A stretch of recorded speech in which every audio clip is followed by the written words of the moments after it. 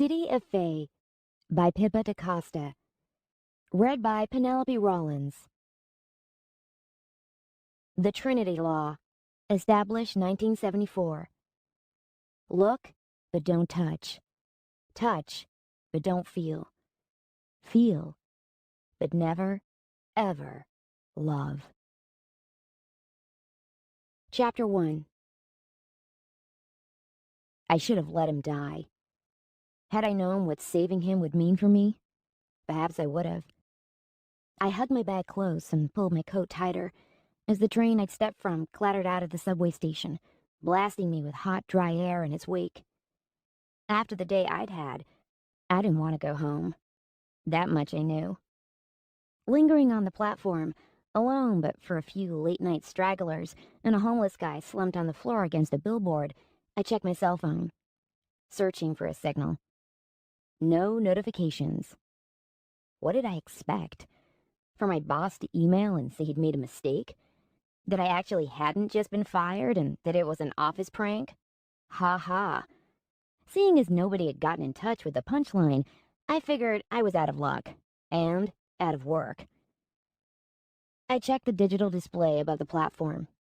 22:15. Next train in 3 minutes. While tucking away my cell, my gaze lingered on the homeless guy.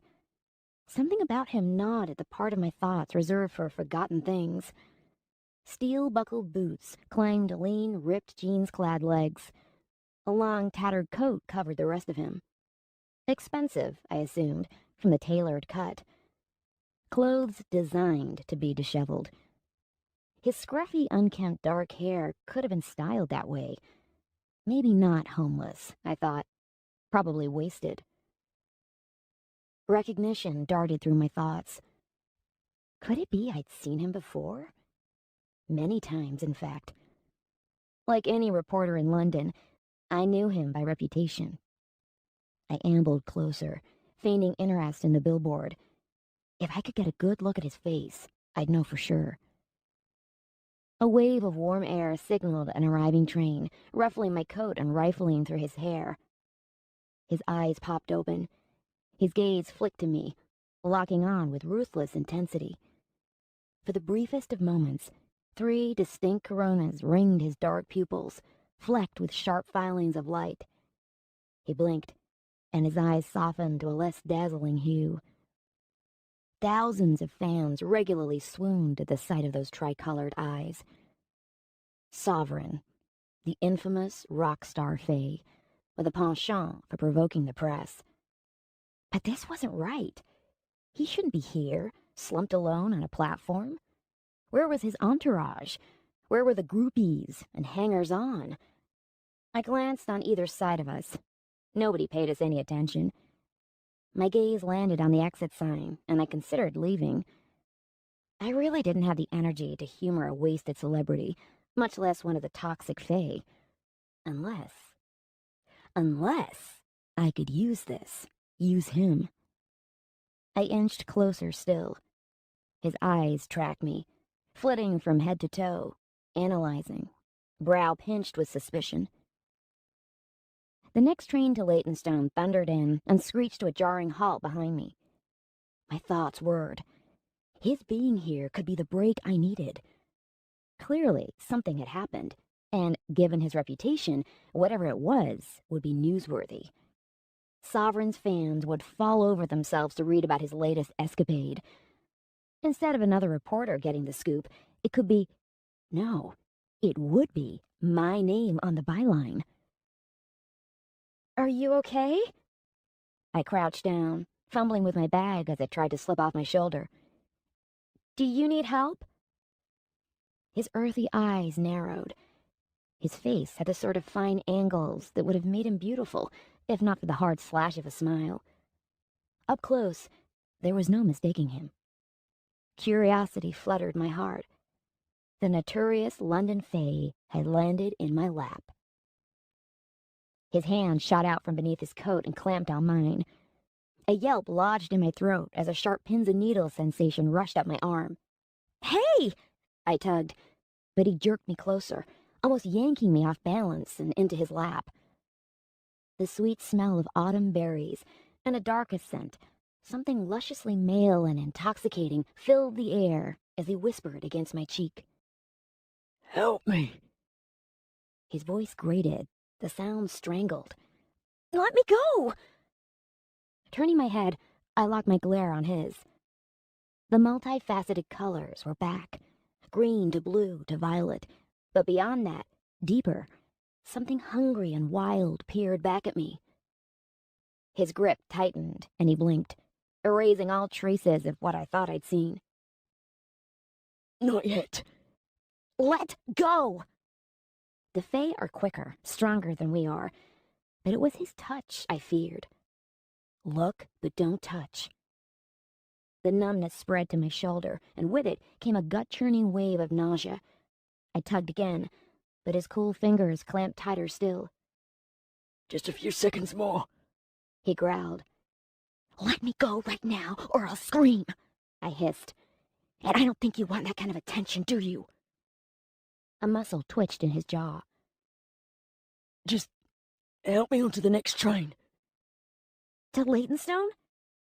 I don't care where. They're too close. I have to... He flinched, and a swathe of numbness wrapped around my arm. Sovereign! Damn it, let go! Seconds passed. He searched my face, looking for what, I have no idea, but he seemed to find it. His fingers released, and a tingling warmth spilled into the void left by the numbness. I stood, rubbing feeling back into my hand. I could have walked by him the first time I'd seen him. I should have walked away then, for the second time. Or maybe the choice was never mine to make. Asshole! His hard smile twitched. Nice to meet you. He held out a fine-fingered hand that hadn't seen a day's hard labor in its life. Help me up. I'm not helping you up. You just assaulted me. He moved slowly, languidly rolled on his side and onto a knee, as though it pained him. Was he faking it? The Fae weren't like this. They were all catwalk grace and acute control. He looked like he'd been run over by a bus. With a frustrated growl, I clasped his sleeve and pulled. He stumbled to his feet, leaning into me. The Trinity law was very clear when dealing with the Fae. Look, but don't touch was the first level of protection. I shoved him back and shot him a scowl. He straightened his impressive 6-foot-plus height, rolled his shoulders to work out the kinks, and checked the platform around us, eyes darting. He fixed his gaze on the exits. Looking for crazed fangirls, perhaps?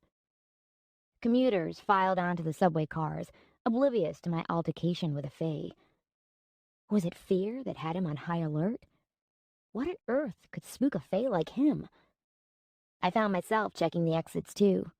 His anxiety contagious. You got a problem with the Fae? He asked. Who didn't? No, it's just... I've never seen one up close before. I'd interviewed plenty of their victims, though. Congratulations. Now you have. His sneer was back, masquerading as a smile.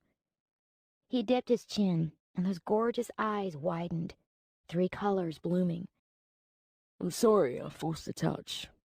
Will you accept my apology? I snorted. Save the sweet talk. I know who you are, and I'm not falling for it. Fine. The magic pulling in his eyes dissipated. Could you at least help me onto the train? This was my chance to wash my hands of him. I could have looked back on the encounter and thanked Lady Luck I'd walked away. He'd already broken the first law. A woman smarter than I would have told him exactly where to go. But I needed my scoop if I was going to fight for my job, and in terms of newsworthiness, he was hot. Sure. I tried out my most genial smile and swept my hair back, hoping he didn't notice my hand tremble. He seemed to buy it. With seconds to spare, the door-closing alarms beeping a warning, we stumbled into the empty train car. He collapsed onto one of the seats, managing to sprawl lean limbs and commandeer as much space as possible. Movement outside the train caught my eye. 3 men spilled onto the platform, all tall, slim, quick as whips, with the same fine bone structure and impossibly perfect conformation. But beneath their long coats, I caught a glimpse of polished weaponry. Fae daggers and short swords, blades as lethal as their wielders. Only the elite Fae authority were permitted to carry blades in public. Well, wasn't this a night full of surprises? They spotted Sovereign and surged toward our car. "Friends of yours?" I asked. Sovereign turned and spat a vivid curse. The faces of the FA darkened with intent. One authority warrior pointed and barked an order, but our train jerked into motion and pulled out, plunging into the tunnel and away from Rain's pursuers. It didn't take a genius to figure out he was in trouble. Standing by the closed doors, I ran my gaze over him once more. Usually preened and styled to rugged perfection on TV, his polished persona had tarnished. Dirt and what looked suspiciously like splashes of blood stained his clothes. Look, but don't touch. Not to be trusted, self-centered, manipulative, only after one thing: the touch. That was the Fae. What's your name? He asked, opening his eyes and fixing them once more on me. Alina. It's a pleasure to meet you, Alina. I'm Sovereign. He said it as though expecting applause. I arched an eyebrow. I know. A broad, self-important smile cruised across his lips. Rain to my friends. And he made it sound like an honor to speak his name. You have friends? Ooh, He clenched a hand over his chest and exaggerated a wince. sticks and stones.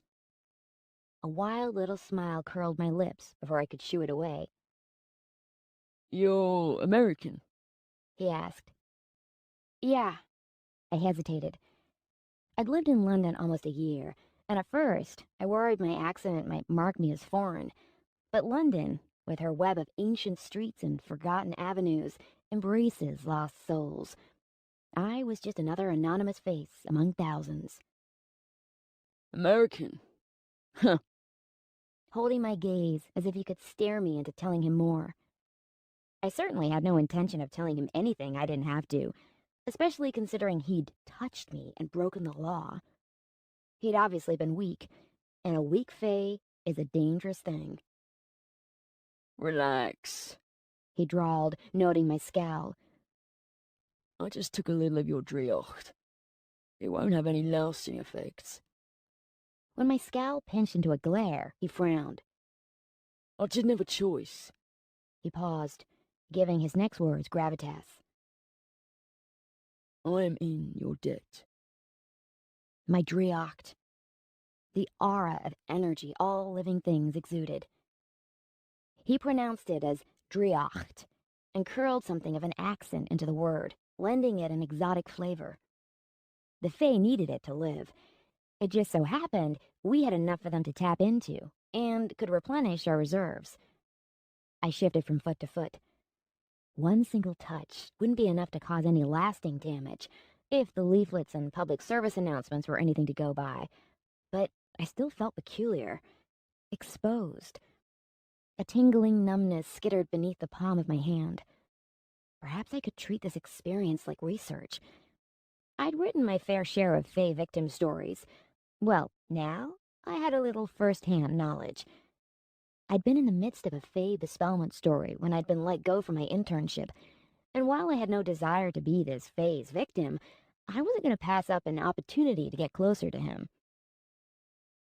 Someone else might not have been so forgiving, I trailed off as he planted both boots on the floor and leaned forward. His gaze dug deep, seeing through me, into me, sending a flight of tremors beneath my skin. Rocking with the motion of the train, he tilted his head and studied me. I glared right back at him. If he thought I was going to wilt underneath that gaze, he was in for a surprise. Do you believe in fate? He asked. Fate? I could have laughed. I wanted to, if only to ease the unexpected tension. No. No. You do? No, Wait, what? Then why ask? because there are worse things than fate. Okay, was he high? I shook my head and crossed my arms. Is this something to do with the FA following you? Wincing, he snatched his gaze away. Yeah, When he eventually faced me again, the intensity had vanished. if you hadn't have helped, they'd have found me.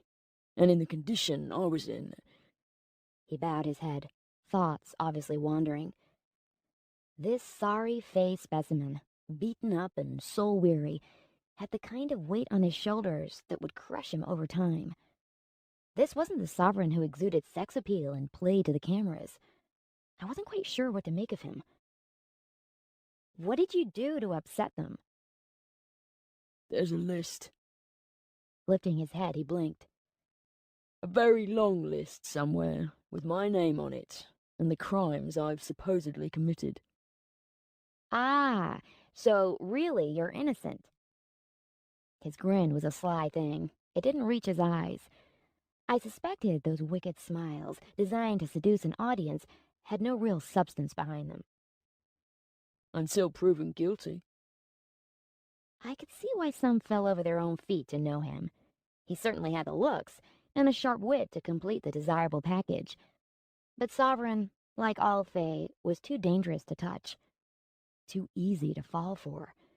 And before you knew it, you'd broken the Trinity law, and had no hope of escaping him, and no desire to. As if reading my mind, he asked, You ever broken the rules, Alina? Maybe done something you shouldn't have? he didn't wait for my reply, but instead gave his head a dismissive shake. Of course you haven't. I'll tell you this for free, American girl. Fate's a bitch that'll bite you, whether your choices are right or wrong. The car groaned and complained as it hurtled down the tracks while I stood, clutching the upright pole, letting his words and their gravity settle around us. He didn't look much older than me, and yet his words dragged a lifetime of experience behind them. Well, what mistakes have you made? He asked. I wondered if I should tell the arrogant Fae to mind his own business, or lead him on, lure him in. It went against my better judgment to lie, even just a little, and yet I had a twitching sense of panic when I considered I'd have to leave him at the next stop. Just how far was I willing to go to discover more about him? Why was he here? What had he done? He watched me, waiting for my reply. At least his eyes were honest. There was something else, though. Some niggling sensation, like an itch I couldn't scratch, or the unsettling sensation of knowing I'd forgotten something important, that I was missing the obvious, as though his being here was significant and I should know why. His question sidelined, I asked, Have we met before? He leaned back and cast his gaze about the empty car. Don't think so. I have a good memory for faces, and yours is new. The train slowed with a shudder and the screech of brakes. If I got off at the next station, I'd probably never see him again. A tiny jolt of panic skipped my heart a beat. As though sensing it, Rain drew his gaze back to me. That was how the city worked. So many people, so many opportunities. At that very moment, as much as I hated to admit it, I needed him. Maybe there was such a thing as fate. Maybe that was a disjointed sensation crawling beneath my skin. Maybe if I walked away, my career, my life in London would be over. What if he was the one opportunity to get things back on track? Perhaps more important, could I walk away? Are you going to be okay? I asked, raising my voice over the sound of the grinding train cars. He flashed what could have been a genuine smile, but it didn't linger long. Thanks to you. The train halted. He rocked in his seat, settled back, and flicked me a parting salute. Have a good life, Alina. The doors hissed open. This was my stop, and this was goodbye. I smiled a reluctant farewell, racked my thoughts for an excuse to stay that didn't make me sound like a desperate reporter, and turned toward the door. A figure blocked my way, so close I could smell the warm leather scent of his coat. Jerking my head up, I recognized telltale tricolored eyes of the Fae, but that was where the similarity to Rain ended. These eyes were gray, like thunderclouds, and just as angry. Thin, bloodless lips stretched over sharp Fae canines. "Hey, you want to move?" I grumbled. He grabbed my wrists, hands like steel, whirled me around, and shoved me away. "Stay back, girl," He snarled, fixing his glare on Rain. "Hey!" Who the hell did he think he was? I considered offloading a verbal assault when he produced a dagger from inside his coat. Curved like a grin, light glanced off the notched blade and sparked in the trail of tiny gems inset into the guard. The train lights flickered, licking off half a dozen daggers and knives strapped flush against his leather-clad body. F.A., and clearly not to be screwed with. The doors shut, and the train shuddered into motion. Rain sprang to his feet and backed down the aisle. Head down, glare up, he smiled and beckoned the Fae with a curl of his fingers. "Nice knife, General, but size isn't everything. Care to impress me?" The general's thin lips rippled in a snarl. "Sovereign, by decree of the Fae Authority, I hereby revoke your roaming rights. You will submit and obey, or deadly force will be employed." Rain flipped him off, baiting the general into action. He shot forward, tackled Rain, driving a shoulder into his chest, and rammed him through the closed doors as if they were made of paper. Rain clamped his arms around the general, narrowly avoiding being chewed up between the train cars and spat out onto the tracks. The car shuddered, thundering through the tunnel. Rain brought his knee up somewhere sensitive. The general oomphed over, leaving himself exposed for the elbow Rain thrust into the back of his neck. They fought dirty, up close and personal, snarling and grunting, more like animals than men. This was personal. As the general sprawled forward, Rain pinned him down and drove a fist into his side, but it didn't seem to have much effect. The general bucked, twisted, and brought the knife around.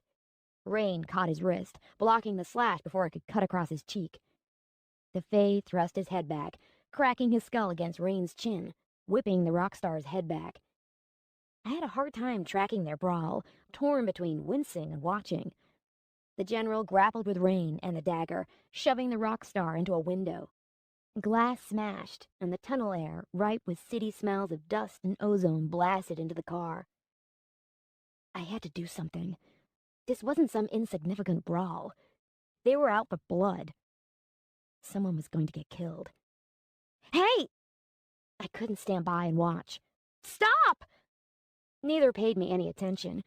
I scanned the car and found the break this if serious shit happens alarm.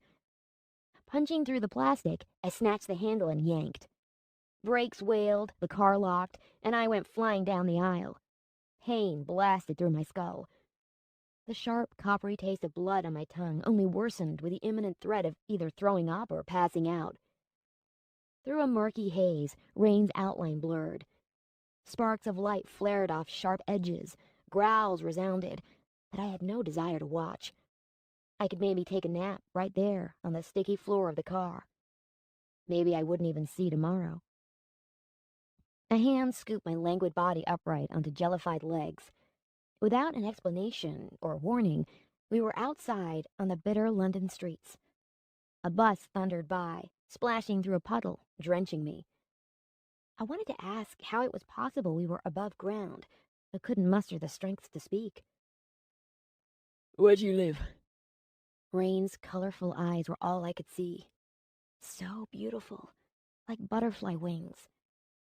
He gave me a shake and muttered a curse. "Alina, just tell me where. Say the words.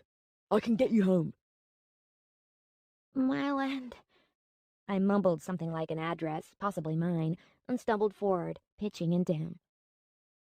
In a blink, and with the smell of sweet forbidden things briefly raising questions in my head, we were moving again. Or were we? The street tilted. Colors bled into one another. Yellow streetlight danced with the red taillights of passing cars. Rain's arms closed around me, drawing me against him. It'll be okay. You're safe with me. For a little while, He said, and I almost believed him. In the next stomach-flipping moment, we were standing in the dark in my tiny apartment, dripping dirty street water onto my floor. An "oh" whooshed from my lips before the darkness rushed in. Chapter 2. There was a Fae in my kitchen. I was still asleep, wasn't I? I dreamt the crazy events on the tube, because there was no way any of that could have happened. If I dreamt that, perhaps losing my job had been a figment of my imagination too. The faucet in my kitchen spluttered. I jerked out of bed, almost falling over my own feet. Okay, so I had a tee on, and panties, and for some reason socks, but I had no memory of getting into bed or removing my clothes. And there was definitely a Fae in my kitchen. At least, I assumed it was him. Rain. Smug ass, you should know my name, Rain. Although, the intruder could have been the FA General. What if he'd followed me back? Weapons. I needed a weapon. Snatching the hair straighteners from the dresser, I crept toward my bedroom door and peeked into the one room that made up my living room and kitchen. The trespasser rattled a few things and slammed cupboard doors. Whoever it was, they weren't concerned with letting me sleep. I eased the door open a few more inches, just enough to get my head through. Oh yeah, that was Rain. His back to me, head down, the cut of his black tank top revealed a kiss of a spider tattoo where his shoulder muscles flexed. I deliberately flicked my meandering gaze higher, to where the disheveled cut of his dark hair revealed the elegantly pointed tips of his ears. Fae. A real-life celebrity Fae was raiding my kitchen cupboards. He reached for a glass, and I got a good look at the sinewy ripple of corded muscles in his arm. Considering he probably spent more time partying than working out, he had a predatory physique, muscles molded by survival and honed to the pinnacle of evolution. And we thought we were the top of the food chain. That was until the Fae came out and dashed our fragile human egos. you planning on attacking me with hair straighteners? Should I call my stylist? Busted. I threw the straighteners onto my bed. When I turned back, he'd moved to stand in front of me, close enough to see the oil-on-water play of color in his eyes. A few scuff marks marred his cheek, the only outward sign he'd been brawling on a subway train. I gulped and silenced my runaway thoughts. You actually pay someone to make you look like that? I don't pay for anything. He purred, dropping his gaze to where it had no right to roam. Hey, pal! I tugged my t-shirt down and threw my shoulders back. I didn't ask you to come back here. I should call the police. He took a step back, his smile skewing to one side, as though it might slip from his lips at any moment. You were about to pass out on the street. And whose fault was that? I touched my head and winced. Rain's smile wasn't helping. I glared, trying to inject some genuine threat into it, and retreated to my bedroom, closing the door on him. I wasn't going to argue with a stranger in my apartment while half-dressed. Throwing on some skinny jeans and a loose shirt, I raked my hair back and tied it up, muttering to myself the whole time. Okay, calm down. Think about this rationally. He'd been hurt. I helped him. He was attacked by the FA, or more accurately, the FA General attempted to arrest him. I tried to help, hit my head, and somehow we ended up back here. Sounded simple, but there was a lot more going on. Why had he been hurt? Why were the Fae Authority after him? What happened to the General? Questions were my profession. At least they would have been, had I not been fired. I was about to turn my luck around, though. We make our own fate, and whatever Rain had done, the story would surely get a second-page slot. Maybe even front page. He could make my career. I shook my head at my reflection and frowned at the bruise of my right eye. It could have been much worse. The FA didn't mess around. The general could easily have gutted Rain right in front of me. I might not like him, but that didn't mean I wanted to witness his death. How had Rain spirited us away from the general? He hadn't exactly been bright-eyed and bushy-tailed when I'd found him. A curious tingling danced up my right arm. I shook it out. Rain had taken my driocht. It took more than one touch for the Fae to bespell their victims, but that single touch was enough to seed suggestion in weak minds. The Trinity law had been drummed into me since I could remember. Look, but don't touch. Touch, but don't feel. Feel, but don't love. 3 levels of protection. If you failed those safeguards, you could essentially wave goodbye to free will and throw yourself at the feet of your new Fae master. Fae bespellment wasn't nearly as rare as the government wanted it to be. Hence the TV campaigns, press adverts, and election promises. Do you need help? Even his smooth voice held a smirk as it drifted below my closed door. Opening the door, I stepped around his tall, languid self, propped against the wall. Cats had that you must step around me attitude. Give me one good reason why I shouldn't kick you out right now. You're curious. No? My tone amped up, undermining my lie. Damn it, he already had me pegged. Maybe he wasn't just a pretty face. Or I was just easy to read. How did we get back here? After absorbing your driocht, I jumped us out of there. He made it sound perfectly reasonable. You jumped us? I didn't know Faye could do that. What a thought that was. Faye who could appear and disappear at will. They were already twice as strong as us. Fast, too. He smirked, probably catching the concern on my face. They can't. I'm special. And it's my exceedingly long list of talents. I'd be sure to do that once I'd submitted my story. His devoted fans would love that little tidbit of information, especially if he'd used it to rattle the authorities. The Fae weren't meant to use their abilities in public, like stealing Driocht. If reported, the FA revoked their roaming rights, essentially putting them under house arrest. Was that why the FA were after him? Had he been flaunting his special attributes? Clearly, Rain was either looking for trouble or running from it, and I was going to figure out which. Risky? I baited. With a shrug, he pushed off the wall and toward my tiny apartment. It's not something I make a habit of doing. It quickly exhausts me. He paused by the cold fireplace and braced an arm on the mantelpiece, bowing his head. Have you lived here long? He asked. A year? You don't get out much. Huh? Your home is sparse. He gestured at the room. Cold. No photos.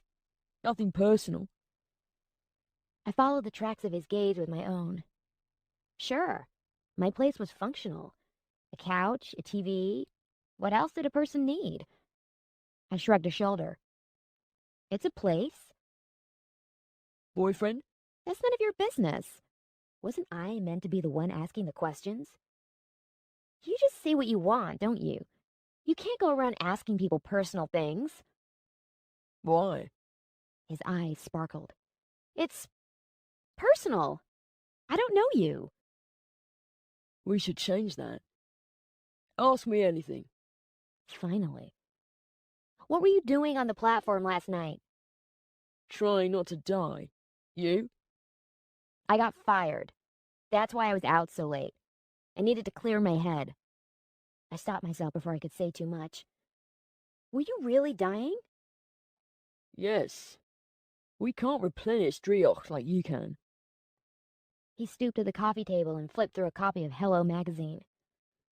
I should point out that in all other areas, I excel. A soft little curl of laughter escaped his lips as something in the magazine caught his eye. They always get the facts wrong. If they care to ask me, I'll tell them the truth. I didn't sleep with her. I remember her, though. Her disgusted expression when I said no. Good for you, I mumbled. And the Fae with the dagger? The general? Is he dead? He straightened, article forgotten, and frowned, ruining the proud lines of his face. Unfortunately not. The FA are formidable. The General even more so. He's not someone I'd have picked to piss off. He rubbed his neck, brushing over the spider tattoo. At full strength, I could beat him, but not as I am. I don't suppose you'd like to help with that? Share a little more of yourself? He smoothed his voice and asked with a purr. Top me up? I dipped my chin and glared. I'm not one of your doe-eyed fangirls. Didn't think so. He'd made his way around my living room and returned to my kitchen to resume his search of the cupboards. I need food. Do you have anything to eat in this barren place? Wow, you just say what you think, don't you? It's a talent, He opened the fridge. among many other extraordinary talents I exhibit. Ask me what I can do with my tongue. No, thank you. Come on. I see questions burning in your eyes, American girl. You're curious about me, about what I can do. I have more talent in my little finger than most humans can exhibit in their entire lifetime. I guess modesty isn't one of them. This is me being modest. If I turned on my charm, you'd forget your own name and beg me to tell you it. I rolled my eyes. Arrogant, smug. He probably had no idea what real life was like. Did his stylist pick his wardrobe? His PA probably paid his bills, attended to the mundane, so he didn't have to. Did he have someone stroking his ego 24/7? No, he clearly didn't need any help with that. What job do you do, Alina? My thoughts stumbled. I mentally groped for a lie. Teacher? No, where did that come from? Nanny? Kids? Yikes. Think of a normal job and quickly. Zookeeper. Oh, for heaven's sake. I couldn't lie to save my life. Shall I ask an easier question? I know it must be difficult to have a celebrity of my caliber standing in your flat. I'm afraid I forget the effect I have on your kind. He threw a playful look over his shoulder, the kind of look that shouldn't be used in public. A private sideways glance, laden with salacious intentions. It was real. It might even have been the first real look he'd given me since we'd met. And it occurred to me that Rain knew exactly what stereotype he played to. And he played it well. It was an act. All of this. The swagger, the ego. A stage act, designed to disarm and play on my preconceived ideas. I'd fallen for it, played right into his hands. Deeper, behind the teasing, the quick wit and cheap smiles, Rain was something else. Someone else. Oh, he was so much smarter than I'd realized. He'd shown me a glimpse of the truth in that look. So, I gave him a little truth in return. Reporter, I replied, clearing my throat. Well, sorta. I was an assistant with the Metro, but that's over with. Austere times. The internet squeezing out the press, blah blah. He stilled, and for a few seconds, I wondered if I was about to witness a less than charming side of Rain. Swinging the refrigerator door closed, he turned the full weight of his stare on me. You're a reporter? He chuckled and raked his hands through his hair. Of all the people. Ex-reporter. His eyes narrowed in a decidedly unfriendly way. So, you've read all about me. You think you know me, don't you? I know enough. You're the lead singer from that band. Oh, what's its name? Touche? He rolled his eyes. You're clearly incompetent. I can see why they fired you. I clipped my fingers. Tatiana! His brow arched. Is this your attempt at humour? I'd rattled a Fae, and I liked it. Well, you're not that famous. Tell that to my agent. It's touched. He made a dismissive pfft noise. Don't get any ideas, American girl. I am not your story. I have enough to deal with without you selling my secrets to the tabloids. Are there secrets? I picked at a nail, feigning disinterest. I'm in your pokey flat, in the arsehole of nowhere, when I should be wrapped between silk sheets in Kensington, accompanied by a fine redhead, mentally preparing for my concert at the end of the week. You're the reporter. You figure it out. He looked at me hard, drilling his stare into me, daring me to rise to the challenge. Yes, there really were secrets.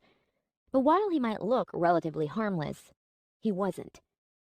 Seductive, mysterious, aloof, and any reporter would give her right arm for the inside scoop on Sovereign, lead singer of Touched. He knew it too, hence the hard-as-nails stare. Will you sell me out? He asked, working his jaw around a bite of anger. Nothing really happened. Yet. What's to sell? Several knocks rapped against my door. I flicked my gaze to it, then back to Rain, who certainly didn't look any more pleased than he had a second ago. Miss Alina O'Connor, could you open the door, please? It's Detective Andrews and Detective Miles from the Metropolitan Police.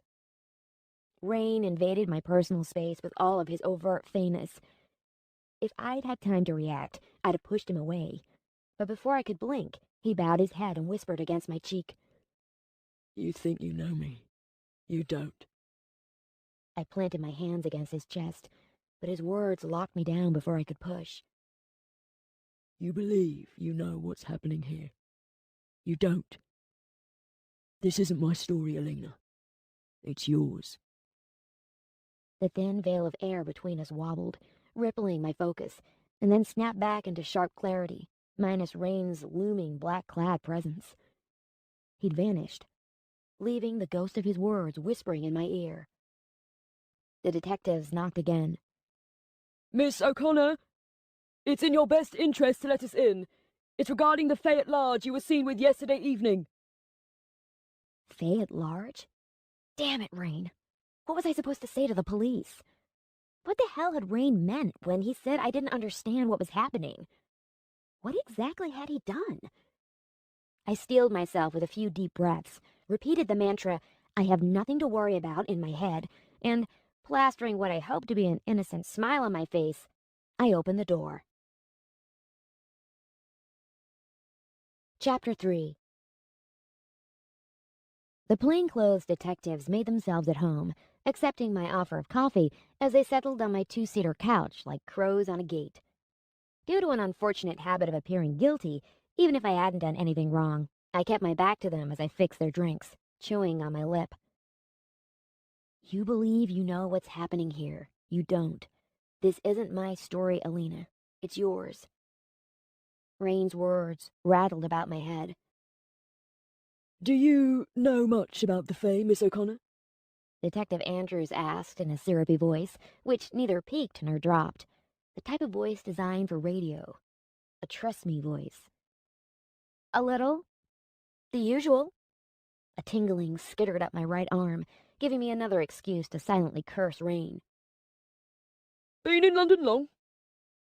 Andrew's partner, Detective Miles, asked, his Cockney accent spiky in comparison. He jerked his head bird-like and narrowed his beady eyes on me. Miles had to be twice as old as his partner, maybe late 40s, and yet the much younger Andrews commanded the authority in the room. Perhaps it was how Andrews sat, as though hanging on my every word. He looked at me in that raw way cops do, reading everything, assuming nothing. His eyes held a steady intelligence, warning me not to test him. "A year?" I replied. Miles dipped his chin and rummaged inside his oversized coat before plucking free a pen and notepad. A year, huh? You're American. Are there many Fae in the US? He didn't look up and didn't seem to care much for the answer. Some. Andrews blinked, and for a few moments we held our gazes before he scratched at his chin and cleared his throat. What do you do, Miss O'Connor, for employment? I told him, neglecting to mention my recent departure, and peeked over my shoulder while pouring hot water into their cups. Miles scribbled something on his pad in tight chicken scratch marks. Is there something I should know? I asked. You mentioned about this chat being in my interest. Andrews shifted forward and cleared his throat. You were at Chancery Lane Underground Station last night?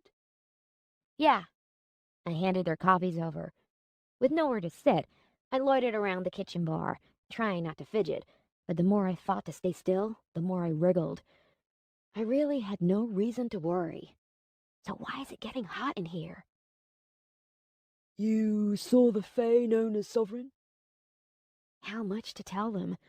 How much did they already know? I helped a guy onto a train, if that's who you mean, You didn't recognize him? Andrews asked, tasting his coffee and wincing. Sure, he kind of stands out.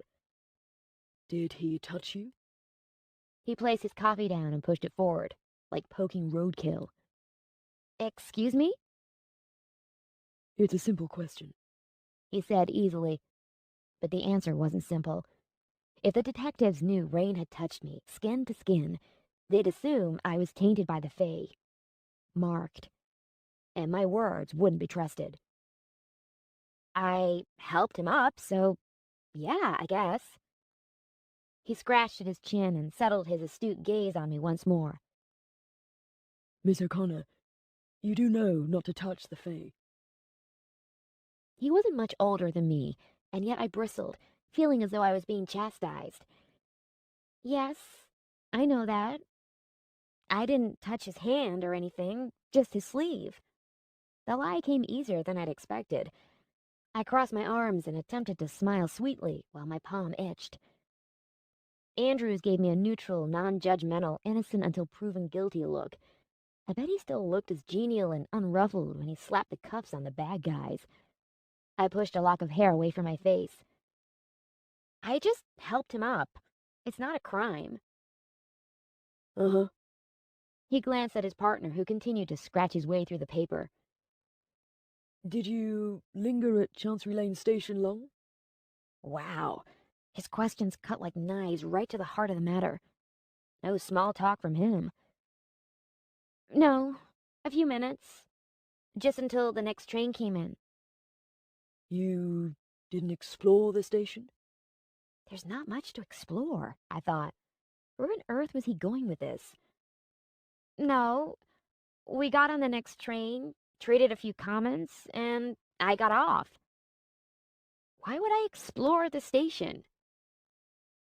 Were you aware there are some disused tunnels adjoining Chancery? Andrews asked, ignoring the sideways glance from his partner. No, I'm not an engineer. What does this have to do with anything? Where exactly did you get off? Andrews pressed, not in the least perturbed. Huh? Where did you disembark the train, Miss O'Connor? I blinked. If he was trying to confuse me, he was doing a damn good job. Mile End. Look, should I be worried? I haven't done anything wrong.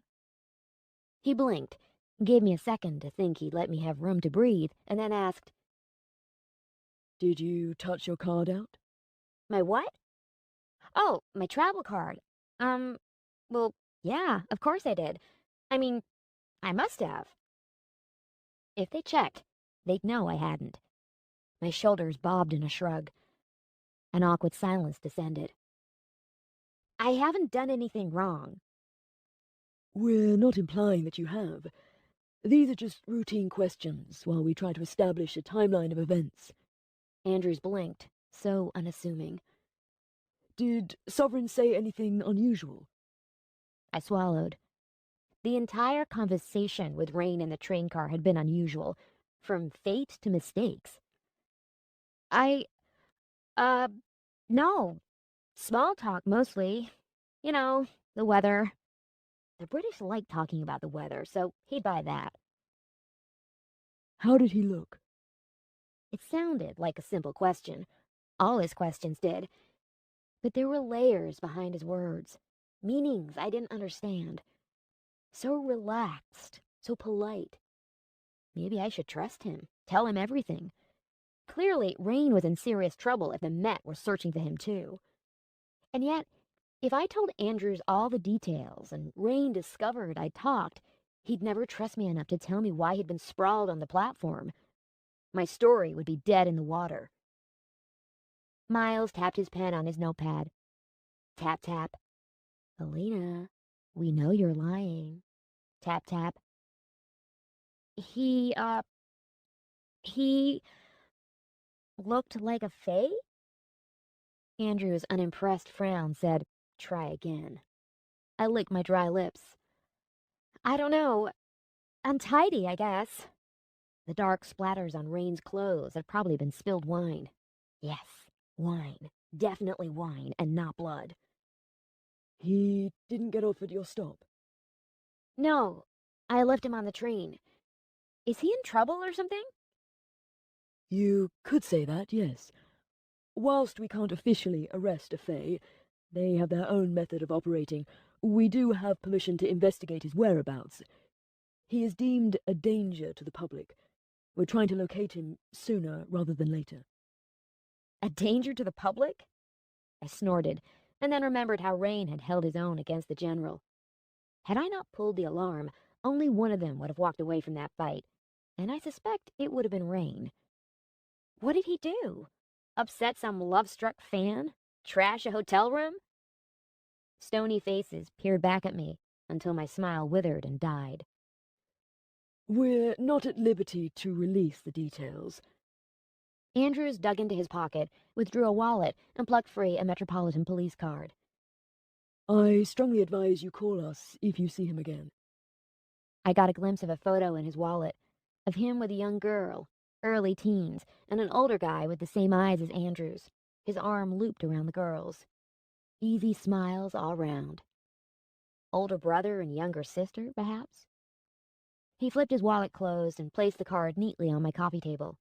He stood, and Miles followed. They thanked me for the coffee and headed for the door. That was it? Had I missed something? I followed after them, eager to shut them out, and Andrews turned. You don't recall seeing a fight break out? The train didn't stop suddenly? There was nothing remarkable about that journey home last night? My shallow smile wriggled as I fought to keep it hooked on my lips. Nope. Like I said, I was pretty whacked out after a long day. He knows. How did you get the bruise? He gestured lightly at my forehead. My hand reflexively shot to the bruise. Don't say you walked into a door. Don't say it. It's stupid, really. Kitchen cupboard, door open. I'm a klutz. A smile cracked Andrew's neutral face, softening the stalwart detective. It was a gentle smile, but honest. Give me a call, Elena, if you think of anything. Anything at all. Or if you see Sovereign again. Sure thing, detective. I closed the door behind them and sighed. They knew I was lying. Probably saw the whole thing play out on CCTV, complete with Rain's vanishing trick. So why didn't they call me out on it? Whatever this had been about, it wasn't over. The arrival of the Met confirmed what I already knew. I needed answers. I gave the cops 10 minutes to get clear, grabbed my coat, and left my apartment. There was one place I'd get the lowdown on Rain. The Metro offices in Kensington. I needed to clear out my desk. While doing that, I could do a little investigating of my own. Whatever crime Rain may or may not have committed, the Metro's database would have it. There was information in their network that would make politicians blush. I was about to discover everything Mr. I Don't Pay for Anything had to hide. Chapter 4. My ID didn't work when I tried to swipe into the Metro offices at Northcliffe House. I was forced to plead my way in by name-dropping colleagues. Not even a day off the job, and they'd already forgotten me. Barely 7 a.m., and the offices buzzed with early morning enthusiasm. There was a story in the air, a buzz. I caught glimpses and heard snippets as I passed by. A high-profile party had turned sour. The day before, I'd have been all over it. But that morning, I kept my head down and quickened my pace. Northcliffe House is a vast Art Deco-style building. Cool white columns frame huge and elaborate black windows that appear to drape from the top of the building to just above the canopy sheltering its entrance. The most influential and somewhat notorious members of the press corps call it home. I'd called it home too. I could lament the loss of my job later, and hopefully, if my instincts about rain paid off, I wouldn't have to lament anything. I'd be right back at my desk, where I belonged soon enough. The Metro's Central Surfers held files on every celebrity, should any of them suddenly find themselves worthy of front-page material. Rain had a file, a large one at that. Like every well-known figure, he had a love-hate relationship with the press. Or, in Rain's case, the press loved him because his escapades helped increase sales, while he hated them, most likely because he couldn't sneeze without someone spinning it into a story. Still, he didn't exactly help himself. Some cliches never die. Sex, drugs, and rock and roll. Rain used the cliche as a guidebook, and, being Fae, he didn't need to answer to anyone outside of his own kind. Gauging from the size of his file, either trouble liked to follow him, or he created it. 2 nights ago, he'd been snapped attending his own exclusive after-party, entourage in tow. The Fae Authority had clamped down on the revelers in the early hours, preventing the guests from entering or leaving until daybreak. The file hadn't been updated since, but clearly something had happened. Was the party the reason Rain was on the run? I scanned the guest list. London's elite liked to flaunt their association with the Fae, as though they could compete with their exotic and deadly beauty. I set all of Rain's files to print and hurried to the print room before anyone noticed. Printers hummed in unison as I closed the door behind me. Thankfully alone, and grateful I didn't have to explain my actions, I found my printer, brushed a cobweb off, and watched my files on Rain spew forth. I could absorb the information at home. What I was going to do with it was another thing altogether. This potential story was way above my pay grade, and now that Rain had made himself scarce, my connection to the facts had fled. But there was no letting this go. Not now that I was on the scent. Especially after Rain's cryptic parting words. This isn't my story, Elena. The printer snarled and scrunched up a sheet. Damn! As I reached around the back, a dash of movement to my right drew my attention toward the bank of printers along the far wall. A dozen or so machines blinked various colored lights, but otherwise, all was in order. I'd finally jerked the guest list for the party free of the computer when a shiver rippled down the back of my neck, lifting the tiny hairs and scattering goosebumps across my skin. I wasn't alone. Time to leave. I rammed the papers into my pocket. A chittering, like the sound of marbles tumbling to the floor, sounded from above. Fear dumped ice water in my veins. I jerked my head up and recoiled from the sight of a dozen inky rivulets pulling toward the center of the ceiling. What the hell? Shadows gathered in the corner of the room. They warped and rippled, spilling broods of bugs. The reasonable part of my mind told me this wasn't possible. Bugs didn't behave this way. My skin crawled, and instinct urged me to bolt for the door. But the bugs got there first. A waterfall of tiny, glistening bodies tumbled from the lintel. Was that deliberate? No, not possible. It had to be a bizarre freak of nature, like a plague of locusts. I backed up, breath racing and heart jumping in my chest. Something gristly crunched underfoot. Stumbling, I reeled from the river of spiders? Their numbers bloomed above, sagging under their own weight, until they tumbled to the floor. The twitching pool at my feet grew, and then rose up.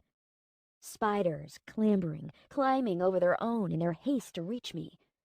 I bumped back against the window. Tiny curls of green vapor writhed among their countless bodies, as though weaving a thread of light through them. Illegal Fae magic. The column of spiders rippled and swayed, and I watched, transfixed in horror. "You will come with us." The words hissed from the rustling of their bodies. They didn't speak so much as create sounds from their numbers churning as one. My stomach heaved. I pressed myself into the glass. The door was entirely too far away, the street outside too far down to jump. "Alina!" They churned. Chapter 5. I worked my fingers at the edges of the Northcliffe house windows while holding my body perfectly still. The column of spiders undulated and swelled forward. I couldn't run without crossing the tributaries of spiders. The windows behind me weren't going to be much help. Even if I could get them open, I was 4 floors up. The back street behind Northcliffe House had never looked so damn far away. "We are of the Queen, sent for you. You must return." The Queen? The Fae had a queen? Since when? The door was my only chance.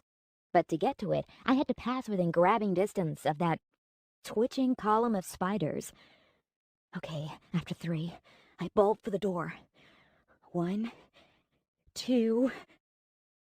I made it 2 steps when the spiders rippled forward, sloshing across the floor and spilling over my shoes. With a shriek, I staggered back, but it was too late. 6 scuttled up my shin, around my knee. I swept them off, but more came, flooding across the floor, rushing as one, surging over my shoes, around my ankles, and dashing up my legs. There were dozens. I knocked them off as quickly as they scurried over my clothes. "No! God, no! Get them off! Get them off!" The cool press of the windows behind only reminded me I had nowhere to go. Glass exploded from behind. I ducked and moved away from the window, but a grip as hard as steel hooked around my waist and tugged me backward, hauling me out of the building. For a few brittle moments, my feet dangled uselessly in the air. Spiders tumbled from my shoes to the street several stories below. Any second now, I'd follow them, and I would die, never having gotten my answers. Then the arms of steel pulled me around into a bone-jarring embrace so damn tight I couldn't lift my head to see what or who had me. Afraid of spiders, Alina? Rain purred. I clung to him, sinking my nails in and hooking my legs around his waist. "Holy shit! Rain! What are you doing? Did you see? There's spiders! Don't let me go!" I made the mistake of looking down. "Oh God!" I squeezed my eyes closed. "This is insane! We're gonna die!" He grunted. If you squeeze any tighter, I might. With a monumental effort, I lifted my head. One of those know-it-all smiles adorned his lips, while he clung to a huge architectural column by a single hand, hugging me against him with the other. His Fae eyes blazed bright with the burn of Driocht. Don't like heights either. Spiders spilled over the sill behind me and rained down onto the street. Fear seized my muscles tight, prompting Rain to suck in a sharp breath. Only one way down. He let go of the building. My stomach tried to jump into my throat, and we fell. I definitely screamed. I might still have been screaming when I opened my eyes to find us standing on top of the trailer of a parked truck. "I feel sick," I groaned, and then we were moving again. He leapt. Eyes squeezed closed, I held my breath and prayed that any second we'd be back on terra firma. Rain landed with a grunt, bearing my slight load with ease. His grip loosened, allowing me the space to shove out of his embrace. I staggered back, shaking my head. There's only so much crazy a person can take at one time. This was too much. Organized spiders, scaling buildings. I stumbled away, voice lost. Hey! Rain called. I waved a hand, gesturing for him to stay back. "Nope, not yet. I can't deal with this yet." My heart hammered so fast I thought it might punch through my chest. With each step, my legs threatened to give up. Springing from the fourth floor of Northcliffe House in the arms of a celebrity fae to escape a flood of talking spiders was most definitely not normal. Alina! He was following. Sure enough, a glance behind me confirmed it. Coat flaring, strides long and powerful, he'd be caught up to me in seconds, and he wasn't even out of breath. Just give me a minute! I was probably going to throw up. I sped up my retreat, turning my stagger into a jog. He wasn't the cause of my nausea. It wasn't even the spiders. Blood raced in my veins. My hand itched, as though something inside was trying to crawl from my skin. Dizzy, disorientated, I just needed space to breathe, to think, to steady my feet on solid earth. The last 24 hours had finally caught up with me. I stepped off the sidewalk, my thoughts a whirl and my vision blurred, when the sudden blast of a horn and a too-close dash of a car brought me to a jarring halt. Rain's hand landed on my shoulder and spun me around. For a second, his eyes slitted, and his skin seemed to stretch tighter over cheekbones, drawing his face back, lending it a sharp, hardened edge. My breath hitched, and my body tried to reel back, but he clutched at my top and yanked me toward him as a taxi passed close behind me. I shoved against him, landing the balls of my palms against his chest, but he no more moved than stone would. "Back off, Faye!" I growled. He plucked me off my feet, turned me around, and gave me a shove, just enough to gain some distance between us. What did the spiders want with you? I scowled back. Who did he think he was shoving around? This is your doing. You owe me answers. I don't owe you anything, American girl. You should thank me. I just saved your ass back there and stopped you walking out in front of traffic. I should thank him? You're so full of shit, you know that? The only reason I'm here at all is to figure out what's going on with you. Damn it. I'd left all but one sheet of the research with the spiders. After all that, I'd only managed to grab the guest list. I checked my pocket. Yep, still there. That was something, at least. Rubbing my arms, as though trying to sweep off the goosebumps, I closed my eyes and shook my head. Will the spiders still be there? Will someone find them? No, He said, more softly. they were there for you. They'd have dispersed by now. The window? We should warn someone. He gave me a less than impressed look. You want me to walk into the head office of London's press and declare I scaled their building, broke in, and rescued you from a cluster of spiders? I'd be mobbed, charged with criminal damage, and locked up before I could mutter the word lawsuit. He spread his hands apart. Rockstar Faye's grand entrance ends in Fae arrest. He paused, waiting for me to return a counter-argument. Eyes cold. Yeah, how about we don't mention the window, huh? A car pulled up some feet from us, and a couple climbed out. Rain seemed to remember we were out in the open on display, and he was a Fae at large. He stalked around me and propped his graceful figure against the wall, but kept his head down. What did the construct say? He asked without looking up. What's a construct? An avatar, a puppet. He snarled impatiently. What did it say? Rain, what the hell is going on? This time yesterday, I was stuck at my desk typing up reports, and now I've got the police on my doorstep, and I'm trying to avoid getting eaten by organized spiders. I closed my eyes and allowed the city sounds to soak into my thoughts, soothing and grounding me. Was it magic? I asked. I saw it. The Driocht vapor. I felt it. Shivers trickled down my spine. How is that even possible? An unkind sliver of a smile danced across his lips before the tip of his tongue darted out and moistened it away. How dare he smile, like this was a game. You better tell me what the hell is going on, Rain, or I'll give you up to the FA. Alina. His voice gained a sharper edge. He spoke my name as though wielding it like a weapon. Lifting his head, he narrowed his eyes, squaring his gaze on me. It is very important you stop avoiding my question and tell me what it said to you.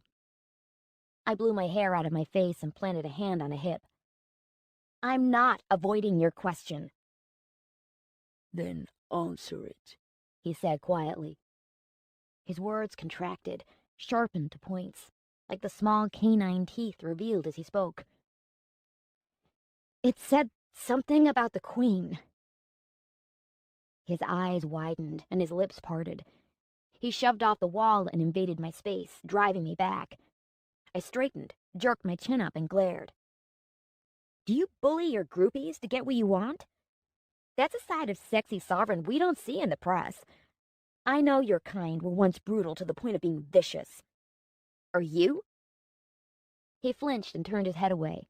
The twitch in his cheek betrayed how he'd gritted his teeth behind pinched lips. I'd wounded him. Good. Carefully, he met my glare. What did it say about the Queen, Elena? There. My name, said like that on his lips, had a thrill of nerves fluttering low in my abdomen. He stood too close, so that I could easily plant my hands on his chest. But that was the point. I wanted to touch him. Damn. He was getting to me. Maybe the first touch had done more damage than I'd realized. I couldn't dwell on those thoughts. Back off, and I'll talk to you reasonably. Get all up in my face like this again, and I'll scream unwilling bespellment and have your roaming rights revoked. Too late, remember? I've already broken Fae law. The corners of his mouth turned downward. If I wanted to bespell you, American girl, you'd let me. His tongue flicked across his lower lip, emptying my thoughts of reason. He leaned in closer, tilting his head, as though meaning to kiss me. For a few seconds, panic spooked my heart into flight, but he stopped. Face inches from mine, so damn close I braced my arms between us to hold him back. He pushed against my palms. He was warm and hard beneath my touch. He had to be trying to scare me, but the look in his eyes wasn't aggression. His breathing, steady, controlled, made a mockery of my sharp gasps. If this was a scare tactic, it was working, but not for the reason he wanted. I'd seen lovers stand farther apart than we stood, as they'd touched, kissed. His hand lifted, brushing my shoulder, my hair. If he dared touch my cheek, I'd scream. He let his fingers hover beside my face. I'd have thought it a threat, if not for the slight widening of his eyes. Did he want me to back down? Give in? Pursing my lips, I ignored the rush of heat to my face and glared hard. I thought you didn't have a problem with the Fae. He asked, mouth quirking sideways. I don't. Sure looks like it from where I'm standing. Because you're standing too close. I gave him a tentative shove. He backed off, but at his own leisurely pace. It's not the Fae, I said and sighed, relieved, but more worryingly, disappointed. Then it's me. I didn't answer. Didn't need to. Rain was everything we loved and hated about the Fae. That little power play was proof. The likes of him were poisonous. He must have seen the honesty on my face. He threw his hands up and laughed a short, sharp bite of derisive laughter. You know what? My debt is paid.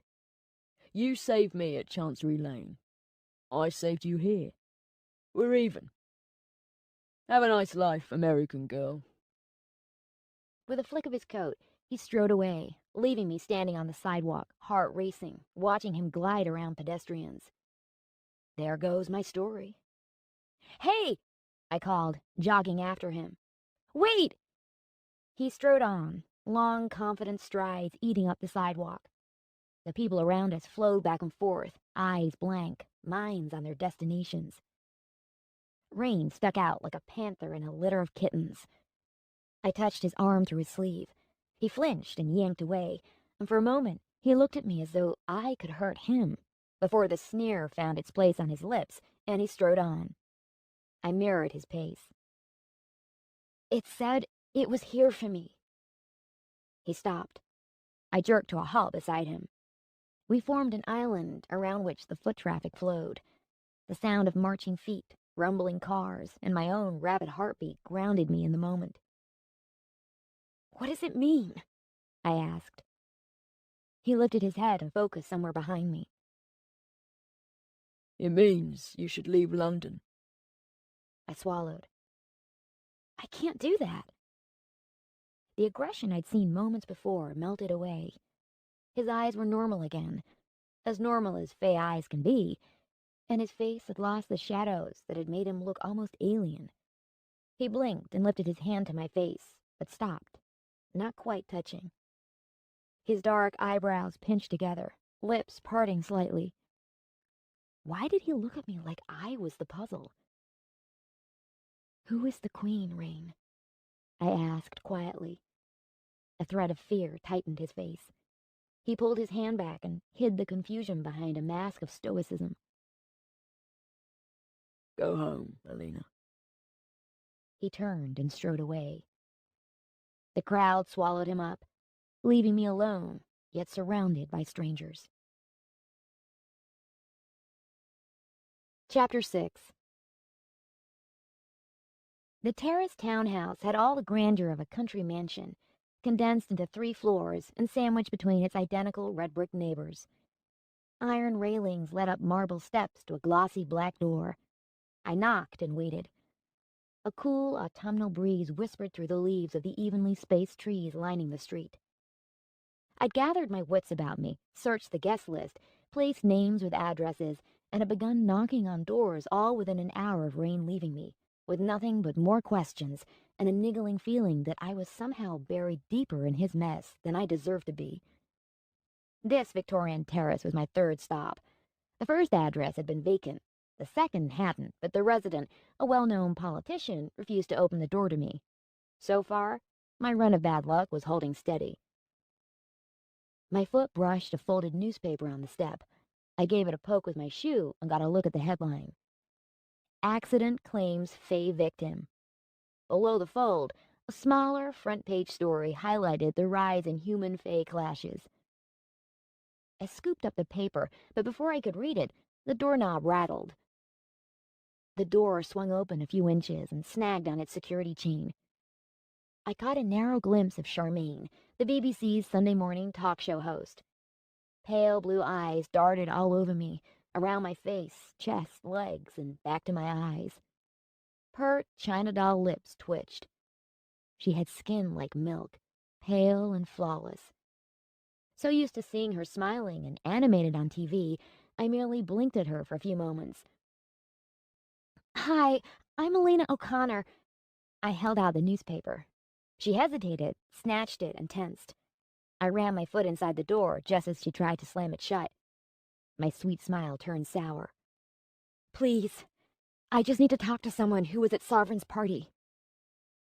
Her gaze dropped to my foot, and then snaked slowly up to my body. By the time our gazes met again, her beautiful face wore a hostile frown. "Talk to someone else." A delicate accent wove through her bubbling, bright voice. All Fae had the same accent. Some worked harder than others to shake it, in the same way some worked harder to blend in than others. Rain had lost his. "Please." Telling her I was a reporter wasn't going to help. Time to bring out the big guns. "What do you know of the Queen?" Her eyes widened, not dissimilar to how Rain's had at the mention of the Queen. "What Queen?" "Really?" It sure looked like fear on her face. "Why are you really here? I didn't do anything. I didn't even see what happened. I was dancing with Jeremy from Radio London. The idiot was so drunk he had no idea his shirt was inside out. Can you believe that?" She opened the door a little wider, and I got a glimpse of a fine silk dress draped over slight shoulders. "Do you know what he said to me? He tried to get me to touch him, like it was a joke. I don't need that kind of trouble. Why can't they just look, like the law says? There's no harm in that. No, they're all the same. Just can't help with the touching. Consequences be damned. Well, it's not my fault. I can't help what I am, can I? No, I replied, mind processing the rapid download of information. Maybe I should have touched him. She shrugged a shoulder, tucked the newspaper under her arm, and leant against the doorframe, examining her manicured nails. Then he'd know never to ask for it again. I might have. I like it, same as we all do. But I like it up here, too. Like the sunlight. It feels like liquid warmth, you know? No, not really. But she was talking, and I wasn't about to stop her. Did Jeremy see what happened? She huffed through her nose. If he did, he was too drunk to care. It doesn't affect them anyway. We're the ones that... She trailed off, and I tried to look innocent and unassuming. Who are you again? Alina. Little harmless me. See how nice and friendly I am. She pinched her lips and twisted them, as though tasting something bitter. Where did you hear about a queen? Oh, around. So, there is a queen? Where is she? Are you with the police? No, Look, I just need some help trying to figure a few things out. I need to know about the queen and about the party. I know something happened 2 nights ago. She died, yes. Horrible, really. What? It's all over the news. When was the last time I watched TV or turned on the radio? Idiot. I'd been so caught up in my own drama, chasing after information on Rain, that I'd not even turned on the news. My heart beat faster. Who died, exactly? Caroline. Charmaine sighed. Some of our ancient ones are prickly, but Caroline was different. Quiet, always polite, calm. I liked her. I mean, sure, she could be a bitch. Charmaine scrunched up her nose. She and the other 3 always talked about rules and restraint, how we should stay under, how we're different. Don't get comfortable here, like we have a choice. Exactly, I agreed, without knowing what I was agreeing to. Clearly, Charmaine liked to talk, so I just needed to steer her back around to the topic at hand. So, she died.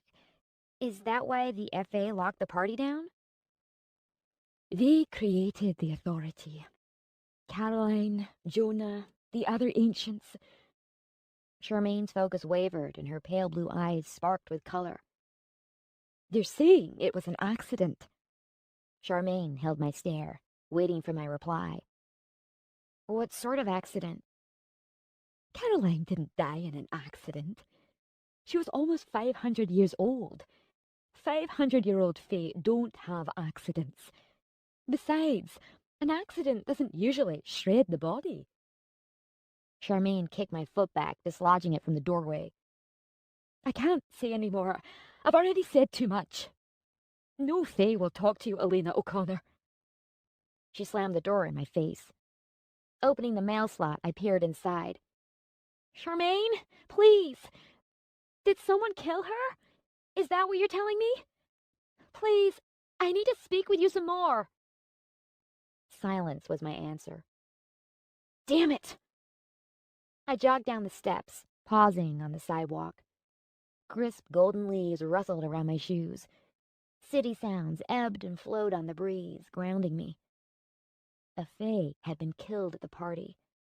No wonder the Fae authority would jumpy. I had a few hours left. Time enough to continue cold calling the attendees on the guest list. A car pulled up against the curb in front of me. I peered in through the passenger window and received a detective-grade glower from Andrews. I flashed him a grin, straightened my bag, and strode down the sidewalk, heading toward the nearby underground station. Within a few strides, the sound of a car door slamming rippled down the street. Miss O'Connor? Damn. I turned, smiling a closed, innocent smile. He planted a hand on his hip, peeling back his suit jacket, and glanced up the steps to Charmaine's house. It took all of about 3 seconds for him to figure out I'd been snooping, and then his disapproving stare settled on me. We need to talk.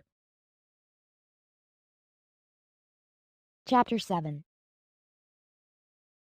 Detective Andrews' car smelled of mint and toner. I sat in the front passenger seat, hands clasped in my lap, waiting for him to start the engine, pull away from the curb, and take me in for questioning. But he didn't. He twisted in the driver's seat and leaned back against the door, studying me. I arched an eyebrow. So, you gonna slap the cuffs on me, or what? You haven't done anything wrong. That was good. That I can find. Oh. So, I can't slap my cuffs on you. Unless you have something to tell me.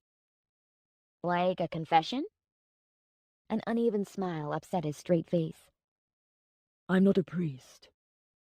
I'm more interested in where Sovereign is. Why? It's my job. Speaking of which... He reached across the center console, opened the glove compartment, and removed a Met Police stamp folder.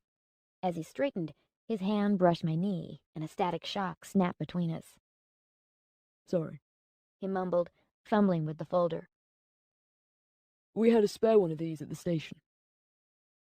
I eyed the Fae survival pack in his hand with disdain. What am I supposed to do with that? Hit Rain with it? Well, no. That'd be assault. And I really would have to cuff you. I just thought... He scratched idly at his chin, hands animated. He had a restless ease about him. Small touches here and there, thoughtful and curious.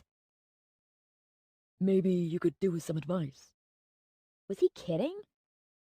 His honest hazel eyes and amiable expression held no trace of humor. I sighed and took the pack. I could imagine he'd broken suspects with that look alone. Those eyes made me want to confess my every sin just to appease him. Taking the pack might at least get him on my side. If I played my cards right, he might tell me more about Rain's indiscretion. Miss O'Connor, tell me you're not following this story. I'm not following this story. He pressed his lips together, not impressed. You're a terrible liar. No, you're a good cop. I thumbed through the pack. I'd seen it before. Everyone had. Every year we got one delivered to our homes. You could find them at the post office, at tourist information hubs, anywhere and everywhere. How best to avoid the Fae, and what to do if you messed up and touched one of them, found yourself wanting to touch them. Yeah, I could relate to that. Thanks for this, but he's not bespelled me. Yet, I added silently, placing the pack on my lap. A Fae was killed at Rain's after-party. It was an accident, but yes, a Fae died. An accident, I repeated, watching his face for any glimmer of deceit. Nothing. He believed it. Can you tell me what sort of accident? No, How did she die? I can't tell you that. Do you know? He frowned. The FA aren't big on sharing information. Why didn't you tell me this when you came with Miles to question me? Because you're a reporter, and I wouldn't be a good cop if I told members of the public details they didn't need to know. How do you know they don't need to know? Andrews looked at me, eyebrows up, face tilted away, humor playing in his eyes. You don't stop for air, do you? I blinked, trying my most genial big eyes routine on him. Did Sovereign have something to do with it? He moistened his lips, and in doing so banished the smile. The Fae Authority is going out of their way to hunt him down, even going so far as asking the Met for assistance. I've not been with SO30 long, but apparently the FA never ask for help. If Sovereign wasn't directly involved, he knows someone who was. He paused, all traces of humor gone. He might seem to be charming, Miss O'Connor, but the Fae are dangerous. I'm not some love-struck groupie, you know. I've met enough Fae victims, willing and unwilling, to not want my fingers burned. I'm a big girl, detective. Don't investigate this any further. Let the professionals deal with it. I don't want to be on shift when the call comes in with your name in it. Well, wasn't everyone so nice just looking out for little old me? First, Sovereign tells me to go home, and then one of the Met's finest warns me off. I placed my hand over my heart and fluttered my lashes. It's almost as though you care. His soft lips curled. It's just, I know how they work. You're alone in the city, no immediate family, recently made redundant from your place of work. I winced. A Fae like Sovereign could easily make you disappear. Was he talking from experience as a cop? Or had he dealt with Fae bespellment firsthand? I appreciate it, but no offense, you don't know me. I can handle rain. I waved the pack. And if not, I'll hit him with this. Andrew sat back in his seat and rested his wrist over the steering wheel. You expect to see him again, then? I considered how rain had wrenched me out of a roomful of spiders, and then his less-than-friendly reaction when he'd learned what those spiders had collectively said to me. He seemed suspicious of me, as though I was the untrustworthy one. But the fact he'd been loitering outside Northcliffe House meant he was curious before the spiders attacked. Maybe. Probably. I think you're right. He knows something. What happens if the FA catch him? Andrew's lips twisted, as though he tasted something bitter. If he's involved, they'll first revoke his roaming rights, if they haven't already, so he can't walk freely in public without an FA escort. For someone like Sovereign, it'd ruin his public image, his career. Andrews averted his gaze, focusing somewhere outside the car. We suspect they lock up their more deadly suspects, although we don't know where. He settled his gaze on me again, this time with a sparkle of intrigue brightening his eyes. They're exceptionally secretive people. We've tried to find out more, but they're as tight-lipped about their methods as we are about ours. Whenever we've had to call the FA in to collect one of their own, we rarely see their suspect in London again. Either they lock them away, or send them away. Secretive, and yet they thrive on attention. All Fae loved the limelight. It was part of their natural appeal, their innate confidence. We like to turn them into celebrities, even though their dreadful allure was how they bespelled us. Talk about the twisted human psyche. I didn't believe rain was bad, but what did I know? I could call it instinct or intuition, but I was just as susceptible to the Fae as anyone else. Life must have been so much easier without them distracting us. Do you think they've always been here? No. Andrews replied too quickly to leave any room for doubt. They don't belong here. In '74, when they first revealed their existence here, their numbers were sparse and spread far and wide. But now they group, flock together. You sound like you've done your homework. His pliable smile brightened his expression. I've had reason to. I didn't point out that people flocked in the same way he'd mentioned. Safety in numbers? Something like that. But I think it has more to do with how they harvest driocht. He swallowed, and his smile faded, despite his best efforts to keep it there. Chancery Lane Station, where you met Sovereign. There are disused, deep-level tunnels there, deeper than the underground. We've seen a sharp increase in Fae incidents around that location. What sort of incidents? Squabbles between themselves. High incidences of UBs. Unwilling bespellments. Nothing that raises too many questions when looked at individually, but the overall picture tells a different story. Chancery Lane is a Fae hotspot. Andrew's eyes sparkled, and I got a glimpse of the real guy behind the steely detective. Clearly, this was something he felt strongly about. You have a theory? Yeah, He tapped his fingers on the steering wheel. but I can't tell you much. It's confidential. I've searched Chancery Lane, gone over it with a fine-tooth comb, and officially, there's nothing there. Nothing? He slid a surreptitious glance my way, eager to tell me, Or perhaps protocol prevented him from spilling trade secrets to the reporter desperate for a story. Who am I going to tell? No immediate family? Lost my job? His smile hiked to one side. Nice try. Facing ahead, he turned the key and started the car. I'll take you home. That is where you were going, right? I was going to cold call all the other names on the guest list. I fluttered my lashes, but his unimpressed expression told me he wasn't buying it. Home it is. Chapter 8. I climbed from Andrew's car, thanked him, fumbled with my keys, unlocked the communal door to my apartment building, and froze. The sensation of being watched skittered down my spine. Andrew's car rumbled around the corner at the bottom of the street. For a lunch hour, there should have been more people around, shouldn't there? My hand itched.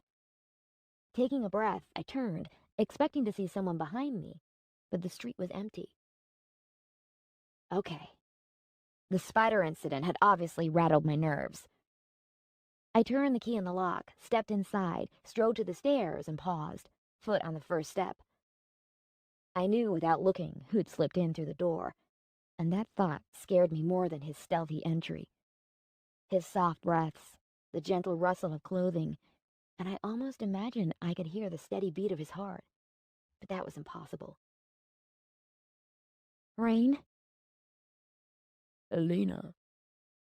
I gripped the cool banister and turned my head. He stood between me and the door, hand in his pocket, eyebrow arched, scandalous smile on his lips.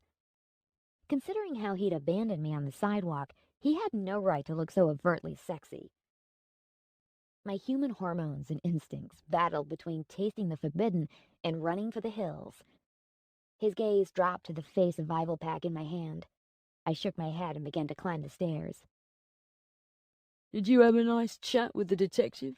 He asked, footfalls soft on the stairs behind me. Yes, thank you. He thinks I've bespelled you.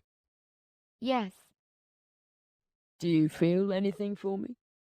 You mean besides the overwhelming desire to slap you? No, not so much. Then you're not bespelled. You don't need a propaganda pack to tell you that. What do you want, Rain? You're obviously following me, which is taking creepy to a whole new level. I have better things to do than trail you around London. Mostly, I have issues with people following me. I noticed he hadn't actually answered, but I let it slide for now. Like the Fae Authority? I stopped on the landing of the stairs.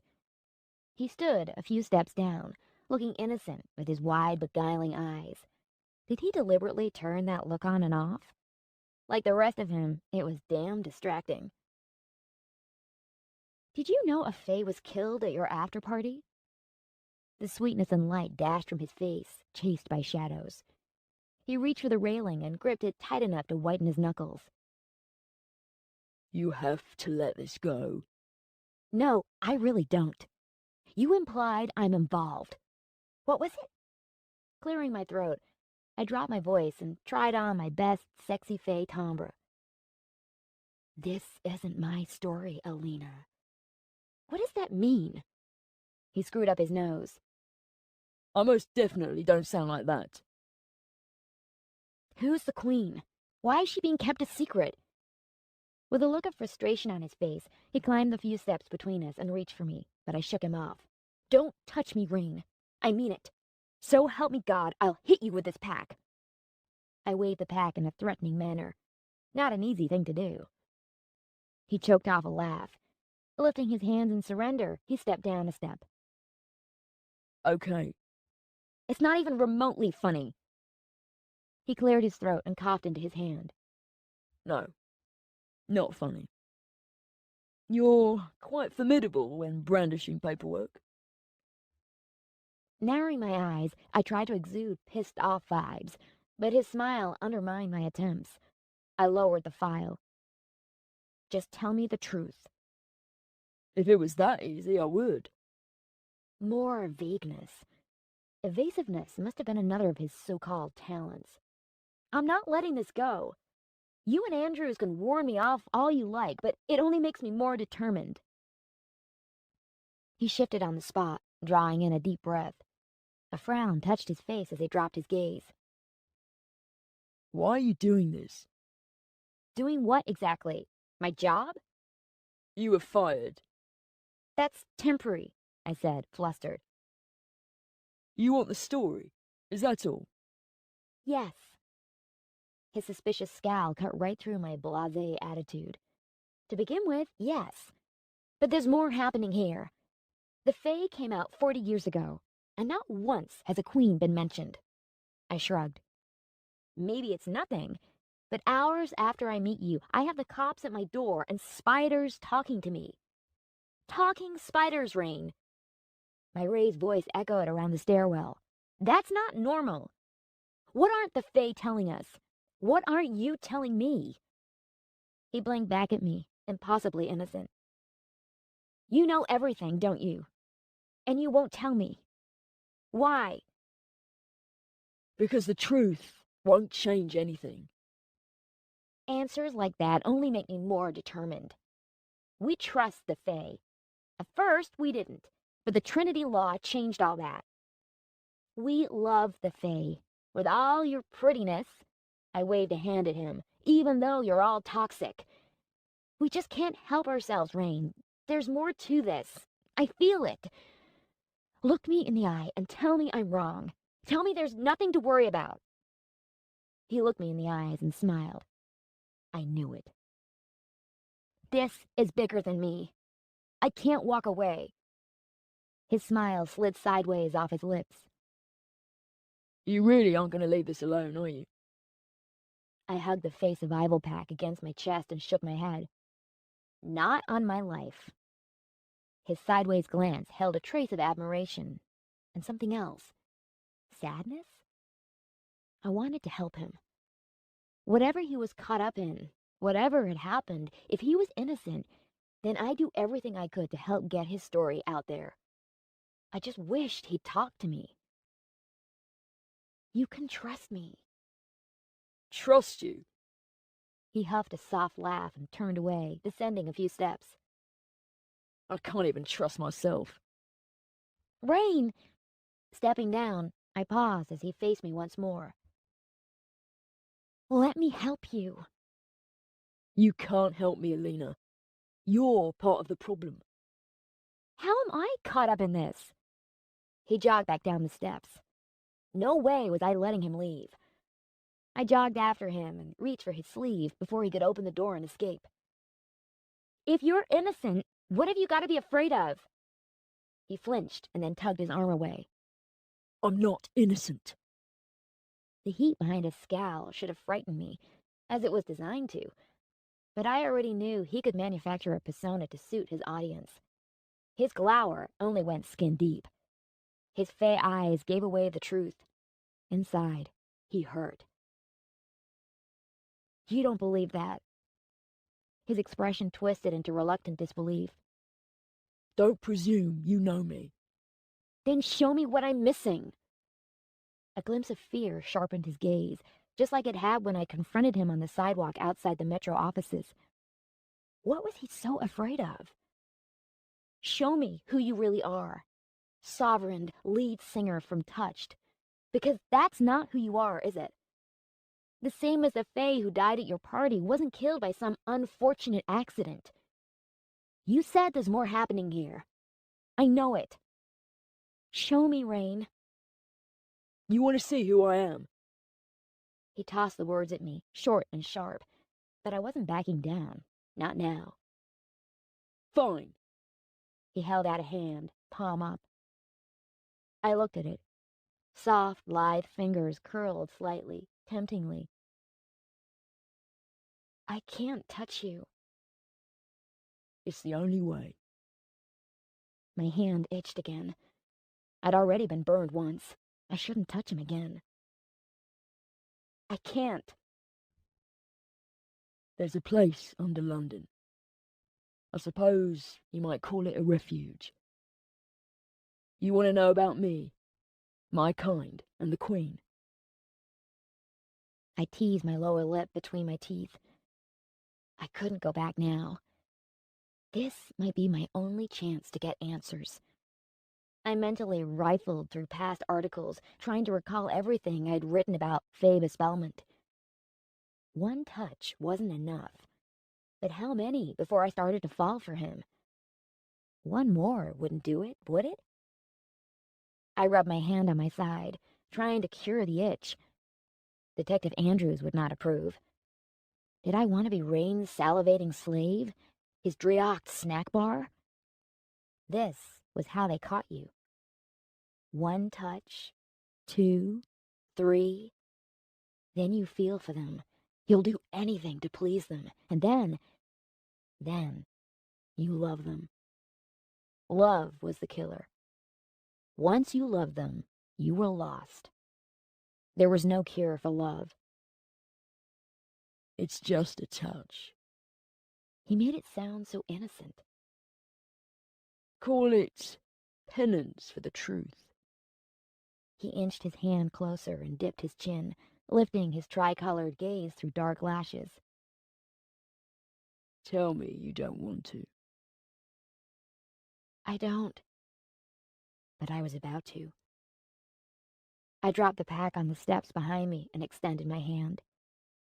He clasped his around mine, and immediately the numbing heat surged up my arm.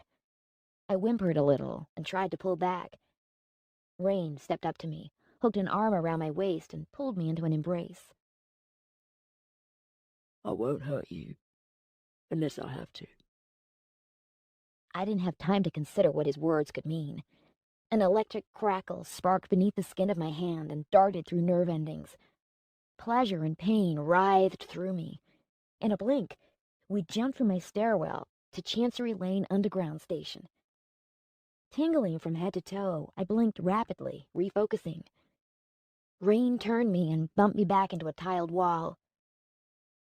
Okay? He leaned in, so close his cheek brushed mine. Delectable little sparks danced between us. I think so, I whispered. Don't let go. Not yet. To get to under, you must hold on. There are things in the dark down here you shouldn't see. I didn't want to let go, but should have, as soon as that realization hit me. His free hand rested on my lower back, while our hands were clasped between us.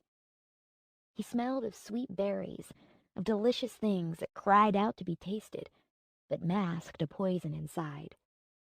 His hair tickled my cheek. His lips brushed my ear.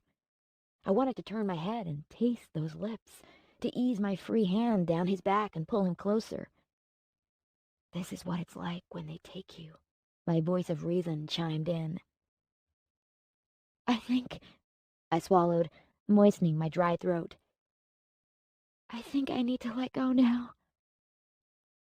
He pushed off and tugged me along behind him. Up steps, through pedestrian tunnels, left and right, down more steps. The lights flickered. Debris littered the floor. The crowd thinned until we were the only two jogging through the tunnels. We descended crumbling stairs and passed through a door into darkness. I groped in the black with my free hand. Rain's grip tightened. Slowly, and with each uncertain step, my eyesight adjusted to the dark. The tunnel around us appeared to be a mismatch of white tiles, crumbling earth, pipes and cables. An abandoned subway tunnel. The majority of the tracks had gone, but the few that remained I managed to stumble over. Rain veered us off through a service door, and the tunnels changed again. A tangible veil of static electricity washed over me, and we emerged into a vast underground chamber, easily the size of a cathedral, lit by strings of colored light bulbs. What is this place? Elaborate tapestries adorned the walls. They depicted scenes of liquid darkness, of trees tipped with diamonds, and paths that meandered, whittling away into an impossible distance. Those dreamlike images had to be the Fae's mythical homeland, Faerie. Just tapestries, nothing malevolent. But I could feel myself falling into them, even from across the room, and I had to root my feet to the spot to quell the encompassing urge to cross the room and touch them. Touch me, just like the Fae. Touch me, those tapestries seemed to whisper. Rain let go of my hand, breaking the spell, and the all-over dance of numbness and pleasure peeled off me. I reached for the wall to steady myself, breathing hard and fast. Panic fluttered in my chest. What had I done? I'd held on too long. I could feel it, even now. The surge of something, not me. I lifted my gaze and peered at Rain through my bangs.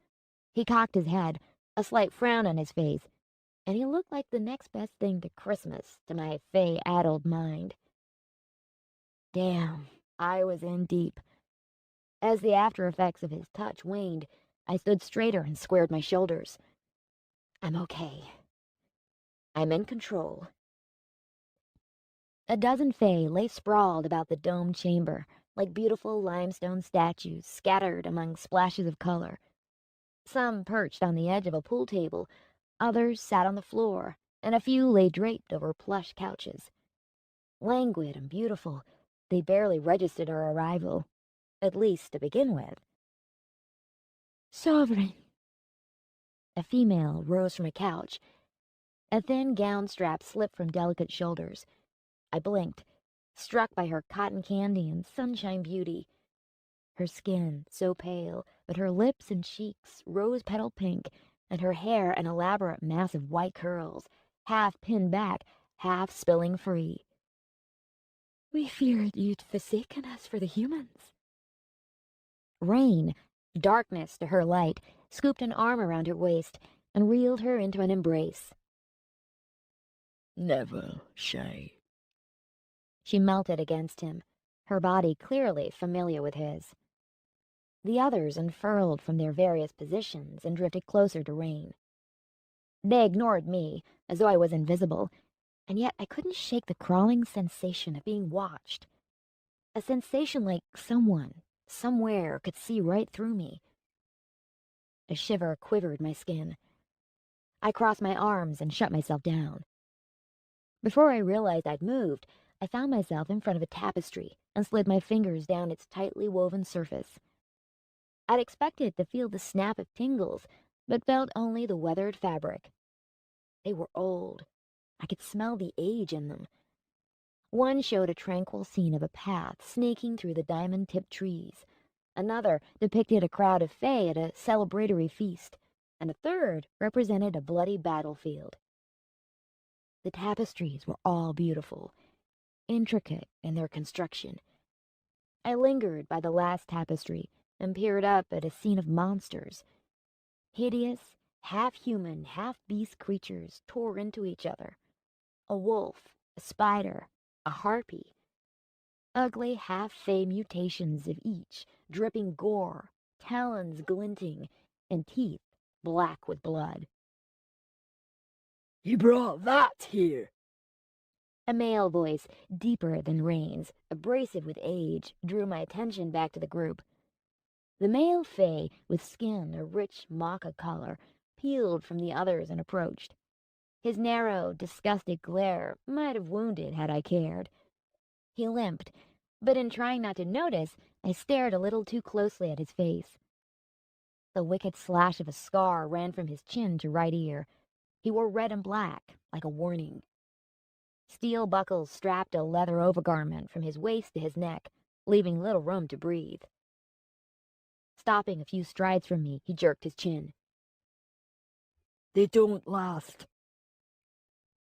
Rain stood inside his curious crowd, looking perfectly at ease among his own kind. Say hi, Alina. Hey!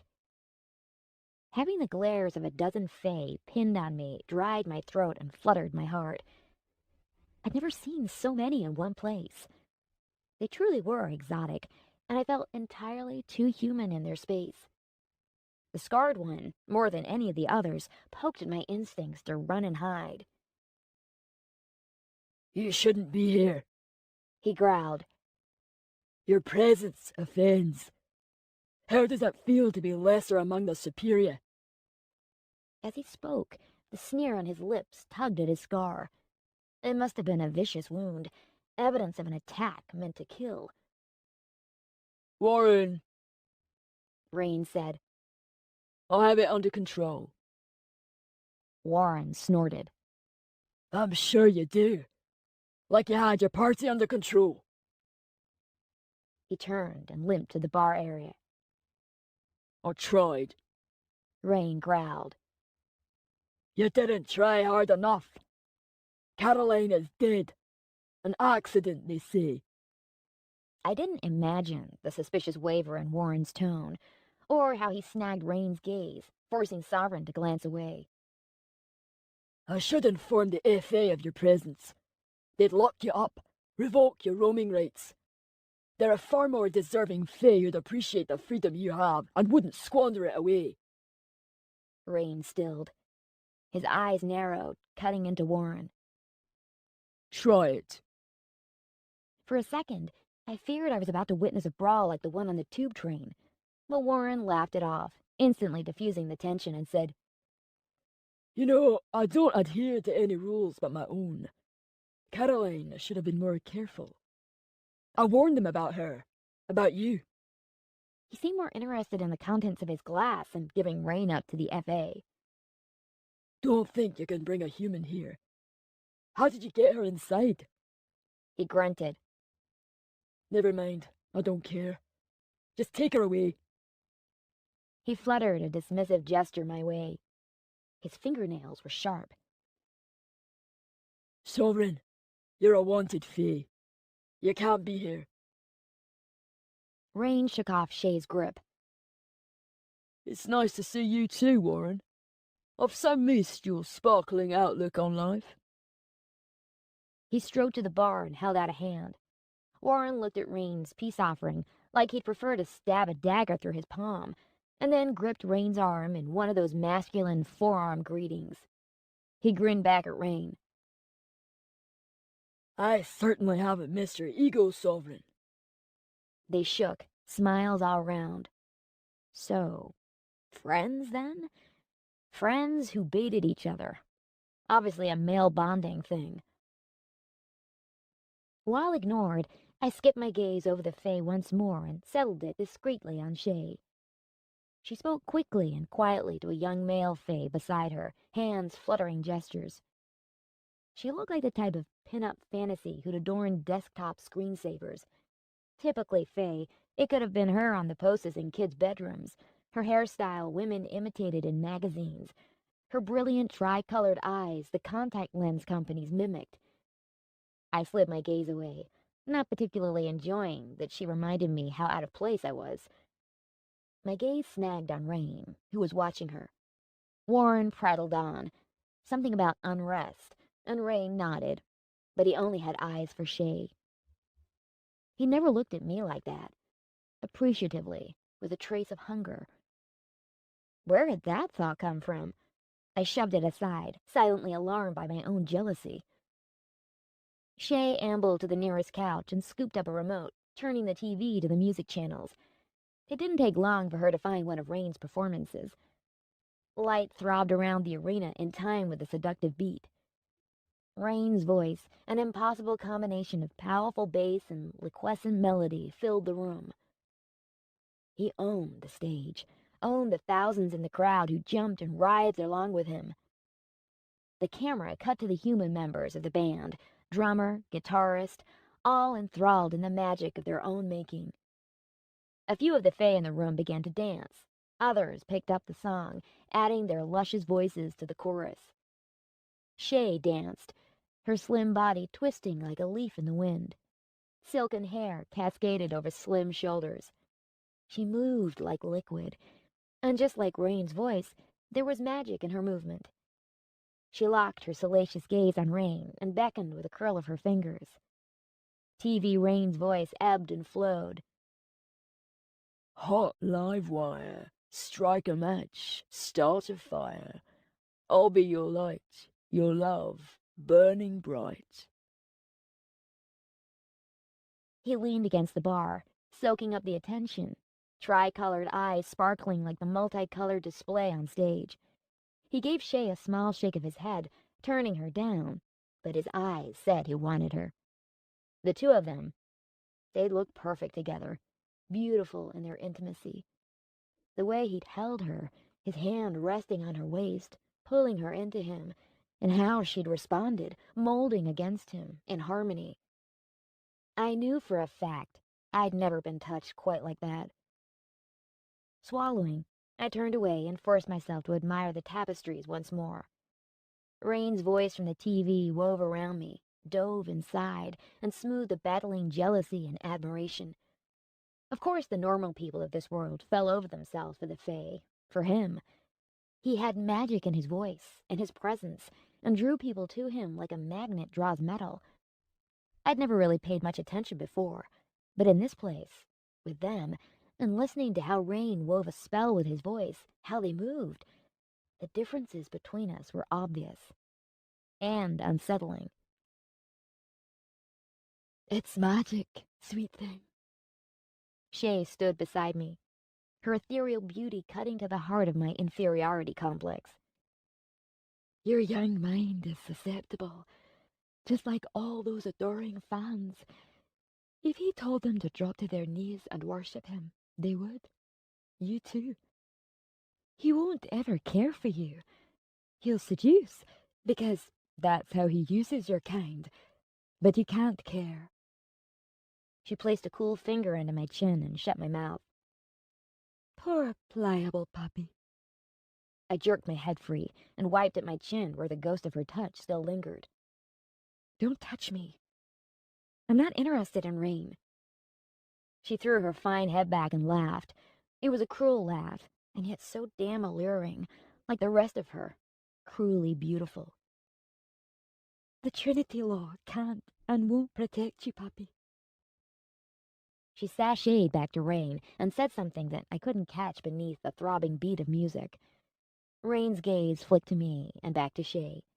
He bowed his head and spoke close against her cheek.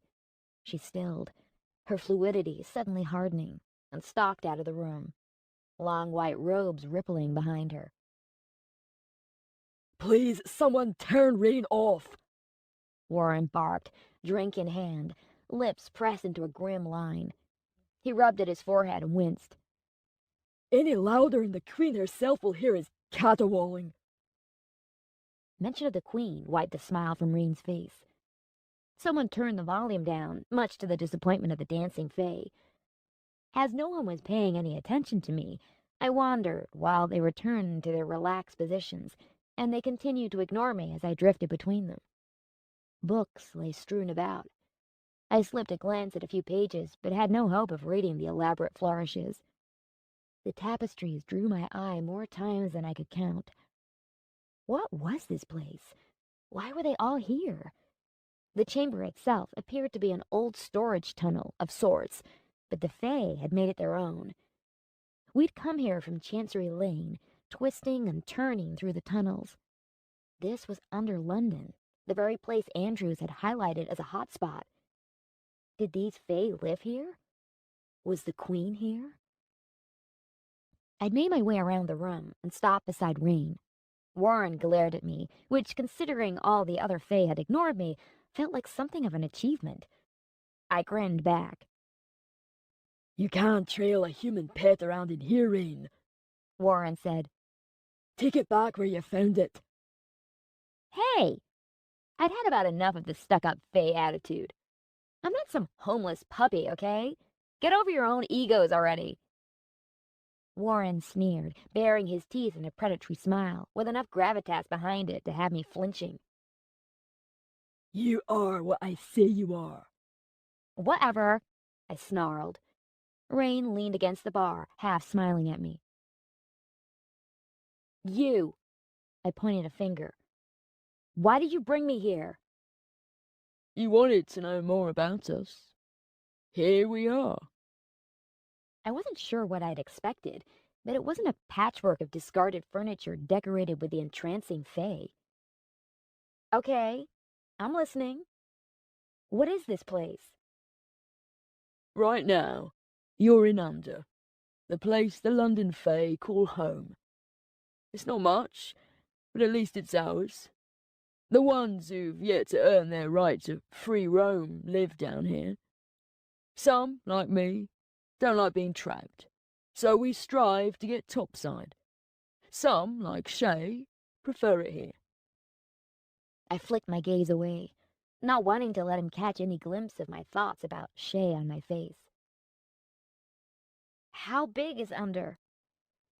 There are miles of abandoned tunnels, bunkers, and reservoirs under London.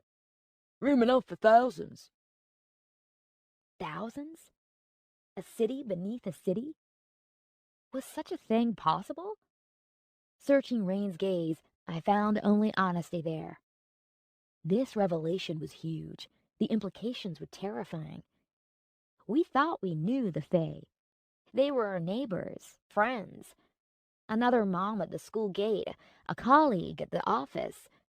But Under wasn't normal. This place, it didn't even feel normal. The mismatch of tired couches, the astonishing tapestries, and the Fae themselves. It felt like an accident. Like trying to force pieces of a jigsaw puzzle together when they wouldn't fit. "What about the Queen?" I asked, moistening dry lips. The Queen. Rain leaned an arm on the bar and lifted his eyes to the tapestries. She wove those, He said, with a slight air of sadness tinging his words. too long ago for her to remember. There was a time when she was very different to what she is today. He offered me a half-hearted little smile, and probably sensed I was about to unload a barrage of questions. Judging by the spiders that attacked you, you have something the Queen wants, whether you're aware of it or not. She doesn't send her constructs after just anyone. It takes a great deal of Drioch to create them. "Is she here?"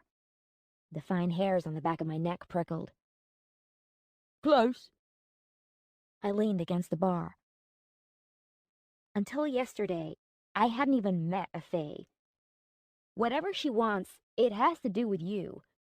You're a Fae at large. The cops asked me to call them if you showed up again. Before I met you, Your life wasn't yet complete? my life was... Words failed me. Just stopped. I mentally groped for some sort of defining sentence and failed. I was fine. Happy.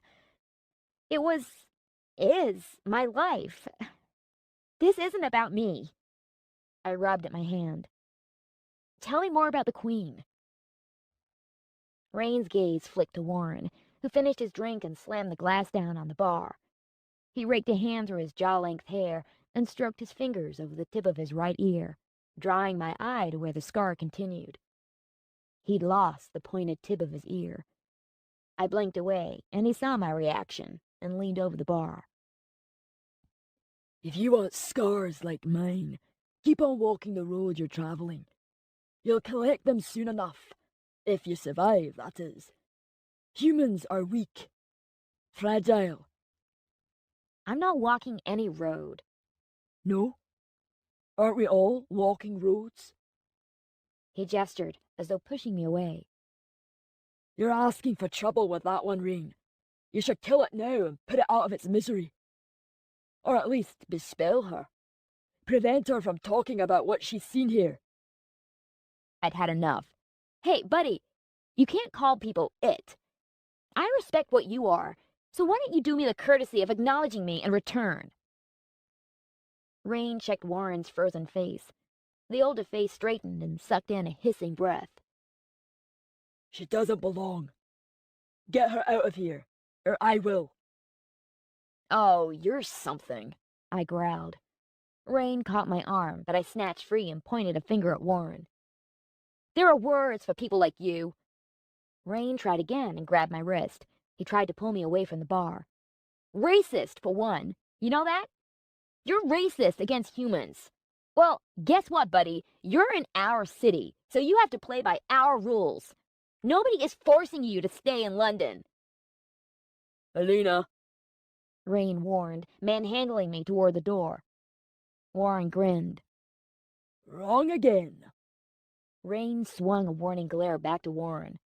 Wait, I'd stumbled across something important. Who's keeping you here? I blurted. Warren snarled and Rain stilled. Is it the Queen? Alina! Rain yanked on my arm, dragging me toward the door. Trying to shake him off wasn't having any effect. It twisted like a worm on a hook, but his grip only tightened. You brought me here for answers. You can't kick me out when I start asking questions. Don't let him get to you. Rain growled. I tugged back. He jerked me forward, dragging me after him. Let me go! You need to calm down. No! Digging my heels in brought us to an abrupt halt by the door. The heat of a dozen stairs burned my back. You brought me here, so have the balls to stick to your decisions. Someone behind me chuckled. Rain shot a glare over my shoulder and the laughter died. It's not that simple, He said. I'm a big girl. I can figure out what's simple and what isn't. You're 19. So? What are you, 23? His lips twitched, holding back a smile. A little older. He seemed to realize he was still gripping my arms and finally let go. 25?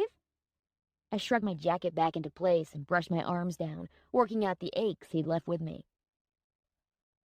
I stopped counting at 200. 200? My mouth fell open. He held my incredulous stare, face neutral. Behind us, someone turned the TV up.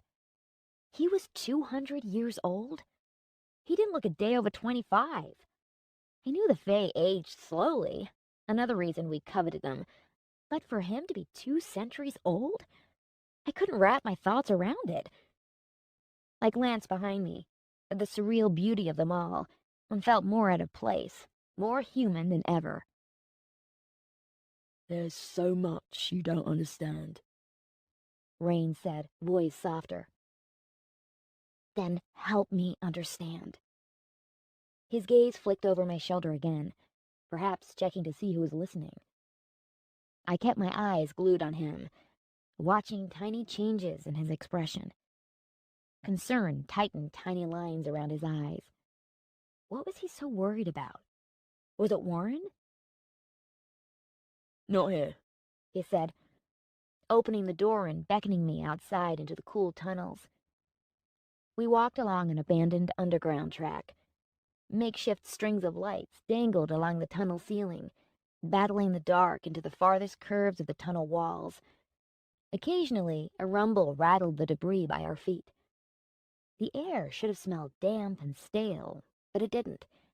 Instead, the air I breathed tasted clean, fresh, with a hint of floral sweetness.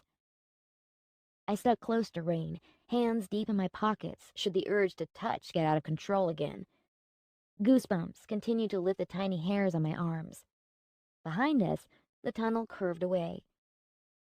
I didn't know how we got here, or how to get back, and only had Rain as my guide. For all intents and purposes, a stranger and a fae. His words in the stairwell came back to me. You said you wouldn't hurt me unless you had to. He didn't answer, just strode on. I tried another angle of attack. What did Warren mean, you're stuck here? He marched on, steps light on the tracks, coat flaring. Where we're going, we'll both get our answers. Where are we going? The silence devoured my voice. To the Queen. A fae queen? Royalty? What would she be like? If the everyday fae were stunning, what type of woman was I about to meet? Should I don't know, bow or curtsy or something? No. Rain growled, gaze locked ahead, face stony and cold. When we go in, I want you to stay back and out of sight. I don't know how she'll react to seeing you. I crossed my arms and hoped she didn't hate people, like Warren.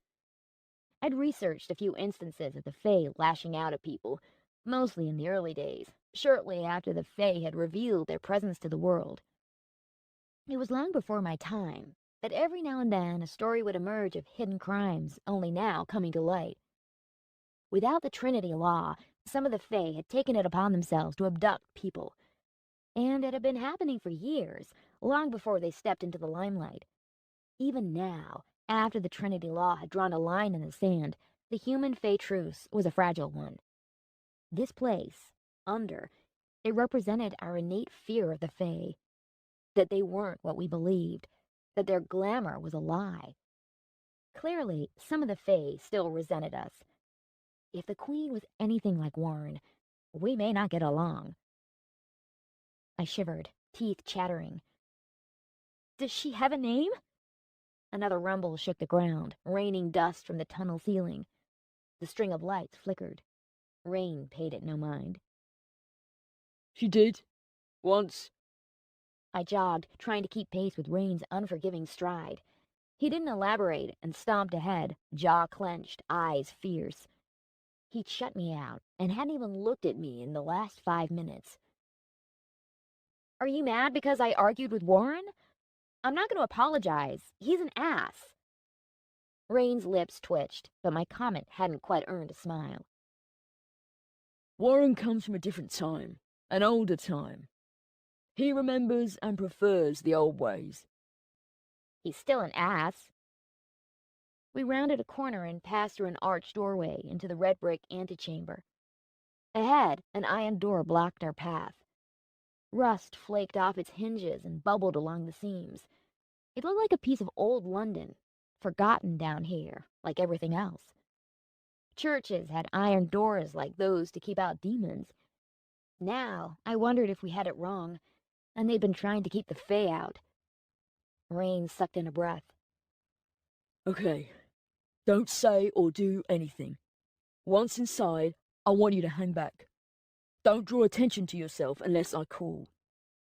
I nodded and tried to rub some warmth back into my arms. Rain's breath misted, but otherwise, the bitter cold didn't appear to bother him. So the Queen was behind that door. I'd been expecting something more regal and less dungeon-like. The rusted door didn't even look as though it would open. It's not too late to go back to your happy little life. I frowned up at him. I can handle whatever's in there. He didn't look convinced. In fact, he looked like he'd rather grab me and haul my ass out of there. Concern gouged deep worry lines into his face. The fear I'd glimpsed was back, but he made no attempt to hide it. Not this time. Rain, should I be afraid? He swallowed, gritted his teeth, and curled his fingers around the iron handle. Yes. Chapter 9. He heaved the iron door open. Aged metal and brittle hinges howled and groaned. Rain plucked his hands free and winced in pain. The fact iron seemed to burn him was the least of my concerns as he swung the protesting door closed behind us. Ahead, countless brick archways galloped into the distance. Candlelight licked over black puddles, reflecting ripples of light onto the crumbling brickwork. Like a hall of mirrors, the maze of arches seemed to reflect their opposites, until my addled mind couldn't make sense of it. Rain's footfalls echoed into the distance, swallowed by the endless quiet. The sound of dripping water certainly didn't help ease the crawl of fear working its way up my spine. I made a move to follow Rain inside, but he gestured for me to stay back and shook his head. He walked on, boots casting ripples through the puddles. I really don't like this. This place didn't feel right, and it wasn't just the creepiness. I was being watched. From where and by whom I couldn't tell, but there was something here, something that triggered primal instincts, warning me to get away, to run and hide. What kind of queen lives here? A scurrying to my right snapped at my attention.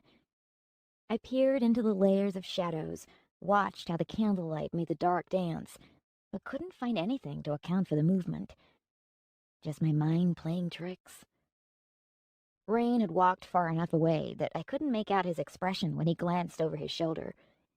I moved closer to one of the arches, so I at least didn't feel as exposed. A soft hiss rose up out of the quiet, almost like a faucet running, but not nearly as loud. A breeze, maybe? Although I couldn't feel any movement in the air. Ah, my sovereign, you are late. One might think you intended to avoid me. Is it done? I flinched and tucked myself against the arch out of sight. The voice was female, but strange, brittle, as though the words had fractured somewhere between her throat and lips. I could see Rain. Ahead of him, shadows rippled. You know it is. Rain's voice sounded as smooth as silk in comparison, making hers all the more abhorrent. Your spies have surely told you. I feel your doubt, youngling. Do you not trust your queen? There, movement in the shadow hugging the archway in front of Rain. Something clamped onto the bricks between the arch and ceiling. But it didn't make sense. A bulbous body, 8 arched legs. That's not possible. A spider, but huge. One of her 8 needled legs clicked against the bricks. Her swollen abdomen bobbed, drawing my eye to the jagged, saw-toothed pattern of crimson on her black lacquered exoskeleton. Red on black. A warning. A scream lodged in my throat. No. No! This can't be real. I pushed against the bricks, hoping they could somehow hide me from that thing. Her abdomen bobbed again, and her back legs worked a silvery thread from her spinnerets, knitting with a clitter-clack. My gut heaved, adrenaline surged. Fight or flight. Run! You almost failed. Need I remind you of your options? You are one of my many eyes. My web stretches far, a tapestry of spies, youngling. You are not my only loyal servant. Have you forgotten I hold your reins? No. I control you. Never forget that. Oh, I haven't. She dashed out of the dark and reared up over Rain in all of her monstrous glory. Fae and spider. Her upper body resembled a human woman, but from the waist down, she was all spider. The tapestry I'd seen earlier, the monsters tearing into each other, the spider, the hound, and the harpy. I clamped a hand over my mouth and bit back the scream. Rain stood before her, unmoving. She crowded him. He didn't flinch as those branch-like legs encircled him. My youngling, you are weak. You walk among them, and yet you starve yourself. It will be your undoing. You should not fear yourself. You have the potential to be glorious. Yes, my queen. A chittering rattle emanated from her throat. Do not mock me. I tire of your delays, your insubordination. How can I trust you to finish this? She reached out a leg, and this time Rain did move his face away. She pulled back. Black forelegs flared, her mask-like face twisting with rage. How dare you turn your face away? I almost bolted from my hiding place. Rain dropped to one knee and bowed his head. I serve you, as I always have. I've obeyed every order. I have not failed you. His submission seemed to placate her. I huddled tighter into the arch. And you will not fail me, will you? You know I alone control you. It is my Driocht which speaks to yours. We are of the old world, you and I. You are an old spirit residing in a young soul. I caught you, brought you here. I am your queen. She moved back on rippling legs, her slick body twitching, legs tapping out a beat. Tap, tap. Rain lifted his head. There's a girl. The queen sliced Rain a glance. The girl? Do not worry yourself with the girl. She is mine. Laughter trickled from her lips. Candlelight licked across dripping fangs. She scaled the archway, returning to her shadows. Beware the last keeper. He suspects we are close. What will you tell him? Only that I serve my queen. Rain replied, tone flat, level, void of any emotional distraction. A scuttling tickle ran across my neck. If I hadn't already clasped my hand over my mouth, I'd have yelped. I brushed at the spot, knocking something brittle to the floor. Looking down, I noticed, thoughts oddly calm, how the floor around my feet glistened. The hissing I'd heard earlier flooded into my ears, a horrible, monotonous white noise. A spider, fat but fast, scurried across my hand. With a gasp, I flicked it off and staggered back. The ground crunched underfoot. I reached for the arch, but recoiled as a coating of black undulated up the bricks. Spiders. The floor rippled. The puddles had swollen to flood the chamber. It's not water. It was never water. The flow of spiders surged. I clamped a hand over my mouth and bit back a scream. God, no. Please, please, wake me up from this nightmare already. You can't die in dreams. You always wake up. I will wake up. I have to wake up. A trickle of spiders spilled around my leg. At first, they didn't appear too interested in me, but their numbers surged, and the flow spiraled up my calf, over my knee, my thigh. They came fast and hungry then, surging as one. I screamed, twisted, desperate to be free, and fell. The swarm of black devoured my arm, shoulder, neck. Hundreds of legs scurried across my skin. No, no, no. Rain! They tumbled over my lips, my tongue, and plunged down my throat. Chapter 10. I shot from my bed so fast that my legs failed.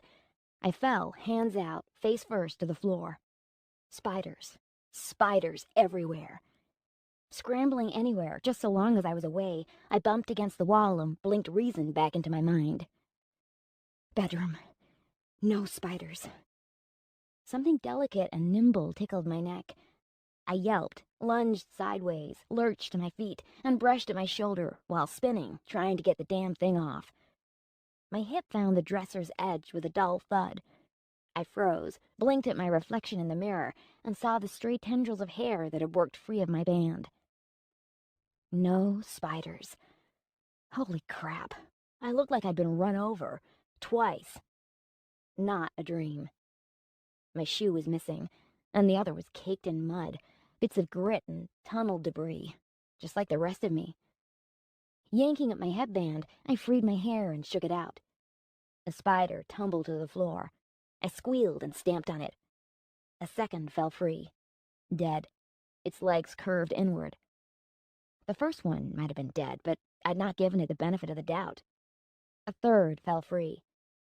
I stomped on it and fled to the safety of the shower, tearing off my clothes, dry heaving, suddenly terrified I had hundreds of the critters against my skin. Only when scalding hot water blasted my pale skin did I feel halfway to normal again. The spiders were real. Thunder was real, ergo the conversation between Rain and that thing had been real too. The spider was the queen? My skin prickled, even under the pummeling jets of hot water. I snatched the soap up and lathered everywhere, taking off a layer of skin if I had to. If the spiders were real, then had I really been smothered by them? I assumed Rain had brought me home, but I had no memory of him doing so.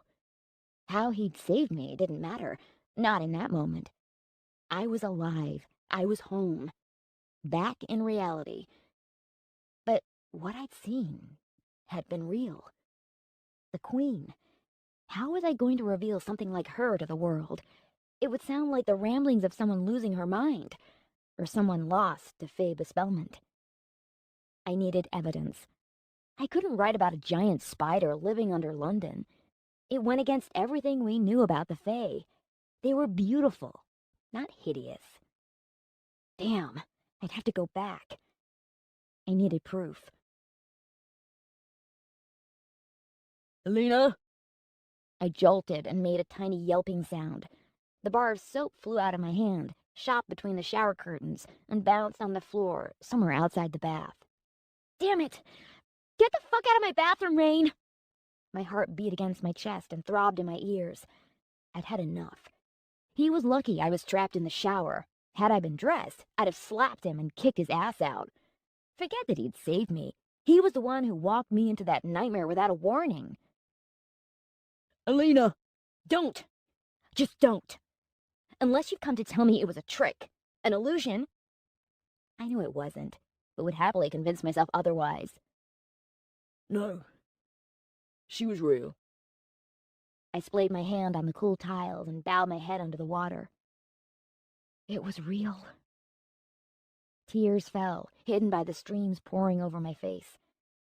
If she was real, what else lurked out there?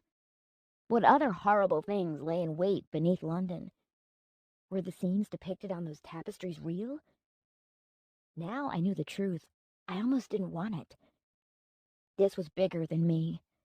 I was an out-of-work reporter with no clue how to handle the ugly truth. Are you okay? I laughed, and I didn't care that it sounded maniacal. I am so far from okay, I think I might be crazy. Rain's hand poked through the shower curtain, soap cradled in his palm. I glowered at it. Drop it. He did. I scooped it up. Pervert. I thought you said pervert, but my ears heard thanks. And I thought fairies had excellent hearing. Through the opaque curtain, I could make out a black smudge in the bathroom doorway. He wasn't moving. The word you're looking for is selective. He said. I rinsed my face under the water, counting to 5 in my head. When I opened my eyes, he was still there. I wanted to rage at him, to scream and accuse him of lying, of misleading me. I wanted to demand answers, to shake the truth out of him if I could. But most of all, I didn't want to be alone. Don't go! His outline shifted, torn between loitering in my doorway and leaving.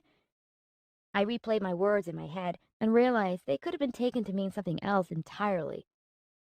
I mean, I need to talk to you.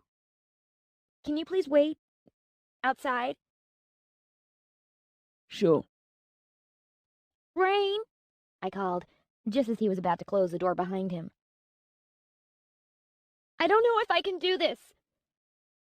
Welcome to my world. Are you like her? I asked softly. No more than you are, Alina. I'm human. You're not. What are you? Royally fucked. The door closed with an abrupt click. Once I was out of the shower, seconds later, as the thought of showering while he loitered in my living room seemed wrong in ways I didn't want to think about, and dressed, Rain asked if I knew of somewhere we could go and talk, where he wouldn't be recognized and where we'd have witnesses. He looked at me as though I might start throwing things. I realized why, when I caught sight of my wild-eyed reflection. In all likelihood, I would start raging at him. Perhaps somewhere public was a good idea. As we walked to a nearby cafe, I took in his hooded top, casual chinos, and boots, and wondered if there was anywhere on earth he wouldn't be recognized. Even dressed down, he gave off celebrity vibes. He plucked a pair of shades from his pocket and popped them on with a dazzling smile. Yeah, They didn't help. Now, he just looked like somebody trying not to be famous. We stopped at a cafe the Mile End locals called a Greasy Spoon, famed for its sausages swimming in cooking fat. Rain wrinkled his nose, but kept his comments to himself as we found a booth right at the back and well away from the windows. The handful of customers peered into their French fries and dishwater coffee, oblivious to our presence, just as Rain had asked. We'd walked the block to the cafe in silence. The encounter with the Queen probably weighed heavily on him, as it did me, which was why I'd chosen to postpone my verbal lashing. If he stepped out of line, said the wrong thing, or tried to blow me off with lies, I was more than ready to rage at him. Too much had happened. I needed him to be honest. I ordered coffee at the counter and kept Rain in my peripheral vision.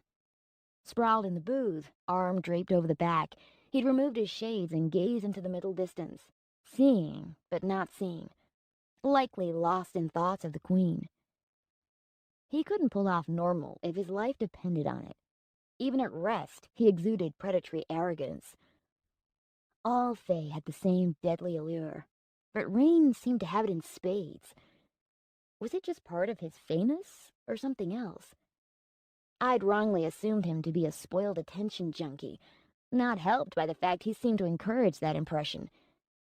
But he was more than that. There were layers to him I had yet to understand. Like the Fae themselves, I'd barely scratched the surface. His lithe fingers teased a ketchup packet, and I found my mind wandering to what it might feel like to have those fingers on my skin.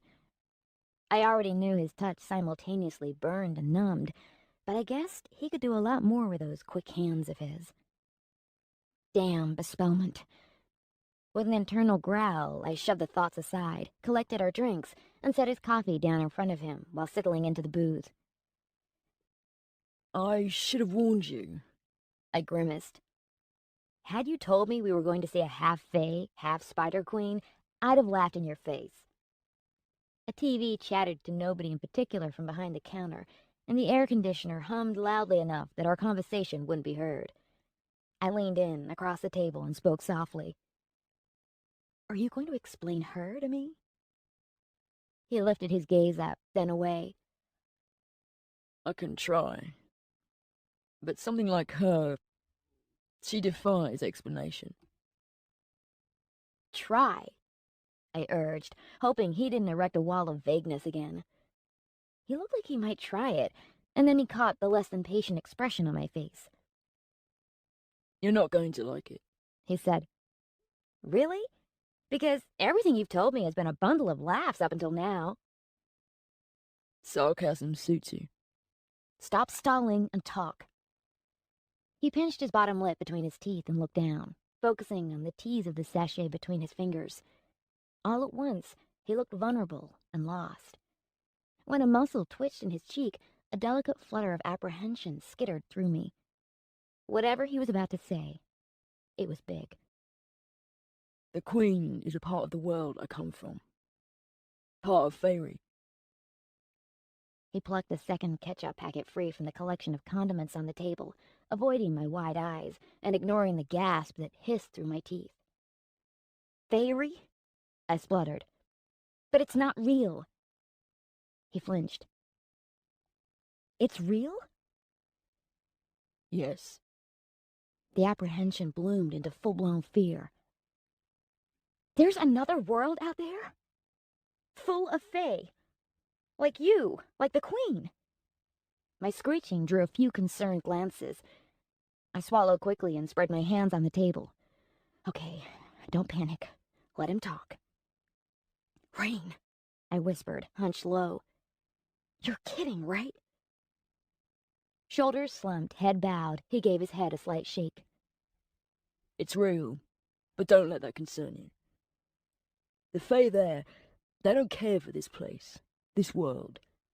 There isn't enough Driox here for them to ever be interested. We need Driox, and this place is barren compared to Fairy. I pinched the bridge of my nose and pursed my lips. He wasn't joking. This was real. Like the Queen. Oh, God. My little story about a wasted rock star Fae had morphed into something too big and terrifying for me to deal with on my own. Why haven't the Fae told us the truth? I asked, each word clipped. Right. He rolled his eyes. Because humans are so well known for their tolerance of things they don't understand. If you knew we were different, from a different place, you'd take away what little freedom we have. He chewed on his lip, his expression pained. Are you okay? Yep. Fine. Lovely. Did Andrews know? Surely the government knew. Maybe the public had been kept out of the loop to avoid widespread panic. It doesn't matter right now. Rain said.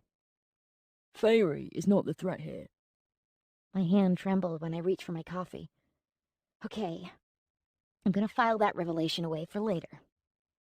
I took a sip of the scalding drink and welcomed the burn on my tongue. The world hadn't changed just because I knew Faerie was real. And Rain was right. We had more pressing problems. The Queen. You were telling me about her.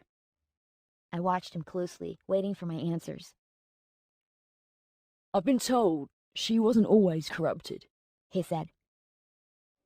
That a spirit, Arachne, sought her out due to her talent for weaving. He turned his gaze away from me and bit gently into his bottom lip. I don't know if that's true, nor does it matter. It was a long time ago, long before I was around. She is what she is. And what is that? Poisoned from the inside out. By the spirit. By time. And under? Under is a settlement beneath your feet, made with forgotten parts of London. Rain hesitated. He looked at me, as though weighing how much he should say. Just say it. I think we've moved beyond me taking notes for my big break, don't you? We were expelled from Faerie. All the Fae here were. We initially spread far and wide, preferring the less industrialized areas. But, as time went on, we were forced to live among people, our main source of driocht, to survive. Like rats, I thought, and winced. The tunnels under London served as an ideal hiding place. Some, the most careful of us, would come and go, blend in with the city residents. But it wasn't enough. We saw what the people had, and we wanted it too. We weren't content to hide forever. We can't. It's not in our nature. Once we revealed ourselves, and the initial integration problems were ironed out with the introduction of the Trinity Law, the FA allowed some of us, those who had earned the right to roam, to leave under. But only the Fae have access. A home for some, a prison for others.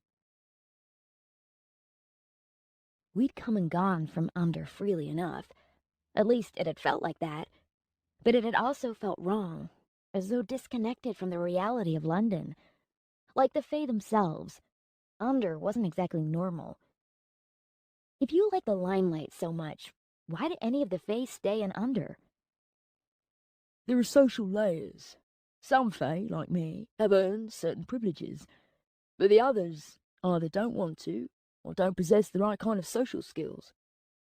I gathered the right kind of social skills meant they weren't monstrous beasts. Like the Queen? Yes, but she's been deliberately trapped. She's unstable. She has been for a long time. The iron used in the tunnels and the underground reservoir help keep her there, but there's more to it than that. She can't, or shouldn't be able to, escape. Something's changed? He nodded and scratched at an eyebrow, shifting restlessly in the seat. Time, mostly. She's had centuries to weave her plans. Her power here is limited, but she can manipulate those around her. He paused. I encouraged him with a nod. She's getting help, He said. Not all Fae agree with how we live. The Queen, weak as she is, shouldn't be able to create constructs. But she is. The Fae must be taking her victims. I swallowed hard. Some Fae are feeding her people? He leaned both arms on the table, bringing him closer, closing the conversation down around us so we need only speak in whispers. Fae magic, our Driox, can be used to create constructs when mixed with organic elements, like the spider construct the Queen sent after you at the Metro offices. Only a few Fae can do it, which is why you've not heard of it. But to weave Driox in that manner, it's exhausting. Creating constructs should leave her completely drained. I tasted my coffee. Memories of the Queen's encounter with Rain had goosebumps rising across my skin again. She didn't look drained. No, she's getting stronger because she's feeding, among other reasons. Oh, God. Is she killing people? He toyed with the packets, fingers working, teasing, fixing all of his attention to that one spot. I've tried to search the tunnels, but under isn't always easy to navigate. There are other things down there that shouldn't be disturbed. If she has a larder, I've not found any evidence. Thousands of people were reported missing in London each year. Were the Fae taking them? Killing them? No, the Fae needed Driocht. They didn't kill their victims. The Spellment made their pets pliable and susceptible, easier to feed from. If the Queen wasn't killing them, perhaps they were alive somewhere under London. Andrews needed to know this. Maybe he could do something. How can you let this happen? I asked, unable to hide the disgusted hiss. Can you stop her? He winced, and I recalled how he'd dropped to his knees in front of her. Was he helping her? He'd already told me he wasn't innocent. It's not that simple. Of course it is. She's trapped, right? Find out who's helping her, take them out. I saw you fight the general. You're capable. I've tried, but many don't talk to me in under. They don't like how easily I've integrated with the people here, or how close I am to the Queen. His skittish gaze wandered anywhere but to me. They don't trust my allegiances. Tell the FA. They must know what's going on. They do. I recoiled. The FA know, and they aren't doing anything? As far as they're concerned, the Queen is contained. There's no evidence she's doing anything untoward. Rumours and whispers aren't enough. Rain, this can't be allowed to continue. If you don't do something, I'll go back down there with my cell phone and take pictures.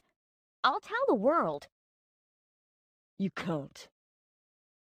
Head bowed, watching his fingers work, he continued to avoid looking at me. I might have thought he was ashamed if I believed Rockstar Rain was capable of shame. Why not? You can't get in without me, and neither can the human authorities. He looked up and held my gaze, all trace of smug-ass Faye gone. Don't you think they've tried? Your government don't want us in London any more than we want to be here, but they can't get to us to evict us. Under's roots go deep. So what? We do nothing? I'm working on something. He pulled back and shifted sideways in the booze, resting a shoulder against the wall so he could stretch a leg along the seat, knee bent. How could he look so relaxed after everything we'd seen, after what he'd just told me? What? He blinked. You're giving me the look. What look? The look that says you believe I'm lying. He circled a finger at his face. A half-round, arched eyebrow, semi-smile kind of look. A hint of a smile lightened my lips. I wasn't aware I had a look. You do with me. Then I must think you're lying a lot, because that's my default face. He smiled, but the humor in it fled before reaching his eyes. I do have a plan. And you can't tell me because... He hesitated. I fear to do so will put you at greater risk. I gave him the look. It's because of you I'm at risk. I don't think so. It wasn't coincidence you were on that platform when I needed you. I crossed my arms and slumped back in the seat. Sure it was. I was on my way home. Why did you get off the train? He asked it casually, feigning interest in the TV, as if the answer didn't matter. Huh? You live in Mile End, so I get off at Chancery Lane at all. A little more weight settled behind that question. The answer did matter, and the slight narrowing of his eyes confirmed it.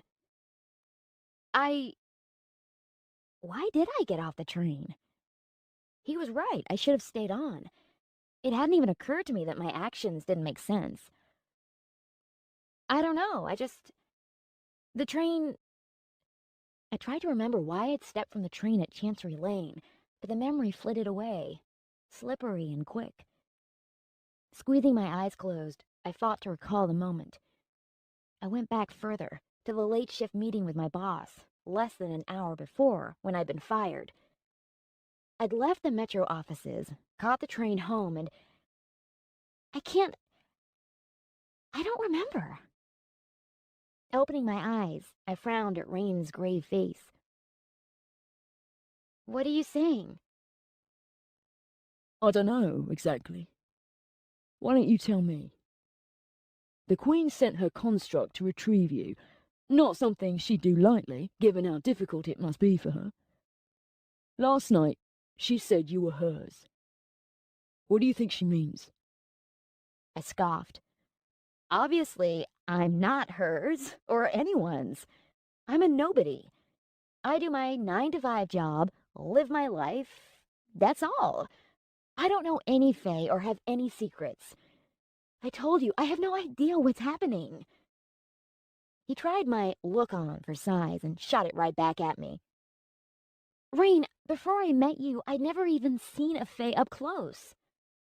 My heart fluttered, and a fleeting sense of unease undermined my bravado. This isn't about me.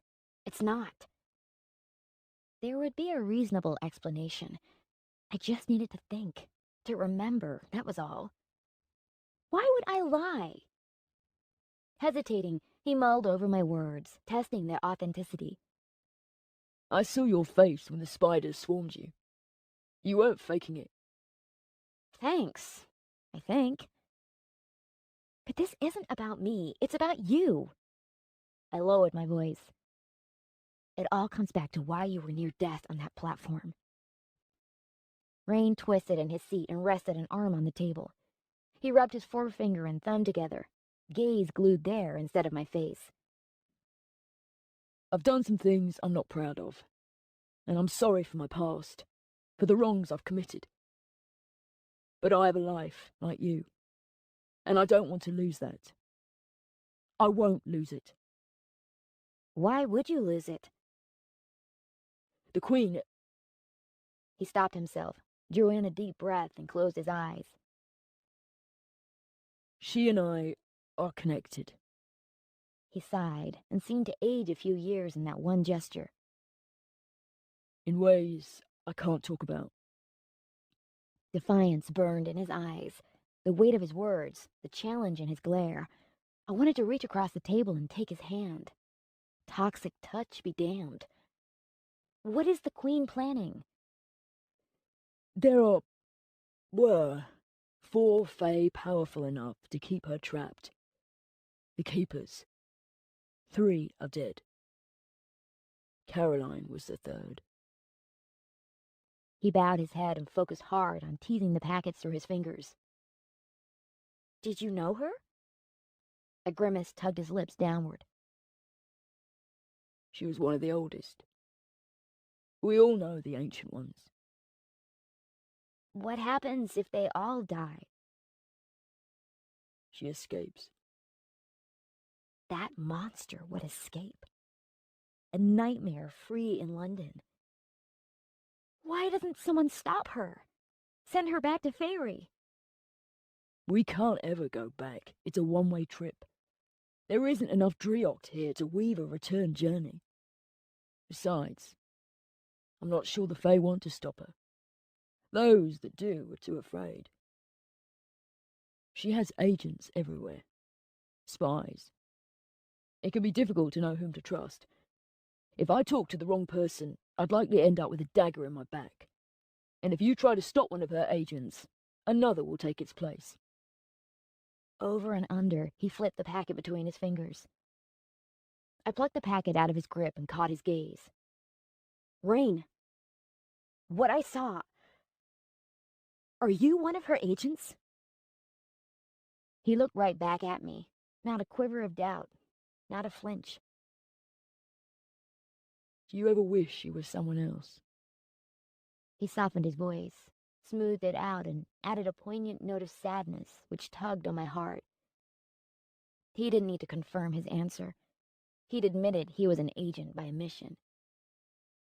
He did work for her, but it definitely wasn't voluntary. No, I said. Never? Your cozy little life isn't exactly inspiring. You know, just when I think I could like you, you go and say some Fae, mightier-than-thou crap and remind me just what a spoiled, smug-ass celebrity brat you are. That garnered a smile from him, shattering and sweeping away the creeping tension. Thank you.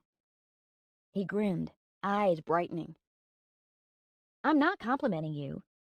You need to replace the filter between your ears. The messages aren't getting through. I tossed the packet at him and settled back in my seat. His answers mingled with countless unspoken questions in my head. It was a lot to take in. Too much to consider all at once. Faerie was real. The Queen was escaping. And I had somehow managed to get tangled up in the middle of it. I needed time to process the information. Time away from the distraction of Rain. I noticed him watching me, analyzing my face in that utterly unashamed way he did. Blatantly staring. What? His scrutinizing summoned a blush. You like to argue. You're easy to argue with. You know, opposites attract, right? I'm not attracted to you. A slither of nervous laughter escaped. I fidgeted in my seat.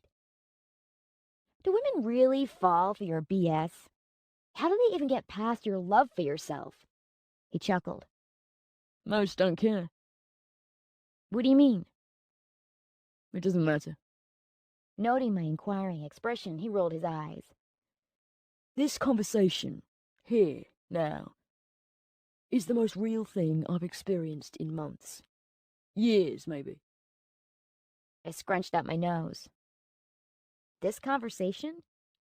This one? About magical fairylands and spider queens? This is real? Yeah, this very one. You're not afraid to say what you think. I like that. Some find my presence intimidating.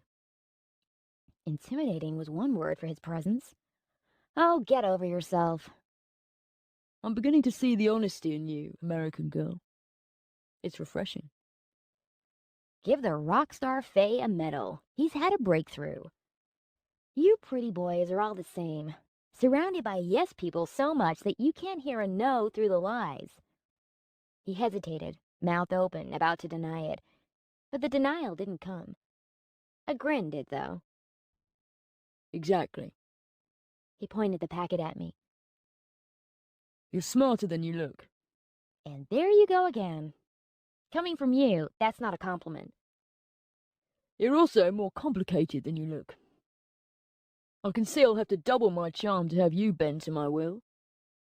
I'm not bending for anything, mister. The words were out before I could stop them. Oh, heavens. He did not just cast me a wicked glance, and I did not just imagine exactly how I'd bend for him. A trickle of desire spilled through me, warming me in places I tried to ignore with another restless shift in my seat. Heat simmered in his gaze. He knew exactly what I was thinking, and wasn't about to look away anytime soon. During my research, I'd skimmed a few of the stories about him.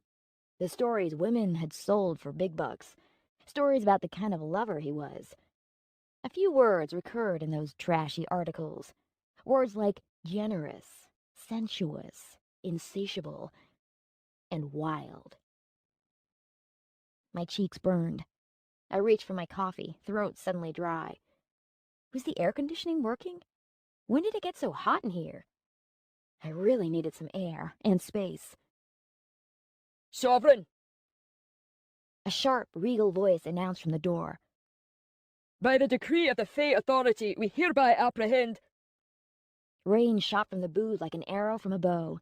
He charged the first Fae before the warrior had chance to draw his short sword, drove a shoulder deep into the Fae cop's chest, bulldozing him back and through the cafe window in an explosion of glass. It happened lightning fast, leaving me and the cafe patrons gaping. The 3 remaining Fae drew their weapons with a shriek of metal on metal, and while 2 went after Rain, number 3 locked his tricolored eyes on me. Chapter 11. I had never been in trouble, never really had anything happen that had me contemplating fight or flight. Before Rain entered my life, the closest I'd come to a fight was standing on the sidelines of a 3-second brawl outside a nightclub. Step out of the booth. I lifted my hands and shimmied out. Like the general who'd attacked Rain on the train, this Fae warrior bristled with weapons and was taller than I am by several feet and lean like a long-distance runner. His neutral face said, "Don't fuck with me." He didn't look as bone-breakingly strong as some of the Fae, but that didn't mean I was going to test him. Fast? Yes, he could definitely outrun me. I glanced at the smashed window, searching for Rain's distinctive profile, but I couldn't see much beyond the burgeoning crowd. Running would be foolish. The Fae yanked my arms out of my sides and frisked me with clinical detachment. You will come with us. Any resistance will be met with deadly force. You can't detain me. I'm human. I haven't done anything wrong. I did want to run.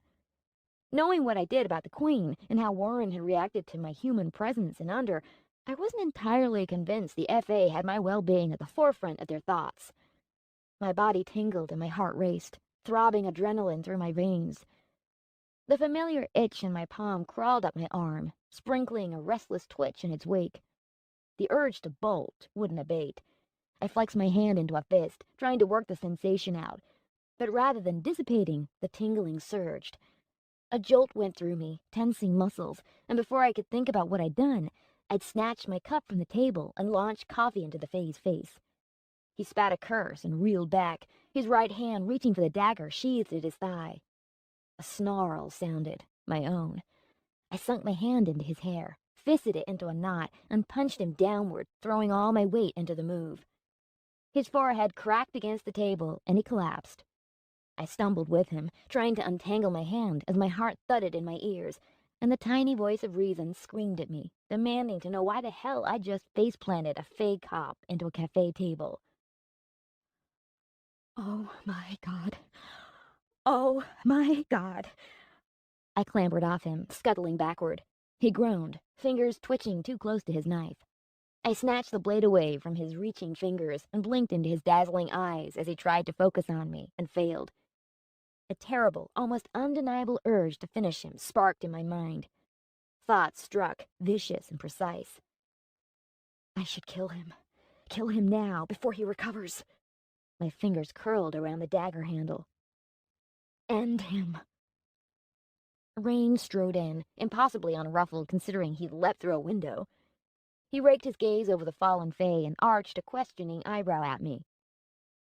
Remind me never to piss you off. He clamped his hand around my upper forearm and dragged me onto wobbling legs. You okay? Yeah.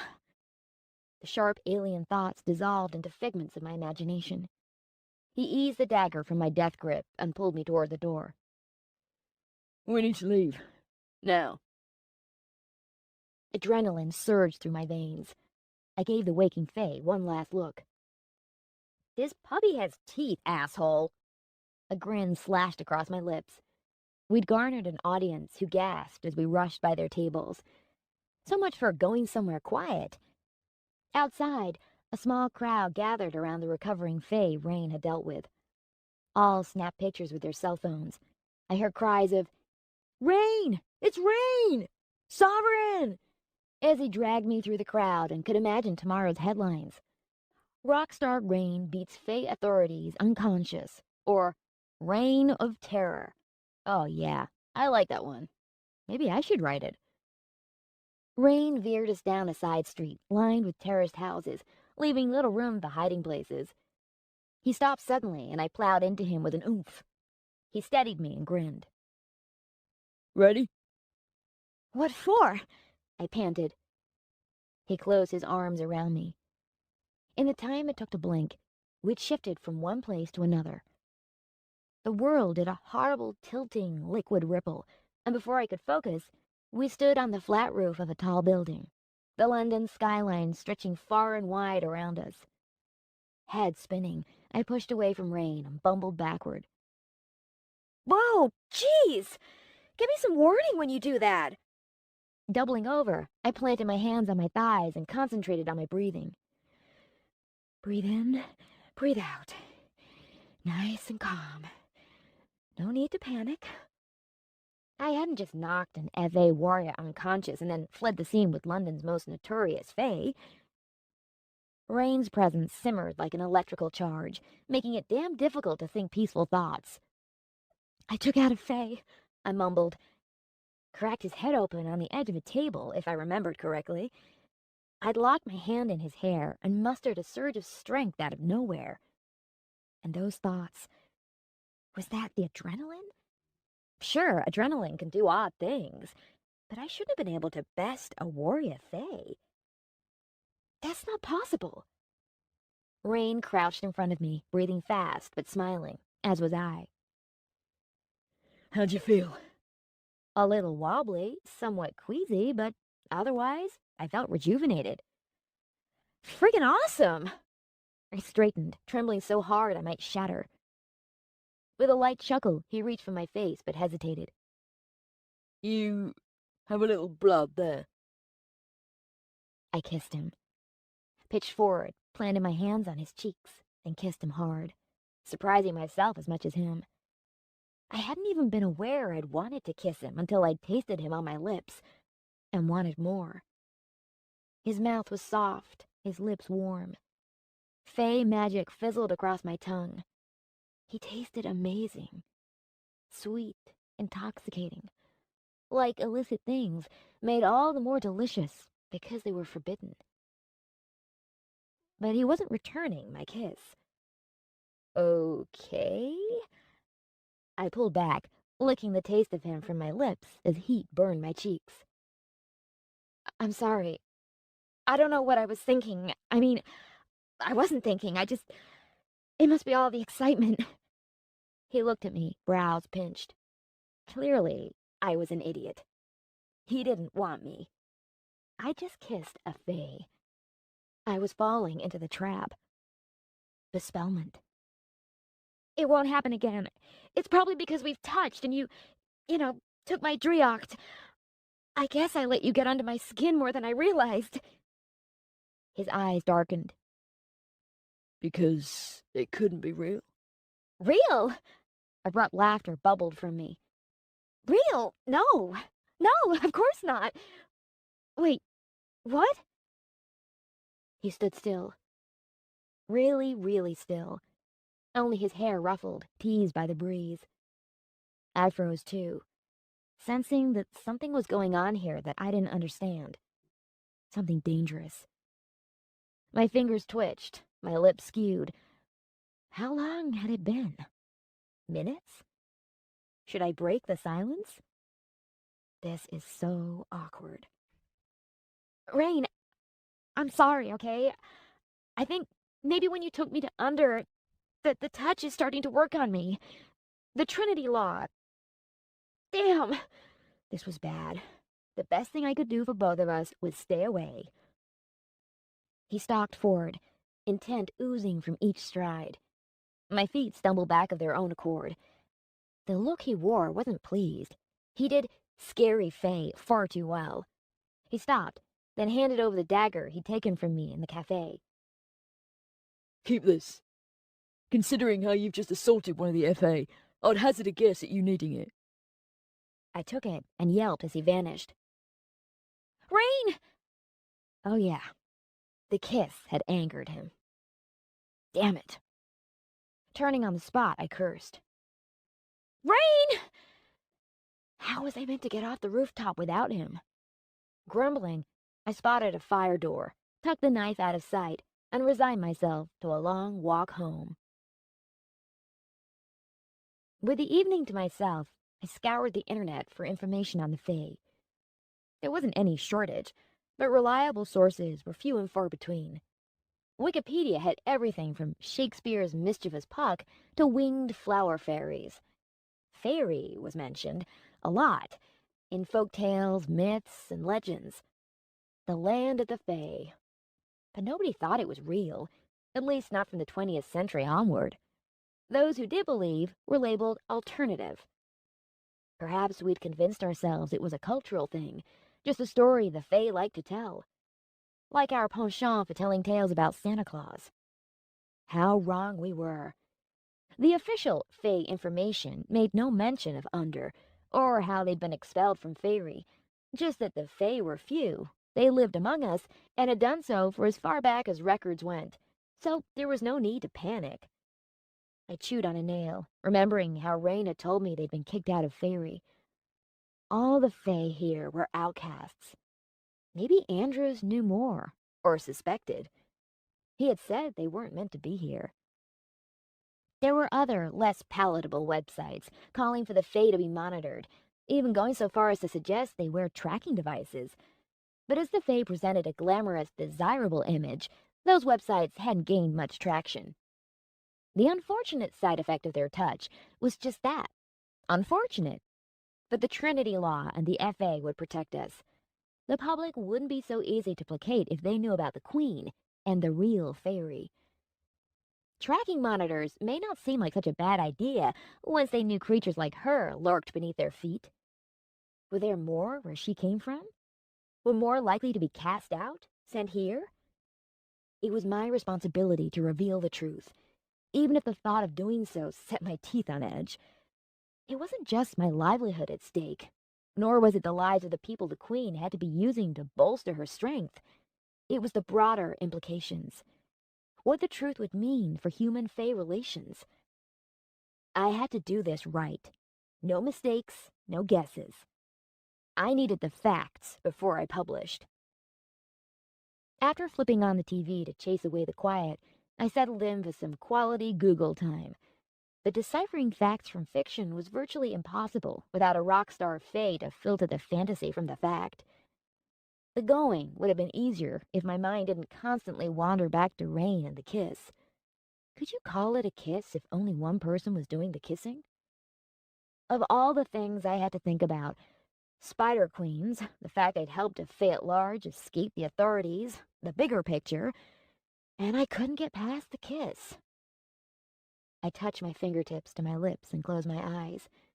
It had been astonishing. And he hadn't done a damn thing. What would it be like had he responded to me like I'd wanted him to? Wait, what? When did I start lusting after him?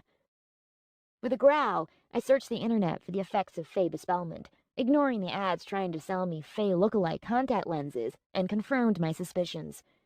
For most victims, all of which were human, since the Fae couldn't bespell each other, it took several points of contact to start the process.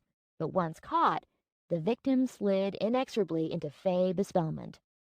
If a Fae should take your Drioct during those initial moments of contact, then the connection solidified sooner.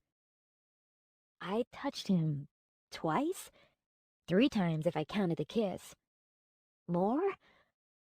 I was so screwed. I searched next for a cure. Separation. I had to walk away. Clinics specialize in weaning humans off their Fae addictions. It would be easier to kick the bespellment if I hadn't progressed to stage 2. Feeling. Did I feel for him? I looked up and caught the end of a news report on the TV. Library footage of Rain fending off a barrage of paparazzi adorned the screen. Beneath the unforgiving camera flashes, he only seemed more Fae-like, more alluring and untouchable. The report went on to say Rain's publicity agent denied the rock star was missing, even though he'd failed to show up for several scheduled TV appearances. When asked about the pictures taken that seemed to show Rain leaving a grubby Mile-End cafe with an unknown woman, aka me, his agent offered a smile as though she shared an in-joke with the world. This was Playboy Rain. No explanation required. Likewise, the FA weren't mentioned, so it would appear their hunt for Rain and the fact his right to roam had been revoked hadn't been made public knowledge. Not entirely surprising. As Andrews had said, the FA like to keep their problems to themselves. The publicist mentioned a concert at the O2 Arena at the end of the week, which he wouldn't miss if he wanted to keep collecting his paychecks. Money didn't motivate Rain. I'd known him a couple of days, and that was clear. He had more problems on his mind than making that concert. Apparently, he had a plan. But I wasn't trustworthy enough to be part of it. I couldn't blame him. He knew I was a reporter. It begged the question why he hadn't shut me out. The answer, no doubt, lay in the Queen's words. She's mine. I shivered. What could the Queen possibly mean? How could I be hers? It didn't make any sense. The spiders were sent to me for a reason. Rain said they wanted something, but he knew more. The way he sometimes looked at me, as though trying to see through me. Was it something to do with my work?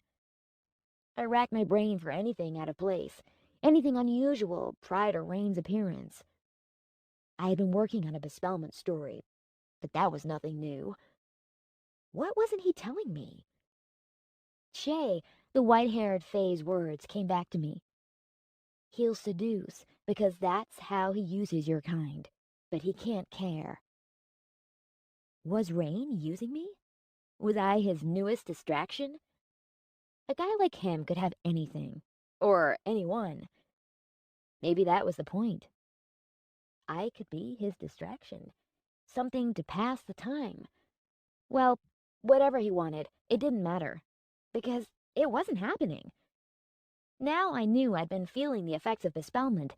I could watch for the signs and keep my distance. Grumbling under my breath, I searched the internet for mention of the Queen. Nothing. I did find reference to the Keepers, 4 Fae who created the Fae Authority to police and manage their own kind. There wasn't any mention of the Keepers having other tasks, and no mention of their names either. Charmaine, the BBC's presenter, hadn't been kidding when she said the Fae wouldn't talk. They kept their secrets locked away behind dazzling smiles. The TV report continued with news of how 3 high-profile Fae had recently perished in unrelated incidents. Caroline's name was mentioned, and a library picture placed on screen beside the cordoned-off house where I assume Rain's after-party had taken place. Caroline had had a humble, slightly aged warmth to her that most Fae lacked. She wore a gown of black lace, interwoven with red ribbon. Black and red, like the Queen. Like Warren. I thought of Rain's face when he'd spoken of Caroline, of how he wouldn't meet my eyes. He knew what had happened, probably knew who was helping the Queen escape. I wasn't likely to forget how he'd bowed down in front of her hideous spider self. Why would he help her? He said they were connected. How could a Fae like him be connected to something like her? So many questions. So many secrets, I muttered. Moving away from the laptop, I collected my used drinking glass and was about to rinse it under the faucet in the kitchen when I spotted a spider the size of my hand hunched motionless beside the sink. After being stalked and drowned in the creatures, I no longer looked at the 8-legged freaks in quite the same way. 8 glistening black eyes watched as I kicked my shoe off and held up my makeshift mallet. See this? This size 7 is your funeral. It skittered back, legs rippling.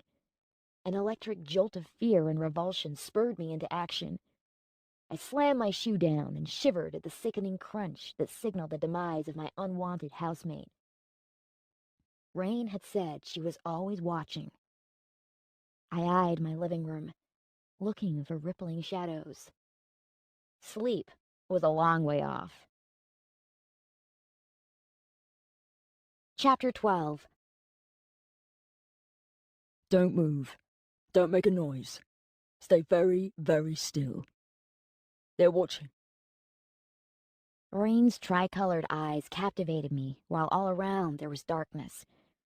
It took a few moments for the fog of sleep to clear, and for me to realize the pressure pushing down on me was Rain's gloved hand clamped over my mouth, while the other hand rested on my waist.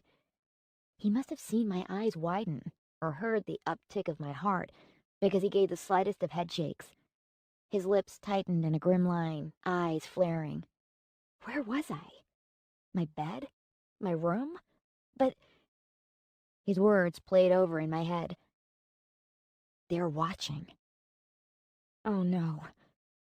Unable to move my head, I swiveled my eyes, sweeping my gaze into the dark. Whispers filtered through the quiet. The walls glistened. Chest heaving, breath racing, I met and held Rain's steady gaze. Panic clawed at my thoughts. My attention skewed sideways, slipping from his face to the ceiling, where the dark undulated like the surface of a lake. Slowly, I eased my hand beneath the pillow. My fingertips glanced across the smooth, cool dagger handle. I curled the weapon into my hand. Rain leaned in. His lips skimmed my ear as he whispered, Put your arm around me. I'm about to jump us out of here. I did as he asked, moving so slowly every inch seemed to last minutes. Heart hammering, I listened to Rain's steady breathing. Yes, concentrate on that, and not on how the walls move. His hand slid easily around my waist, twisting my nightshirt and scattering a flourish of sensations beneath my skin that had nothing to do with the touch and everything to do with Rain's proximity. He pulled me into a stiff embrace. The sensation of falling wrenched my instincts awake, but I clung on and kept my eyes closed. Rain smelled syrupy, like something good enough to eat. I breathed the scent of him in, while the world around me tipped and rolled. Even when my feet registered the ground beneath them and my stomach stopped pitching, I still clung on. It felt good, being held. I couldn't remember the last time anyone had held me just for the sake of being close. My head against his chest, the rhythm of his heartbeat against my ear, and the warmth of him enveloped me. I could so easily have stayed like that. I wanted to stay like that, to be held, loved. Rain cleared his throat. As delightful as this is. Oh! I sprang away from him, flushed with embarrassment, and bumped into a table, knocking over a vase of long-stemmed roses. Water sloshed across the polished dark wood and poured over the edge of the table onto the very expensive-looking rug. Discarding the dagger on the table, I made a lunge for the vase, hoping to prevent it from toppling over the edge, too. When I remembered I wore just a nightshirt and panties, my lunge fell short. The vase slipped over the edge and shattered in dramatic fashion, while I lay sprawled across the table, giving Rain an uninterrupted view of my rear. I didn't want to see his face. Let the spiders just kill me now.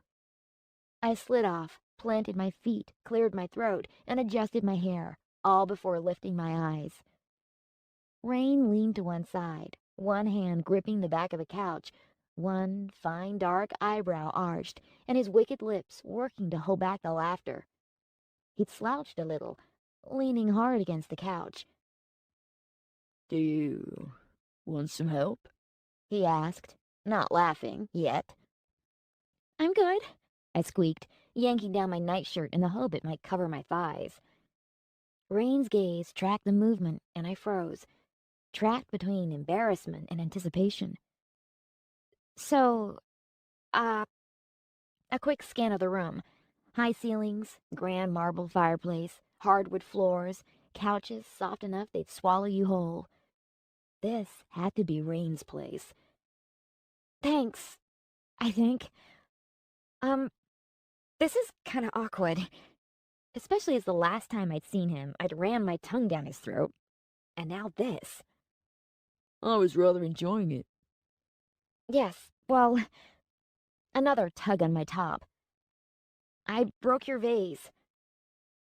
I noticed. I don't suppose you could zip back and grab me some clothes. Amusement glittered in his eyes. I prefer not to. That last trip left me drained. Unless you'd like to share some of your driocht. His hungry look was not my imagination. I swallowed hard, trying to moisten my suddenly dry throat. His smile had waned, turned severe as his gaze roamed. I pinched my lip between my teeth and shifted from one foot to the other. No, I think I'll be keeping my driocht, thank you. Do you have anything I can wear? Sure. He drew in a breath and pushed off the couch to cross the room and disappear through a doorway. Stupid, stupid, stupid! What was it about Rain that had me acting like a lovesick fangirl? I knelt and picked up pieces of the vase, placing them in a little pile, chastising myself under my breath. All because I wanted a hug. Jeez, what kind of attention-starved female am I? It wasn't my fault. Being woken by Rain was intense enough without adding a roomful of spiders to the mix. Damn those things. I'd spent over an hour going through every hidey hole in my apartment, ridding the shadows of any suspect webs. Where the hell had they come from? How long had they been there? How long had Rain been there? How did he know just the right moment to show up? Pain sliced into my thumb. With a yelp, I dropped the sharp vase fragment. Here. Rain held out a slip of a dress, blue satin and lace. Sucking on my bleeding thumb, I took the garment with a frown. Thanks, I think, I mumbled. It's chaise. It's all I have. Or one of my shirts. I so did not want him to see how the idea of wearing one of his shirts appealed to my bespelled mind. No, this is good. Featherlight in my hand, the dress probably looked like $1 million on Shay. I'll just... Through the door, down the hall, second on the left. You can change in there. Rain's apartment could only be described as regal. It put my little postage stamp of a home to shame. In my short trip to the bathroom, I counted 5 doors, and I had no doubt each would have a room behind probably 5 times the size of my entire apartment. The bathroom, where I quickly undressed, shone with accents of platinum and marble. A few half-melted pillar candles flanked a gorgeous roll-top bath, and the towels screamed, "Touch me," which of course I did. If I had any misgivings about the worlds we came from, Rain's luxurious apartment set me straight. A quick once-over at my reflection revealed shadows under my eyes that had no right to be there. I raked wet hands through my hair and adjusted the dress. And what a dress! Designed as a gown for the beanpole Fae, the lacy garment trailed around my ankles, climbed my thighs, hugged my waist, and scooped at my cleavage in a scandalous fashion. On my human frame, it looked absurd. I had no idea how to wear such a thing with elegance, but it was better than the tee that barely covered my butt. With a dash of lipstick, some eyeliner, I might have actually passed for pretty. As it was, I looked like someone trying too hard to be Fae and failing miserably. I turned my head and examined my profile. Maybe with some Fae contact lenses and ear tips. Who was I kidding? A soft musical beat drifted beneath the bathroom door, and my expression tightened. It was time for answers. I couldn't go on chasing my own tail. The spiders obviously had it in for me. What would have happened if Rain hadn't shown up? I needed to know what those spiders were for. If Rain couldn't tell me, I'd have to go to Under and get my answers there. Get my evidence, too. I gave my reflection a stern glare. Don't let him distract you with all the pretty, Alina. Get to the core of what's going on here. Cut through the fake crap and find the truth. Yes, this was me, curious reporter, standing in the rockstar sovereign's bathroom in a borrowed dress, poised to tell that smug-ass Fae exactly what I thought of him and his bespellment. I could do this. Get my story, get my life back, get my act together, and get away from Rain and his toxic touch before it was too late. I marched from the bathroom and found him pacing in front of his fireplace, phone pressed to his ear. Behind him, a huge, ultra-thin TV played music videos loud enough to muffle the sound his boots made as he strode back and forth. His gaze skipped to me, snaked down my body and back to my face, where he noticed my wry smile and held up a finger, mouthing, I'll be right with you. I arched an eyebrow, spotted an open bottle of wine and 2 glasses on the ridiculously long coffee table, and poured myself a splash. From Rain's flat tone and hurried, clipped words, I assumed he was talking to someone official, maybe his agent. He defended his disappearing act, sounding all the more irritated with each stride. Glass of wine in hand, I wandered barefoot about the living room, weaving around couches, antique chairs and tables, with plenty of space to spare. Dark colors declared masculine owner. I'd assumed he wasn't involved with anyone. At least the newspaper reports made no mention of steady relationships, although there had been plenty of unsteady ones. Shay, though. He had a thing for Shay. That was obvious. And not just because he had her clothes at his place. In under, when he'd swept an arm around her, they'd fitted neatly alongside one another, in that way perfect couples do. Trailing my finger along the spines of books sandwiched in a tall, freestanding bookshelf, I watched the enigma that is Rain out of the corner of my eye. His unbuttoned shirt billowed as he paced. Lean, jeans-clad legs ate up the space in front of the fireplace. Shadows played over the sharp angles of his face. A startling image of me knotting my fingers in his hair and plundering his mouth with mine brought a rush of heat to my cheeks. Swallowing, I turned my face away as the tingling itch crawled up my arm. It was the bespellment. Don't let it distract you. I could beat this. It wasn't real. Everything I felt for him was a trick, a trap, a lie. He abruptly ended his call and tossed the phone onto a table, muttering a curse. Spearing his hands into his hair, he tilted his head back and blinked at the ceiling with a low growl. Everyone wants a piece of me. Ah, genuine exasperation.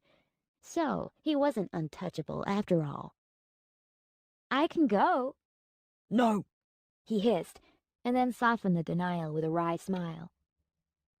No, it's been a long few days. A quick glance at the door. Maybe he expected company. I shouldn't have come back here. The FA will be looking for me. But I wanted to see this place again before it's taken away. What do you mean? The borrowed gown rippled like water with each tiny movement. It spilled over me, cool against warm skin. I couldn't remember the last time I'd worn something so glamorous. Maybe I never had. Rain's appreciative gaze wandered lower. Clearing my throat, I crossed my arms. He could undress me with his eyes all he wanted. It wouldn't get him anywhere. You look delicious.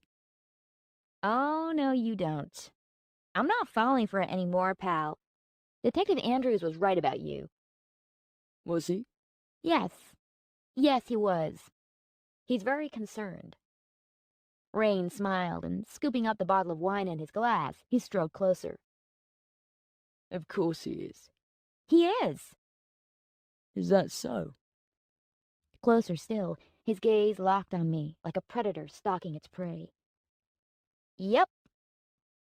Tucking my hair behind an ear, I looked away, anywhere but at Rain, but found my attention irrevocably pulled back to him. He thinks I need saving. From me? He stopped within touching distance, firing off all manner of warning alarms in my head. For a few breathless seconds, he looked at me, eyes unblinking and body still. Hunger burned in those remarkable Fae eyes. He made no attempt to hide it, his glare daring me to turn away, if I could. He brought his glass to his lips and tasted his wine, while I tried to ignore how the tip of his tongue skimmed his lower lip, and how such a tiny gesture could sharpen my breaths. He has nothing to worry about. His soft words, spoken barely above a whisper, scattered a flight of pleasurable shivers through me. If I wanted you, He drawled. I'd have had you already. American girl. Finally, he dropped his gaze and refilled my glass from the bottle. If I wanted you. I didn't imagine his heated glances, or how his words meant one thing, but the sound of them alluded to something else entirely. I gulped a knot of nerves and smiled brightly. Exactly. My chest tightened, and I understood the second law. Don't feel. Oh, man. I felt all right. I felt how his words sparkled lust through my veins, as surely as the alcohol would loosen inhibitions. Damn, where was my conviction? Gone, along with my common sense, apparently. He leaned around me, placing the wine bottle on the table, deliberately brushing against my arm. I stood still, refusing to move or give an inch. It wouldn't work on me. I would not let him see how far gone I was. He wouldn't win this battle of wills. I would beat the bespellment. Beat him. When he straightened, he'd somehow move closer without moving at all, filling my view with undeniably seductive Fae. If I wanted you bespelled, I could have caught you from the first touch. He bowed his head, tilting to the side, inquisitive, alluring, seeking. I blinked at him, sure he'd see me trembling, heard my breath racing. His eyes flashed with a predatory gleam, pupils darkening while the three distinct colors bled free. Had I wanted you, you wouldn't be able to fight it. Snatching my senses back, I turned and slipped away, leaving my glass on the table. He knew exactly how to distract me, but the salacious thoughts he'd summoned couldn't happen. So, you don't want me, and I don't want you. I'm glad we cleared that up. My voice quivered. This wouldn't do. I was not going to let him affect me. Lifting my gaze, I speared him with what I hoped to be a chilled glare. Why was my bedroom filled with spiders? Ah, there was the steel I knew I was capable of. If I stuck to the questions, the facts, I could fight this, whatever this was. She's either sending her spiders to observe or retrieve you. He tossed his head back, downed his wine, poured himself a second glass. I wish I knew why. He smiled a thin, guarded smile. Things would be so much easier if I knew why. He said, and draped himself against the bookcase, leaning hard, shoulders slouched. So many questions bubbled in my head, all clamoring to be free. He dropped his chin and closed his eyes.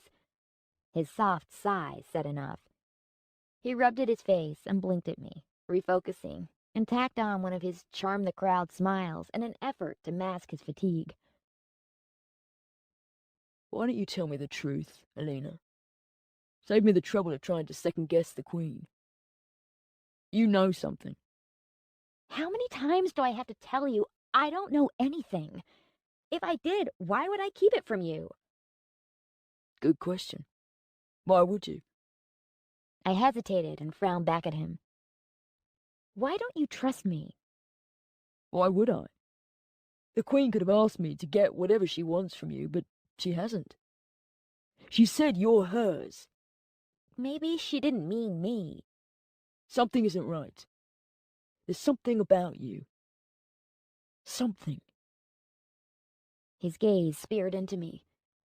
He believed I was lying, and I had no idea how to convince him otherwise. How come you show up just when I need saving? I asked. Would you rather I didn't? You have to agree it's suspicious. He blinked and tilted his head, considering his reply. I've been watching you. Creepy. Like a stalker? Exactly like that. His smile bloomed, and the tiredness sloughed off him. He straightened and pushed off the bookcase as though moments before he hadn't looked about ready to call it a night and hit the sack. You should look up more. Think like a fae. You'd have seen me if you paid attention to your surroundings. He grinned, obviously enjoying my frown. You have to admit, I'm useful to have around. About as useful as a pet cat, and just as reliable. Why are you watching me? I mean, you said it yourself. You've got better things to do. You're on the run. Shouldn't you leave London? Placing his glass on the table, he closed the distance between us. I backed up as he stalked me down and bumped against the couch. He laughed, a delicious, rumbling laughter, and turned his face away. Leave London? It wasn't humor in his eyes when he faced me, but a sharper, harder look. He shook his head and flashed me a forced smile. I can't leave. He stood too close, crowding my senses, filling my vision, blurring my thoughts. I clutched at the back of the couch, digging my fingers in as I fought through the distraction of him. This was like in the street, when he tried to challenge me. But this time, there was a wildness in him. This time, his game was dangerous. Questions. The questions helped ground me. Rain, what did you do at that party? I whispered, as a glimpse of the spider tattoo beneath his collar caught my attention. Where I expected to see regret on his face, I saw hunger and raw, barely restrained need. That look tunneled through my defenses and broke open the part of me that wanted this, had always wanted it. We're all prisoners. He whispered, so close his breath tickled my cheek. Of a kind. Easing his body against mine, he said, The exiled Fae. We're the mistakes, the forgotten, the denied. The warm, hard press of him tore out what little conviction remained. I forgot the questions, forgot how I was meant to be keeping him at arm's length, because up close, so damn close I could taste him on my lips, I could no more fight what I felt than any other Fae victim. He was in my blood. He was the sweet poison seducing my mind. We were sent here like debris swept under a rug, He said, breathing the words, pouring them into me. We're too dangerous to be allowed free roam in Faerie. The Queen isn't even the worst of us. We're not beautiful. We're not the things you think. His lips brushed against the pulse on my neck. We are the monsters you secretly fear us to be. He snatched my hand, found the cut on my thumb, and brought it to his lips before I could even consider fighting. His eyes locked on mine, daring me to stop him, offering this one last chance to say no. I couldn't. I should. I should have done a lot of things. It was wrong. It couldn't happen. The Trinity law. I should be the good girl, should walk away. But I hadn't managed it yet, and had no intention of saving myself then either. It was already too late for me. He curled the tip of his tongue around my thumb and licked at the cut. Liquid heat spilled through my veins. I clung onto the couch behind, needing the support before I grabbed him and succumbed to all the wicked desires my mind conjured. A tight groan slipped from my lips. His eyes widened. He tensed, pressing against me. I couldn't escape and didn't want to. He was the danger in the dark, the cruel allure we all secretly desired. He'd caught me, and I wanted it. Lust ran deep, surged high. He plucked my thumb free and bit into his lower lip, tasting me there, teasing me with a glance designed to unravel my restraint. You taste like us. He said it like an accusation, but didn't give me time to process his words. His hand burrowed into my hair and tightened into a possessive hold that might have hurt had I not hooked an arm around him and yanked him tight enough against my body to lose my breath. It wasn't a kiss, nothing as sweet as that. I tore into his lips and tongue, tasting, nipping, stealing, and he responded like a man starved of me. It was wild, insane, wrong. and I wanted more of him. Every forbidden inch of him. He broke free as a low growl of restraint filtered through his clenched teeth. He clasped my face in both hands and breathed hard, glaring into me. A tiny fragment of doubt broke away from the madness, just a hint that things weren't what they seemed, but the need in his eyes, the hunger of his kiss, and the touch. Those things swept the doubt away. His touch on my face poured the tingling sensation into my skin and stole tremors from me. He nudged a knee between my legs, holding me rigid while trailing warm kisses from my lips down the line of my jaw to my neck. He dropped his hands low, letting one play down my back while the other hooked around my thigh and hitched my leg up. Every heated inch of him burned against the thin fabric of the dress. I trembled as though cold, maybe even afraid of him, of me, of us. But it didn't stop me from sinking my hands over his broad shoulders and slipping his shirt down his back. I flicked my tongue over his spider tattoo and felt him shiver. He gasped, a jolt darting through him, and hissed in through his teeth. Alina, I didn't want words. Words were complicated. What I needed from him was simple. I slipped my hand around his waist and sunk it low, holding him flush against me. I'm sorry. He spoke as though words pained him, dragging them up from inside a growl. Sorry? Confusion slowed racing thoughts. Wait, what was happening? Rain's breathing held a ragged edge. I turned my face toward his, lips brushing his locked jaw. He trembled, but the change in him was obvious, even to my lust-soaked mind. When his shame-filled gaze met mine, there was something wrong with his eyes. They weren't the same beautiful butterfly eyes I'd come to admire. Bright crimson flooded his iris. I stepped back, but he slid a hand up my arm and poured numbness in his wake. Weakness rolled over me, sapping me of energy. He was stealing my Driocht. Again. I yanked my arm back. Hey, Rain! Goddammit! I needed to know. He whirled away, staggering a few steps before bumping into the table. Slumped against the couch, I rubbed some feeling back into my arm. He hadn't taken a lot, not like at the station, but he'd still damn well stolen it without my permission. Once was an accident, but twice? What is this, Rain? He shrugged his shirt back over his shoulders and braced his arms on the table.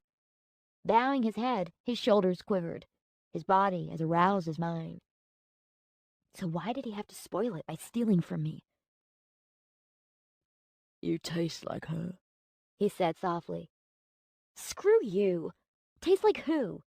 Shay? What is this? I shoved off the couch, intent on forcing him to meet my eyes. He turned his head and settled a sorry gaze on me. His eyes returned to the normal Fae tricolors. He looked as washed out and exhausted as when I'd seen him on the platform. You're weak. You need Driocht. Were you... My voice fractured. Were you seducing me to feed? No, He struggled with his reply and sighed. yes, but you don't understand. He winced. It's not what it seems. I had to find a way to taste you. Taste me! My fingers curled into fists. The blood. I need to know what you are. What I am is pissed off. God damn it, Rain, we nearly...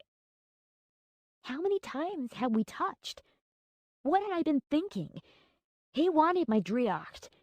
He was measuring me up for his next victim. The come on, the alcohol. He'd even dress me in Shay's dress. Maybe it helped him fantasize. Was this how he operated? Did he bring his victims back to his opulent pad, seduce them, steal their Driocht, bespell them, keep them? A chill washed over me. I brushed at my bare arms. He just deliberately manipulated me. Used the bespellment, knowing I couldn't deny it. He'd used me. How many people have you bespelled here? My voice came out hard, flat, like cool iron. Rain straightened, but it didn't last. He drifted away, and resting an arm on the bookshelf, he pinched at the bridge of his nose. How many? He sighed and cast his gaze toward the ceiling, like I was the one who frustrated him. It doesn't matter now. None of this matters. It matters to me. I don't bespell anyone. It never gets that far. He gritted his teeth, twitching a muscle in his jaw. It's not something I can control. None of us can. We need it. I'll make it brief, but stop the process before it goes too deep. How many? Blinking rapidly, he tossed a throwaway gesture at the room. I don't know. You're young. His lips skewed into a bitter smile. I've had a long time to collect mistakes. 10? His throat worked as he swallowed. What does it matter? Potent rage settled like lead in my gut. There's no mention in the press of your victims, so either you keep it very quiet. God damn it, Alina, you just don't quit with the questions. How many, Rain? He crossed his arms, squaring his shoulders and lifting his chin. Hundreds. Dread knotted my insides. You hurt hundreds of people just so you could get your kicks? He snorted and tossed his gaze about the room. You have no idea what you're talking about. If we don't take what we need, we die. Humans replenish Driocht. We don't. In Faerie, we never needed to.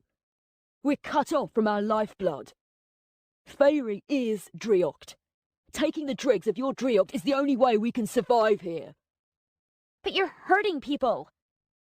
His grin cut deep. I don't hurt anyone. I don't enslave anyone. I wouldn't have hurt you if I hadn't... Fuck, Alina. Please, just... He speared his hands into his hair. I'm just trying to protect you. Bullshit. The only thing I need protecting from is you. He smiled that stupid placating smile. You don't know how right you are. Is that what you tell your victims? That it's for them? For their own good? His lip rippled in a snarl. It's not like that. They're not victims. My assistant has to wade through the fan mail asking me to bespell them. They want it. I give them a night they won't forget and send them on their way. I'm careful to only take a little, like with you. I rarely let it take hold. There was so much wrong with that picture, and he couldn't even see it. You're taking advantage of them. Of me. You? I couldn't take advantage of you. You're just as bad as I am. He barked a cruel, hoarse laughter. Yes, I do take advantage of them. I have to. Take your judgmental crap elsewhere. He pushed off the bookcase and stalked me down, staring hard. Women beg for more, Alina. I give them what they need and take a little in return. Is that so terrible for you and your human ideals to get your head around? A blush warmed my cheeks, but I wasn't backing down. But it's not real. What they feel for you, they don't really care.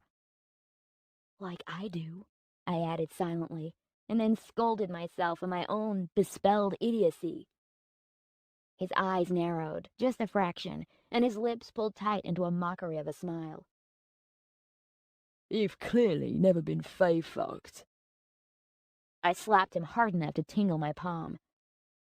He worked his jaw around the pain and slowly drew his gaze back to me. Feel better now that you've got your righteous speech out of your system? It doesn't change anything. I still need to feed. The fans still want to hear me sing. The Queen still holds my reins. Don't touch me again, Rain. ever. Gladly. He whipped around and waved a hand. Get out. And the next time the Queen comes looking for you, don't expect me to be there to save your ass. Snatching up my dagger from the table, I strode for the door. I'll get my story without you. You do that. Growling, I yanked open the door and blinked up at the menacing presence of a bristling Fae assassin. By some miracle of reflexes, I blocked his dagger strike with my own. Metal sang, our blades kissed. Fear and potent adrenaline trilled through me, and then Rain gripped my shoulder and whirled me away. 3 Fae, armed to the teeth, lunged for Rain. Daggers flashed. He deflected a jab, cracked a fist into the face of one, but a dagger got through and plunged into his shoulder. With a snarl, he rounded on the attacker, only to be met by the business end of a short sword. Get him in irons before he turns on us. One growled.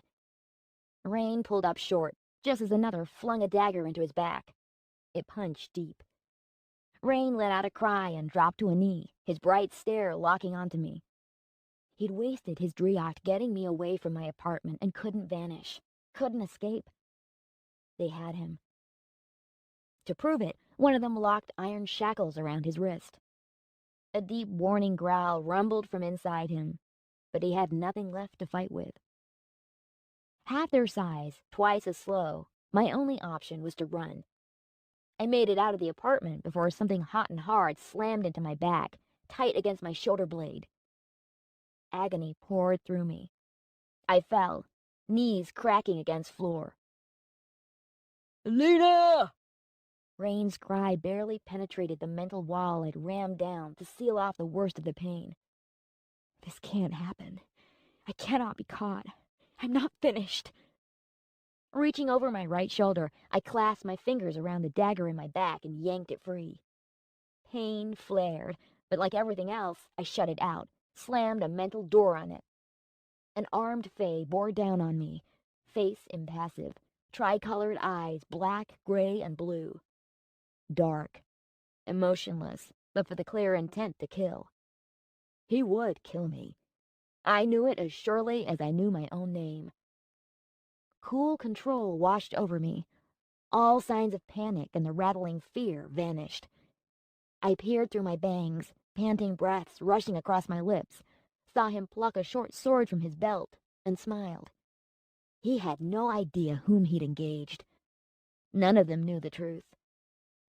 When he drew up close, I kicked out, knocking his leg away and throwing him off balance. He righted himself with a grunt, but by then I twisted, and with perverse glee, I stabbed the dagger into his boot. His bellows sounded sweet to my oddly serene mind. My body didn't feel like my own. Muscles moved, alien commands burst through my mind. Impossibly, I knew I could beat him. It wasn't fantasy, it was fact. His short sword came down in a wide arc. I jerked back, caught his wrist, and twisted. Bones shattered inside my grip. My victim crumpled to his knees. He swung a left hook wildly, glancing off my chin. Pain sparked up the right side of my face. I turned my glare on him, snarled, and punched my dagger into his chest. Those Fae eyes widened, his thin lips parted, and finally he saw me for what I was, what I'd yet to understand. Green vapor swirled between us, rising from the dagger buried in his chest, from my hand, from me. With a start, I jerked back and fell on my ass. Reality flooded back in.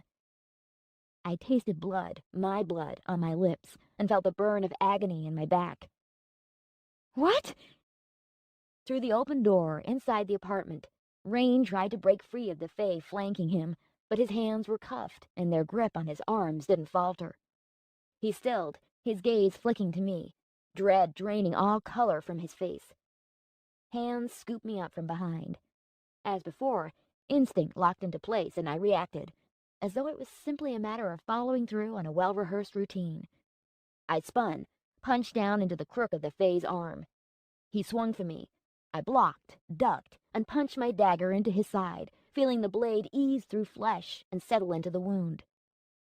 Attack. 1, 2, 3. Enemy. Escape. Shoving him aside, I ran. Alina! Rain's cry followed me down the hall, down the stairwell, and out into the night. Chapter 13. Detective Andrews took one look at my bloody and torn dress and leapt from his car. He shrugged his jacket off and swept it around my shoulders as I sagged against him. What happened? I couldn't answer. I didn't know. Didn't understand any of it. What had happened? Jumbled words were all I could muster. He swept a stack of papers off the passenger seat and gently sat me inside his car. Are you hurt? No. My shoulder burned, but I didn't want to acknowledge it. I lifted my head and peered at pale faces staring through the window of the 24-hour store. The staff had wanted to call the cops when I'd rushed in, bloody and disheveled. I'd hidden the dagger inside my dress. Otherwise, they'd have raised the alarm. I'd borrowed a phone, and after several attempts at remembering Andrew's number from his business card, I managed to connect with the detective. I'd placated the store manager by explaining the friend I'd called was a cop. Now, wrapped in the warmth and comfort of Andrew's car, I watched the London streets blur by. Headlights wove milky streaks through my unfocused vision. What had I done? Alina, talk to me. Has someone hurt you? Did a Fae... No. I hunched forward and pulled his coat tight against my chin. His keen gaze darted from the road to me every few seconds. Several times he asked what had happened, but I couldn't find the words. Not yet. When I realized he was taking me home, fear spurred panic, and I begged him to take me anywhere else, just not back there. Back to the spiders. If I take you back to headquarters, I'll have to file a report. I heard the unspoken words. Whatever I said would go down on record. I'd assaulted members of the FA, maybe worse. Would they come for me? Not there. Ignoring his weary sigh, I scanned the street outside. Rain had said to look up for the Fae. I did, but I couldn't see much beyond the glow of the streetlights. I might have gotten away with knocking one of the FA out back at the cafe, but the events in Rain's Kensington apartment? I couldn't bluff that. Did I kill them? Were they dead? It shouldn't have been possible. I was human, weaker, slower. They should have easily overpowered me. Those things I did, the thoughts in my mind, the horrible urges, they weren't my thoughts, my urges. They couldn't be mine. Pull over, I groaned. Alina? I'm gonna be sick. Pull over. He careened off the road in time for me to get the door open and empty my stomach contents onto the sidewalk. Hot shivers rippled through me, and my skin itched as though trying to crawl from my flesh. Something was very wrong with me. You need to get checked out at the hospital. I wiped at my mouth. No, I'll be all right. It was shock. Just shock. Please, just take me somewhere safe. Andrew's apartment looked like it had been burgled. He mumbled something about his roommate being away and cleared magazines and papers from a chair for me to settle in. Despite the chaos, his home had the kind of warmth mine lacked. Maybe it was photographs of family gatherings and friends on nights out crowding the fireplace mantel, or the back issues of Wired magazine tossed on a coffee table. His place felt real and safe to my addled mind. Sitting askew in the chair, my mind still, I tried to keep it that way by focusing on how the orange glow from the outside streetlight poured into the room and over stacks of paperwork. Clearly, Andrews wasn't a fan of filing. Scribbled notes decorated printed documents. Some articles about the Fae had been circled so deeply the pen had scored through the paper. Andrews returned to my side with antiseptic wipes. He noticed the dagger I'd placed on the table. Questions widened his eyes, but he cleaned the wound in my back without a single word. His gloved fingers worked carefully, almost reverently. You should really get checked out at the hospital. I mumbled it. No, it's fine. My thoughts too numb to care. Once the wound was clean, he let me sink in the chair, and before long, I was asleep, woken by daylight settling on my face. Coffee? He asked. I blinked up at him. In loose jeans and a shirt, hair mussed from sleep, he looked utterly civilian and not at all like the steely-eyed detective I'd come to recognize. Even his smile had relaxed, sitting easy on his lips. He scratched absently at his head, caught in awkward honesty. No offense, but you look like you need it. Coffee would be great. Thanks. He left the room, I assumed for the kitchen. While I'd slept, he had attempted to tidy. The circled articles had gone, probably tucked into several leaning stacks of magazines and paperwork dotted about the floor.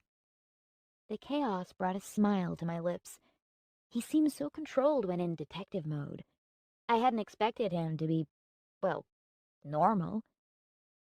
Shay's dress and my lack of shoes confirmed I hadn't dreamt the nightmare at Rain's apartment. Rain. Had the FA taken him? Would he be okay? Damn bespellment. Even after he'd stolen from me again, I couldn't stop myself caring. That asshole. I'd seen a side of him I didn't like one bit. But my feelings for Rain paled in comparison to the horror left behind by my own actions. I shuffled upright in the chair and hissed as my shoulder resisted.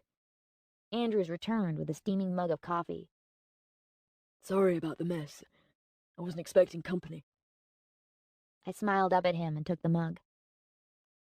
I'm sorry about all of this. I winced, shoulder ablaze. I'll be out of your hair soon. You must have work, and I shouldn't have called. It's just, I didn't know what to do. It's okay. He tucked his hands into his pockets, a tentative smile forming onto one cheek. I'm not working today. I curled my hands around the hot drink and took a sip. It tasted good, sweet, just what I needed. Andrews busied himself with tidying, which he was terrible at. This isn't me, The guy I share with, my sister's boyfriend. He straightened, frowned at the mess, and raked a hand through his hair, regarding the chaos like it was a losing battle. I smiled behind my coffee. He had an awkward appeal, the sort of nice guy charm he probably wasn't even aware of. So caught up in his work, he wouldn't be the type to worry about the little things. Is your sister the girl in the picture? I asked, nodding at the framed photo on the mantelpiece. Yeah. He dropped his hand. The cheerful glint in his eyes dulled. She's the reason I moved from uniform to SO30. Became a detective. I'd have to be a fool not to see the change in him. He withdrew from the room, without moving an inch. It was in the way he straightened, leveled his shoulders, and hardened his gaze. I mentally scrabbled around for something to say that wouldn't have him clamming up on me. You're kinda young to be a detective. His smile was a genuine one. The topic of his work, more comfortable territory than his family. I specialized in Fae relations when I was in uniform. Fae Command, part of Special Operations, recruited me because of my experience.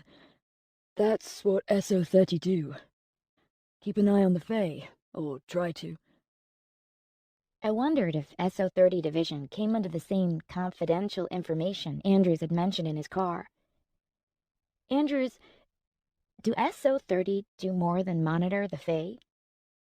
Like, Maybe, I don't know. I searched for the words. How do you tell someone another world exists? And it's full of monsters. Do they look into fairy at all? You know, the land of Fae say is a fantasy, but maybe it might not be a fantasy, and could maybe be, real? He held my gaze. SO30 Division was created after the 74 Fae reveal. We investigate, shall we say, some of the less savory aspects of the Fae. What makes you think Faerie is real? He was as straight-faced as always. I couldn't tell if he was testing me or just asking out of curiosity. What if it was? Well, then, the Fae would have a lot of explaining to do. He knew. At least, I thought he did. If fairy was real, would you be able to talk about it? No. Okay, then. I'm glad we cleared that up. I placed my coffee down and shoved the blanket back. Dark patches of dry blood stained Shay's beautiful dress. Blood. Mine. The Fae's. And lots of it. My startled gasp drew Andrew's attention. Why don't you take a shower? He could have asked what the hell had happened and started with the interrogation. I expected him to. I did not expect his sympathetic expression, or the explicit sadness on his face. I've left out some of my sister's clothes. She's about your size. I muttered a thanks and quickly retreated to the shower. No amount of soap and hot water was going to wash away the wretched guilt, or the gut-churning sense of unease. Andrews knew about Fairy, or at least suspected. He wasn't going to tell me anything. I was a reporter, and he was a professional. But I wanted to talk to him. Needed to talk to someone. I dressed in Andrew's sister's pink leggings, which were too tight, and a stretchy top that so wasn't me. But I was grateful all the same. My reflection didn't pull any punches. Dark eyes, pale lips, exhausted, wrung out. But that wasn't all. I peered closer, eyes narrowed, and tried to place what had changed. My hair, my face, something. I touched the faded bruise I'd received when getting up close and personal with the floor of a subway train. How many nights ago had that been? The bruise was almost gone. The mirror. I didn't look as I remembered she should. Sure, I look like me, of course I did, but also not like me. Poking at my cheek, around my eyes, it was all where it should be, but something fundamental had shifted. I tried to smile, dragged the twitch across my lips and pinned it to my face. My reflection grimaced back. Idiot. And then I remembered how I'd stabbed 2 fake cops, and my forced smile vanished. Would the FA tell the police? Or would Andrews cuff me and hand me over to the Fae Authority? No. I wasn't subject to their laws. I was human. Human laws protected me. But they weren't likely to forget what I'd done. Venturing into the living room, I found Andrews sitting in front of the TV, his back to me, watching the news, and I caught a glimpse of the period Kensington townhouses where Rain lived. Hey! He flicked the TV off. The FA have announced they've called off the search for Sovereign. Seems they always get their man. Oh. Regret and fear must have shown on my face. I pinched them back behind a scowl, hoping Andrews wouldn't notice. He did, of course. His eyes narrowed. Andrews was too astute to be fooled by my woeful attempt at lying. Miles called. Miles? I blinked. Detective Miles, my colleague. He's dropping by to grab some paperwork. Oh, yes. I reached for the back of the couch. Needed something to keep me upright in case my legs gave out. The FA had Rain. What would they do to him? Keep him in under? Worse? What would the Queen do to him? Miles said the FA are looking for a woman. The same woman seen with Sovereign at a Mile End cafe. Would you happen to know who she might be? Oh, God. Dragging that sorry smile across my lips, I desperately tried to appear unruffled, and failed. I thought you said you had a day off from detecting. Police officers are always on the job. He said it with a gentle smile, not entirely serious. I have a responsibility to hand you in, but I won't. At least, not yet. I don't answer to the FA. I want to hear from you what happened. I eased myself around the couch and dropped onto the edge of the cushion. Maybe I should start from the beginning? Seems like as good a place as any. I told him everything. Finding Rain near death on the platform, the fight with the general on the subway, the spiders in the printer room, the trip to Under, the Queen, Rain's apartment, omitting certain heated details, how the Fae Authority had barged in, and how I'd run away. Everything. while neglecting to mention how I'd stabbed 2 of the Fae cops, or how I'd definitely seen the lick of green vapor spiraling from my fingers, or how my thoughts had sharpened, turned deadly. No, those details were my secrets to keep. The Keepers. Andrews repeated. That's what links the 3 dead Fae. We knew there had to be a connection. They're the originators of the Fae Authority. I nodded. No wonder the FA have their knickers in a twist. He sat next to me on the couch, his gaze jumpy as he worked through everything I told him. I think their deaths have more to do with the Queen than their link with the Fae Authority. The Queen. He frowned, more sympathy than disapproval. And she's under London. I know it sounds crazy.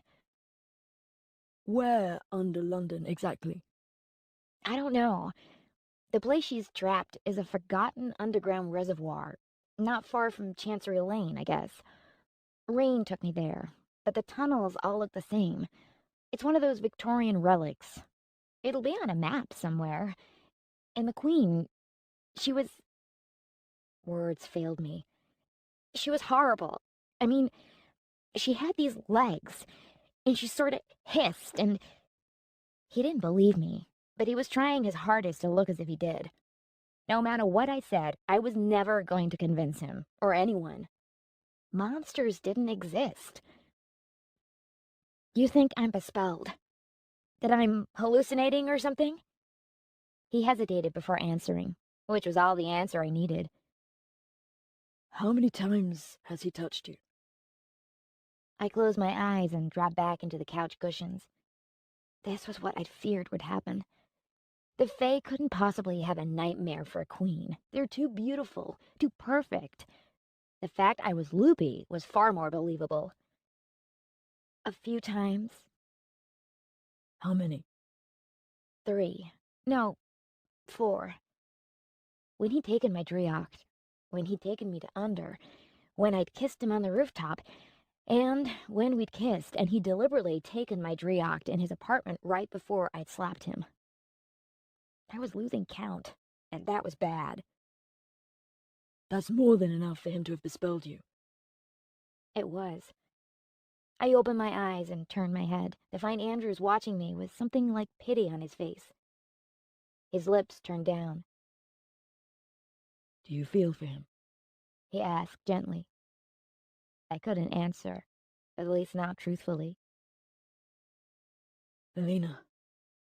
He sighed through his nose. Do you love him? No. No, really, really no. I'm not in that deep. The pity was still there, pooling in his eyes. Surprisingly, anger simmered in my gut. How dare he pity me? I was not Rain's pet. Not yet. Look, I know how it sounds, how it looks, but I'm not his. Andrews rested an arm over the back of the couch and briefly averted his gaze. That's what Becky, my sister, said. My brother and I... He shook his head. We did everything to help her. Tried to wean her off the Fae who bespelled her. Got her checked into the clinic. And when she convinced us she was clean, we believed her. His eyes clouded, his gaze drifting to the framed photo on the mantelpiece. I've not seen her for 6 months. I threaded my fingers through my hair, drawing it back from my face, and sucked in a deep breath. I'm sorry. Yeah. Sadness settled in his eyes.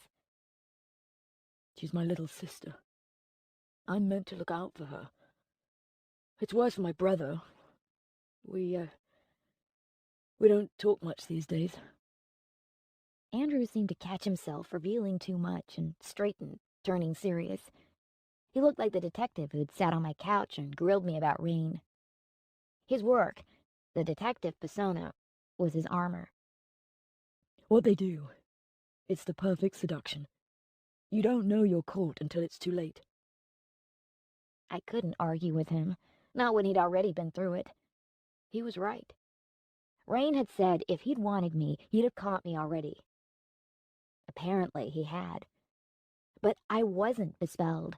I wasn't losing my mind to the Fae. It was real, wasn't it? What if I hadn't stabbed them? What if I had hallucinated it?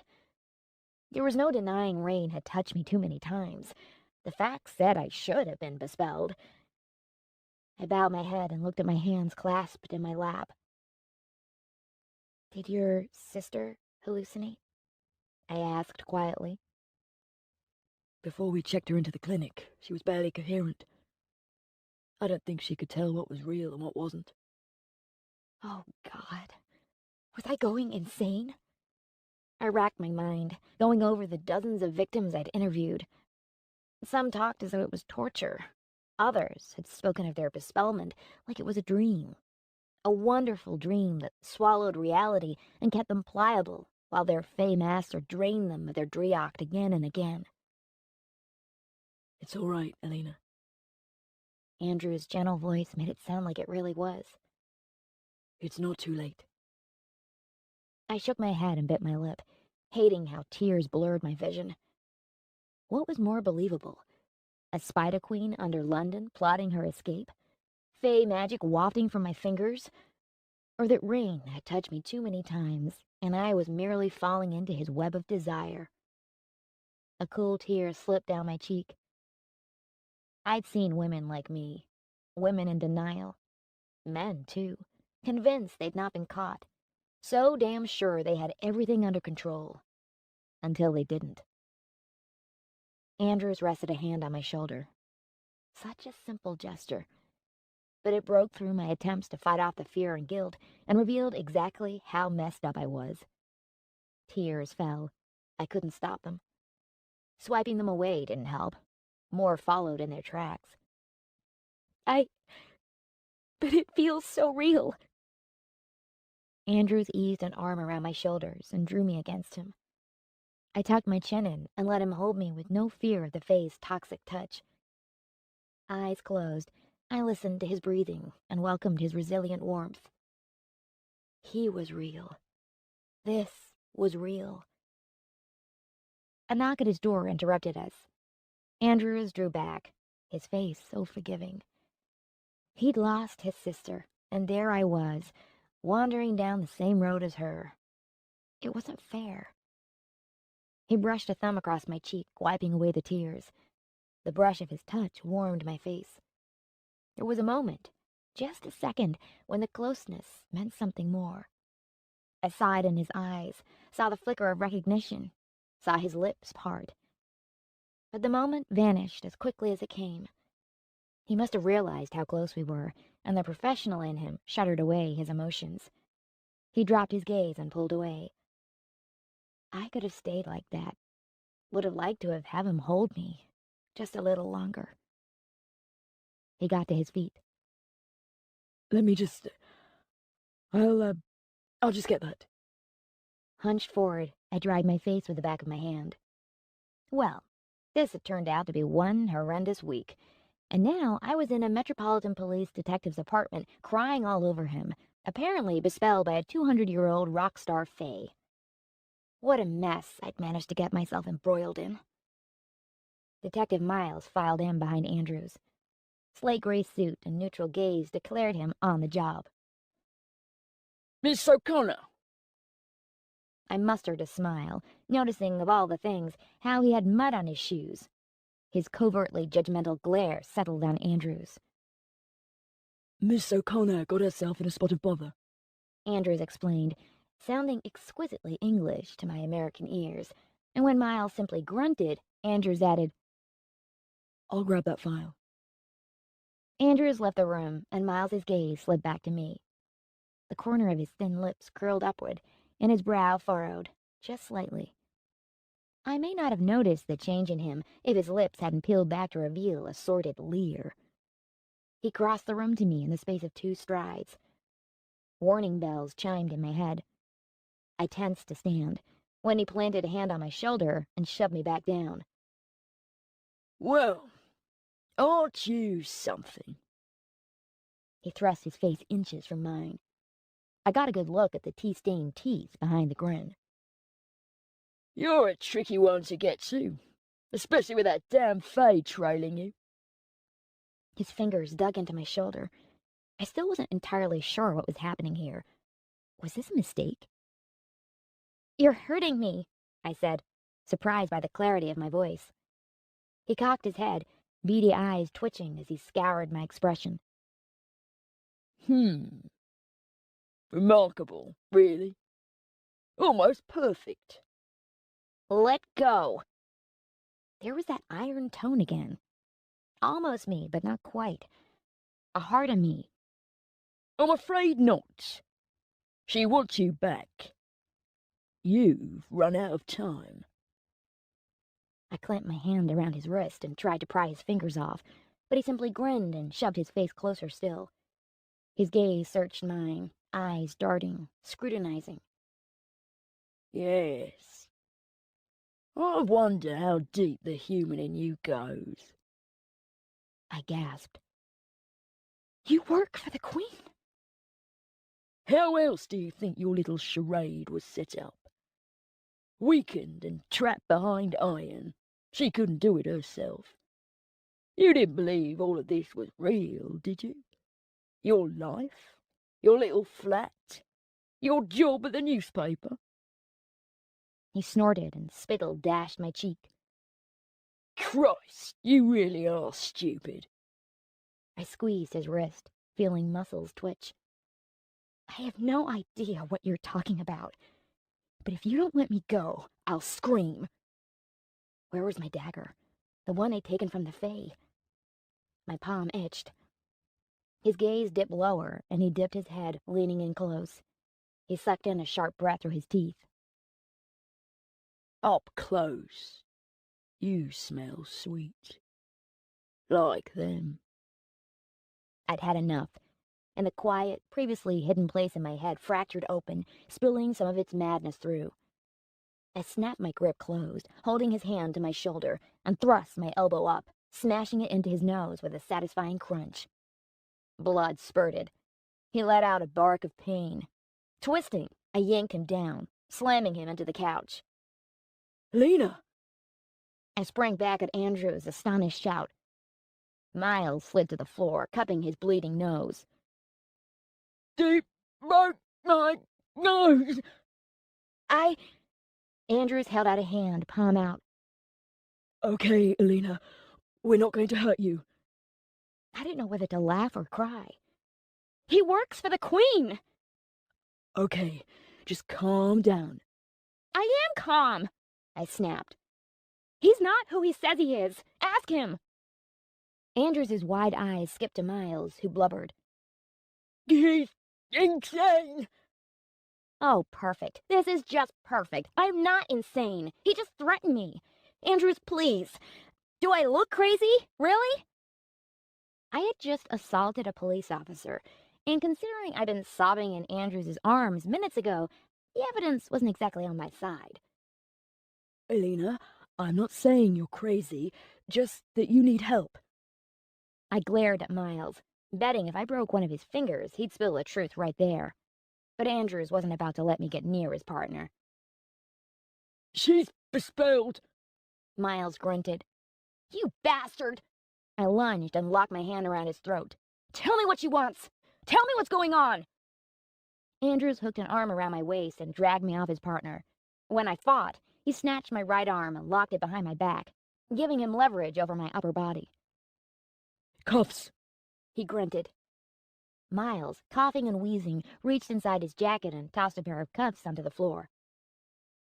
"You don't need those. This is all a misunderstanding." I caught Miles's eye and saw the bastard grin. Andrews hooked a leg around mine and spun me around. Before I knew what was happening, I was face down on the floor, his knee in my back, cuffs ratcheting into place. I'm sorry, Alina. I am. We'll get you help. "No, Andrews, please, you don't understand. He wants this." I bucked and struggled, but Andrews had me pinned. Miles climbed to his feet, shaking blood from his hand. Rivulets of red dribbled over his lips and dripped from his chin. He grinned, teeth bloody. She's right. I do work for the Queen. Andrews never saw the right hook coming. Miles struck him hard, throwing him to the floor. With a groan, Andrews tried to lever himself upright when Miles kicked him in the stomach. Stay down, Danny. I don't want to hurt you, but I will. He kicked again, and Andrews collapsed, spluttering blood. Cuffed, face down, all I could do was watch. You son of a... Miles fisted a hand in my hair and jerked my head back. A ragged cry burst from me. You... Shame I can't enjoy you before I hand you back. Touch me and I'll kill you. No, you won't. That's your problem, Elena. You can't even carry out simple orders. Is it so hard to kill Sovereign? You're insane. What are you talking about? He shook his head with a dry laugh and licked blood from his lips. You really are fucked up. What do you mean, kill Rain? I'm not who you think I am. I'm a reporter. I just want to know what's going on, that's all. I just want the story. I'm Elena O'Connor. I don't know who you think I am, but I'm not a killer. A memory flashed, the dagger sinking into Fae's flesh, the look of horror on the Fae's face, and the chilling calm in me. Miles snorted, released my hair, stepped around me, and yanked on my wrists, pulling me onto my feet. Every time they say the same.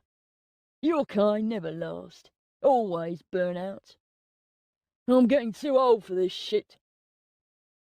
Miles frog-marched me to the door. I chanced one look back at Andrews out cold on the floor and prayed Miles hadn't killed him. He'd be all right. He had to be.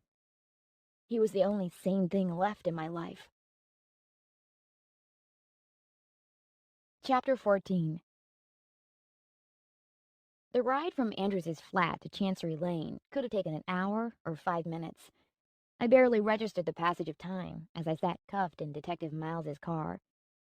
He uttered a few words about pleasing the Queen, mentioned Saturday, and constantly checked his phone.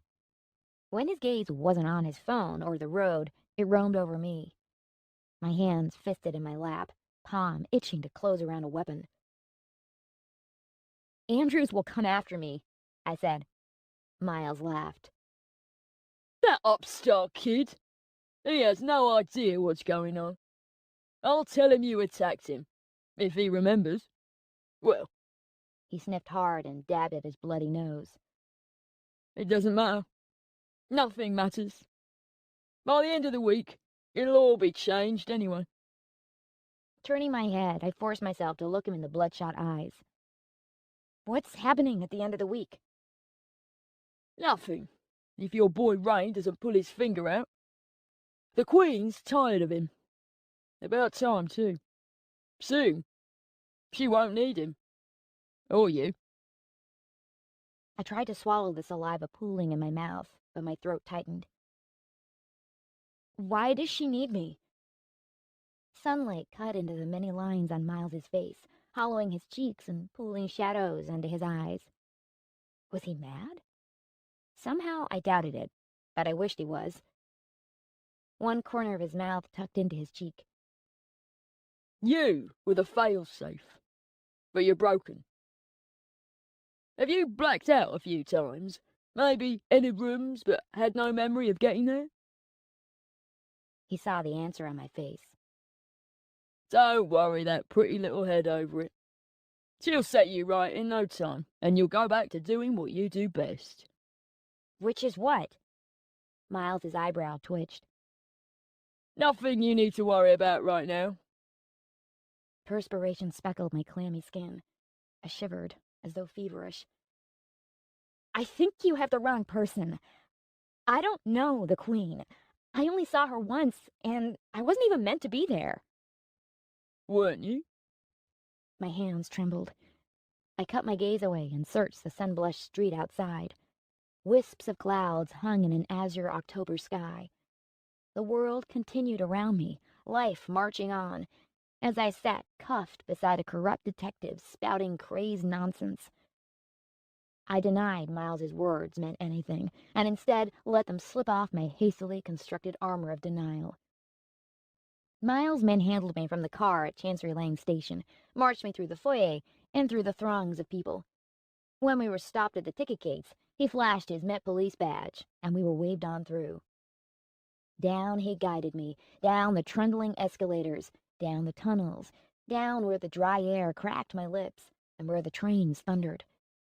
His hand on my arm, he steered me away from the people, through tunnels where nobody walked. Our footfalls echoed off tiled walls. Under the glare of the artificial lighting, Miles appeared to age, and his hand on my arm trembled. There were no smiles now, no sideways leers.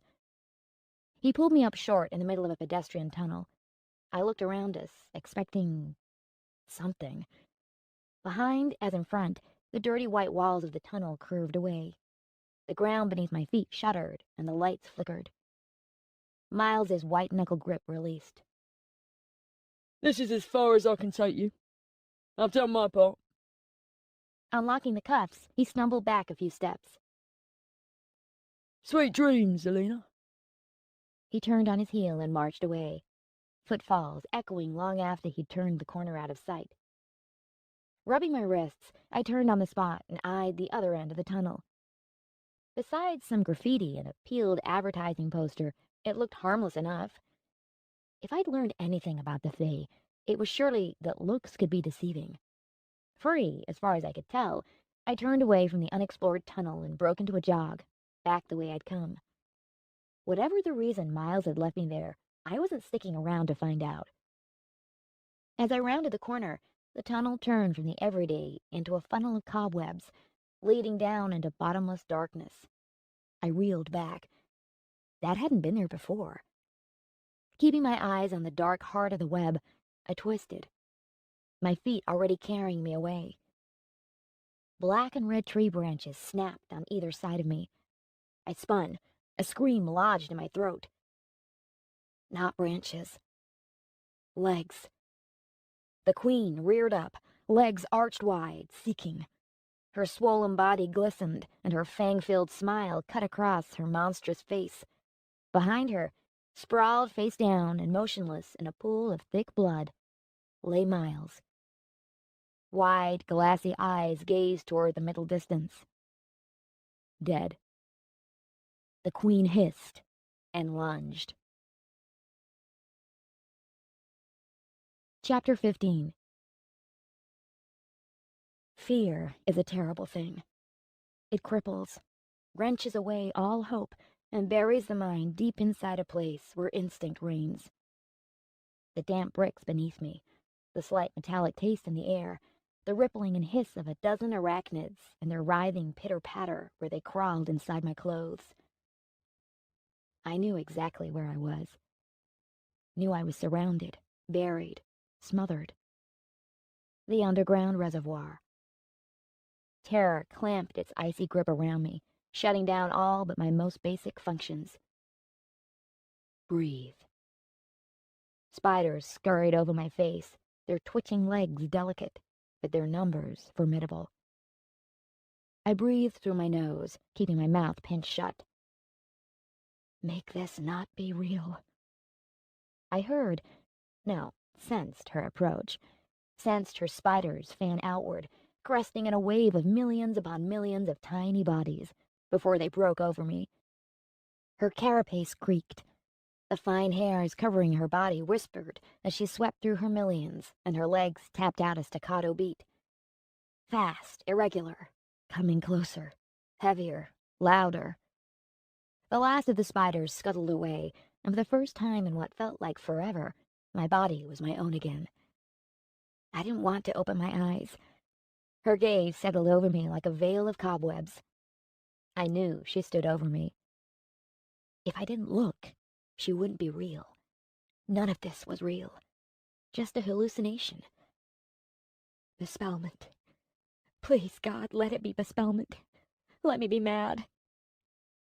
I cracked one eye and witnessed the monstrous body of the red and black queen.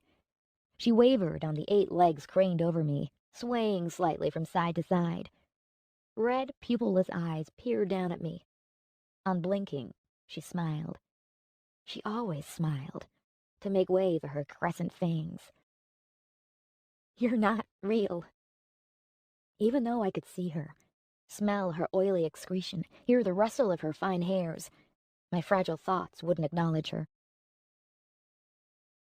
I am not real, She echoed, her voice fractured, brittle, shattered, and forced back together to create sounds that merely mimicked speech. My stomach heaved. She grinned. One of her glossy black cantilever legs probed toward me and nudged my shoulder.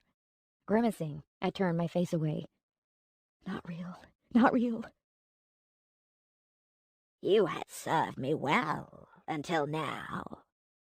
Such is the way of things in Under. Borrowed Driocht will never be enough. Never! Her legs rippled, carrying her backward. She turned away from me, scuttling toward one of the arches. Propping myself up on an elbow, I scanned my surroundings. The reservoir floor glistened with rivers of spiders, undulating to an internal beat, like poison-rich veins feeding into her world. Shadows sagged and pulled among the brick archways. Candles flickered and danced. If those candles died, I'd be plunged into darkness. Where's Rain? My voice rolled over and over into the cavernous space. Ah, my sovereign, disobedient youngling. The authority have him. They will set him on the correct path, or I will. She hissed and turned back toward me, scuttling forward, bearing down on me. She loomed, shortened appendages below her human arms reaching for me. I scrambled back, kicking my heels against the ground. I didn't want to look, didn't want to see her, but couldn't tear my horrified stare away. The queen rose up, lifting her forelegs off the ground. This is different. Tell me, construct, what are your memories of me? I blinked, once, twice, my mind latching into the single word. Construct? She cocked her hairless head and blinked. Puzzling. You do not know me, do you? My dear, perhaps I was hasty weaving your construction. We shall rectify this unfortunate matter. Come, stand. You have not yet finished my tasks.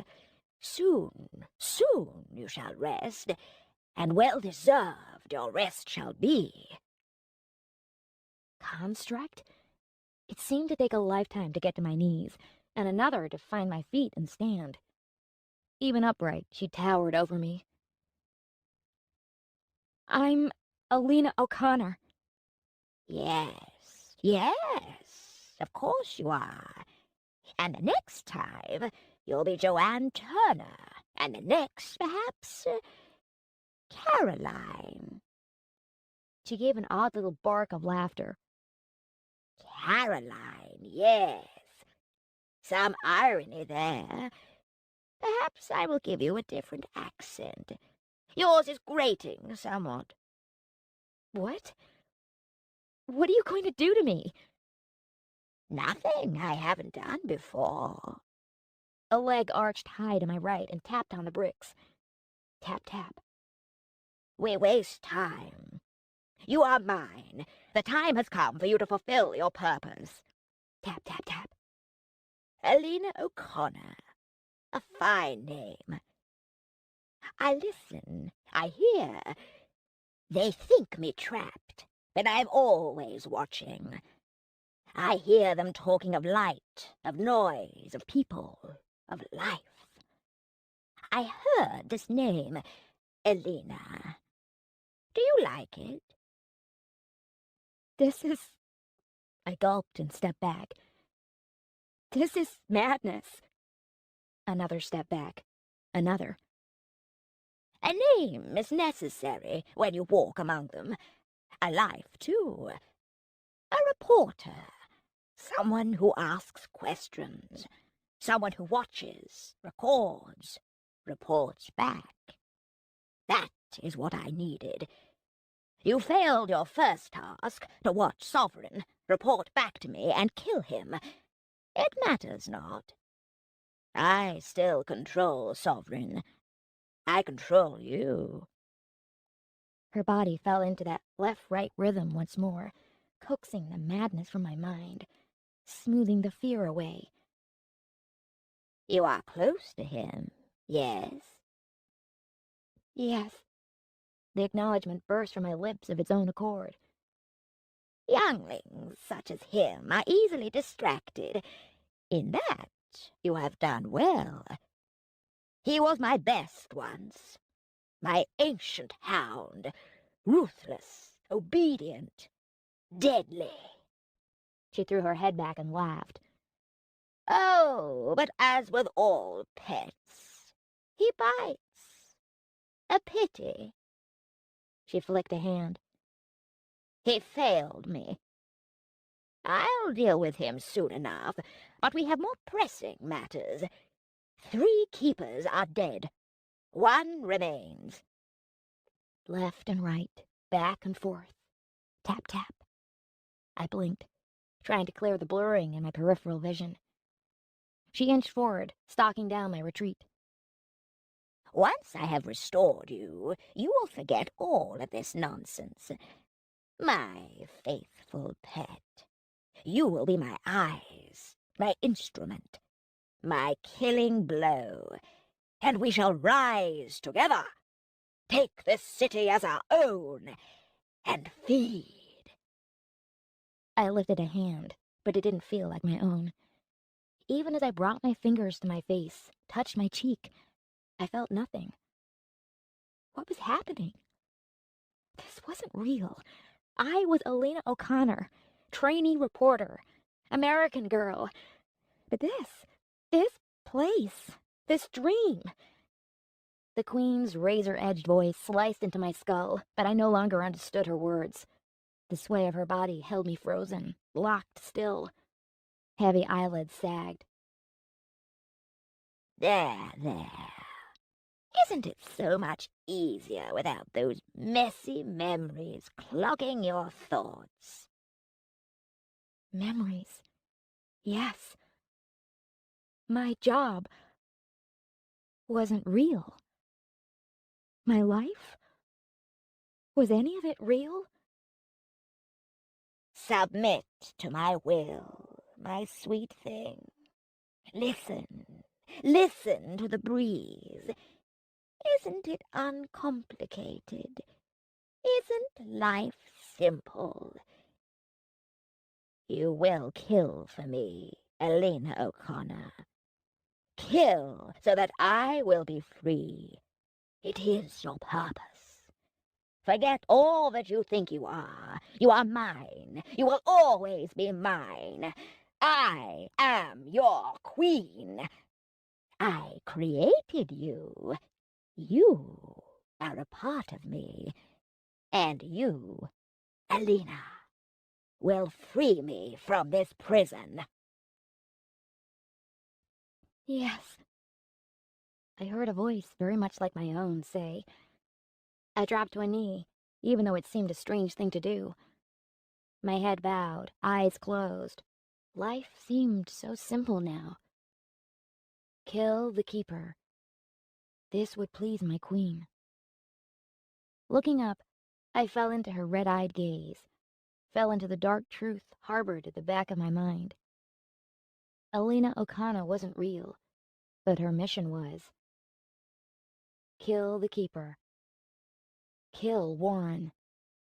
Sovereign had failed. I would not. I am hers, and she will be free. Chapter 16. I knew where they were, the hundreds of London Fae. I didn't need eyes to see them. We were connected by the strings of her web. The Queen poised at the center, and me. I was there too, caught in the center of the pulsing network. Ancient Fae burned brighter in my mind, while the younger ones barely flickered at all. But they were all there, all tied to the Queen by silken threads. No amount of mental denials would change the facts. Telling myself it wasn't real wouldn't alter the truth. I was hers. I'd always been hers. And as I listened to her voice, I heard the fearful whispers from her subjects. They knew she was close to escape. Fear and anticipation strummed her web, and she wanted it, soaked it up. Nothing could stop her. She'd waited centuries, waited in the dark, under London, sending her younglings, her spies, her constructs, out into the world to weave their magic through the heart of the city. She would rise up, and the Fae would follow. I knew all of this because I was one such construct. I knew it as surely as I knew I would carry out her desires, because pleasing her was the only thing that mattered. I was hers. Alina O'Connor didn't exist. She never had. The memories in my head were nothing but a jigsaw puzzle, a model the Queen had constructed to strengthen the illusion, to allow me access to the wayward rain and the world he inhabited. I knew that now. I wasn't human. I hadn't lost my job a few days ago. I wasn't a reporter. My apartment wasn't mine. It was lies. A beautiful tapestry of lies, spun by the Queen. But everything would be all right. She'd given me one last chance to prevail, and I was honored. I would see her rise up, see her curl her legs around London and crush the city inside her influence. You see now, She said. Good. Go, be quick, be clever. They sense you are different, but they do not know. Not yet. Kill the last keeper. I dipped my head and turned away from my maker. Spiders rippled over my bare feet, and I welcomed their touch, for they were of the Queen, and so was I. Chapter 17. I walked under and felt as though I'd returned to a childhood home, a place familiar, but different in ways I couldn't fathom. No, I was different. I had changed. Each twist and turn I knew like the back of my hand. Some chambers swelled to impossible proportions. Others had crumbled to little more than dust and debris. Tunnels flowed through intersections, forgotten ticket halls and dead-end tracks, as though someone had stirred up neglected parts of London's underground system, stations and all, and buried them. Some of it was real and solid beneath my bare feet. Other parts seemed deeply wrong, with shadows so thick they might swallow me whole. Things waited in the dark, hideous, unseen. Forever hungry things sent here from Faerie, discarded and forgotten. The tunnels changed, softened, warmed. Light filtered through in places. In others, bare electric bulbs fought off the dark. My palm itched, seeking something. I curled my fingers into a fist. I needed weapons. What must I look like? A young girl, barefooted, dressed in pink leggings and a silly top. Nothing, really. My outer shell was camouflage. I was the most deadly thing in these tunnels, besides the Queen herself. Her Driocht, her desires, her thirst for freedom, it all flowed through me, pooled clear intent in my mind. A spider scurried over my shoulder. I swept it off and broke into a jog. The ancient thread I followed was older than these tunnels, older than under. I could see the last keeper clear in my mind. He wouldn't expect me. If I was quick and clever, he'd never see the killing blow. My feet carried me toward the holding area, where disobedient Fae were detained while the FA decided their punishment. The remaining keeper was inside, his thread aglow with ancient Driocht. Did he know how the Queen watched him?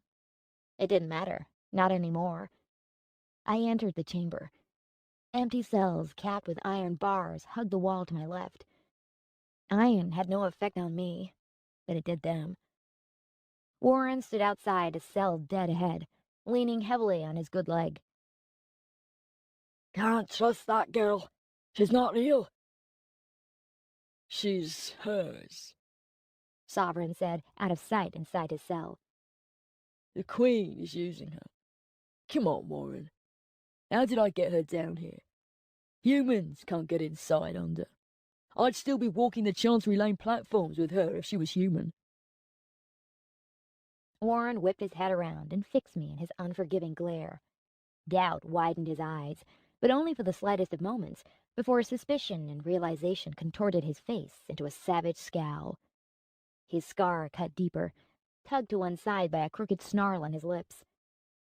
My stride didn't falter. I clocked the dagger sheathed at his left thigh and adjusted my balance as he reached for the weapon. Another 3 seconds, and I'd be on him. My hand itched. His dagger would soon be mine. You! He tore the dagger free and lunged. The imagined unreal part of me watched in horror as I twisted, blocked his thrust, and cracked my elbow into his jaw. We clashed, coming together in a frenzy of blows, and yet my heart beat steadily. My thoughts never clearer. The Queen strummed her web from a distance. Watching, always watching. Tap, tap, Elena. Follow your design. Fulfill your purpose. Lena! Rain's ragged hiss tugged on my consciousness. A twitch of recognition jolted through me. My gaze found him locked behind bars, face twisted in disbelief. No, not disbelief, regret. Warren plunged the dagger into my shoulder, then yanked it free. His fist cracked across my jaw, snapping my head to the side. Bigger, heavier, he thrust an arm under my chin and slammed me back against the bars of an empty cell. Pain bloomed through my jaw, and my already wounded shoulders screamed a protest. Warren's eyes, red on black, burned into me. I knew you were trouble. Warren, don't hurt her. She doesn't know what she's doing. Rain's words wove into my thoughts and picked at a mental wound. She doesn't know what she's doing. What was I doing? I taught you better, Sovereign. She's not real. Warren snarled. I bucked, and his forearm pushed against my throat, threatening to cut off my air. You're not seeing what I'm seeing. She came here to kill me. Damn it, Warren. She's different. She feels. She's not just the Queen's tool. She's conscious. We can use her. Different. Not different enough. If I let her up, she'll go straight for the dagger. Won't you, pet? No. A lie. He held the dagger below my chin and could easily cut my throat if he pulled back. He'd do it, too. I knew killers. Warren and I had that in common. No. He snorted. It's all tricks. He moved closer. So close I could smell the almonds and peaches scent of him. Sweet and sickly. Old Driocht. He was from another time, another place. Ancient. Powerful. Strong enough to trap the Queen. Once. Not anymore. She's the Queen's. You, better than anyone, know you can't manipulate the Queen's control. Elena, tell him. Please. Rain said, but there was nothing to tell. You're not hers. Not really. Warren witnessed the simple truth in my eyes. A truth Rain couldn't see. Rain continued as Warren glared into my soul. I saw something real in you. I saw it. Warren's ragged lips lifted into a soft curl of a smile. Whatever you thought you saw, it's gone. The Queen has her now. This thing needs to be put out of its misery. To better twist the dagger for the killing blow, he eased off, and I stole the moment, hooking my leg around his and yanking him off balance. He wobbled on his bad leg, leaving himself wide open. His wrist gave easily inside my grip. Bones shattered, as they had with the other Fae I'd attacked. Warren barked a cry. The dagger fell, but I plucked the weapon out of the air and tackled him, plunging the dagger deep into his side. The quiet calm in my head erupted into a sudden broiling mass of emotion. Yes, finish him. The last keeper. Warren clung to me, and I to him, locked in a deadly embrace. He staggered, face twisted with rage, eyes wide. Helena, no! Rain slammed into the bars. Stop! You can't do this! If he dies, she's free! She can't be free! Helena, please! Look at me! I couldn't move. Broken inside, the pieces of me shattered and swept aside by the horror of my own actions. I was a killer, a tool, a construct, organic human parts combined with Fae magic. A monster. And Warren, bleeding in my arms, was proof. He relaxed, let me go, and staggered back, bumping against the wall. A glistening wetness crept down the front of his black and red leather coat. I must finish him, I thought. The queen would be pleased. The dagger slipped from my hand and clattered to the floor. I laced my fingers in my hair, knotted them, twisting, welcoming the pain. Real pain. Rain's voice cut through the madness. Helena O'Connor. That's who you are. The smart-mouthed reporter who saved me on that station platform. The woman who asks too many questions, who's afraid of spiders and heights and failure. You want the story, Helena? Slowly, I lifted my head. Rain clutched the iron bars, face pressed against them, even though it must have burned him. Yes. Front page material standing right here.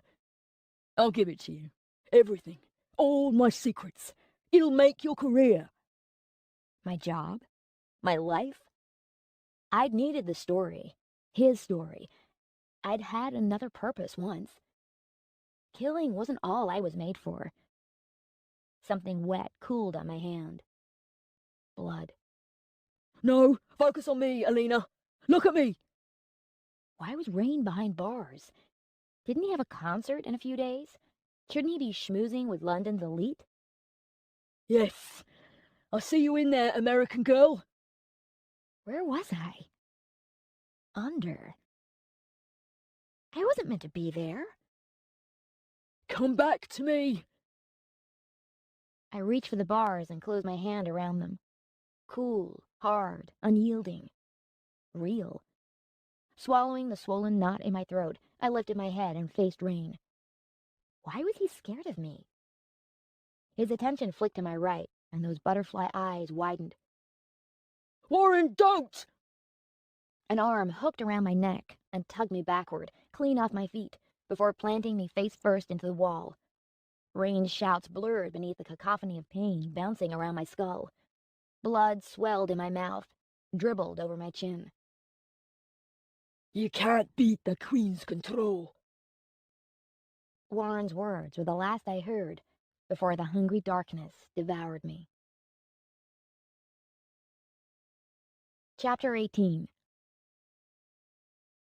If she's rabid, I'm putting her down. Would you just trust me, Warren? I did trust you. You told me you had a plan, and I ended up with a dagger between my ribs. Helena is my plan. Quit complaining. You're alive. The others aren't. Be grateful. Grateful you had an attack of conscience before you ticked me off your hit list. Fairy help me, I must be as insane as she is to let that, and you, live. You can't control the Queen's constructs. What are you thinking? Just give her a chance. I cracked an eye.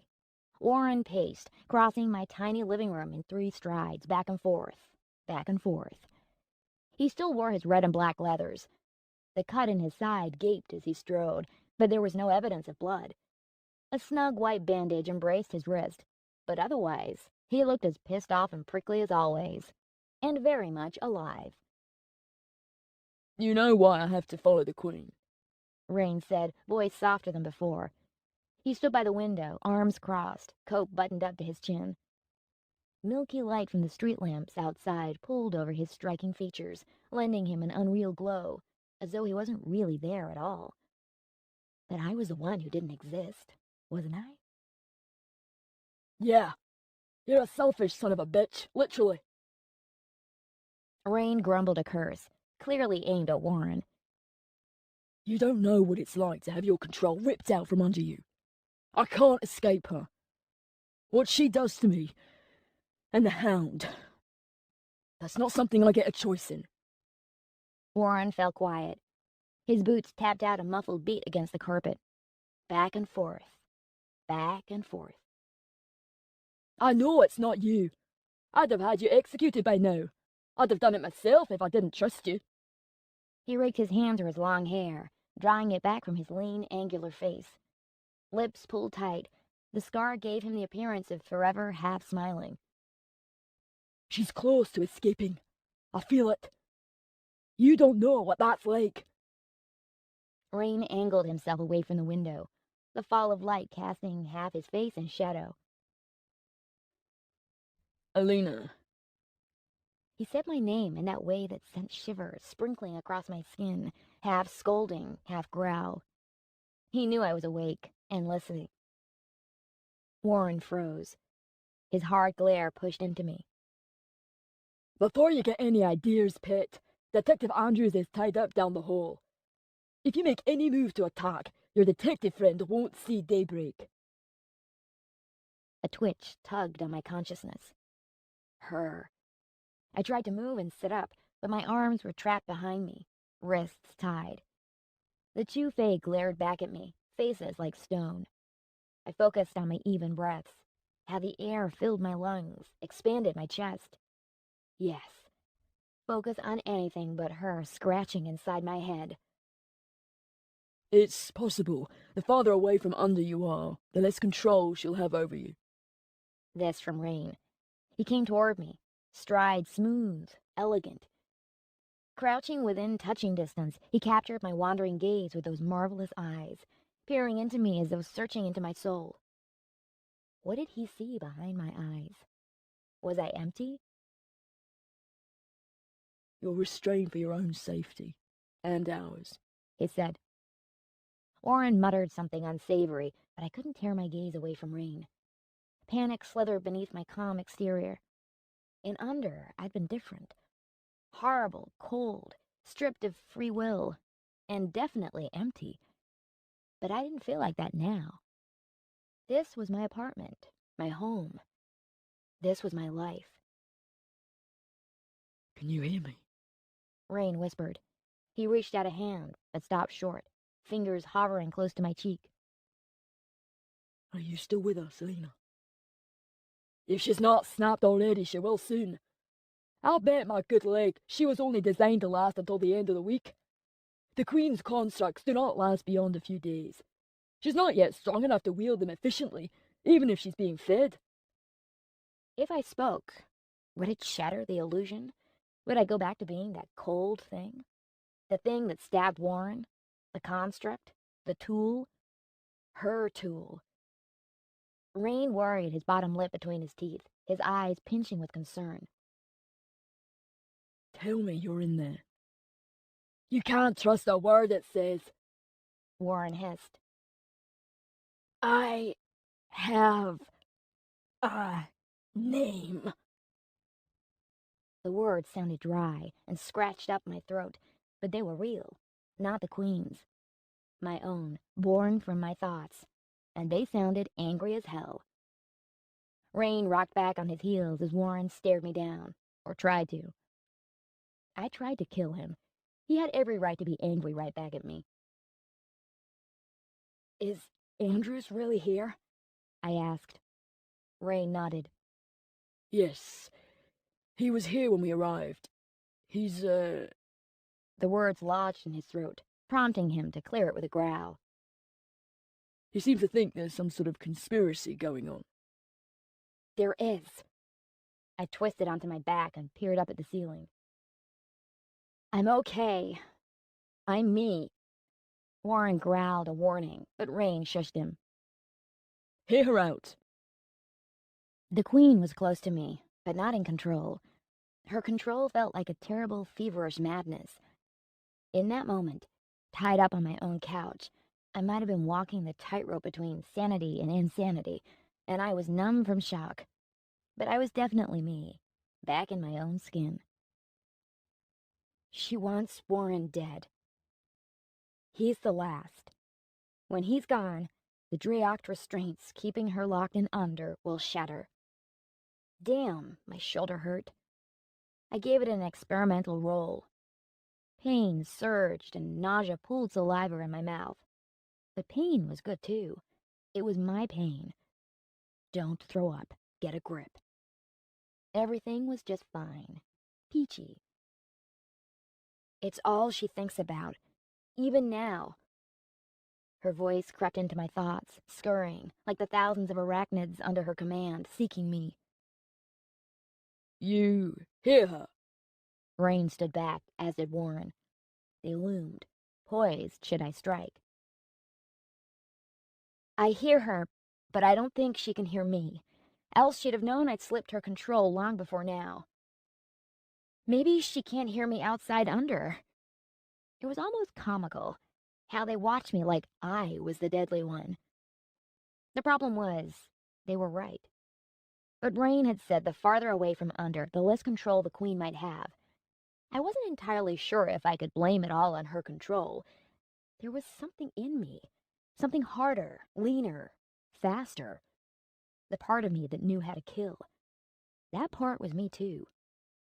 I looked at Rain, at the stoic mask not quite hiding the pinch of concern on his face. He was calm now, unlike when I'd fled his apartment. You tried to steal my Driox.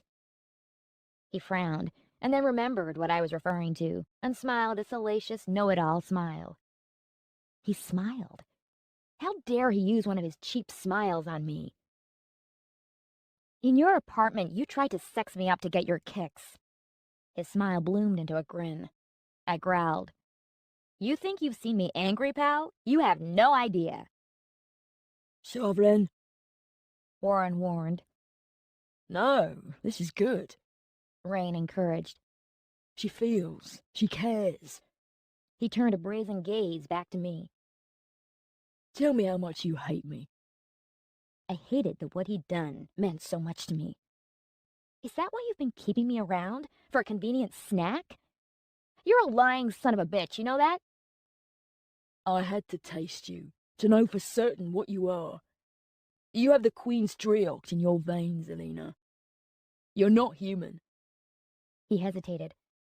I expected him to look away, as he usually did when he was about to deliver something I wouldn't want to hear, but he didn't. He glared, unblinking, and delivered the truth. For future reference, you should know I can't bespell you, and taking your Drioct is dangerous. You're made of Drioct. If I took too much, it would drain you, possibly kill you. Unfortunately, in my apartment, when we were close, my control was slipping. I needed to push you away. Why? Because He glanced at Warren, who gave him a dry look, clearly not wanting to get involved. Because if I get too close to the Queen's Drioct, to her, it has an unfortunate side effect. I had to make you leave. I was exhausted, starving, and volatile. I'd have hurt you. He hadn't tried to bespell me. I couldn't even be bespelled. He deliberately pushed me away. So everything I'd felt for him, every tingle, every fluttered heartbeat, every maddening thought, it was all real. Maybe these sensations were the only thing about me that was real. What was I? Tears welled in my eyes. A horrible knot of emotion balled in my gut. Was I even real? Untie me, please. Warren growled a warning, but Rain cut him off. She feels, and she's no good to us tied up. He settled on the couch. If you attack, expect to be restrained, or worse. I nodded, and angled so he could reach my restraints. Turning my face away, I hid the tears. I looked human. I sure felt human. These tears were real. My thoughts were human. I wanted human things. Food. I was starving. And I really needed to use the restroom. And I most definitely wanted someone to just hold me and tell me everything would be okay. That I wasn't alone. These were all human things, weren't they? Am I Fae? You're nothing. Warren snarled. Rage twitched through me. I gulped it back for now. I stabbed you. And broke my wrist. I heal quickly. Call it a perk left over from theory. You said... My voice caught. You said I'd burn out. By the end of the week, judging from your mental state. My mental state? Right. My mental state was going to get up close and personal with Warren's physical state sometime soon. My palm itched, seeking a dagger. Breathe in, breathe out. Stay calm. Stay in control. I was Elena O'Connor. I liked chocolate ice cream, and X Factor, and walks in the park, and lazy Sundays. The Queen couldn't have manufactured every tiny detail. What about my clumsy tendencies? Or how I could touch my nose with my tongue? Or that time when I was 10 and I fell down the stairs and broke my arm? I scrambled around my head for that memory, but like all the others, the more I thought on it, the more slippery it became, until it slipped away entirely, and I forgot. Some of the memories, the quirkiness of Alina, had to be my own. It couldn't all be fake. Whatever I was, some part of me had to be real, and I refused to believe otherwise. Standing, I dried my face and rubbed my wrists. Take me to Andrew's. Rain escorted me out of the living room toward the bathroom, walking close enough for me to feel the warmth of him, but not touching. Tension and lies simmered between us. He blocked my path outside the bathroom, his face the perfect blank mask for him to hide behind. There's so much I need to tell you, He said, voice hushed, preventing Andrews or Warren from hearing. Yes, there is. I'm sorry. I should have told you everything, but I thought I couldn't trust you. I knew you were hers. I swallowed hard. If you knew I was hers, why didn't you just walk away? Why keep helping me? Because you weren't behaving as you should. He closed his eyes and sighed. When he opened his eyes again, he couldn't quite meet my gaze. When I took your Driox on the platform that night, I tasted more than the Queen, more than just Fae components. There's more to you than her will.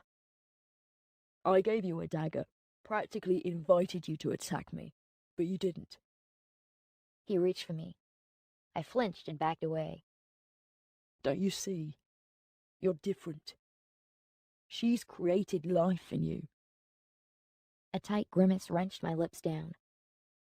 I did not want to be reminded that the Queen was my creator, my mother. She said I was sent to kill you. Yes, I think that's true. She has something over me, something I can't escape from. I had to follow her orders to the letter, or lose everything. She knew I was delaying. Once she had you, her obedient construct, she could get rid of me. The Queen said something to me about a hound, I asked, remembering the Queen's words and wishing I could forget the sight and smell of her. One corner of his mouth tucked into a bitter smile. The Queen can control me. I killed the keepers. He swallowed. A muscle throbbed in his jaw as he ground his teeth. He wanted to look away, but didn't. Caroline, the keeper at the after party. I invited her to her death. A death I served to her. I tore my gaze away, unable to stand the weight of his glare any longer. He really wasn't innocent. He never had been. He was a killer. I stood in my hallway with a cold-blooded killer. But that wasn't all he was. There had to be more to him than that. Rain had layers, personas he wore like most people wore outfits. He might be a killer, but that wasn't all. Why, when I looked at him, was he constantly battling with himself? Why follow her orders, Rain? I knew the answer, because I too had followed her desires. Control. A snarl curled his top lip, not for me, perhaps for himself. I don't have a choice. Warren was to be my next target, but I delayed and told him everything. I asked him to kill me. It was all I deserved. Rain dragged a hand down his face, wiping away the wry smile. He refused. Said I should live with my guilt. He tucked his hands deep into his pockets and leaned back against the wall. We agreed to find a way to stop her. Somehow use me against her. And then you were there, and I saw an opportunity to use her own construct against her. How's that working out for you? I sounded as cold as I felt. I'd wrapped myself in a brittle shell. I heard his words, their meaning, but none of it penetrated. If it did, I'd break apart. There's good in you. More good than bad. I knew you were sent to kill me, Alina. I just couldn't figure out why you hadn't tried. I still might. It was the truth. My palm itched, urges spurring me on. It was written in my DNA to follow the Queen's orders. Warren will kill you. Rain warned, his tone darkening. If he thinks she has her fangs in you, he'll execute you before you have a chance to beg. I'm not trying to scare you, it's a fact. I bowed my head. It still might come to that. Maybe it's for the best. By the end of the week, it wouldn't matter anyway. If Warren was right, my expiration date was fast approaching. I'm sorry. Do you see why I had to keep you at a distance? Why I couldn't trust you? Moistening my lips, I lifted my chin and straightened my spine. I understand you were using me, leading me along like the pet Warren thought me to be. Sure. I see. I see you, Rain. Now get out of my way. I want to talk to Andrews. Alina, please. He reached, but I backed away.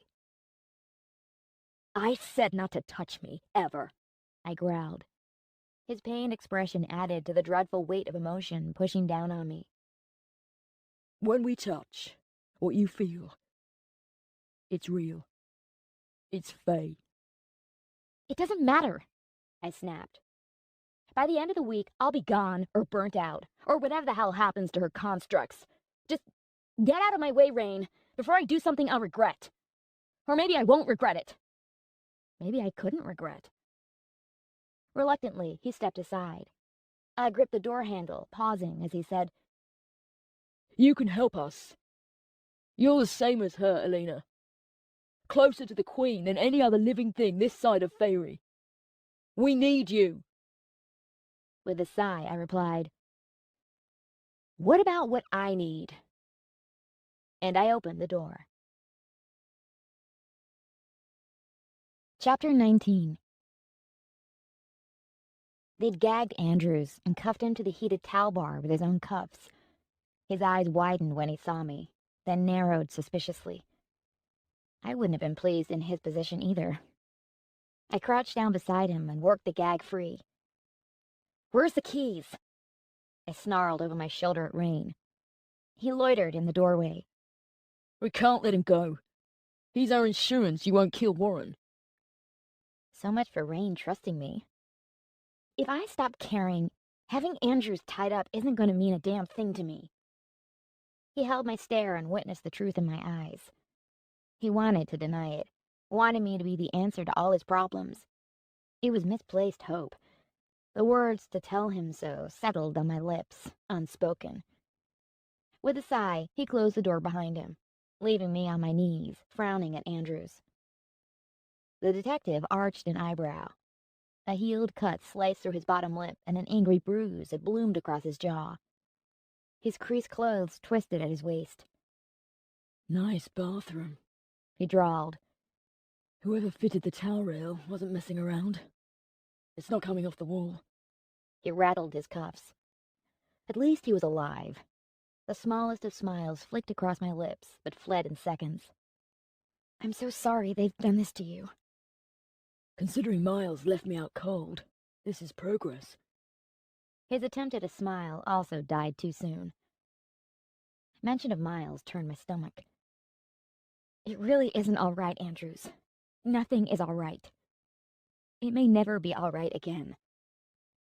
I dropped my gaze and focused on my trembling hands cradled in my lap. Miles isn't coming back.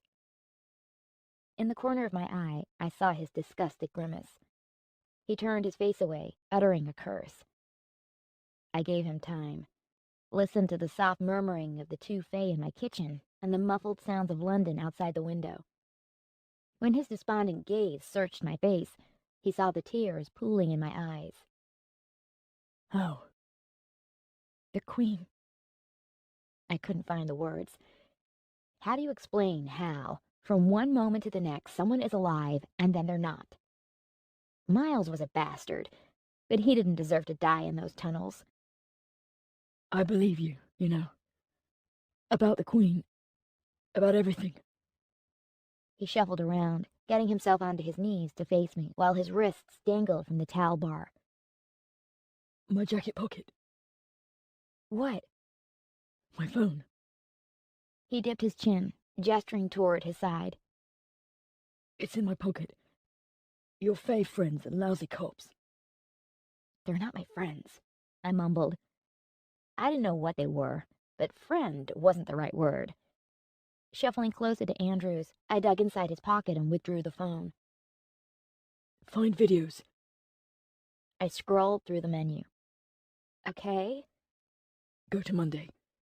Timestamp 22:15. Selecting the correct video, I recognized the black and white CCTV footage of the Chancery Lane platform and Rain's prone figure collapsed below the billboard. This is when I met Rain. Why do you have this? I searched Miles' desk and found a whole load of suspect items. Evidence bags from cold missing person cases. Files he shouldn't have been working on. Old Fae cases. That video was on his computer, in a folder marked with your name. Missing people. Could Miles have had something to do with helping feed the Queen? I searched Andrew's face as he urged to me to watch the video, but my thoughts snagged on his missing sister. Could Miles have taken her? Fed her to the Queen? I didn't want to say it. Didn't want to give Andrews false hope or scare him. I hadn't seen any evidence of anyone being alive in the Queen's reservoir. Maybe it would be better if he didn't know. Andrews, Watch the video. After your story about getting off at the wrong stop that night, I took a closer look at the footage. You saw through my lie, huh? As I said, you're a terrible liar. Watch the time. The 10:14 train pulled up at the platform. The train I'd been on. I know what happens. I was there. What was it supposed to accomplish? Keep watching. Just after the doors open. Frowning at the little screen, I waited for the doors to open, expecting to see me step onto the platform. 10:15 p.m. And there I was, just as I expected. I don't get it. Watch again. Watch the time. I did, settling into a sitting position between the basin pedestal and Andrews. Train pulls in. Doors open. I wasn't on that train. I blinked, stopped the video, then dragged the scene selection bar back to when the doors open again. From the angle of the camera, I could clearly see inside the car. It was empty. Nobody got off that train. I was simply not there. The time proved it. 1 minute the platform was empty. The next, I stood there, checking my phone for messages. They told me I wasn't real. Miles had alluded to it. The Queen had outright said it. Warren had flaunted the facts in front of me. I'd gladly attacked Warren as though possessed, and Rain had moments ago confessed to wanting to use the Queen's construct. But none of those things made me believe, there and then, that Elena O'Connor was a ghost. Andrew's video, on the other hand, showed me everything I needed to know. From 1 second to the next, the world changed. Before 10:15 that night, I did not exist. I blinked and bit into my lip, sharp enough to taste blood. Okay. Okay. I turned his phone off and handed it back. You knew? Since last night. This isn't okay, Alina. I don't know what you are, whether you're human or Fae or what, but this can't go unreported. The Queen, she's real, and the Fae aren't what we've been told. I've suspected as much for so long. If they can create things like you, what else can they create? We need to look again at the Fae and what they're doing here. He was right, but at that moment I couldn't get past how he must see me. Everyone knew. Rain, Warren, and Andrews. They all saw the truth. What a fool I'd been. I met Andrews's gaze. Do you think I'm a monster? I asked quietly. No. He looked so genuine, tied to my towel bar, hope widening his eyes. But he couldn't understand. Nobody would ever understand. I didn't know who I was. Listen to me. He leaned closer. Whatever you are, whatever they created you for, it doesn't matter. The tip of his tongue swept across his bottom lip. Determination tightened his face. What matters is now. You know that, right? What you do from here on out is all that counts. He made it sound so easy. How can you say that? The Queen made me. So, we aren't carbon copies of our parents.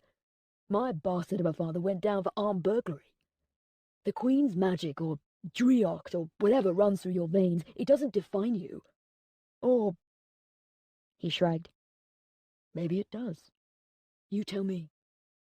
No, I'm not like her, I denied. No, you're not. You're sweet and funny, and you talk way too much. You arch your eyebrow when you think nobody's watching. You're smart most of the time. Sometimes. You chew your lip and bite your nails and ask too many questions. He stopped and smiled his honest smile. I don't know what you are, but I know what I see. And that's Miss Alina O'Connor, who makes terrible coffee. Hey, there's nothing wrong with my coffee. I just wanted you cops out of my place. He nodded toward the closed bathroom door. Don't let them define you. You can beat this. I need you to beat this, to help me figure out what's going on. This isn't just about you, it's about the Fae, why they've lied, and what they want with London. He was right. He wasn't just a pretty face. He actually had the smarts to back up the detective badge. You know, you're all right for a cop.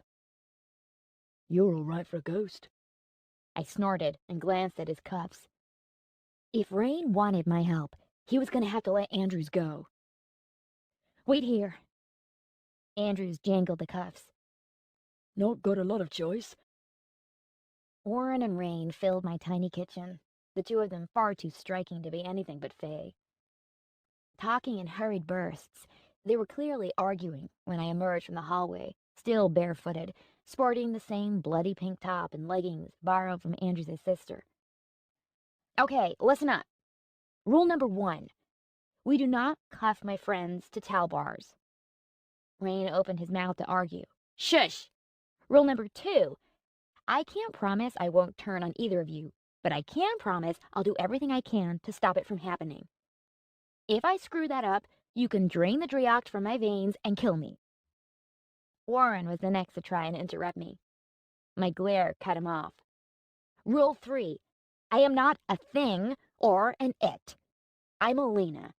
If anyone has a problem with that, they'll find a dagger between their ribs. Understood? Neither said a word. Warren brushed a thumb across his lips. He glanced at Rain, who looked at me with an expression somewhere between surprise and amusement. So, are we going to stop the Queen or stand around bickering? Rain's smile slid sideways. He dug into his pocket and tossed me the keys to the cups. Warren snarled and turned away. Fine. Let the ancient Fae throw a hissy fit. I didn't care. I cared about stopping the Queen, because inside I knew exactly what she wanted. The city of London and its people. And she would kill anyone or anything that got in her way. It sounded like a bad joke. A rock star Fae, a detective, and a keeper took up residence in my living room. Rain sprawled across the couch. Warren loomed by the window. Andrews leant against the kitchen countertop, sleeves rolled up and arms crossed, his detective-grade stare on. I knelt by the coffee table. Nobody had touched their coffee. By now, she'll suspect Alina failed to kill Warren. Rain said, speaking to nobody in particular. All eyes flicked to Warren. Unless we provide a body. The collective gazes settled on Andrews. He snorted. What? You think I can commandeer a body from a morgue? It's what they do in the movies when they need to fake a death. I shrugged and cringed as Andrews frowned at my ignorance. I think we've already established this is real. Even if I could miraculously get my hands on a body, from what you've told me about the Queen, she's not going to be fooled by a random corpse. Rain leant forward. He rubbed his hands together, fingers entwining. Alina, you said you can hear her. It comes and goes. If I listen hard, I can hear her, but I'd rather not. She was adamant Warren had to die before the end of the week. Any idea why? I bowed my head. No, only that Saturday is important. Miles had mentioned Saturday too. I know why. Warren practically growled. If she can get rid of me, she can escape under. If I die, the ties the keepers wove that bind her years ago will unravel. Once she's out, though, she needs to feed. Right now, she's a fraction of her former self. She's weak. Cut off from Fairy, she's not gorged herself in centuries. The first thing she'll do is search for a crowd. Somewhere people gather, so she can harvest Driocht. Okay, so a park? A cinema? Bigger. Warren smiled a twisted, bitter smile. You think you've seen the Queen in her true form. You haven't. Think bigger. Think much, much bigger. Rain nodded, confirming something in his mind. I'll cancel the concert. The concert. His concert at the O2 Arena. 20,000 fans, all crammed into the space inside London's Millennium Dome. Is that Saturday? Yeah. I've missed all the rehearsals. He shrugged. Being perfect isn't something you can practice. Cancel it. You weren't going to go ahead anyway, surely? Yeah, it was. He stretched his legs beneath the coffee table and threaded his fingers through his hair, sucking in a deep breath. It would have been my last. I planned on going out in a blaze of glory. He saw me gaping at him. What? Fine. Go ahead and judge me. You seem to enjoy it. The music is the only thing I have in my life that's mine. The only thing I have control over. I'd have thought you, of all people, would understand that, American girl. After everything that's happened, you were still going to go ahead? Until the FA picked me up. Now I'm out, thanks to Warren. They can crash my gig if they want. The resulting show will be worth the ticket price 10 times over. You have to cancel. I know. He puffed a sigh. I will. No, don't. Andrews had stayed mostly quiet since I'd freed him, but he'd been watching the two Fae closely, taking it all in, probably filing it away in his head for later use. 20,000 people in one place. Cancel it, and then what? If she gets out, she'll roam the city, right? That's the last thing anyone wants. At least we'll know where she's going. Shit, this is insane. Why aren't we bringing Special Ops in on this now? Firearms Command SO-19? What are they gonna do? Shoot the bitch. They can't get to Under. Nobody can unless they're Fae. You said it yourself. You've searched Chancery Lane and couldn't find a damn thing out of place down there. They'll just get lost in the tunnels. Bring the SAS. Bring the army. But they can't do anything before she's out. If she gets out. She can't get out unless Warren's dead. Wrong again. Warren grinned, revealing a glimpse of sharp Fae canines. 3 keepers dead. I'm the only one left. When we bound her, we were younger. A Dreocht fresh from Fairy, and much stronger. Centuries have passed, and we've not had enough strength to reinforce her prison. There isn't enough Dreocht here. As each keeper fell, His gaze skipped to Rain, who winced and dropped his head back, squeezing his eyes closed. their binds unravelled. I'll do what I can, and keep her trapped for as long as possible, but there's a chance she'll escape, given time. How much time? Warren's throat moved as he swallowed. He bowed his head, and with a sigh admitted, I don't know. Andrews spat a curse. There must be something. Warren's glare cut deep. We have the Queen's own construct right here, and her hound. Rain jolted, as though startled. I caught a glimpse of the disgust on his face before he turned away and glowered at Warren. Don't. You might not like it, Sovereign, but the truth of what you are isn't going away. Rain was on his feet and pacing within seconds. Teeth gritted, head bowed, his gaze flicked, thoughts working. I can't. You could. The hound will kill anything in its way. Andrews caught my eye with a question in his gaze, but all I could do was shrug. What is this hound? I asked both Fae. A growl, more beast than human, rumbled from Rain's chest, up his throat, and bubbled from his lips. Instincts, human or Fae, wrenched me to my feet and had me staggering back. What the hell? A nightmare. He flicked his eyes to me, and in a glimmer between one moment and the next, something else looked out from inside him. His eyes widened with fear, and he whirled on Warren. I can't control it. He threw his hands up. I'm not discussing this. You're afraid. Yes, I'm afraid. Which is what you should be, all of you. He scooped up his coat and strode from my apartment, slamming the door behind him. Andrews, beside me, shrugged slightly. Touchy subject. Warren's gaze on me felt like the crawl of those spiders. What is the hound? I asked again, softly, refusing to let the prickly ancient Fae wriggle out of answering. The reason he pushes you away. Warren's lip curled. Andrews tensed. We don't have time for him to have a crisis. Whatever it is, he needs to deal with it. Can this hound thing help us? As much as any force of nature helps anyone. Vague, much. Warren, what about me? I'm her construct. Rain said you could use me. What can I do? He leant back against the wall and rubbed at his chin. You're able to get closer to her than anyone this side of Fairy. I shivered. Did he know just how close I'd been? Rain was close when I saw them meet. Warren raised his brow. She's in your blood, in the way you move. I hear her in your voice. You're as close as mother and daughter. She can't control you physically, not once you've been set on your task. So you could walk right up to her now and look her in those red eyes, and she wouldn't stop you. I wasn't so sure about that.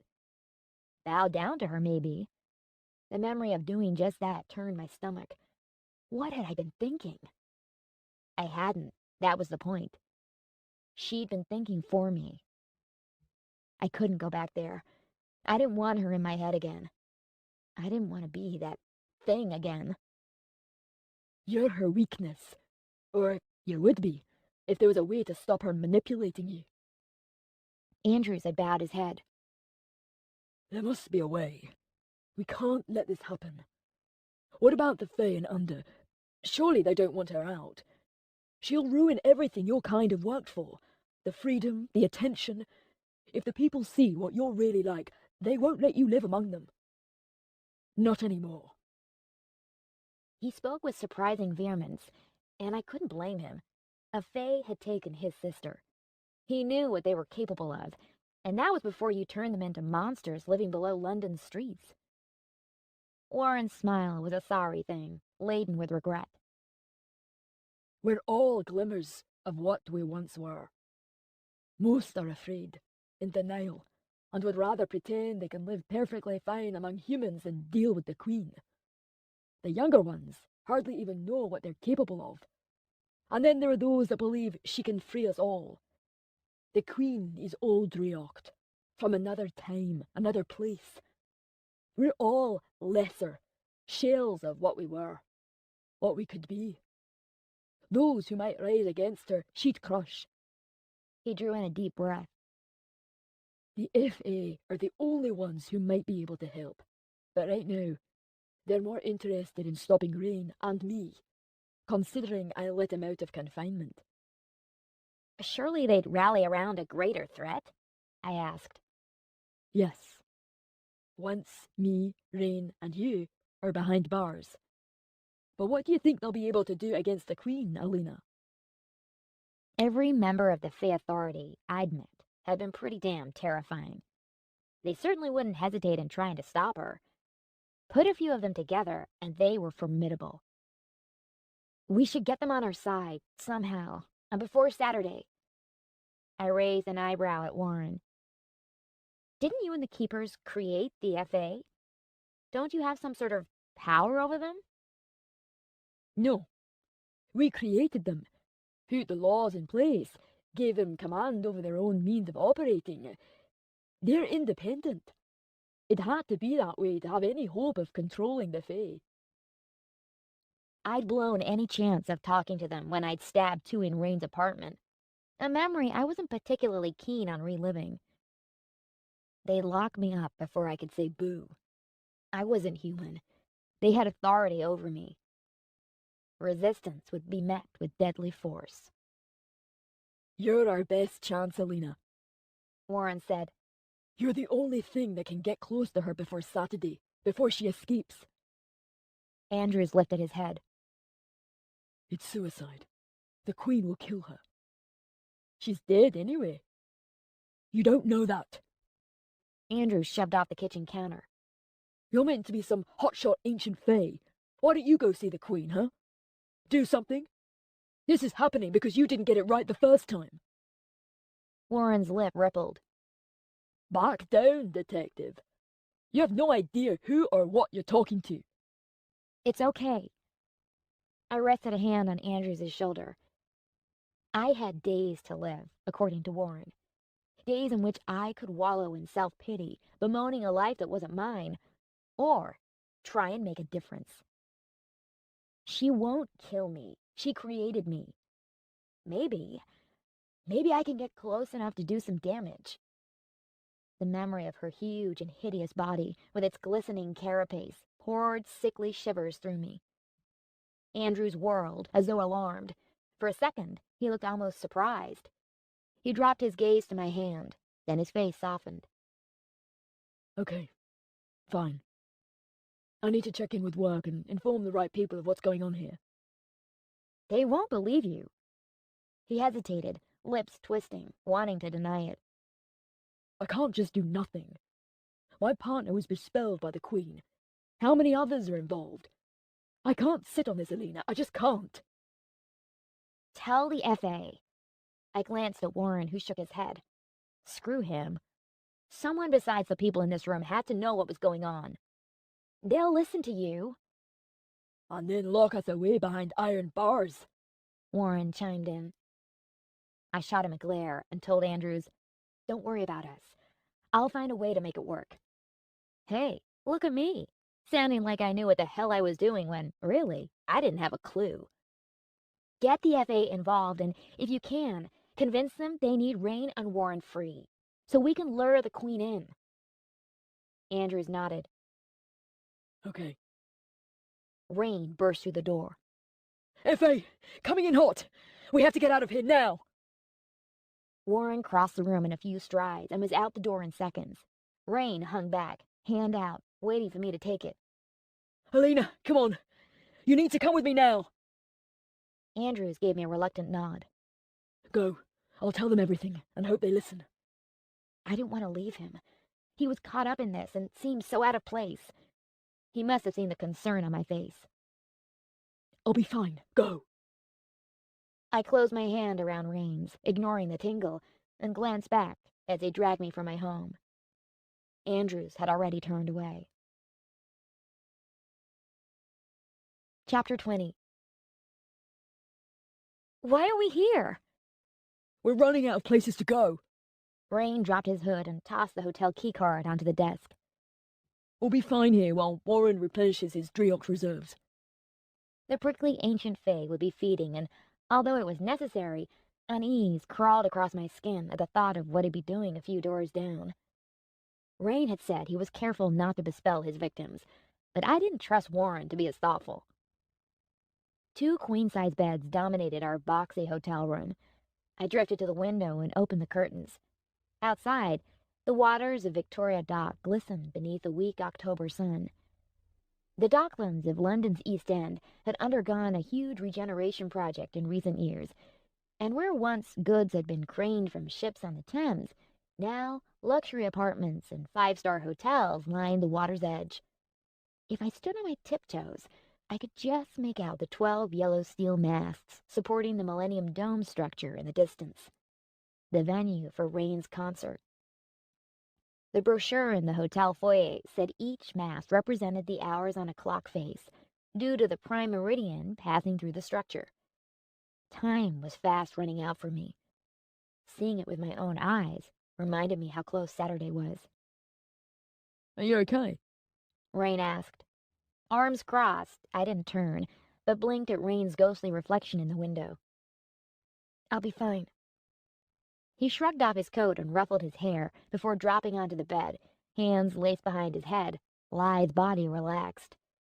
I watched his reflection, taking in the sight of Sovereign without him knowing. I hardly knew him, really. But in the days since we'd met, my world had changed. No, that wasn't strictly true. Before we met, my world hadn't existed. Did I owe my life to him? I had to wonder what went wrong on the Chancery Lane platform. Why didn't I kill him, as I'd been designed to do? I distinctly remembered my concerns about a job that wasn't real, and how he'd intrigued me. The near-unconscious rock star Fae. I'd wanted his story. It was all I'd cared about, to begin with. Perhaps the Queen made a mistake. Whatever magic she used to create my past, she'd made me too real, too authentic. That fake past became important to me, more so than my mission to kill Rain. It happened when we touched, He said softly. I jumped, roused from my thoughts by his voice. What did? He turned his head, expression so neutral it had to be forced. When we first touched on the station platform, I stole your Driox and muddied the Queen's control over you. Lifting his gaze, he peered at the ceiling. Fae don't usually trade Driox. It's like a tug of war, ultimately pointless. When I took yours, thinking you were human, I drew the Queen's Driox into me and broke her spell. Not all of it, or I might have unraveled you right there on the platform. Unraveled me? What does that even mean? I turned my back on the windows and faced him. Rain, My voice caught. I swallowed, or tried to, but a wedge of emotion clogged my throat. I couldn't fall apart, not yet. When this was over, when Saturday came and went, when we tried to stop the Queen, failed or succeeded, only then could I drop to my knees and cry my eyes out. But not yet. I had to keep it together, just for a little while longer. Even if I wanted nothing more in that moment than to crawl under the covers and hide from a world I didn't belong in. I lifted my gaze slowly and found Rain watching, Fae eyes bright with understanding. It was too much. I turned to face the windows, shutting him out, drilling the dregs of strength through my limbs. I would not fall apart in front of him. If I shattered here and now, I might never recover the pieces of myself. He didn't mention the emotion he must have seen on my face, and I was grateful for that. The Driox here, He said. the magic we harvest, the residue of it in your world, it's weak. But when the Queen feeds, she takes the weakened Driox into her, turning it dark and powerful. That changed Driox is in you. the Queen and the Hound. Those things aren't part of this world. Neither are you. I swallowed and jumped on mention of the Hound, watching his reflection closely. The Hound, what is it? He didn't respond, didn't move, didn't even blink. I waited, but the silence dragged on. Leaning back against the window, I tried his tactic of attempting to stare the answer out of him, but he wasn't even looking at me. He focused in the middle distance, thoughts far away. Rain, is it one of your many talents? I inquired lightly, hoping to lift the mood, just a little, enough to get him to open up. He rolled onto his side and propped his head up on his hand. You're unique, you know. Constructs don't have feelings or think for themselves. We were talking about you. No, you were. I want to talk about you. His fingers tapped out a beat on the bed. When I took your Driox on the platform, I thought you were there to kill me. I could barely move to defend myself. Then you looked at me like I was the puzzle, with hunger in your eyes. You knew from that moment I wasn't real? He nodded, eyes on me, checking for my reaction. I knew you weren't what you appeared to be. It bothered me. Everything he'd said, everything he'd done, he'd been watching me, testing me, waiting for me to snap. And I thought, what, that he liked me? That we could have been friends? Maybe more? What a joke. I'd pushed him away, thinking the Trinity Law would protect me when, in reality, the three laws didn't even apply to a construct. When was the last time you had chocolate cake? Rain asked, voice light, laced with enthusiasm. Huh? Well, you've only been around a few days, so you've never had chocolate cake, right? Was he deliberately distracting me? Had my thoughts been so easy to read on my face? I guess. I remembered cake, but as I scrabbled around my head searching for the memory, the taste, I couldn't find it. The fake memories were superficial, just skin deep. My lips twisted, frown cutting deep. Strawberries? He asked, getting to his feet and veering around the bed. What? Strawberries, ice cream, steak. With each word, his smile grew, and a playful laughter brightened his eyes. And chocolate. Have you eaten chocolate at all in the past few days? No, I hadn't eaten much of anything, and yet I didn't feel hungry, at least not for food. There was something, a hunger, a need, not to be alone, You haven't lived. he announced with an utterly over-the-top flourish. We need to rectify that right now. Rain, please, I don't think... He strode to the door, opened it, and turned back, pure wickedness playing in his eyes. Come on, live a little, American girl. You'll be recognized. It'll be worth it, I promise. I... Alina. He purred my name. In that way he must know shortened my breath and quickened my heart. You can't spend another minute of your life without having tasted chocolate. But the Fae, the Queen! I was already halfway across the room, with no memory of moving. I wanted to go with him, to experience things I apparently never had before. The way he smiled, the dance of mischief in his eyes. I couldn't say no, even though this was his way of avoiding my questions. What do you have to lose? He asked, lowering his voice and giving me the kind of scandalous look that drove the paparazzi wild. Nothing. What started off as a sedate meal in a nearby dockside restaurant turned into a veritable feast. I argued there had to be something more useful we could be doing, but Rain brushed my concerns aside. There is nothing more important than living. He said, and then added, And chocolate. Rain ordered for me, foreign pronunciations rolling off his tongue. There was no way I could eat it all, but he insisted I try. The more peculiar it sounded, the more he urged me on. We tried sautéed vegetables, and salmon, and poached pears, and tangles of pasta, and chocolate fudge cake with ice cream. I thought I remembered all these things, but I'd been wrong about that, too. He fit right in beneath the subdued lighting and among the chink of crystal glasses. Eventually, I gave up asking if our time was better spent preparing or hiding, considering we were wanted by the FA, but he'd resorted to giving me the through-the-lashes look, somehow chiding and teasing all at once.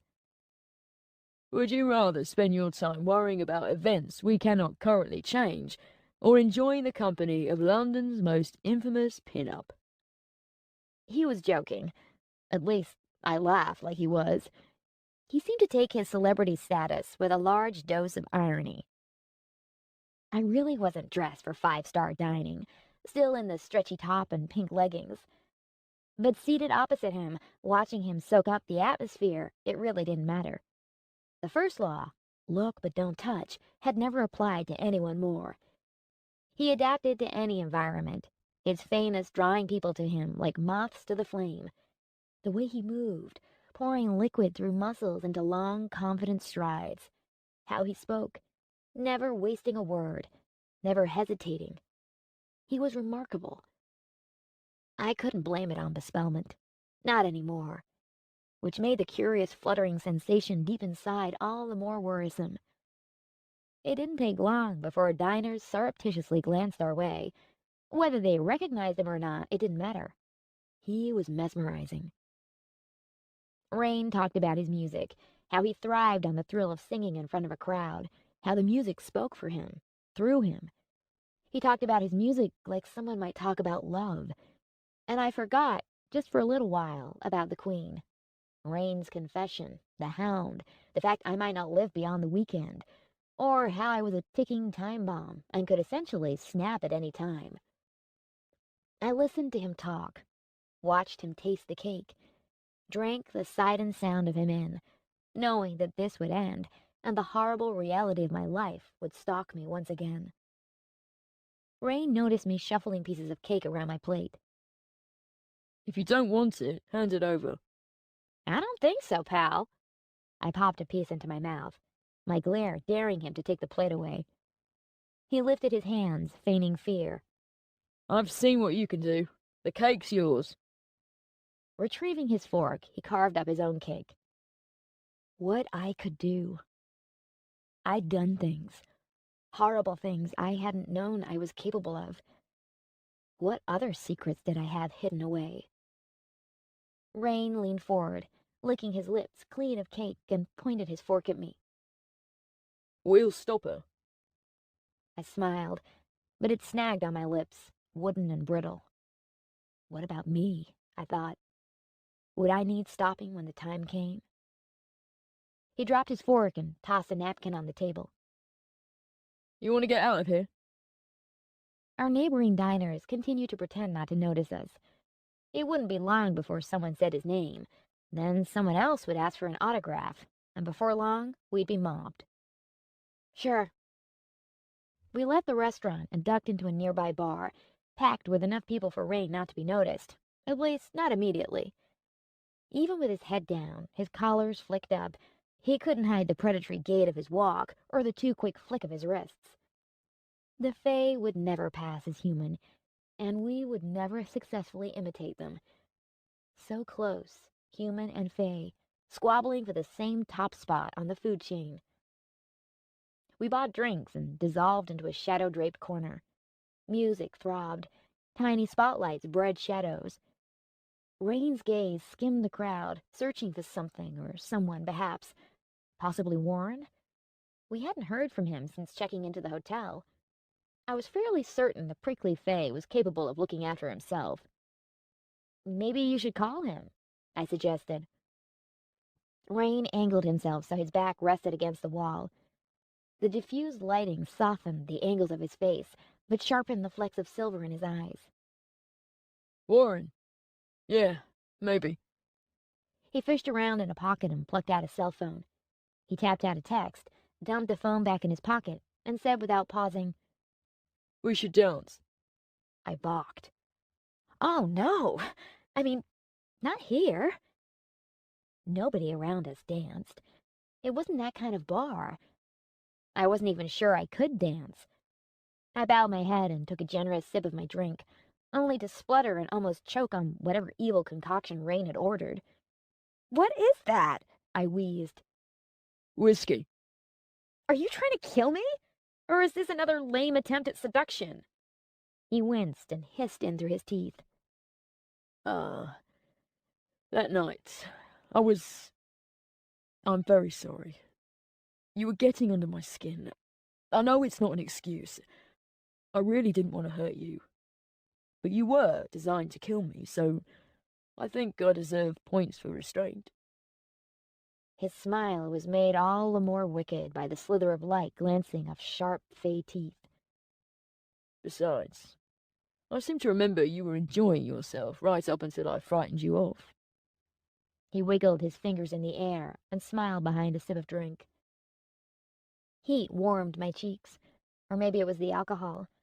I arched my eyebrows and laughed, looking away. I'm sure I don't remember that. Your memory isn't the most reliable. His gaze dropped to the table between us, his smile dying on his lips.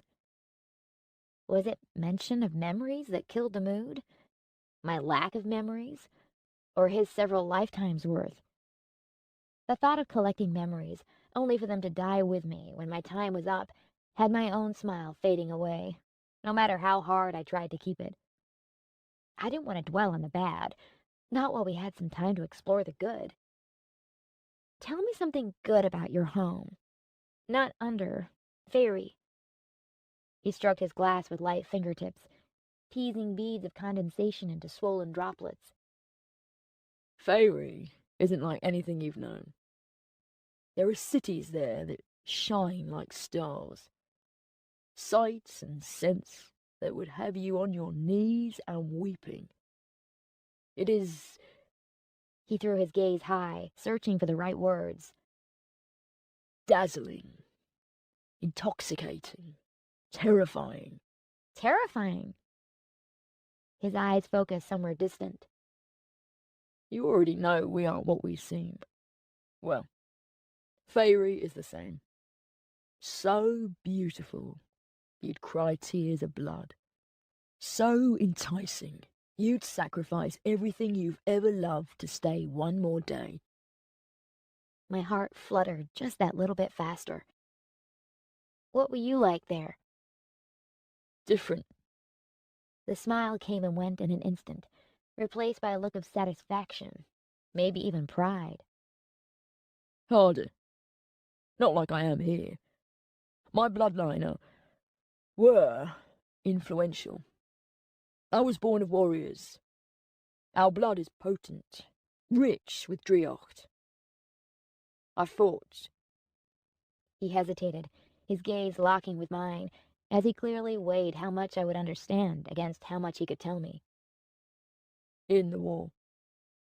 You were at war? They probably still are. The Fae are locked in perpetual war. We're a predatory race, always restless, always hungry. Lifting his drink to his lips, he lost his thoughts in the swirl of amber liquid. What happened? I asked, almost too quietly beneath the beat from the music, but he heard. That day, that battle, we lost. He didn't meet my gaze, but I still witnessed how the shadows stole the light in his eyes. I saw it happening, knew we were beaten, and I deserted the line. A great many Fae died that day.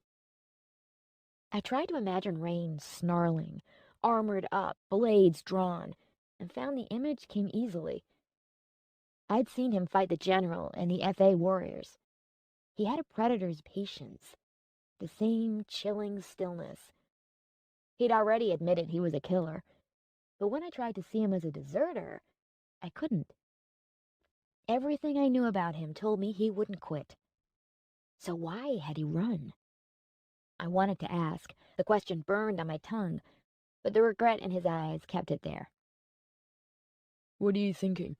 he asked, folding his arms on the table, bringing him close enough for me to see the minuscule lift of his lips. That I wish I understood your world? My world is here now. He tossed a gesture at the bar. With these people. And for what it's worth, I wouldn't go back, even if I could. I'm not the same Fae I was. Why are you here? We were exiled. The worst of us, that is. His lips twisted. The elders believed that they were doing the right thing. Remove the tumor and the cancer goes away, right? That wasn't always true, and his look told me he knew it. They didn't even understand where they were sending us. As long as it was somewhere else, somewhere they weren't. They used vast reserves of Driok to weave a connection between Faerie and here. He paused, his eyes narrowed. They rounded us up and His words trailed off. I wasn't sure if I'd seen the quiver in his lips before he bit down. it was a long time ago. What about you? I asked softly. How did you end up here? A rock star Fae can't be the worst of them, surely. His upper lip twitched, but the snarl didn't break free. The Queen. He began and winced. I lost control. Went wild. The Queen was the only one who could rein me back. Our elders exiled her when she slaughtered hundreds of her kin. She was lost to Fae fury. I didn't really have a choice but to follow her. The elders would have driven me out eventually, and where she goes, I go. Or I kiss goodbye to my freedom. Fae Fury? Those that live too long, time gnaws away at their sanity. I wanted to ask more, but by how his gaze had started to dart, I suspected he'd deflect and distract.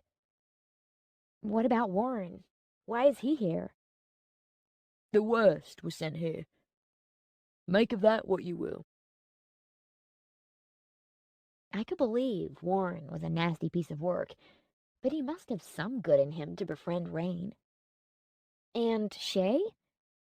His gaze flicked up to find what I hoped to be mild curiosity on my face and not raging jealousy.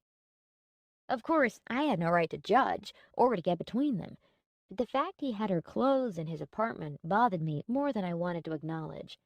In truth, she was so beautiful, surreal. I had little hope of ever competing against someone like her, and no time to even consider what it might mean to care. Why do you ask? I caught myself looking down and quickly straightened. She's beautiful. His laugh was a delicate thing, softened by fondness. The most deadly of us often are. But she's one of the few worthy here. Shay came voluntarily. I didn't miss the sigh, although I wished I had. Did he regret her decision? A part of me wished she hadn't come, while another part chided myself for being an idiot. Sovereign was over 200 years old. Who knew how old Shay was? I was days old, and had days left to live. As much as I didn't want it to, the world would go on turning without me, as it had before I'd arrived. There was little point in wasting energy on jealousy.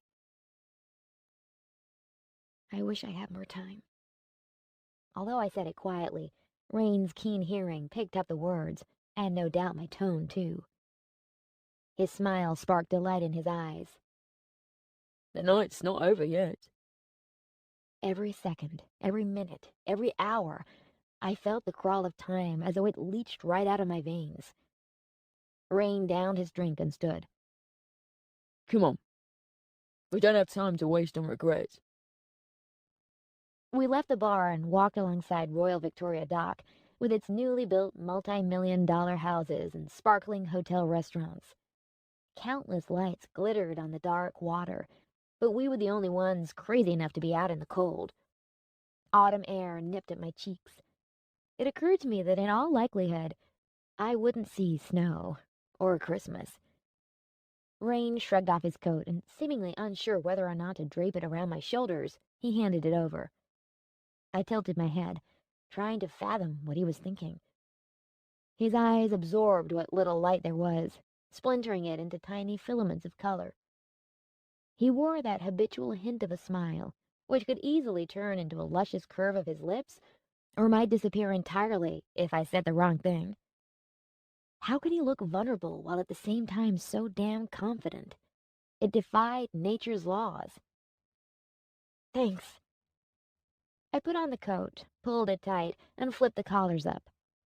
It smelled of autumn berries, sweet and seductive, with a darker masculine hint of cedar. Bunching the collar under my chin, I walked on and breathed in the familiar scent of him. There were memories I never wanted to lose. He was one of them. Time spent with him another. For what it's worth, I'm sorry I couldn't tell you everything. I wanted to. The breeze teased his voice around the dockside. We were alone, although the restaurants blazed to our left. Diners laughing and conversing in silence behind the glass. I get it. The breeze played with my hair, flicking it in front of my eyes. You couldn't trust me. I don't trust me, so I can hardly blame you for that. Coat hugged close. I turned to find him stop by the dockside. He leaned to one side, all at once casual but statuesque, as though the casual went only so deep, and below there was something else, something lying in wait. When I'd first seen him, the washed-up rock star Fae out cold on the platform, I'd thought him wasted. I'd assumed he was the cliché. Trashed hotel rooms, string of one-night stands. I thought I knew him. I no more knew him than I knew myself. I attempted a smile, and it finally stuck. I'm sorry I only wanted you for your story. So you want me for something else now? I rolled my eyes and turned away. That's not what I said. My sparkling personality? Razor-sharp wit? The great hair? Chicks dig the hair. He was joking. He had to be. His ruffled locks were a ragged mess. I snorted. You wish. He really was in love with himself. That part I did know. You should fire your stylist. I have better hair after falling out of bed. I turned, about to remark on his dress sense, but found myself alone the dockside. Rain? The breeze carried with it the background din of London. Oh, come on. I thought you only vanished in emergencies. I didn't vanish. His words kissed my neck, wrenching a yelp from me. I spun, and found myself peering into his hypnotic eyes. Instincts told me to shove him away. He was Fae. Poisonous, deadly, forbidden. The Trinity law. But it was a lie, at least for me. Conditioning.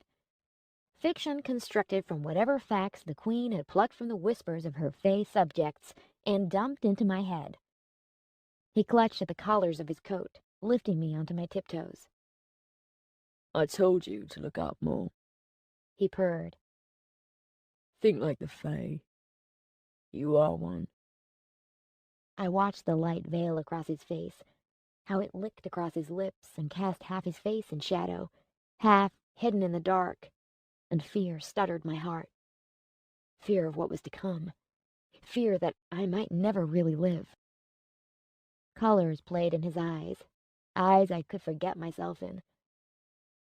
Thank you, I whispered. What for? Tonight? He dragged a lascivious smile across soft, delectable lips. You hardly know me, American girl. He whispered his next words so lightly they were barely there at all. You wouldn't thank me if you did. His lips skimmed mine. I nipped my bottom lip to keep from sealing the kiss. Kissing Rain was dangerous. Nobody knows me. He released my coat and trailed his fingertips down the side of my face. Peculiar sparks tingled across my skin in the wake of his touch. If this wasn't bespellment, then what was it? He brushed his thumb over my lower lip, his gaze intensely focused on the gentle exploration. You feel that? He asked. I licked my lip, tasting the same sweetness as when I'd kissed him on the rooftop, and gave a little nod, afraid my voice might betray how my heart fluttered and thoughts fell silent. It's Fae. Your Driocht and mine coming together. Carefully, I settled my hands on his chest. The warmth of him soaked through his shirt, but I wouldn't feel anything more unless we were skin to skin. What would that be like? He and I, so close, this peculiar sensation alive between us. It was intense enough with just a single touch. A kiss. More? His mouth elsewhere, his hands roaming, and that magic. Delicate trembles quivered through me. I could pass it off as being cold, but when I met his gaze, he already knew it to be a lie without me having to say a word. I wanted him. I'd always wanted him. I wanted to know him, every inch of him, to taste his lips, nip the tantalizing spider tattoo on his neck, and stroke my hands over a body that demanded to be touched. This thing between us was probably the only real thing that I owned. My past, my life, was hers. But Rain, here and now, was mine. Alina. I didn't give him a chance to finish, but pushed up on my toes and met his lips with a careful kiss. Maybe I'd gotten it wrong. Maybe he didn't want me. He'd said as much in his apartment. But that had been anger and lust. This was different. If these were my last few days alive, I wanted memories to cling to. I wanted to taste him, to experience something real. I needed this to be real. When he sunk his hand into my hair and pulled me close, I very nearly came undone. The madness and terror stalking my thoughts drowned beneath the sensation of his lips on mine. I forgot it all, forgot my own name. He kissed as though relishing every second, as though I was something to be savored. The tingle spread across my tongue, urging me to take more. I did. Curling my hand around the back of his neck, I drew him down and fueled the kiss with pure need. Desire, or magic, I wasn't sure which, darted through me. A groan peeled from my lips. Rain broke away, drawing in a savage hiss. His hand remained locked in my hair, the other pressed at my lower back, hauling me so close I couldn't think beyond the raw press of his body against mine. What? I blinked, coming back to my senses. I saw the moment he shut down, how the dazzling light in his eyes faded. He let me go and stepped back. This can't happen. You're... Something was wrong. I ached to have him back, to pull him into my arms and finish what we'd started. Desire strummed through me, reducing me to a trembling wreck, but he was moving away, looking at me like I'd betrayed him. Rain, what is it? What did I do? I touched my lips, tasting him there. His gaze darted, as though seeking something I couldn't see. What was going on? Rain, talk to me. He shook his head. I can't. He said, and turned away, about to break into a jog, when Warren rounded the corner of the building. Seeing him now sent my already confused mind deeper into a spin. Warren, what's happening? He held up a hand and shook his head. You need to leave. What? Why? Rain, several strides beyond us both, stumbled and fell to a knee. He wasn't getting up. Why wasn't he moving? Warren, what did I do? I moved closer, but Warren's fierce glare stopped me dead. You're too close to the Queen. Your Driocht unraveled his control, he said, as though that would explain everything. Get out of here, Alina. Go. Now. I wasn't going anywhere. Something was wrong with Rain. I'd hurt him. Warren stalked toward me, lips raised in a vicious snarl. Screw him. I wasn't damn well leaving Rain until I knew what the hell was happening. Back off, Warren, I warned, but my attention drifted over his shoulder to the emerald green vapor whipped up by the breeze. I'd seen that before, when the queen spiders had come for me, when I'd stabbed one of the Fae. Raw Driocht in its natural form. Oh my God! Rain rose up as though dragged to his feet by invisible threads. Movements wooden and jerky, the vapor teased around him, spiraling faster and faster, whirling into a storm. Warren spat a curse. See those people in there? He pointed at the restaurant windows beside us, where diners chatted blissfully unaware of the chaos unraveling outside. I don't care what you do, but make sure nobody leaves. No human can witness this. What's happening? You wanted to know what the hound is, what Rain is. Now you will. A warm, sweet blast of wind tore past me, whipping my hair about my face. Ahead, by the water's edge, Rain's figure drowned inside a storm of liquid green. Fae magic danced in the air and tingled on my tongue. I could taste it as surely as I'd tasted it on his kiss. I did this? You're her. She controls that. Warren clutched my upper arm and shoved me toward the corner of the building. Go. Don't let anyone out. Do something important with your miserable existence, Elena. He snarled, unfiltered rage and disgust burning in his eyes. Fear spurred me on, and I ran. Whatever Rain was turning into, I had to warn those people. I made it as far as the hotel doors, when a horrifying howl surged through the night. The harsh wind barreled the hideous sound around the dock. I froze a few strides from glass doors in the brilliantly lit hotel interior. Fear crawled up my spine. The howl wasn't of this world. Nothing real made that noise. Not in London. Only in nightmares. But even as I lied to myself, I heard its deep, even panting. Heard the click of claws on the dockside. Rain couldn't be a monster. He was too ethereal, too beautiful. I saw it then. Saw the reflected gleam of blood-red eyes in the glass.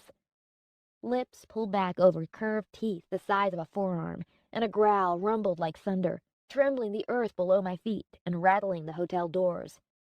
Hot breaths burned my back. I kept my eyes ahead on the reflection. Terror rooted me to the spot. It towered behind me. Eyes ablaze, maw open. I held its reflected gaze. It wouldn't attack me. I was her, of the queen, and she controlled it. Recognition widened its blood-red eyes. Rain! My voice came out as barely a whisper. Its leathery ears lay flat against the huge, misshapen skull. A growl thundered through its quivering mass of muscle. Sovereign! Warren called from the dockside. The hound whipped its head up. Streams of drool slid from snarling lips. It pinned its glare on the ancient Fae, hunkered down, muscles bunching, and leapt. I spun in time to see the monster plow into Warren, clamp its jaws around him, before it plunged off the dockside into the water. No! This couldn't be happening. I sprinted to the edge and dropped to my knees, peering over the dockside into the dark waters. Bubbles broke the surface, but too soon they vanished. Warren? They would be okay. It was an accident. Rain didn't mean to do this. It wasn't his fault. Rain? They had to be okay. Any second now they'd surface, and it would all be some awful joke. But as the minutes ticked on, and the night air cooled, taking with it the scent of Driocht, it became clear they weren't coming back. I rocked back and hugged Rain's coat to me. I had to call someone. The police. The Fae. What am I going to tell them? A hound attacked an ancient Fae and they're both at the bottom of the dock? Only the Fae would believe me, and they wanted me behind bars, unless Andrews had convinced them otherwise. Andrews would know what to do. But I couldn't leave, not yet. They might still be okay. They had to be okay.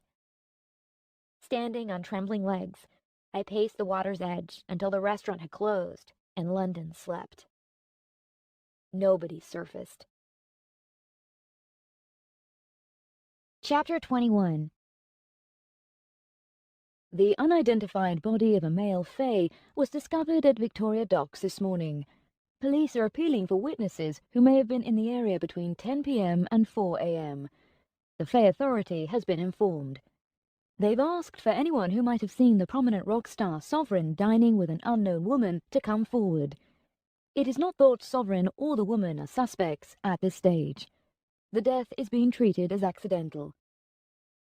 Accidental?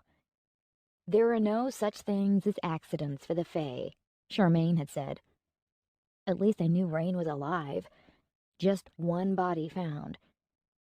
Andrews skewed a glance my way, eyebrow raised, and used a remote to turn the volume on the TV down. About that confession? I couldn't shake the image of the hound. I'd only seen it clearly while reflected in the glass doors, but that had been bad enough. The last keeper is dead. My words grumbled, voice dry. I sounded like I'd spent the night on the town, which I had, walking to Detective Andrews' place. Warren. Andrews confirmed. Hunched on Andrews' couch, legs drawn up, Rain's coat draped around me, all I wanted to do was close my eyes and sleep. But the memory of the hound stalked me. My mind refused to marry up the fact that the hound was Rain. Sweet, sexy Sovereign. He told me he wasn't what I thought. He told me over and over again. I knew he'd killed the other keepers. At least I'd suspected as much. He said he didn't have a choice. He told me he'd done terrible things.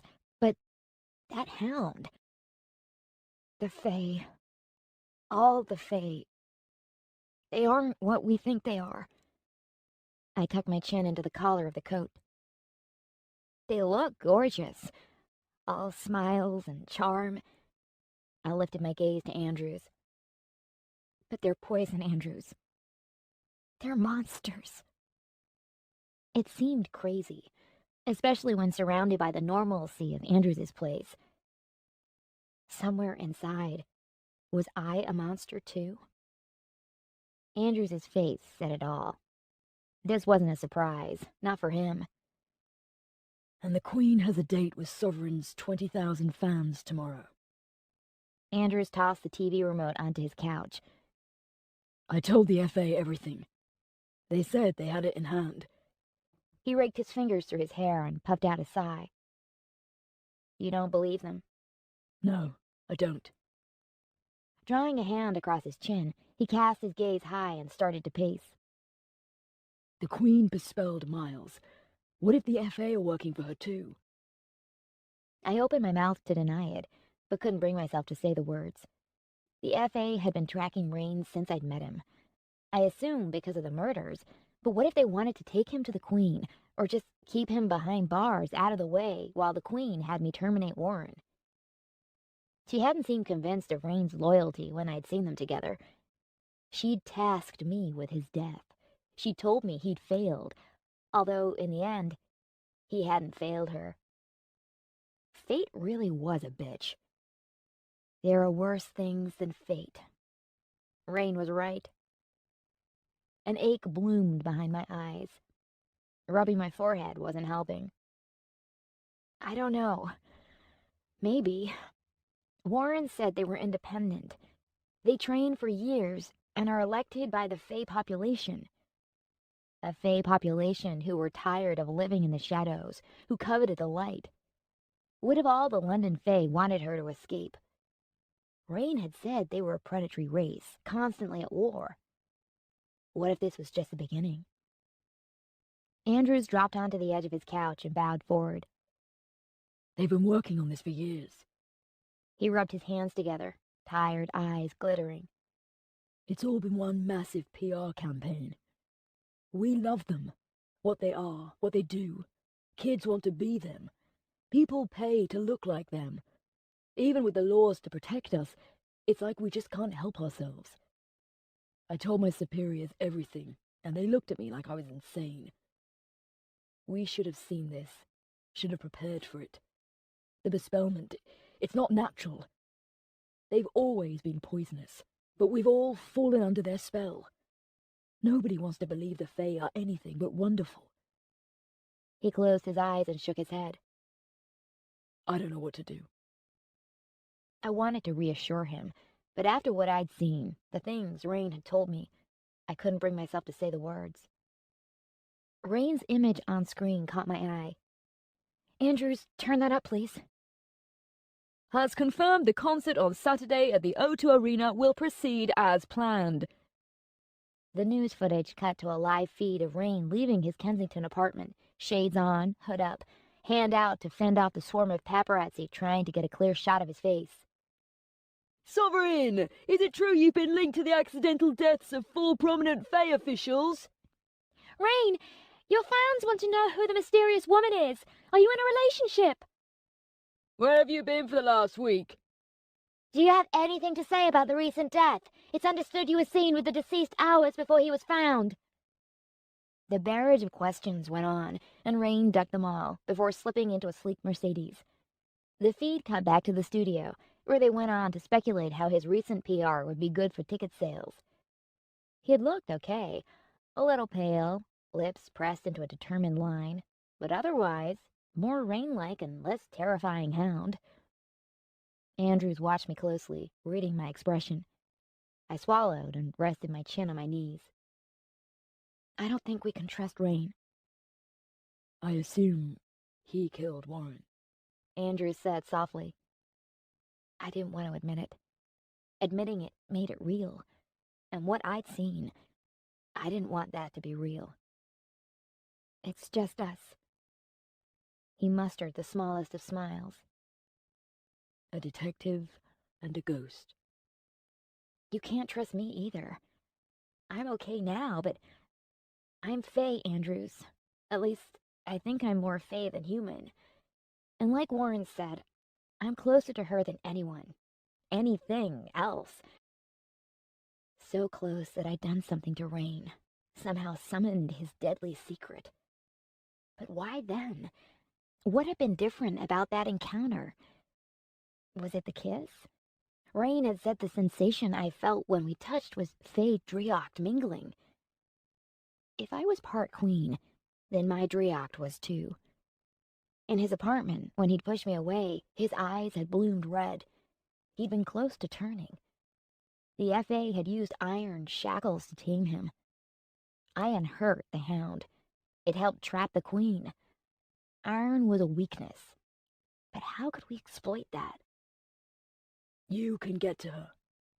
I chewed on my lip. Yes. All I had to do was go to Chancery Lane and let myself into Under. I'd find my way to her, like a compass needle finds its way to magnetic north. I knew it in my blood. How close? Pretty damn close. Close enough. Could you kill her? If he'd seen the queen, he wouldn't ask that question. Even if I got close enough to her to brandish a dagger, she was vast, and in her world, she really was queen. And then there was the question of where my allegiance lay. Up here, in London, I was Alina. But down there, in Under, surrounded by her magic, I was something else entirely. If I managed to keep her out of my head, I could, I think. I fought the FA. I know I'm quick and strong when my instincts take over, but she's terrifying. I think this might be on you. I wish I could help, but I can't get into Under. There's nobody left to trust.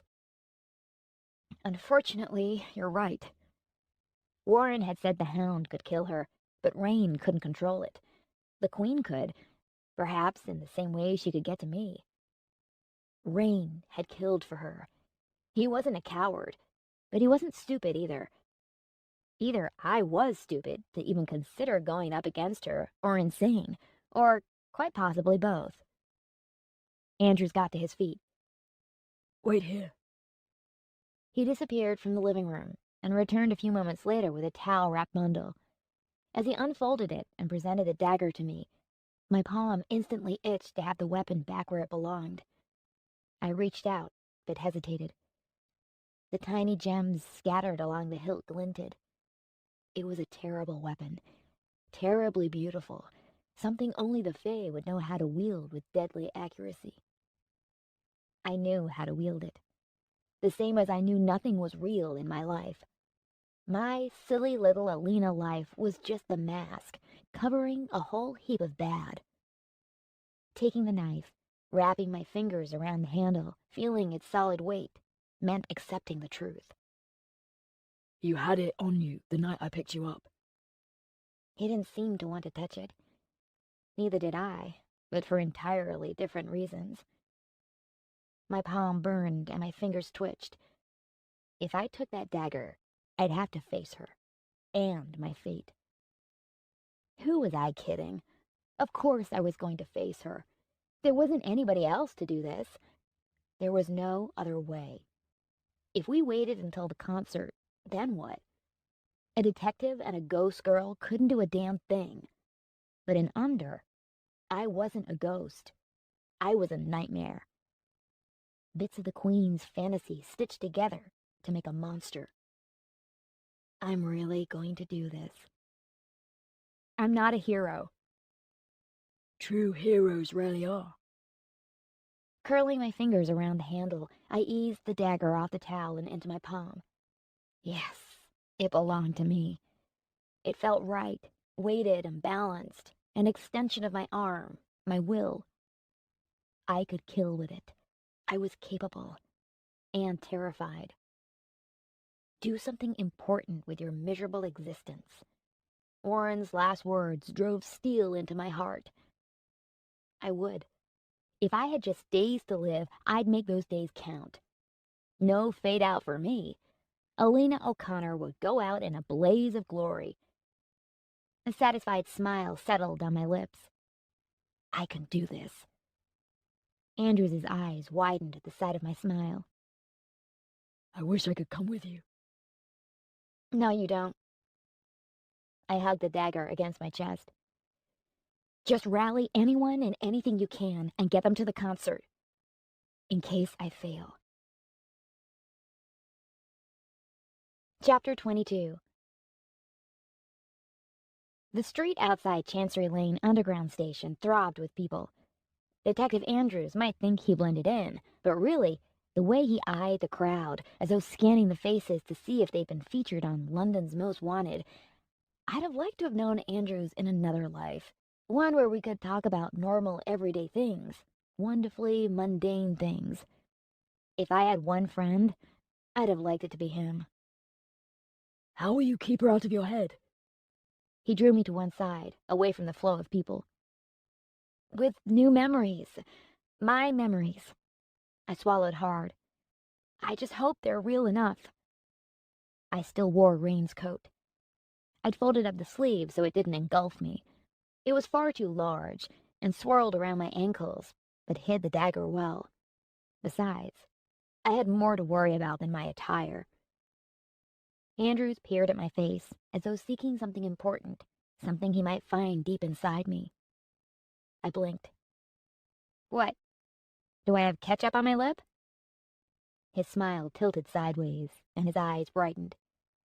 Just for a moment, he looked proud. You're something, Miss O'Connor. I liked that look on him. Somewhere inside all that detective stoicism, there was a great guy. Thanks, I think. I gave him a light-hearted punch on the shoulder. Hey, anyone would think you're worried. He didn't deny it.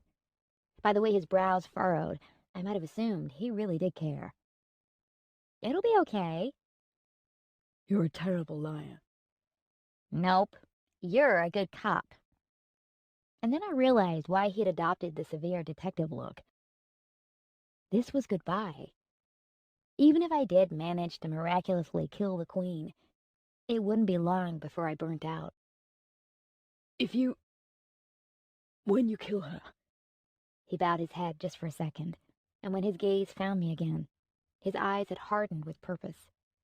Clearing his throat, he tried again. When you kill her, what'll happen to you? You're made from her magic, right? I didn't come with an instruction manual. I grinned. If I had, I'd have thrown it away by now. In other words, I had very little idea how this was going to play out, but it'd be a wild ride while it did. With a chuckle, he straightened. Go get her, Elena. These people, He glanced around us at the steady stream of pedestrians. they need you to do this. I know you can. Aye, aye, detective. I ducked my head and turned away, toward the steps down into the underground. I would not say goodbye, because this wasn't the end. It wasn't over. Danny! Call me Danny! Glancing back, I branded the image of him standing on the sidewalk into my mind, half awkward, half determined. He tossed me a wave, lips tucked into his cheek in a forced smile, and then he bowed his head, turned, and walked away. I peered down the steps into the station. The crowd flowed around me. The Queen waited. She'd know I was coming. The dagger at the small of my back was all I had to face a monster. I wasn't ready. And still, my feet carried me forward, down the steps, toward whatever fate awaited. Chapter 23. What is it they say about rats and sinking ships? Under was empty. Every room I passed, every chamber I entered, every tunnel I strode down, was utterly devoid of Fae. They knew, and had gotten the hell out of Dodge before the crap went down. Had I been anyone else, I might have done the same. So, there I was, trainee reporter Elena, striding toward the Spider Queen, and with every step she pulled me in. Like the spider plucking a single string of its web, she tapped into my mind, luring me close. Dagger in hand, I kept my feet moving forward and my head full of new memories. Afraid of spiders, Alina? Rain had asked, yanking me free of the metro offices. I bet he thought himself hilarious. I should have said goodbye. No, I would see him again. It might not be a happy reunion, considering how I'd last seen him, making short work of Warren, but I would get out of under. I'd walk in the sun again. I'd listen to the heartbeat of London. Live a little, American girl. Damn him for being so right. He'd been right about the cake, too. Chocolate cake really was to die for. And then there was the kiss. The mind-numbing, thought-silencing kiss. Sure, I had memories of intimacy, but they weren't real. Not like those I recalled at the countless fluttering shivers Rain's touch had summoned, or the short, rapid breaths as we parted. Memories, my own, fresh and new, anchored me in my skin, my mind. She would not get to me. I had a life now, albeit a few days old. It was still damn well mine. Tap, tap. The terrible darkness slumbering at the back of my mind stretched its awareness through my limbs, and with it came the dreadful urge to follow her orders. A rumbling grumbled through the tunnel. Dust rained from the cracked ceiling. Probably a passing train. The strip lights blinked off and buzzed back on. A skitter of shivers danced up my arms. I brushed it off. Suck it up, Alina. Prove Warren wrong. I can do this. The words echoed ahead of me, and as I rounded a tunnel corner, a wall of FA officials lifted their collective tricolored gazes. I jolted to a halt. The general stood at the center of the line, every lean inch of him wrapped in red and black leather, the Queen's colors. Weapons bristled. Holy crap, Andrews was right. They were the Queen's. The general peeled his lips back into a savage grin and plucked twin daggers free from his thigh sheaths. His officers, 6 in total, followed his lead, daggers singing, metal on metal. 6 trained Fae killers, blades glinting beneath the flickering light. I turned on my heel and ran. Head down, legs pumping, lungs burning. I ran hard. Okay, this wasn't the plan.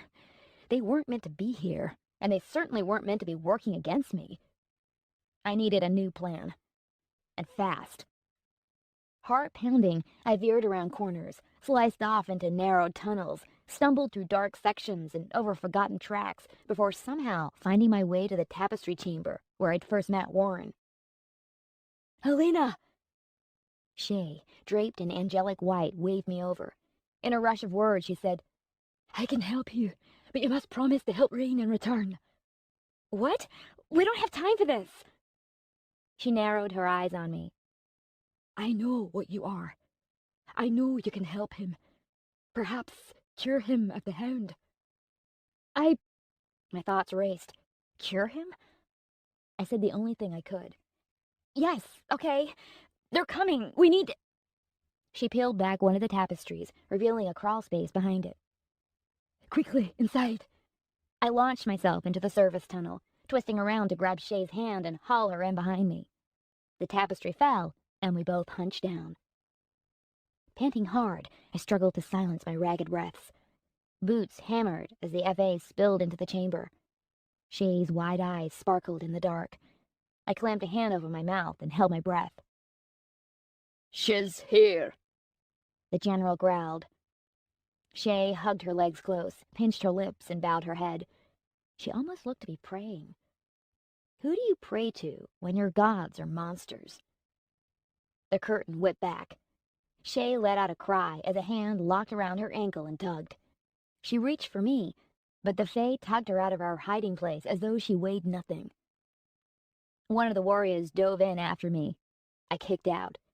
My heel smacked into the bridge of his nose. He snarled like an animal, speared me with those gray eyes, and grabbed for me. I kicked again, but he caught my ankle and tugged. Dagger in hand, I rammed it down, plunging the blade through his wrist. A terrible cry burst from him. His mouth gaped, sharp teeth glinting, and then he recoiled, pulling back.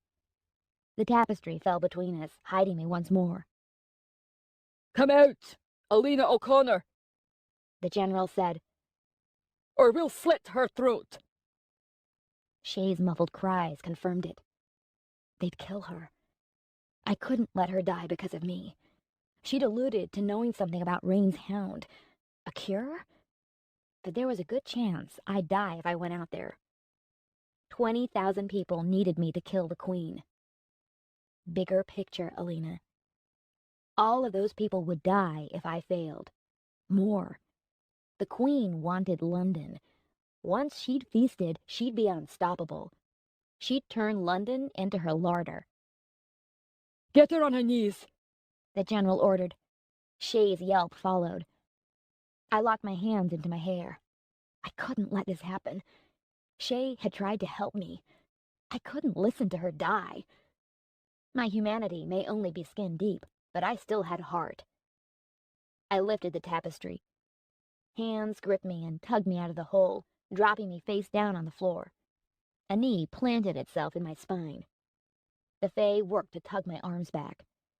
Shay knelt a few strides away, tears wet on her pale cheeks, and behind her, the general loomed, hand fisted in her hair, dagger hooked at her throat, drawing a little blood.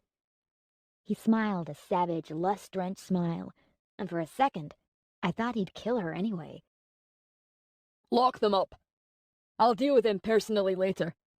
There's much to be done." He shoved her forward and backed away, wiping the blade on his thigh, but the leer lingered. This wasn't over. Chapter 24. So much for my grand plan. I sat on the floor at the back of my cell, knees drawn up, and listened to Shay's sobs from the cell next to mine.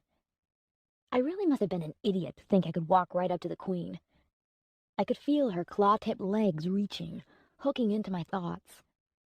I fought her, drove her back with happy thoughts, but it wouldn't last. I had only a handful of good memories, and they would fail me soon enough. Here, in under, I was hers. It was just a matter of time. Alina, Yes?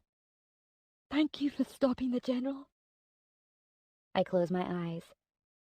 She didn't need to know it had been 50-50 for a while, or that her hint about Rain's cure had helped tip the scales in her favor. Don't thank me. You don't know me. I sounded like Rain. She fell silent for a while, her occasional sniffing the only reminder that I wasn't alone. I feel I may have judged you unfairly, She said. Yeah, there's a lot of that going around. Shuffling to the front of my cell, I leaned against the bars. The lock looked to be some chunky mechanical device that would need a key. Maybe I could pick it. If I had a pick, and a clue how to pick locks. I guess the Queen hadn't thought to download that useful piece of information into my head. Rain had mentioned I was made of the same potent Drioct as his hound, so maybe I could figure out how to jump myself out of the cell. The problem was, I had no idea what I was doing. I could no more jump myself out of there than I could pick the damn lock. I sighed. Thanks for trying to help me back there. I returned for some personal items. They said to leave it all behind, but I couldn't. I wanted something. A reminder, I suppose, of the time before everything changed. You aren't part of their plan? No. Some of the darker ones, they were never going to be content with stealing the little amount of Drioct we harvest from people. She must have moved closer to her bars, too, because her next words were hushed, but I heard them clearly. You have to understand. Fairy is Drioct. It's the air we breathe, the food we eat. It's life. But here, Drioct is difficult to find. We're suffocating, starving. And ever since the Trinity Law was passed, we've struggled to survive. We don't want to be here, but we are. And that will surely never change. The dark ones, the older ones, those like Warren, they remember the freedom they had in Fairy. They want back what they lost. I rested my head against the cool bars. This wasn't going to end with the Queen. If the impossible happened, and she was stopped, there would be others like her. Rain was one of the good guys. At least, I thought he was. But he was just as terrifying, and I'd only glimpsed a fraction of what he could do. I saw Rain. Really saw him. Shay took so long to reply, I wondered if she'd heard me. And when she did speak, it was in a whisper. He despises it. Hates the hound in him. He tries to do good, to make right his crimes. I'm not sure he will ever make peace with the hound. What is it? Where does it come from? A spirit inhabits him. It is a blessing and also a curse. His kin are proud, strong. In Fairy, they are feared and revered for their bloodlust in battle. They have the strength of the hound, Kushi in their bloodline. But the price is high. Kushi takes one of their sons for every generation. As it has Rain, he can no more control it than he can the wind or the rain. But the Queen can? She has the same ancient Drioct in her veins. They are linked. The spirits of the hound and the spider, Arachne, tied together by Drioct. I shivered and hugged myself. He killed Warren. A sharp hiss, an indrawn breath through her teeth. The old keepers are all dead. The FA are the new keepers now. Fairy, help us. How did the FA get so powerful? She got to them. Just a few to begin with. But once she had her fangs in the general, he turned the others, corrupted them. They were honourable once. General Kale was the finest warrior. Proud, admirable. But now he is nothing more than her tool. The queen had to die, but behind bars I was useless. Outside the bars, I've been pretty damn useless too. Do you know what I am? We suspected you were a human pet. I believed you were Rain's bespelled victim. Warren hated you on sight. The way he talked to you. But when you were here, and after you left, there was something about you I didn't understand. I saw in you the same stillness I see in Rain. A hint of something hungry and devastating. Not of this world. You're hers, aren't you? Yeah. How are you even coherent? Constructs are usually simple things. They fulfill their purpose and then die. How did you come to be here?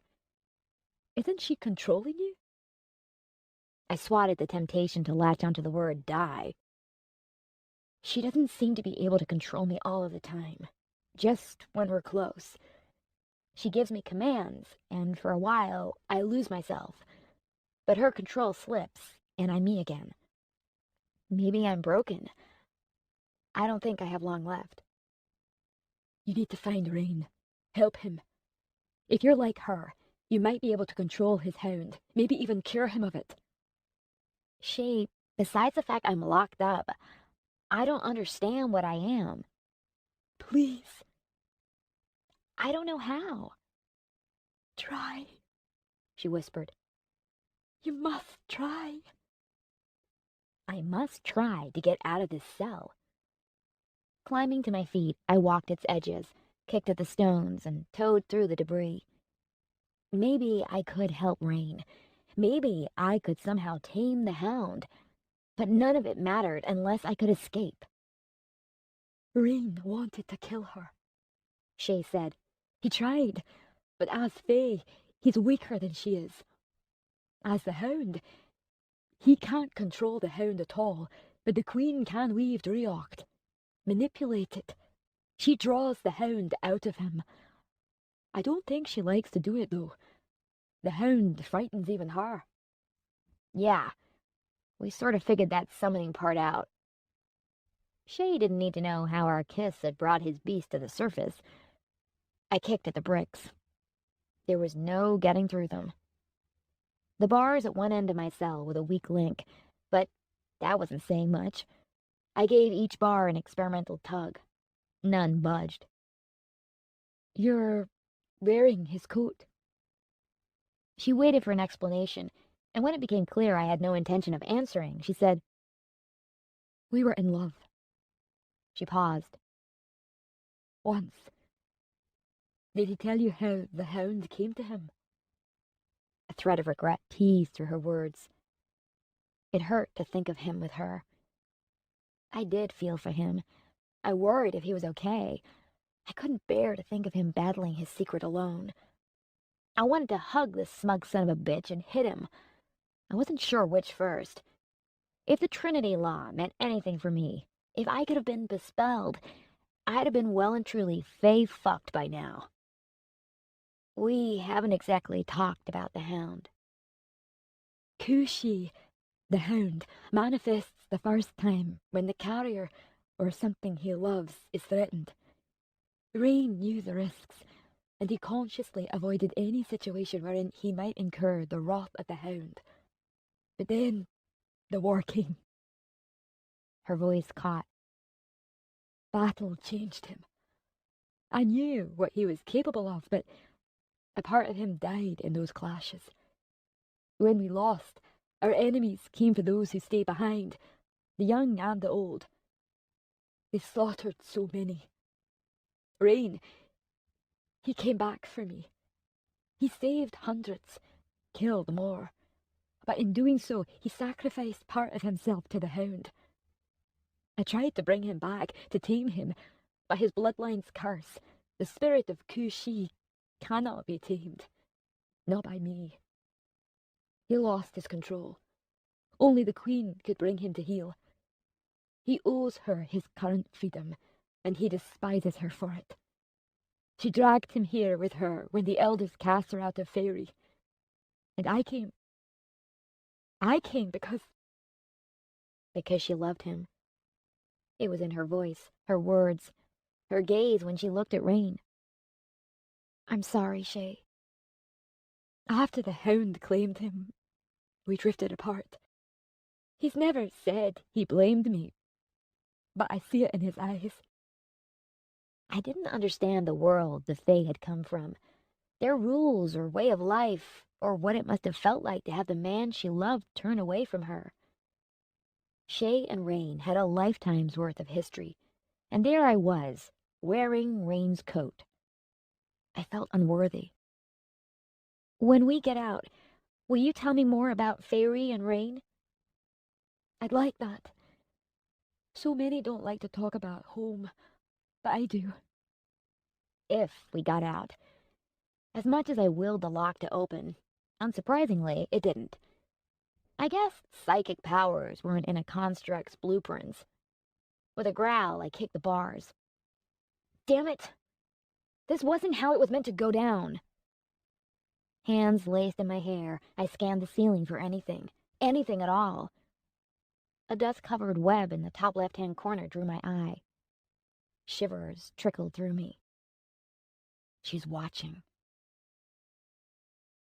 Tiny scratching flutters sprinkled from my hairline, over my eye and down my cheek. I woke with a cry and batted the scurrying thing away, only to find a carpet of arachnids inside my cell. Oh, spiders. Spiders. Shay groaned, groggy from sleep. There are spiders in here. Crush them.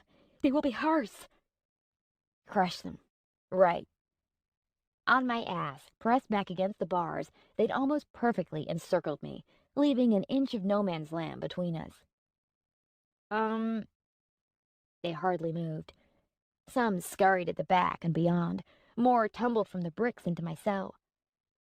I don't think squashing one or two is going to help. It might aggravate them. How many are there? A few thousand? Oh, what are they doing? Not a great deal. Watching. That's unusual. Shay, they'd have eaten me by now if they wanted to, right? Spiders would usually pin their victims down, inject the poison to liquefy their victims' insides, wrap them in silk, and store them for later. You're not helping. You did ask. What on earth am I supposed to do? Perhaps talk to them. You are part queen. They may recognize her Driocht in you. There is a chance you can control them, like she does. Right. Talk to them. Hi. This was absurd. A few at the front surged forward. With a yelp, I pulled my legs back. Okay, let's talk about this. I need to get out of this cell. And you lovely, lovely spiders look to be really agile. And my friend says you might listen because I'm the queen's, like you. And I really need to get out of this cell. To my left, spiders spiraled up a few bars. More joined until a steady stream poured over the posts. They were organized, like those in the metro offices. Several of the little critters disappeared inside the lock mechanism, and then, almost too easily, the lock clicked open. Perhaps I had hidden talents like Rain, but my talent consisted of an affinity with spiders. Careful not to make any sudden movements, I wobbled to my feet and reached out a hand. The spiders shied away, allowing me to grip the bar and shove. The door swung open. Oh, you were right, Shay. This really is unusual, I muttered, stepping gingerly around the spiders as they spilled out of my cell.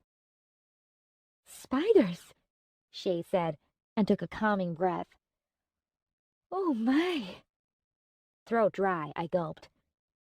This isn't normal. No, that is not at all normal. Will they open my door? I asked the blanket of spiders at my feet, feeling like a fool as I did, but they just rippled and shivered away from Shay's cell toward the main door. I will be fine. Go, Shay urged. they are helping. This is good. Use them. If you can control them, there is hope you can control the hound. Okay. The river of spiders flowed toward the closed main door. Right. So, plan B it is then. Elena! She gripped the bars and peered at me with wide, hopeful eyes. A few drops of blood from the cut at her neck had spoiled the white lace dress. Maybe, once I was gone, she'd find a way to make it work with Rain. Stop her! That's plan B. Chapter 25. I had no idea why a small swarm of spiders had decided to latch onto me, but as long as we were on friendly terms, I was happy to have them tag along. Shoving open the main door, the FA guard posted outside had time to launch himself to his feet and draw a short sword before the spiders poured over him. I watched, caught somewhere between morbid fascination and horrified revulsion. They dove in through his mouth, ears, and nose and burrowed into his eyes. He collapsed in seconds, limbs twitching beneath a blanket of writhing arachnids. Had they attacked me in my cell, I didn't doubt for a second I'd have ended up like him. Okay, team! But they trickled away, spilling into nooks and crannies between tiles and concrete blocks. In less than a minute, they'd gone. Their countless legs had pattered blood around the mess that remained of the FA guard. Cringing, trying to keep my stomach from lurching, I bent down and plucked the Fae's sword free of the fleshy mess that had once been his hand. Mental note: don't mess with the spiders. The short sword appeared to be more functional than fancy. Weighted well, I gave it a whirl. Yes, this would do nicely. It felt right at home to be brandishing a blade. Why do you wish to hurt me? I created you. I'm coming, bitch. With each step, she worked on the thread in my mind, attempting to weave her magic through my thoughts. But it wasn't working, and it wouldn't work. There's more to you than her will. Rain was right. I was Alina. A sparkling thrill surged through my veins, a power all my own. How did you escape? Fae authority. Female. Black and red. I lunged lightning fast. She had enough time to reach for her blades before I plunged the sword through her chest. She blinked down at me. Tiny little Elena O'Connor in her human look-alike flesh, and even though her blood poured over my hand and bubbled from her lips, she couldn't quite believe this pitiful human girl could kill her. She died not believing it.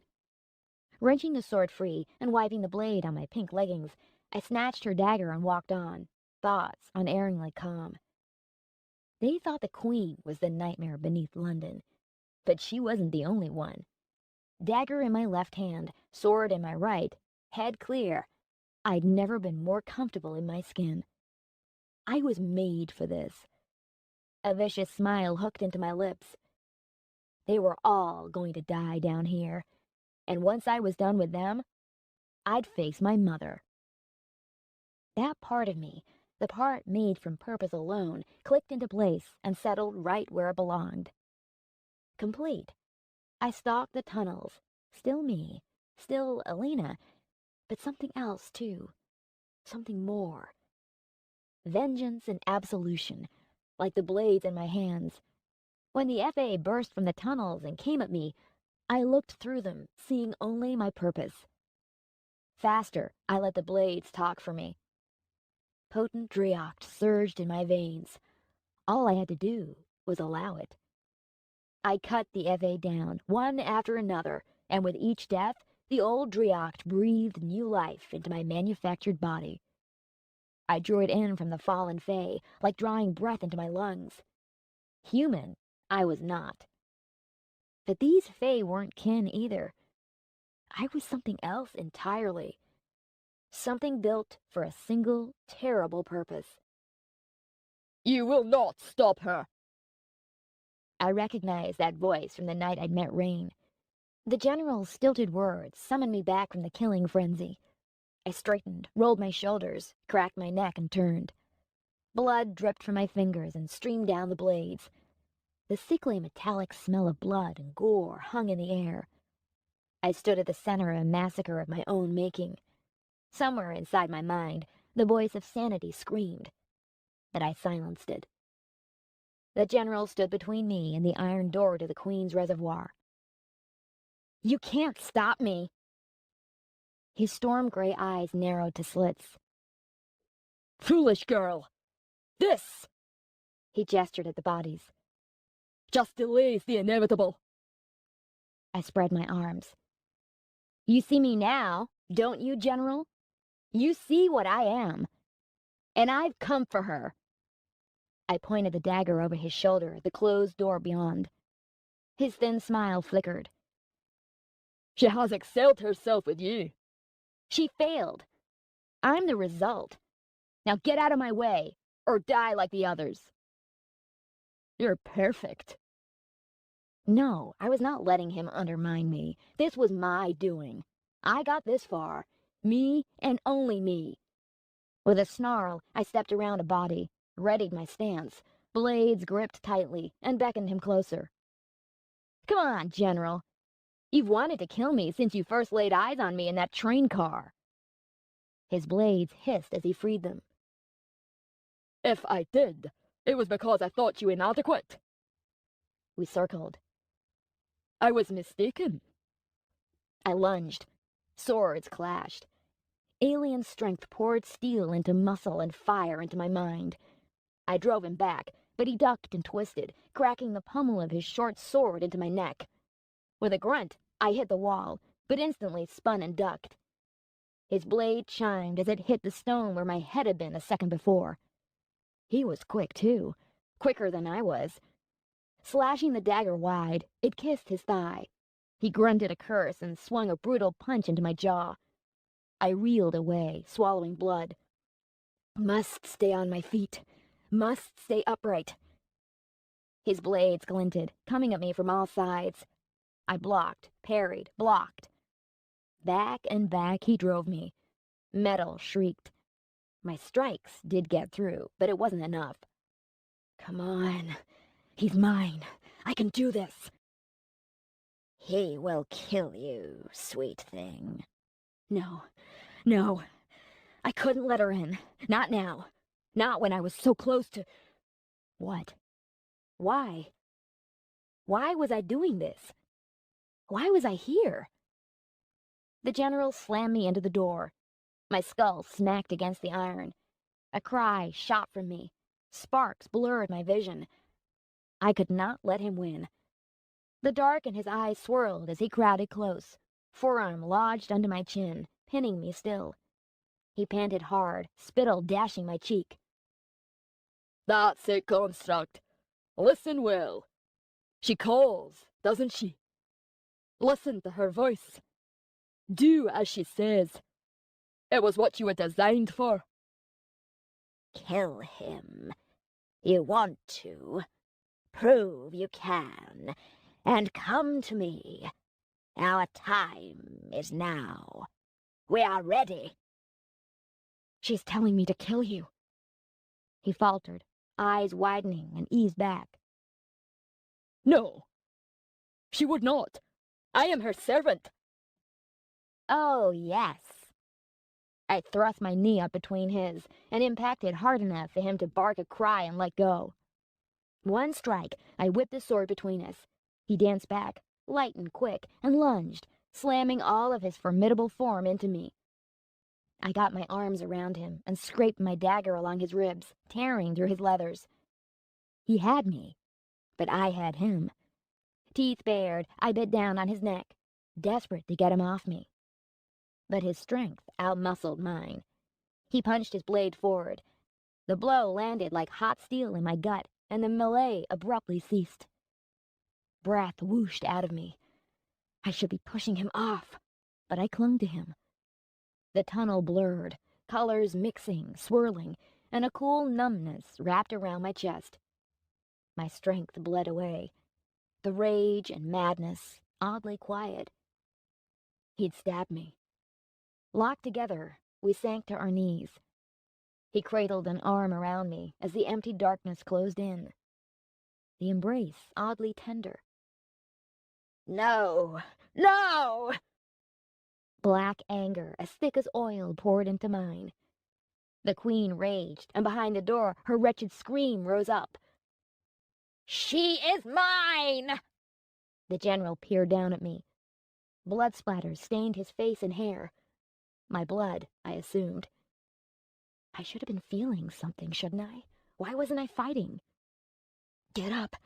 I screamed silently inside my head. He'll kill me. I won't leave these tunnels. I want to live. It wasn't enough time. I want more time. The general swept a lock of hair off my face with trembling fingers. I expected hatred, like the glares I'd received from Warren.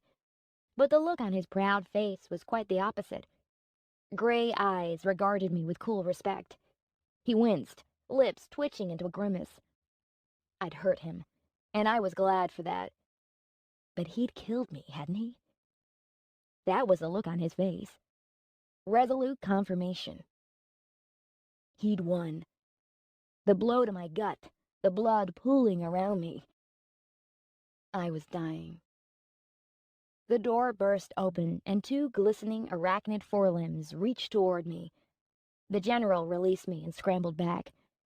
Countless slashes in his leathers gaped, blood dribbling. He pressed a hand to his side. Scarlet blood streamed between his fingers. I'd hurt him all right, maybe even enough to kill him. The queen's black crane-like limbs hooked around me. I should have felt something, anything. Why wasn't my body working? How could I just lie there and let her touch me? Shock. I'm in shock. Knowing it did nothing to combat it, though. Besides, it didn't matter. The queen cradled me in her limbs. I smelled her familiar oily scent and closed my eyes. At least I wasn't alone. Chapter 26. We are made as one, you and I, sweet thing. I will not allow you to perish. Not yet. You will not be wasted. I do not fail. Ever. Her hooked limbs twitched and flicked, plucking at the ripples of green drioct vapor encircling her. She unraveled me, tore the loose threads away, and tied purpose back into my borrowed limbs. Through my mind, she wove her touch, smoothing out imperfections, healing reanimated flesh, stitching body and mind back together. Precious memories, those I tried to cling on to, buried beneath the flow of drioct. I was healed, and yet broken inside. She created me anew, with a single purpose. There was only one thing in this world she feared, only one creature who could stop her now. One last time. One more chance. Prove your worth. Chapter 27. Music assaulted me, battered from all sides, below and above. I stood motionless, faced into it, as though staring into a storm of sound. Adrenaline, pure joy, and raw drioct surged through my veins. It was wonderful, alive, and so was I. The beat pounded, the guitar, the piano, the bass, and his voice. I'd heard Sovereign play to the crowd on TV, but this was worlds away. His voice rode the waves of music, lifting the rhythm, plunging it deep, swirling it into a frenzy, and the crowd of 20,000 surged and screamed and rode the wave too. Lights rained down on the stage as though the stars themselves had fallen from the sky. Goosebumps spritzed my light-dappled skin. Breaths came short and fast. My heart raced. There was magic here. Human or fae, maybe both. At the front of the crowd, pressed against the barriers, I soaked the wonder of the concert into my pores, tasted the thousands on my lips, and awaited the queen. I'd failed her before. I would not fail again. Cross daggers burned against at my lower back. My fingers itched to curl around the weapons. Soon. Touched would take a break, and the support act would have its moment. That was my time. Sovereign liked to venture into the crowd, sign autographs, touch those that asked. I'd be there, waiting. He had served his purpose. The keepers were dead. The hound was volatile. Time to end the beast by the twin points of my daggers. It was her wish. Time meant little while I stood and watched. Hours bled into minutes. I listened to the beat of the music and the beat of my heart. Her heart. She created me. Her drioct flowed through me, and the beat of her poison heart throbbed in my ears. I had no heart of my own. I wasn't human, not even close. My flesh was hers to command. My mind hers to mold. I lived only for her. My moment arrived. Screaming fans wept and surged around me. They cried Sovereign's name as he descended stage-side steps and waved flyers, shirts, bare flesh. They didn't know him like I did, didn't see the hound behind his quick smile, or the killer looking back at them through dazzling fey eyes. All they saw was a being they wanted to touch, to love, because their weak human minds had no choice. He strode down the steps, flashed a deadly smile, raised his arms, and the crowd erupted. All but me. Inside my coat, his coat, I clutched the daggers. People jostled, sweeping me up in their lust. My smile, too, was a hungry thing. Soon.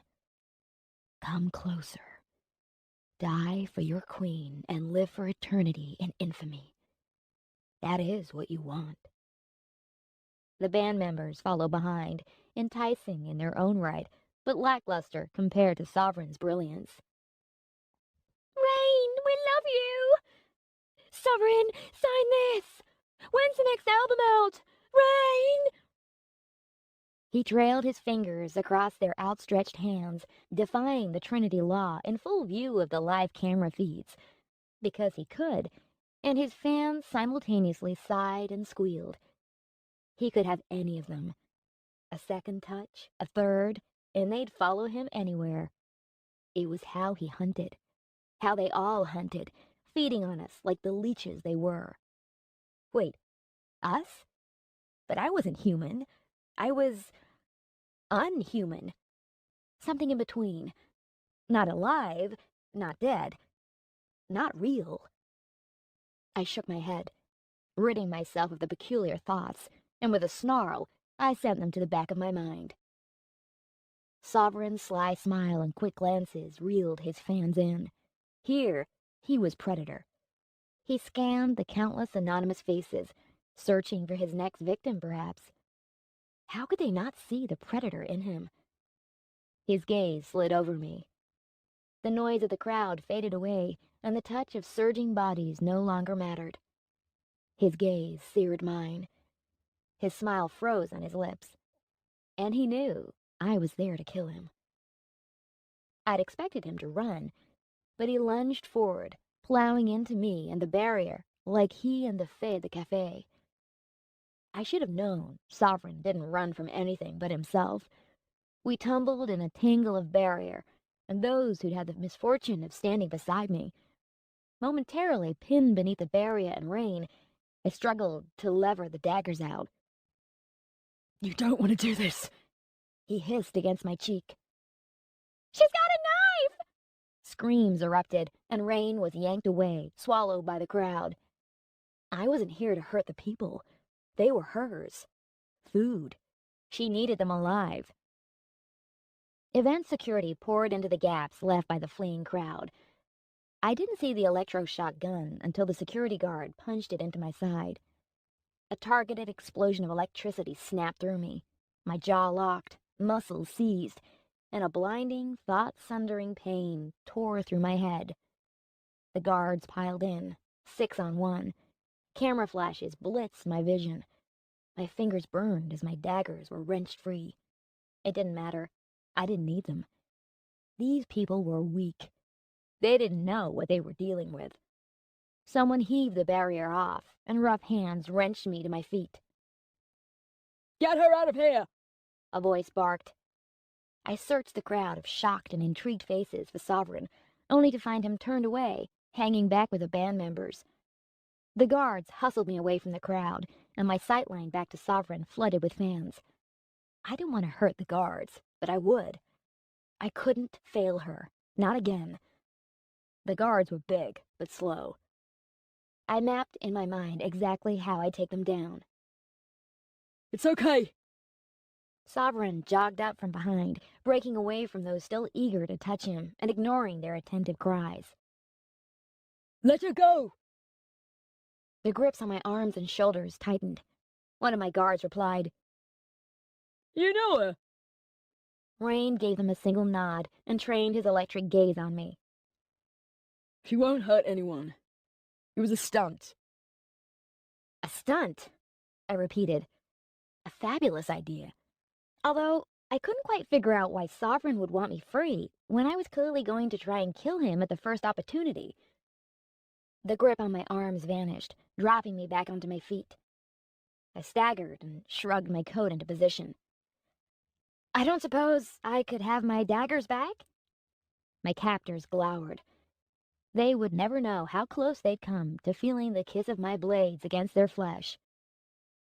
Sovereign held out a hand. The blades. The guards didn't look pleased by his request either. They're Fae property. If you take them, you'll spend the rest of the night filling out paperwork. He flashed them a stellar smile. Hand them over, and nobody has to know.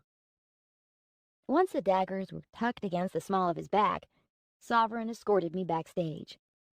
Tension simmered between us. Moments building, words unsaid. Tap, tap. Alina, go. Wait for me, my sweet thing.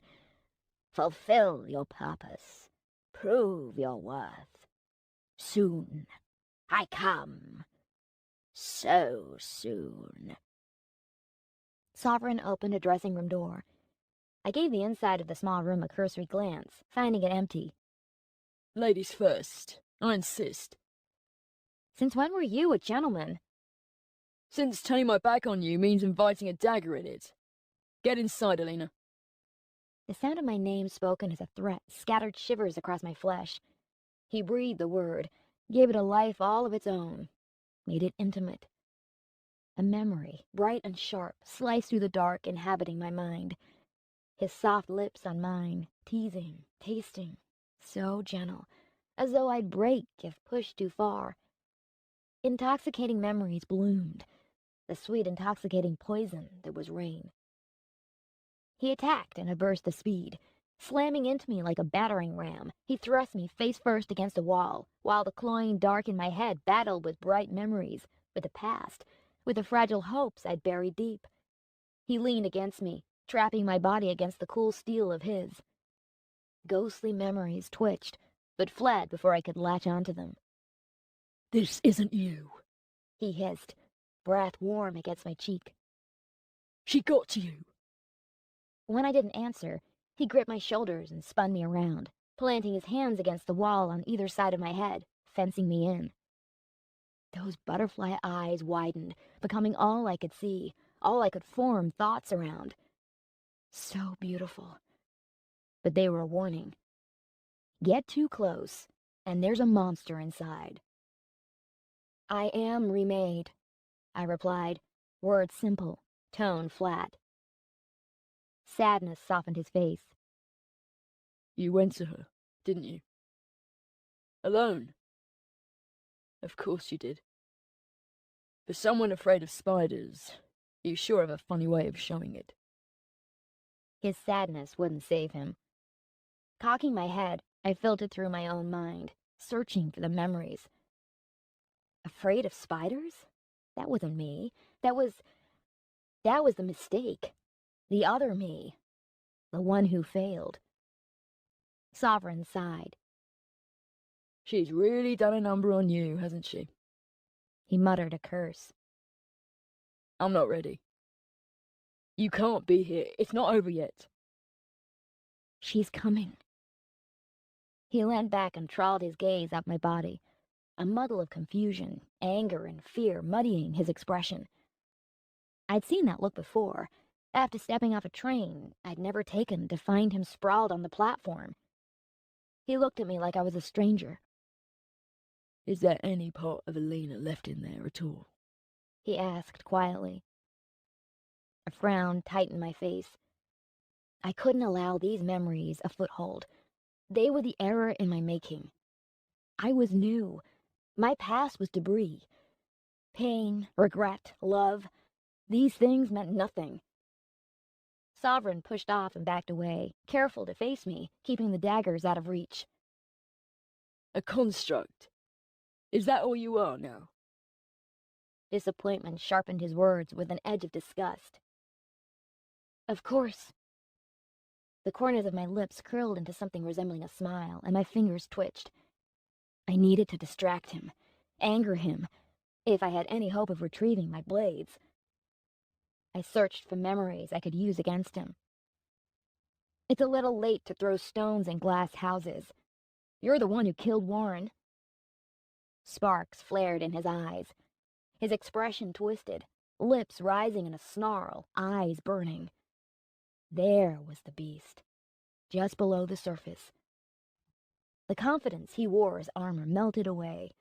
His shoulders dropped, and for a moment he looked through me, unseeing. I sprang off my back foot and lunged, veering at the last moment to twist and snatch a blade free. He turned, quick as a coiled spring, and had the remaining dagger out in the same movement.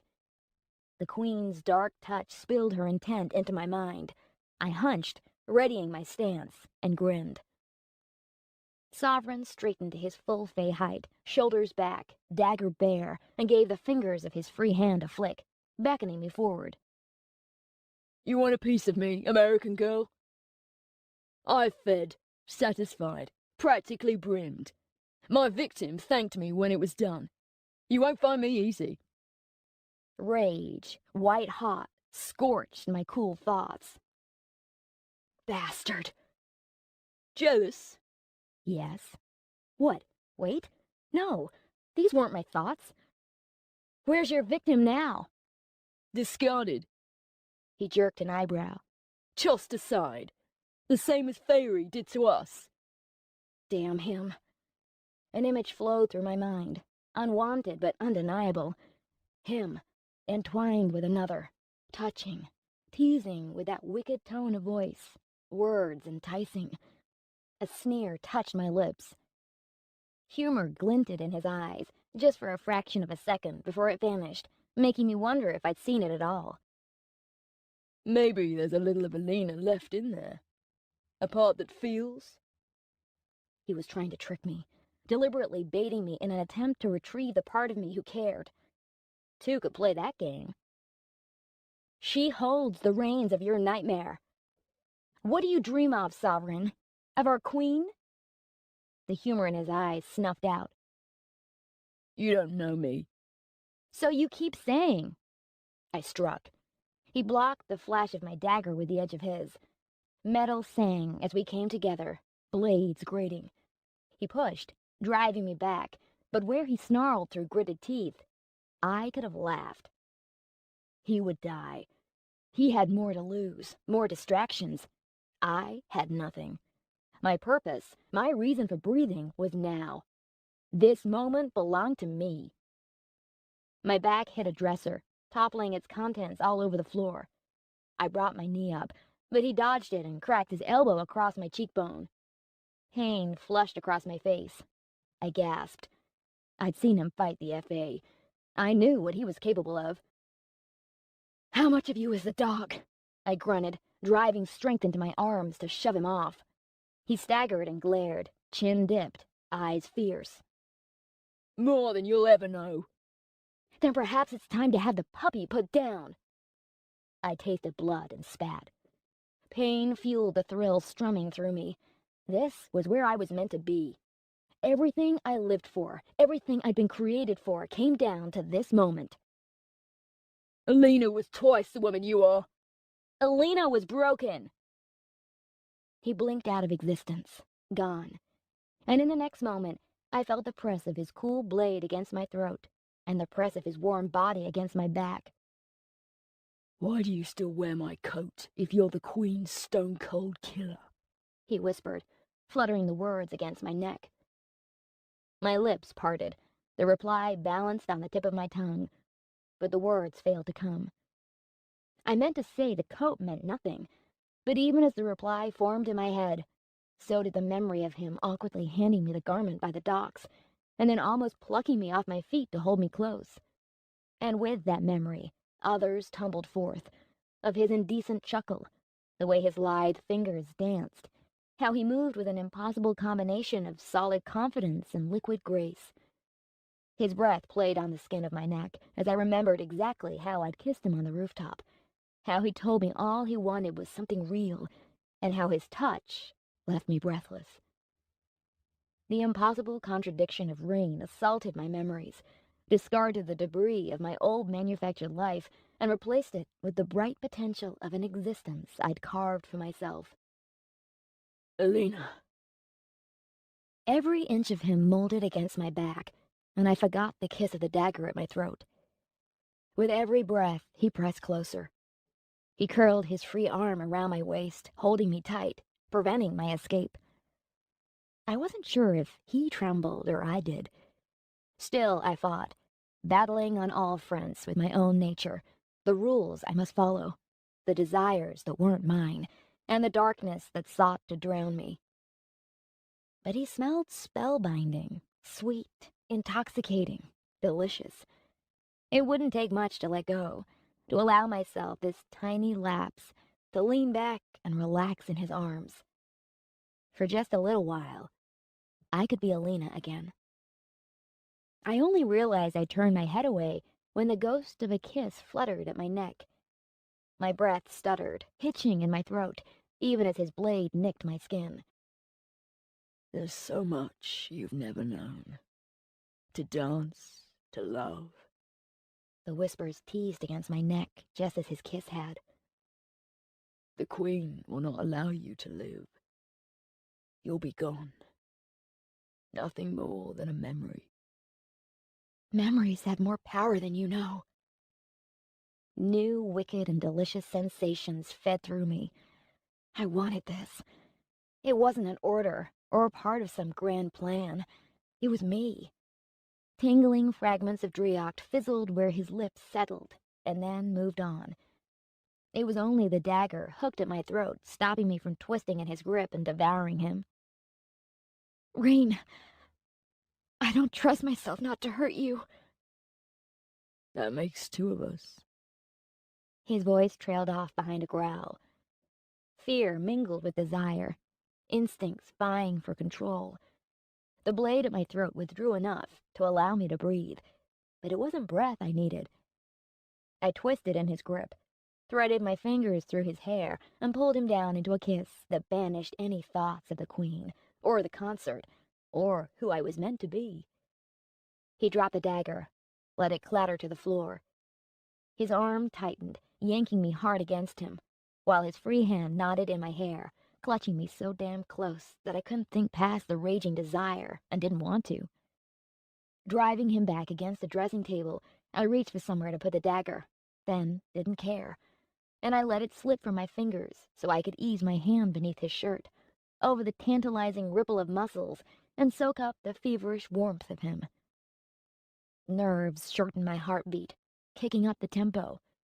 Different, enticing tingles skittered low. Tap, tap. Alina. I nipped at his lip, let him chase my mouth for more, delighted at his growl of frustration, and then succumbed to his savage, hungry mouth. The Queen didn't matter. Nothing did. He was all I needed to ground me, to remind me, to bring me back from the insanity and make me whole again. Make me Alina. I can't. He tore away from me, simultaneously shoving me back. Blood-red pupils consumed the tricolor eyes, bleeding the hound into his face. He stumbled and fell to his knees, bracing a hand against the floor. You bring out the worst in me. He breathed, grinding out the words between clenched teeth. I stepped back, remembering who I was, and where I was, and what I was supposed to be doing, but finding it all dislocated and jumbled. A jigsaw puzzle yet to be completed. The sight of Rain, breathing hard, fast, fingernails scoring the floor, dumped me back into reality. The hound was coming. That monster I'd witnessed on the dockside would be free in seconds. I stepped forward, but he hissed, words failing. Rain? I couldn't leave him, and couldn't let this happen. If the hound got free now, it would tear through the crowd. What was it Shay had said? That there might be a way I could control it, like the Queen did. Both daggers lay on the floor between us. He couldn't be allowed to get free. He would never forgive himself if the hound got loose. Rain glared, forcing each strained breath through his teeth. His all-red eyes fixed on the daggers, and then back to me. I could either help him or kill him. Rain, He bent over, releasing a pained groan as Drioct vapor spiraled from his flesh. Do it! Minutes before, I'd have killed him without a second thought. But he brought me back. Surely there had to be a way to do the same for him. I dropped to my knees beside him. He flinched away. I can't make it any worse. I reached out a trembling hand. His predatory glare fixed on my fingers as though he might tear my hand off. I inched forward, closer to his face. Drioct rose from his cheek and swirled around my fingers, licking cool and smooth at my skin. You said when you stole my Drioct, you took some of the Queen into you. So I'm taking it back. Maybe I can take some of the hound into me. My smooth, even voice belied the fear churning inside. Stay calm. Stay in control. Don't provoke the hound. My fingertips brushed his cheek. Sparks danced through our touch, over the back of my hand and jolted up my arm. I almost wrenched away. Drioct vapor lapped over my hand and round my wrist before dissipating. And Rain? Rain stared, wild-eyed and unblinking. Sighing breaths shuddered through his body. Maybe, I whispered, maybe I can control these terrible things inside us. Maybe I can help you, like Shay said. His eyes widened. Emotional anguish contorted his expression. He bucked and collapsed. I don't know if it was mention of Shay or the words themselves that broke him. I settled my hand on his shoulder, soaking up the racking shivers assaulting his body, and waited for him to change or ride it out. Maybe together we can harness the hound and protect the people here. Is it too much to hope there might be some good in us? Minutes passed. I didn't know if he'd heard anything I'd said, but I hoped he had. If memories of us together could push back the touch of the Queen in my head, maybe those same memories would help Rain control the hound. Or maybe it was the foolish hope of a week-old girl. Rain's shivering ceased, and once his breath slowed, he said quietly, It's never too much to hope for good. He blinked his normal Fae eyes up at me. He was back. He'd beaten it. For now. Much of me wanted to throw my arms around Rain and drag him into a soul-sundering kiss, but that would very likely tip him over the edge again. Slowly, carefully, I shifted away and stood on surprisingly steady legs. I'd have offered to help him up, but that probably wouldn't end well either. The best thing I could do was leave. We had to clear the arena, get the public out. We need to warn everyone. She's close, Rain. I feel her. A beat hammered in my chest, but it wasn't my heartbeat, it was hers. The Queen's controlling rhythm. I'd escaped her clutches, but she was still inside me. She always would be. The twin daggers glinted on the floor. Rain arched a brow as he saw my gaze linger on them. Climbing to his feet, using the dressing table for support, he slumped against its edge. I well warned them, but I have to finish this. You can't continue with the concert. He lifted his head. His weakness faded away behind a determined glare. I have to. It's all I have. This is it for me, Alina. When she comes, I'll release the hound and pray to Fairy the thing goes after her.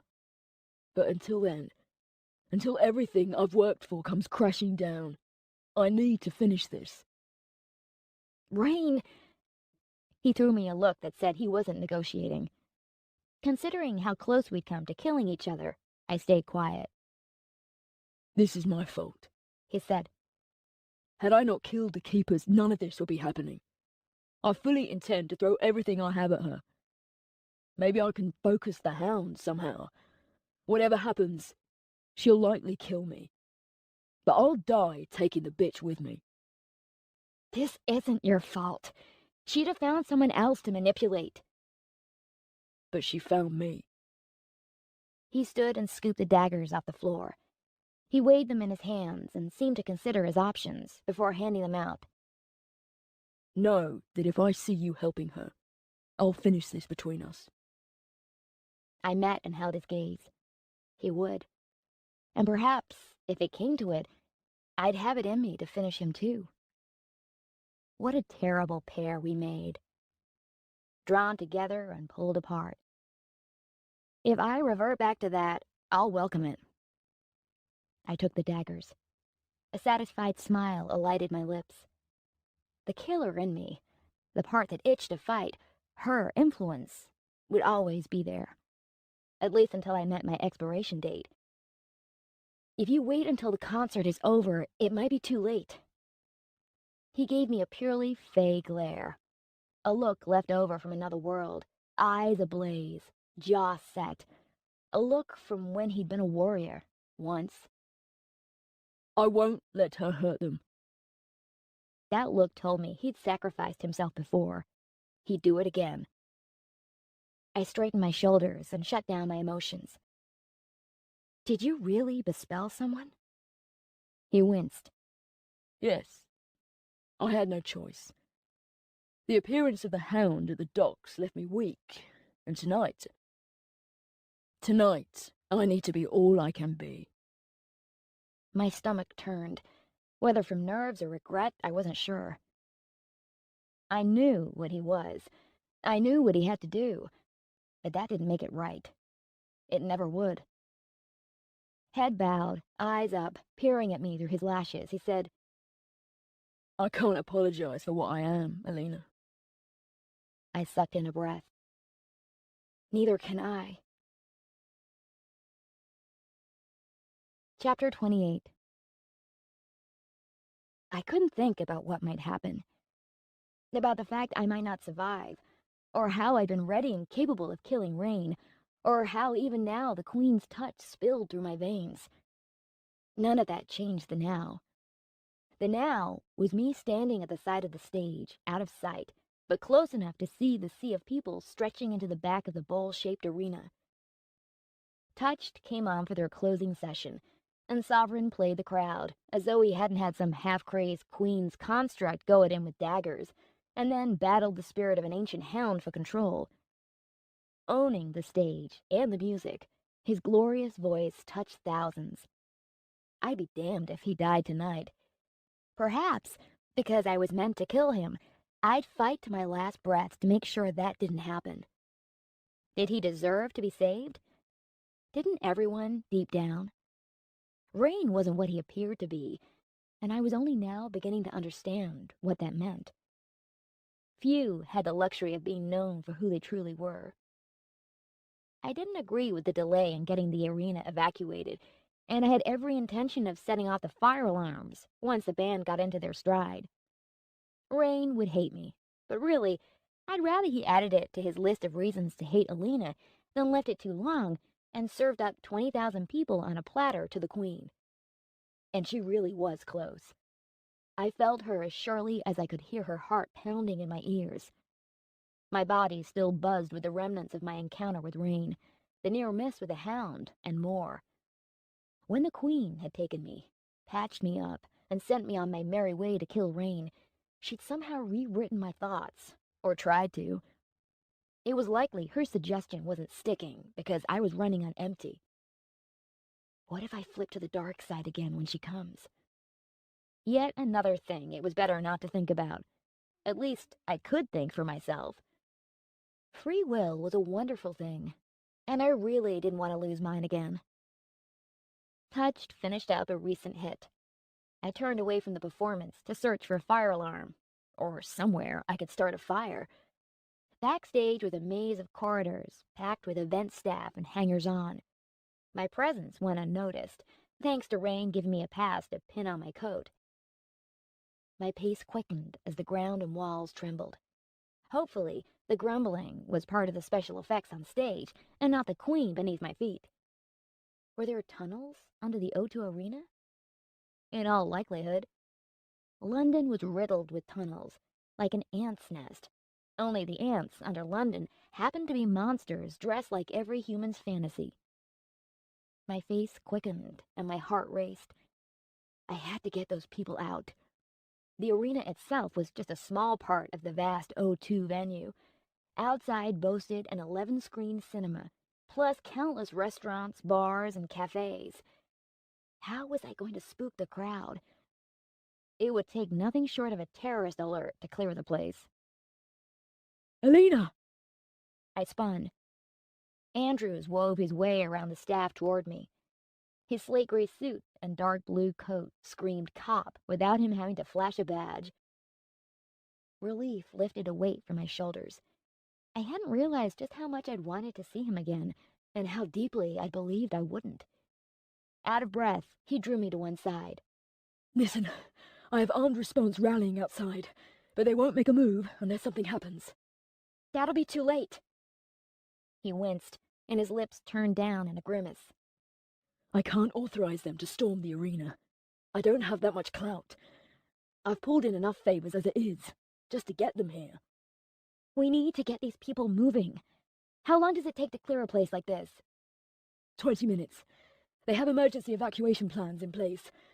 The dome is rigged with over 300 cameras. As soon as anything happens, the alarms will sound. The cameras are how I found you, actually. Can you get me there? To the CCTV room? Maybe I can spot where she'll come through.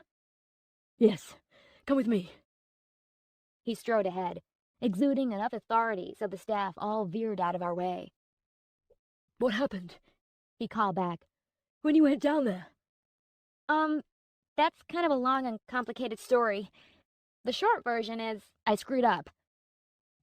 We didn't speak again until Andrews escorted me into the CCTV control room. A bank of monitors blinked 50 or so split screens back at us. 3 operators gave us cursory glances, nothing more.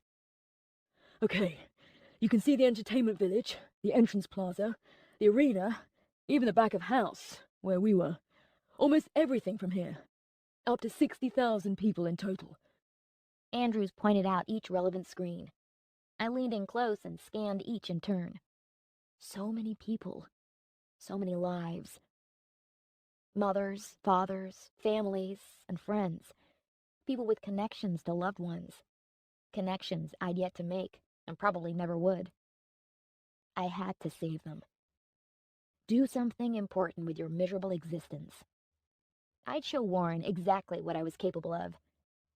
The entertainment village, with its cinema and restaurants, brimmed with patrons. This dome was an all-you-can-eat Driocht buffet, if you happened to be an ugly-ass spider queen that sucked the life out of people. What would she do? She wouldn't want them to run, so she'd go about this carefully at first, tentatively, like nursing her web. Spiders set traps. Any ideas? I calmed my thoughts and tried to focus. Think like a fae, Rain had told me often enough. She wasn't just any Fae, she was the queen, possessed by a Fae spirit, and starving. Maybe the loading areas, somewhere she has the freedom to move. She'll try not to spook the crowd. She won't want them escaping. The camera operators frowned and cast me sideways glances. They hadn't yet seen the sparkly daggers inside my coat. I resisted the urge to grin. Can you zoom in on the loading areas at the back, behind the arena? Andrews asked. The operators obliged, and we squinted at the screens. Nothing. I was missing something. These cameras cover everything. Are there any tunnels? Yeah, The nearest operator nodded. the 60-foot black wall tunnel shaft comes up right through here. He tapped a pencil at a screen. You can't miss it from outside. Oh, God. There! It'll be there! Can we get to it from inside? He looked at me warily. There's a maintenance door. Show us! We followed the operator to the south side of the dome, where we met with an official who seemed to want to go over Andrew's ID with a fine-tooth comb before finally opening the side door. The shaft rose up like a silver monolith. Cool night air rushed over us, bringing with it the sights and smells of London. I tugged my coat closed and ventured into the cutout area behind the ventilation shaft. Exterior lights flooded a brittle, milky glow around us, scattering insubstantial shadows. No spiders. I'd expected something. I was so sure. Maybe she's not coming. Andrews gazed up at the vents some 60 feet above. The wind whipped his jacket open and tousled his hair. He seemed almost hopeful, but he couldn't feel her, the impending storm. If she wasn't here already, she was close. We walked around the shaft, but if anything, there was a disturbing lack of spiders and their webs. Wherever she was, it wasn't there. A tunnel. It made sense. Returning inside, I quizzed the operator, but he confirmed there were no other tunnels under the dome. He left Andrews and me in the entrance plaza, outside Starbucks. I don't understand. Like I said, maybe she's not coming. I gave him a smile. He seemed like he needed it. She's coming. There are tens of thousands of people here. She wouldn't miss this. Especially as I failed again. She'll want a few words with her progeny. Andrews's keen gaze scanned the flow of people milling around us. Most headed toward the restaurants, but others hung back by the frosted glass entrance doors. Rain's spellbinding voice reached us, albeit muffled below the general background din of so many people. Andrews turned toward me, hand tucked in his pocket. So, what happened? I was wounded pretty badly. She patched me up. Tapping my temple, I said, "She went to town up here." Shivers skittered through me, prompting me to pull my coat tighter. I came here as her tool. It was only when Rain... We fought, and he helped me remember. Andrews nodded and mustered a weak but genuine smile. Good. He lifted a finger and pressed the earpiece in his ear. The team checking in. I hung back, arms crossed, shivers still spilling over my skin, while Andrews gave his team the all clear. My limbs ached, and a dull throb emanated around my skull. I didn't have time to get sick, especially now. Lifting my gaze, I scanned the ceiling canopy above the entrance plaza.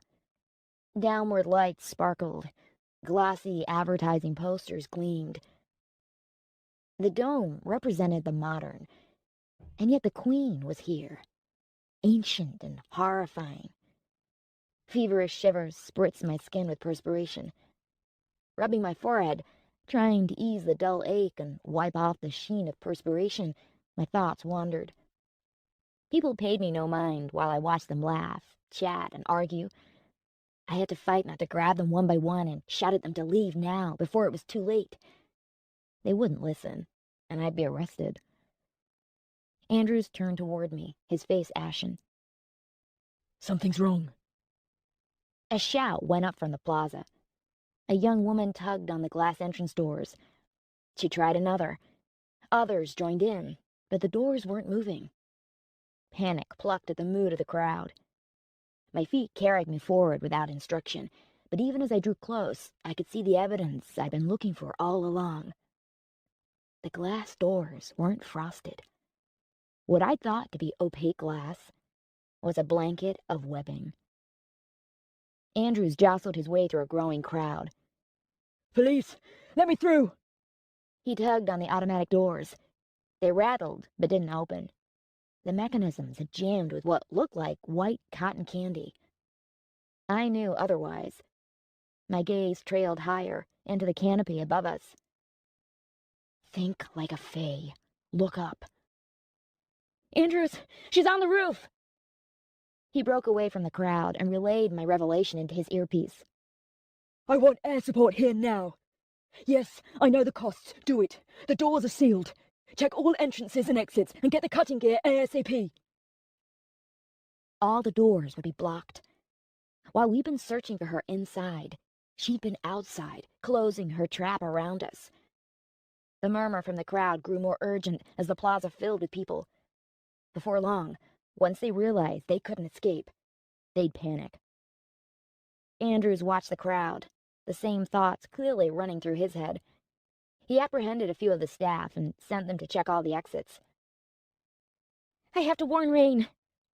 Go. He turned, and then seemed to hesitate, as though wanting to say something, but failing to find the words.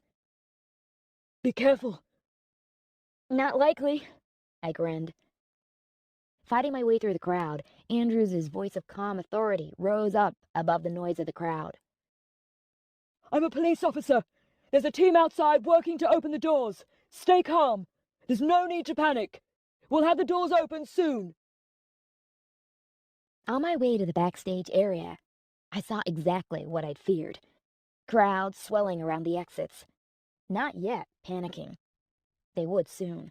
And if the doors weren't opened, people would die. I had to warn Rain. If the concert ended now, the crowd would have nowhere to go.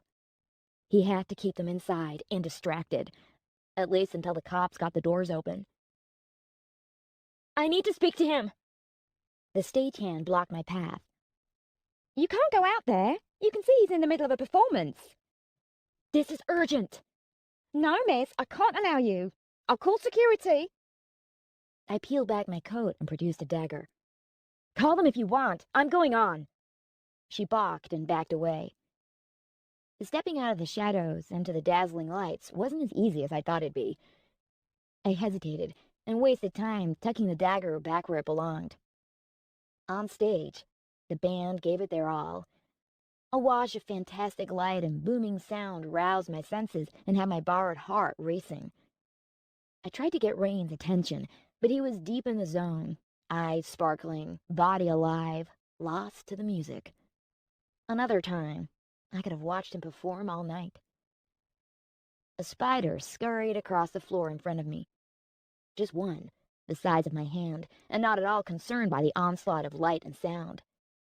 I stepped forward, took a deep breath, and in the next steps I was on stage, bathed in light and sound.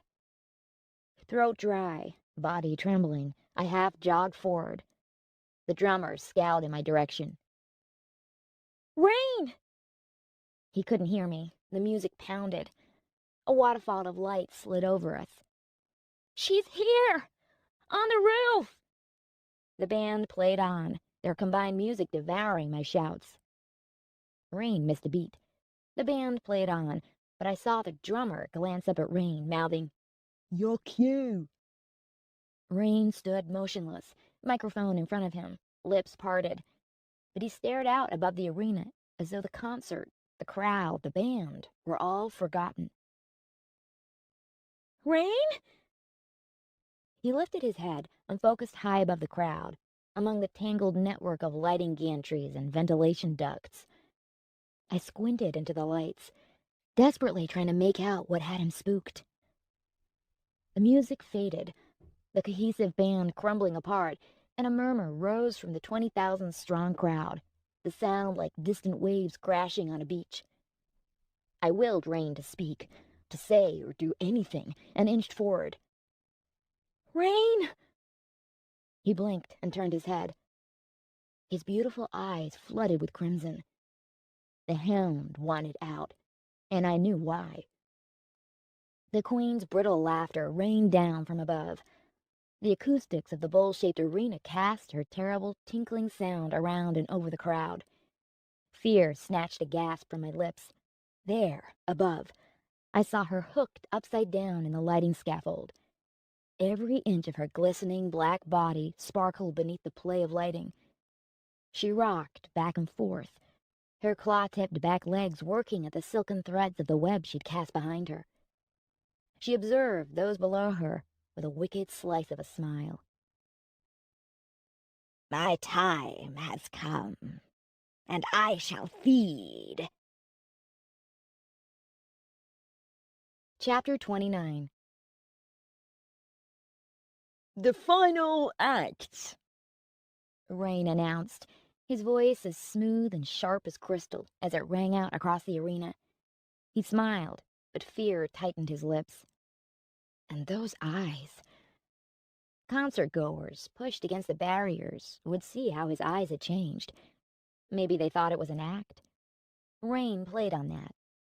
It was the only way to keep the crowd calm. He glanced back at the band and gave them a nod. Music sparked to life. The drums beat, and Rain spun his spell. Light, sound, sparks exploded over the stage. I backed up, just out of sight at the stage edges, but close enough to see the Queen observing Rain, and touched bring the night alive with sound. Alina, my sweet thing. Her voice scratched inside my head, as though clawing at my skull to escape. Flinching, I stumbled back and bumped into a wall. It is not too late to prove your worth. You are capable. We are the same, you and I. You feel my life in your veins. My heart beats in you. You have no heart of your own, no life. These are not your people, your family. Only I understand you. I froze, locking my thoughts and body down. Kill Rain. Do it now. The daggers in your hands. Use them. I lifted the weapons, alarmed to find I had no memory of grasping them. Yes. Kill him. Fulfill your purpose. He is too volatile, too dangerous to leave alive. No, I wouldn't do this. Unless I could get her to come closer. If I could lure her down, Rain would attack. If I could get close enough, I'd plunge the daggers into her chest. I need you, Mother. I ground out the words, forcing them up my throat beside the taste of bile. Help me. Sweet thing, do you seek to trick me? No, Mother. I need you. I need your strength. I am weak, sick. This body fails. Give me the gift of your power, so I can finish Sovereign. I felt her indecision.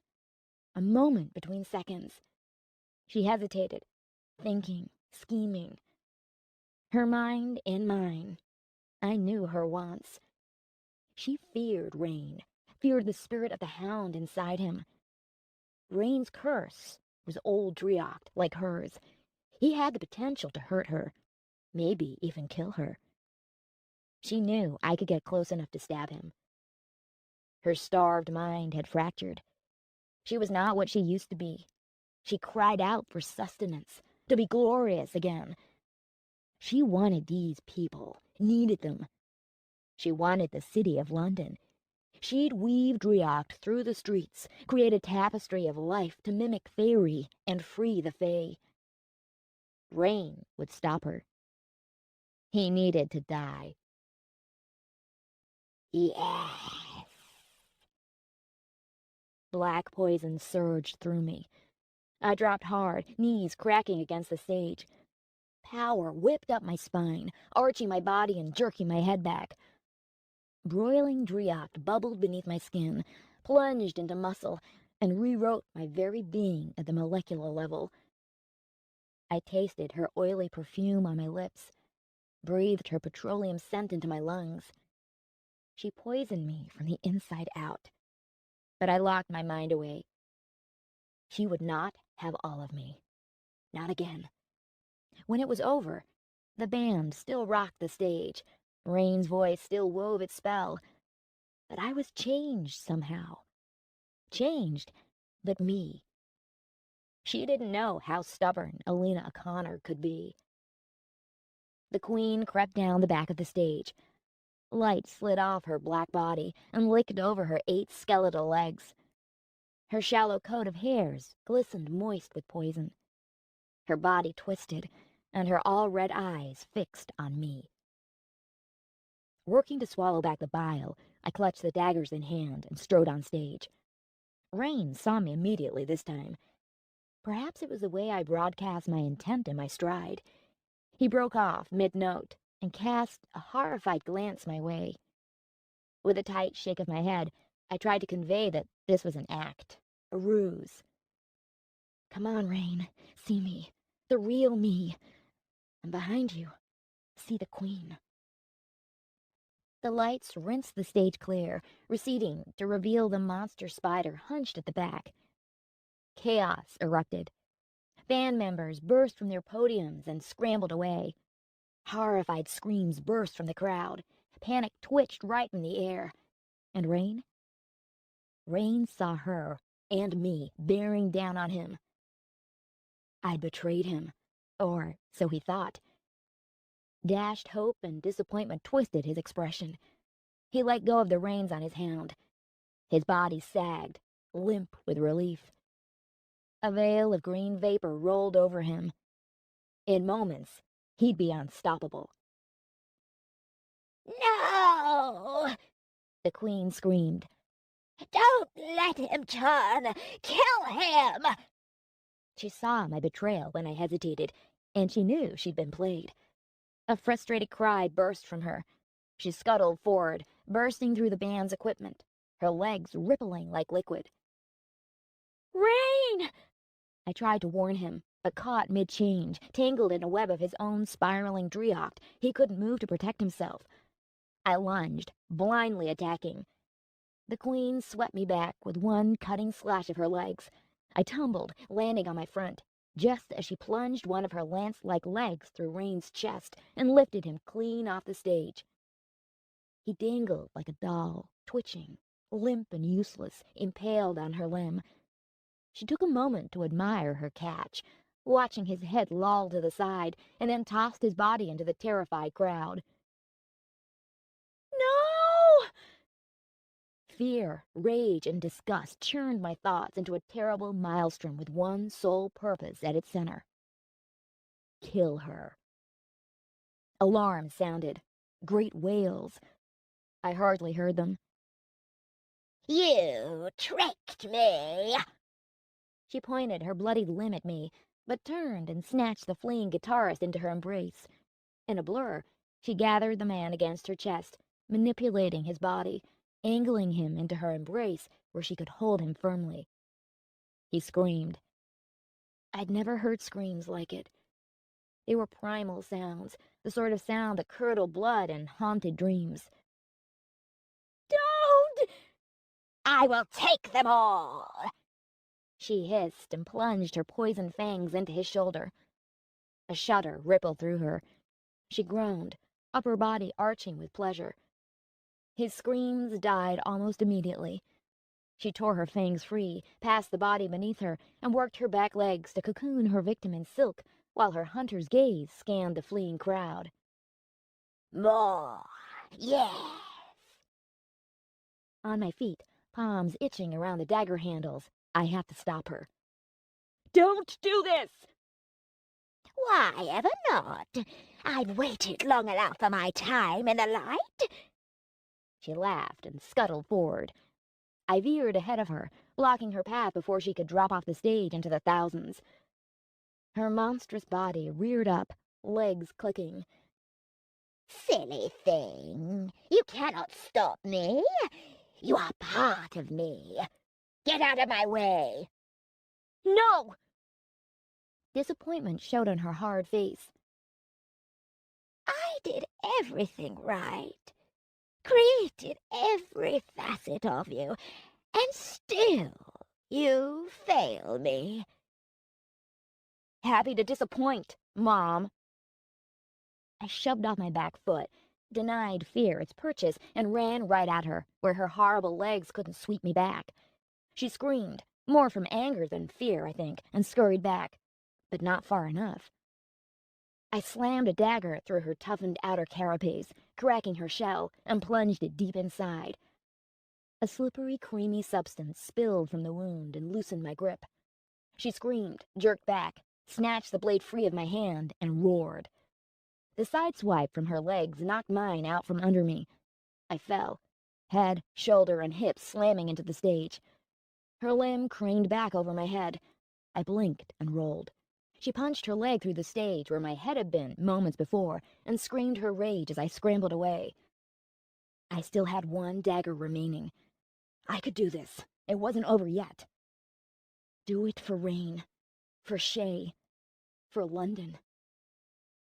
Soft taps landed on my head, my shoulders. Spiders rained from above, and not just on the stage. The crowd, still trapped, surged and screamed as one. Spiders flowed from their webs and dangled like stalactites from the lighting gantry. People collapsed, trampled by the surging crowd. They were dying. Lives lost. It wasn't right. It wasn't fair. Stop this, please! I begged. They are food. Just food. She tugged her leg free of the hole in the stage floor and hunched down, reaching for the dagger protruding from her underside. We are superior. I did not deserve to be forgotten in this place. I am glorious. You're insane! A hideous, maniacal grin cut into her face. She spilled off the stage into the crowd. People scattered, desperate to get away. They clawed over one another, eyes wild. She rushed them, knocked some aside, snatched others to her chest, and tore into them. I'd failed. They were all going to die. What had I expected? I'd failed everything since the moment she'd created me. Failed her, failed myself, failed Rain. His body lay near the front of the stage. I scrambled down over the fallen barriers and dropped to my knees beside him. Rain? No! Scooping his head into my lap, I tried to ignore how pale he was, how his lips had grayed. Blood marred his face and matted his hair. His torn clothes hung awkwardly on his twisted body. If I ignored all that, he could have been sleeping. He couldn't be dead. It wasn't meant to be like this. I was the one running on borrowed time. I knew I was going to die, but Rain? He had tried to do the right thing. Surely that counted for something. I wiped my thumb across his lips, sweeping off the blood. She's going to kill them all. She's too strong. We didn't stand a chance. I pressed my hand to his cheek. The cool, clammy touch of his skin told me it was too late, but I didn't want to accept it. I thought I could do something, make a difference. But Warren was right. I'm nothing. I'm not like you. I'm not even real. I can't beat her. Tingles wormed beneath my palm, where I touched his face and crept up my arm. The numbness I'd experienced during our brief touches wrapped pressure around my upper arm. My stomach rolled, and every instinct screamed at me to let go. Dropping the dagger, I leant over, both hands clasped on his face, and let the numbness have me. Take it, Rain. Use it. I give it freely. Just please, please, wake up. I can't do this alone. Chapter 30. Screams volleyed around the arena, but their numbers waned. Broken bodies lay scattered among empty seats. Webs trailed and glided over doors, chairs, barriers. The queen fed somewhere. I could hear her legs clicking, weaving webs, and the rivers of spiders flowed. The numbness stole feeling from every muscle. It didn't tingle anymore, just left me adrift, somewhere between awake and asleep, conscious and unconscious. Those moments and places between, I was there, present but elsewhere. Please, Rain. I whispered against his bloodied lips. Let it be enough. When he'd taken my Drioct seconds after we'd first met, he'd done so without my permission and learned things about me nobody but the Queen knew. I thought at the time that I should have been the one to walk away on that platform. But he knew me for what I was, seen the truth of me from the very beginning. He should have walked away from me. He hadn't. Instead, he'd watched, learned, and taught me how to be me. And I'd never forget that. This time, I gave my Drioct freely, almost pushed it into him. It had healed him before. It would heal him again. It had to. An electric current pulsed between us. I'd mistaken it for the beat of my heart, but as it grew, I slowly, carefully came back to myself. His fingers teased through my hair. I leant into his touch, seeking it out, and then realized he had to be awake to touch me like that. Eyelids weighted with lead, I dragged them open and found Rain peering up at me. No, down at me. I lay on my back, cocooned in confusion. How? He said something, but I couldn't hear him. How could he be so far away when he was right there in front of me? Alina. Tears brimmed his beautiful eyes. You gave too much. You gave it all, American girl. His smile quivered before he turned his face away and squeezed his eyes closed. Slowly, painfully, he pulled his gaze back to me. Don't you know, constructs aren't heroes. He moved in close, close enough to kiss. I wish we'd had more time. He trembled. I could feel the shivers in his touch. I watched, fascinated, as those butterfly eyes bled a violent red. A savage grimace pulled on his lips. He fought, but he wasn't lost to the hound, not quite yet. I'd have shown you the world, He said. I would have let you love me. I don't think I'm made for love. So tired. I would just rest a little while. I needed to rest. He bit back emotion and shook his head. His bloodied hair fell in front of his bright eyes. You saved me. A twitch shocked through him. He doubled over, muscles straining, and met my gaze one last time. Thank you, Alina. I wanted to thank him for making me whole, for showing me a world outside my design, but the words detached and drifted away before I could speak them. He fell back, stumbled to his feet, and staggered out of sight. Wait. I wanted him back. Don't go. I didn't want to be here, alone. Why was I so cold? Nothing worked right. My thoughts fell quiet, and my body refused to move. I had to get to the Queen. I still had a dagger. People continued to die. Eyelids shuddering, I forced them open and urged my lungs to fill and expel. Breathe in, breathe out. That was important. I had to stay awake. Was I dying? To hell with that. I wasn't going out without seeing this through. No way was I bowing out before the show was over. The queen's shadow fell over me. The lights from above burned her silhouette into my vision. Alina. Spiders dripped from her body. Thousands of them rippled around me. Countless legs tickled my exposed flesh. The queen rocked on her legs and reached a limb toward me, probing tentatively. Oh, sweet thing. This would not have happened had you obeyed me.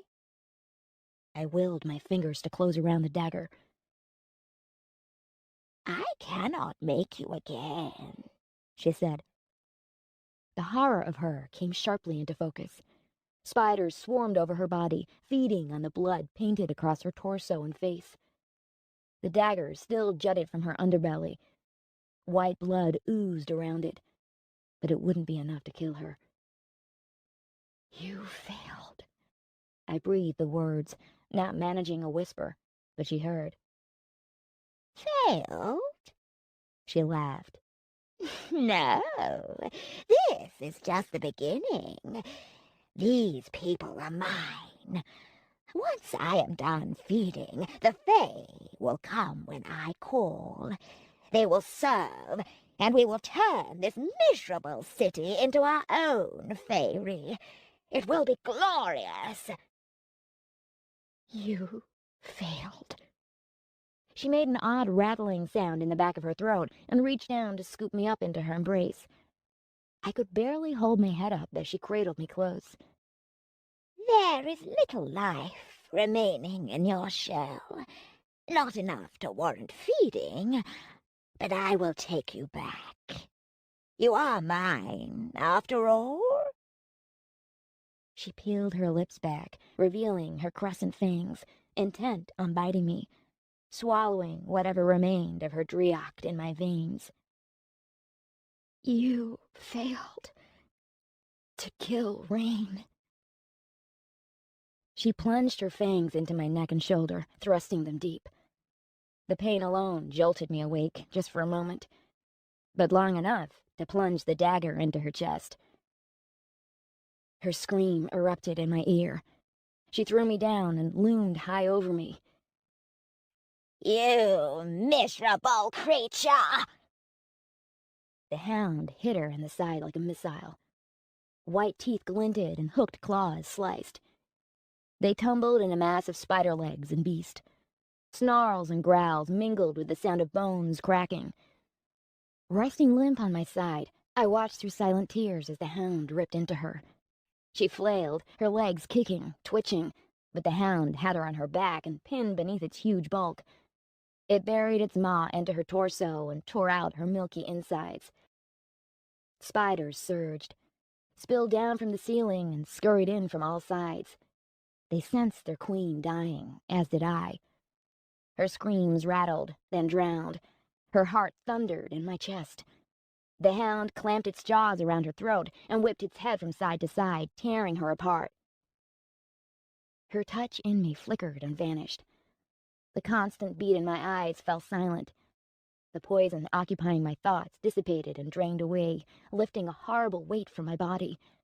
A weight I hadn't even known I'd been carrying. Mind quiet, body still. I was free.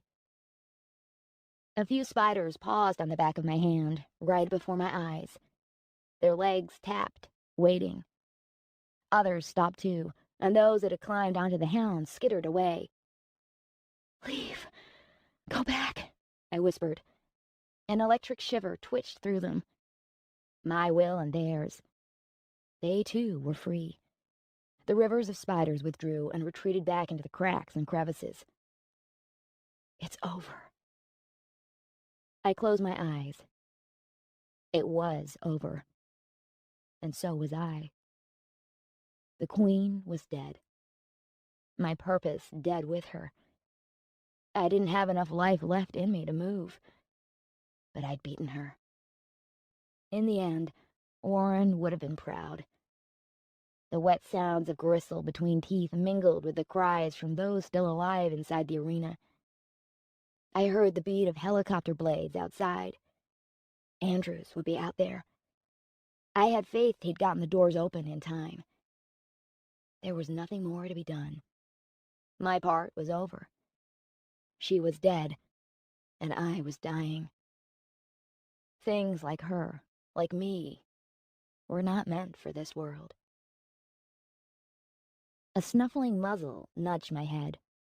I forced an eye open and was thankful I didn't have the energy to scream. The hound blinked red glowing eyes down at me. Lips drawn back over its teeth, it was either smiling or about to tear my throat out. A whine pitched high from its throat. Get away! They'll kill you, Rain. The police, the people. It's not safe for the Fae anymore. There would be evidence, witness statements, cell phone videos. This wasn't going away. The hound growled low, and its blood-red eyes narrowed. I didn't fear it, not when I already had death breathing down my neck. Maybe that was why it didn't attack. When I next opened my eyes, it was gone, and I was alone, as I'd been when I'd first appeared onto the Chancery Lane platform. I didn't want to go. I only just learned how to live. I was free for the first time. My own person. I could be anything I wanted to be, go anywhere I wanted. I was Alina.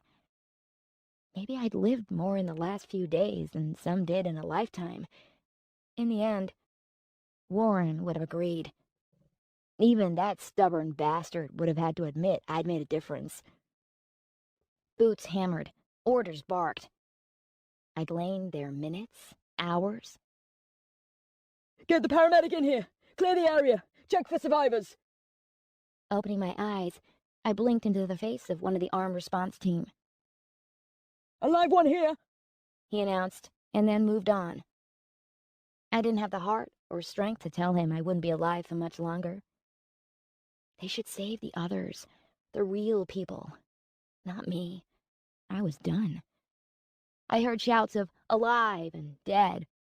More were alive than dead. That was good. But we hadn't saved them all. Alina! Oh, God! Andrews dropped to his knees beside me. He'd lost his coat and jacket somewhere, and his shirt gaped. His hair ruffled wildly above his face. His wide eyes spoke of horrors he must have witnessed. I wanted to tell him it was okay. It was over, and I was ready. Where are the paramedics? He bellowed. I wasn't even sure I had a body they would know what to do with. I didn't have a heart to beat. Andrews scooped up my right hand, and a wave of liquid energy rolled over me. For a few seconds, I couldn't breathe, couldn't think about anything but my hand in his. Time lodged, frozen in the moment. His warmth spilled through my veins. The very rich taste of him danced on my lips, and his thoughts opened to me. I witnessed myself, pale and limp on the floor. The crushing weight of grief pushed down. His grief. And the swell of emotion drowned out the fear. His fear. He yanked his hand from mine and fell back. Holy shit. I panted, staring up, seeing nothing, because all I could feel and see and smell was him. His fear ignited mine. His exhaustion drained me. His life, his loves, the despair of his older brother, the love lost for a younger sister. How is that possible? A lingering sense of grief settled over me. Grief for me. What? Andrews mumbled. I blinked back into my moment. My body tingled. Pleasure and pain twitched through me. I breathed hard. I'd taken his Drioct. Panic and elation vied inside my head. I could feel the thrill of his energy working, threading through my broken body, fixing me as it raced. Revived, and very much alive, I turned my head and saw horror etched into Andrew's face. What did you do? He whispered. We both knew the answer, but I needed to hear the words to believe it. I took your Drioct. and broke the first law. I tried to think if I'd touched him before, if I'd touched anyone besides Rain or the other Fae. I couldn't remember. I could barely think beyond Andrew's. His memories bubbled in my head. Things I had no right to know. Private moments I'd stolen. He blinked and looked at his hands. I'd never seen such naked horror on someone's face before. He curled his fingers close and fixed wild eyes on me. I, Clearing his throat, he tried again. can you stand? You look better. He, on the other hand, had paled, and he looked as though he might be about to pass out. As I managed to somehow get my legs under me and stand, he reached out to help, and then thought better of it and backed off. "I'm okay," I said, not wanting to relive how I'd seen myself near death through his eyes. "Go. Help everyone else," I wavered, but stayed upright. "Go." I couldn't be close to him. It was too much. I didn't want his secrets. Didn't want to hurt him. But I had. One touch. How many other times had I touched him? I needed to know, for his sake. I had to think, to remember. My head was a mess, my thoughts a muddle. "Just go!" I barked. With an acknowledging nod, he left my side, glancing back once, and not with a smile. I'd taken his Drioct and broken the Trinity law. But that fact paled in comparison when I witnessed the carnage the Queen had left behind. There was no going back to normal after this. The Fae would be hunted, and I was one of them. Ducking my head, I stumbled from the arena, out of the plaza, and out into the night. The press had gathered. Crowds of people milled about. Ambulance and police vehicles fenced in the front of the dome. Only once I was a safe distance away did I turn.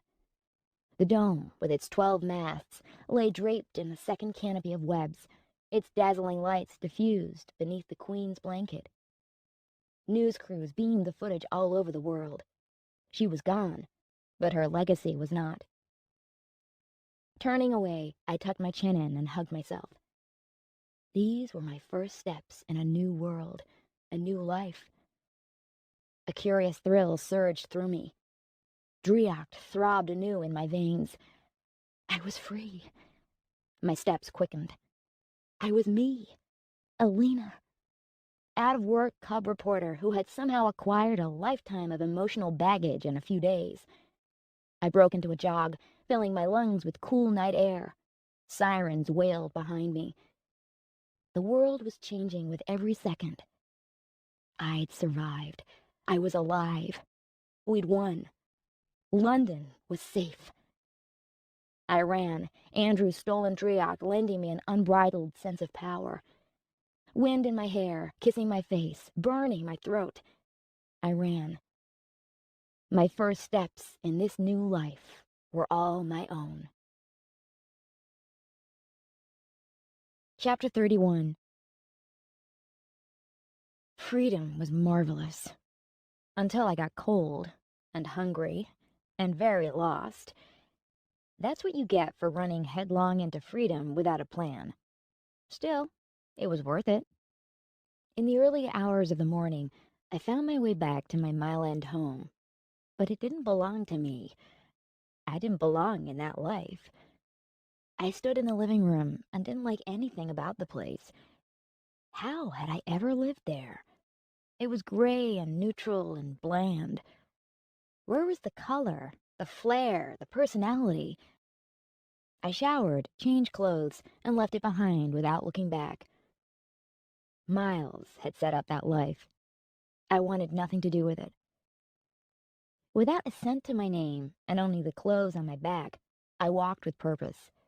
Sure, I didn't have a job, or an address, or a birth certificate, or a heart. But that was wonderful. I was a blank slate, and I had big plans. I wanted to go to the movies, to dance in a nightclub, to get drunk and fall over.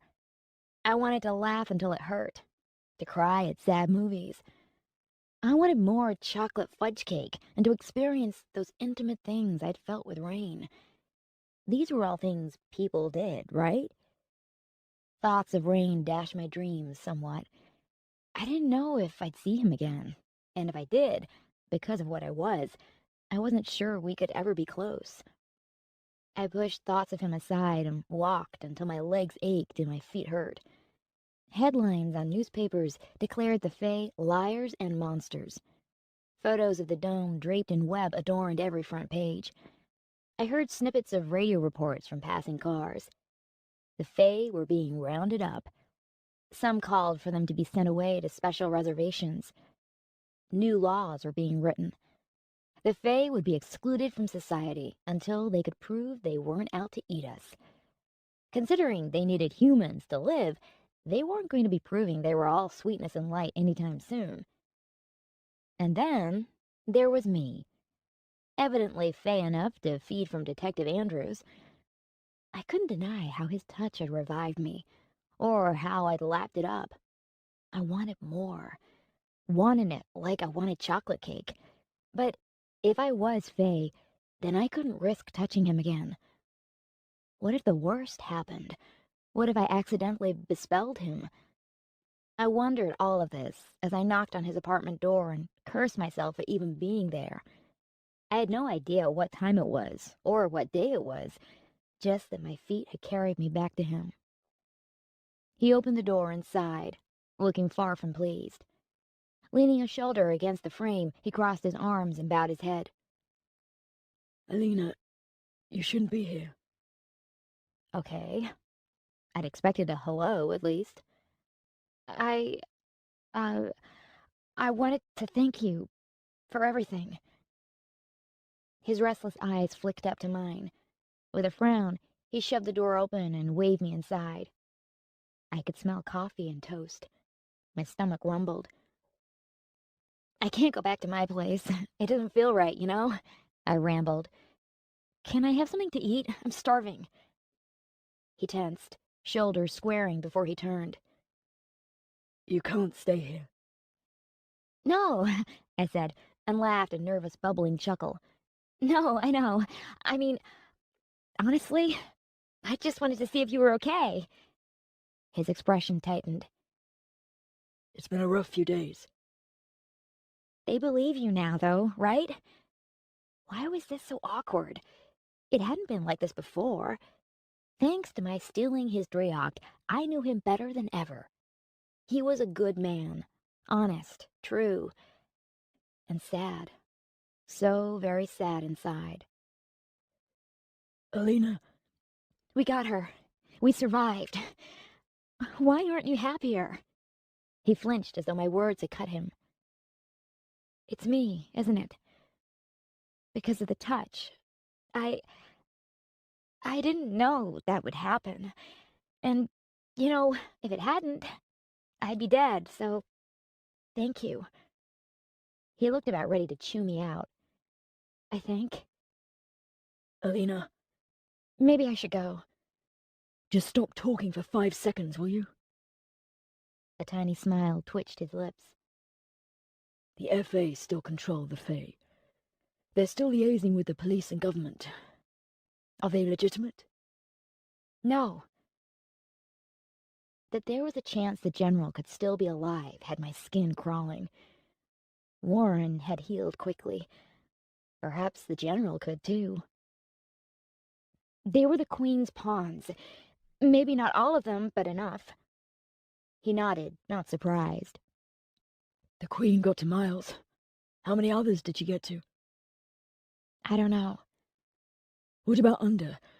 Are the Fae still down there? I shrugged and tried to ignore Andrews's disapproving glare. I should go back down there. Armed response had tried to get in and failed. Made of Driopt, I could walk right inside. For all I knew, Shay could still be locked up. And then there was the Queen's larder, if she had one. There might be people still inside. I'd go back, soon. Very soon. Right after I'd eaten. Are you having breakfast? I really am hungry. I mean, peckish. However I said it, it came out wrong. Look, this is really awkward. I won't touch you, okay? So let's get that out there in the open so we don't have to dance around the elephant in the room. I mean, it's not like I don't want to. Wait, that's not what I meant. Oh, God, stop speaking. You're lovely and everything. I mean, before this happened, I would have. I pressed my lips together and breathed in through my nose. I really needed to stop talking. No more touching. He swallowed a laugh, and then a restrained bubble of it escaped his lips anyway. It sounded bitter. It's not funny. No, it's not funny. I agreed, straight-faced. It really isn't. He snorted and pursed his lips, holding back more laughter. I've not slept at all. The brightness in his eyes dulled. I can't for the life of me stop thinking about you. That touch. We've touched before. I don't know how many times. Too many. You took a part of me. My Driocht. I can't close my eyes without seeing you. I'm caught, Alina. Whether you meant it or not. The sound of laughter turned bitter beneath his words. I saw this happen to my sister. I know exactly what it is, and I can't stop it. His smile was a sad thing, and it broke my silent heart. I'm sorry, I know. he sighed. You should be careful walking the streets. You don't look Fae, but people are nervous. I shuffled, contemplating just leaving. It would be the right thing to do. Look, I'm not even really Fae. Nobody knows what I am. The beginnings of bespellment will probably fizzle out. The look on his face said he didn't believe me. I didn't believe me either. I was part queen, for heaven's sake. I guess I can't stay for breakfast. I don't think it's a good idea. With a nod, I turned away. Alina, look. Besides the whole touching screw-up, what you did back there at the dome, nobody really knows what happened. But I do. Thank you. I shrugged a shoulder. I just did what I was made to do. Hand on the door handle, I paused. If Andrews was falling under bespellment, then the best thing for me to do was walk away and never see him again. But I didn't want to go. The observant detective had wormed his way into my heart. He was the only friend I had. He'd helped me as much as Rain, maybe more. He didn't deserve for this to be happening. Neither of us did. Danny, if you need me, I'll be in under. I opened the door and stepped through. His final words sliced through my soul just as the door closed behind me. I won't need you, Alina. Chapter 32. Under was empty, as I'd expected it to be. The London Fae were gone. The Chancery Lane entrance was too risky for them to be seen coming and going. They had scurried into the dark and hidden themselves all over again. Knowing the Fae, as I was beginning to, they'd hate it in the shadows. It wouldn't be long before they'd reemerge. As I looked human, I could walk right in without being spotted as Fae. I searched the Queen's reservoir and found no sign she'd ever had a larder full of victims. But I would search the miles of intertwining tunnels that made up the rest of Under. The containment cells were empty. No Shay. I lingered there, listening to the distant rumbling of the subway trains. I really was alone. Thought you'd gotten rid of me, did you? I yelped. Rain leant in the doorway, looking every inch the infamous rock star Fae with his ridiculous boots, new coat, and perfectly styled messy hair, making him appear artfully disheveled. I threw my arms around him and buried my head against his shoulder as he reeled backward, attempting to keep us both upright. His chuckle resonated against my chest, warming me right through to my soul, if I had one. I gripped him so tight, afraid if I let him go, he wouldn't be there, and I'd be alone again. He gathered me up in his arms and crushed me against him, so close I could hear his heart racing. He rested his cheek against my head and breathed deeply. Tiny tremors rippled through him, and he murmured words I didn't understand. Fae words, laden with significance. From his lips, the smooth, melodic words sounded like promises. I squeezed my eyes closed and listened to his liquescent voice ebb and flow. When he fell quiet, I whispered, "I don't want to be alone." We're all alone, Alina. But you and I can be alone together. Wetness blurred my vision. I didn't want to let him go. He smelled wonderful and felt wonderful, and it was all I could do not to crush him in my arms. I definitely need to breathe, though, he added. With more reluctance than I cared to acknowledge, I let him go and hastily wiped my eyes. Some nightmare I turned out to be. Rain hooked a finger under my chin, urging me to face him. You don't ever need to hide the truth of you. Not from me. If he kept that up, I was going to ugly cry all over his expensive coat. A soft smile curled his lips, nothing like the smiles he gave away for free. A nervousness settled behind that smile. It hadn't been there before. A flicker of doubt clouded his eyes. I ached to kiss away that hesitation, to burn the doubt from his mind with a passion that both excited and terrified me. I wanted rain in ways I hadn't yet come to terms with and couldn't acknowledge for both our sakes. I settled my hands on his chest and rose up on my toes to kiss his cheek. Tingles danced across my lips. He stilled beneath my hands, already fighting himself. "Will it ever go away?" I asked, settling back on my feet. She's a part of you, the same as the hound is a part of me. He let go and lowered his hand, careful to step back. I felt that space between us grow beyond what I could see. The two men in my life couldn't touch me. Andrews wanted to, but it'd destroy him to give in. And Rain, he feared the worst of me could summon the worst of him. He was right. We would be alone together. It would have to be enough, for now. Blinking back tears, I backed away, needing that space between us, because if I got close again, hound be damned, I would kiss him and rake my nails down his back and eat him alive. The Queen's gone. The Fae are gone. I thought I could start a new life. But I'm not human, no matter what my head keeps telling me. No. I might burn out at any moment, right? I'm not designed to live for long, am I? No. He said again, softer this time. I stole Detective Andrews' Rain at the Dome. I was dying and...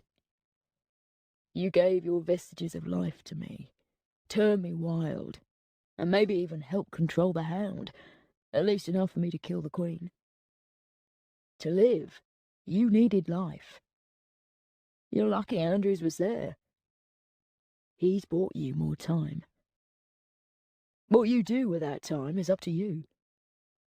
I sensed he wanted to say more, and remember the words he'd spoken to me at the Dome as I lay dying.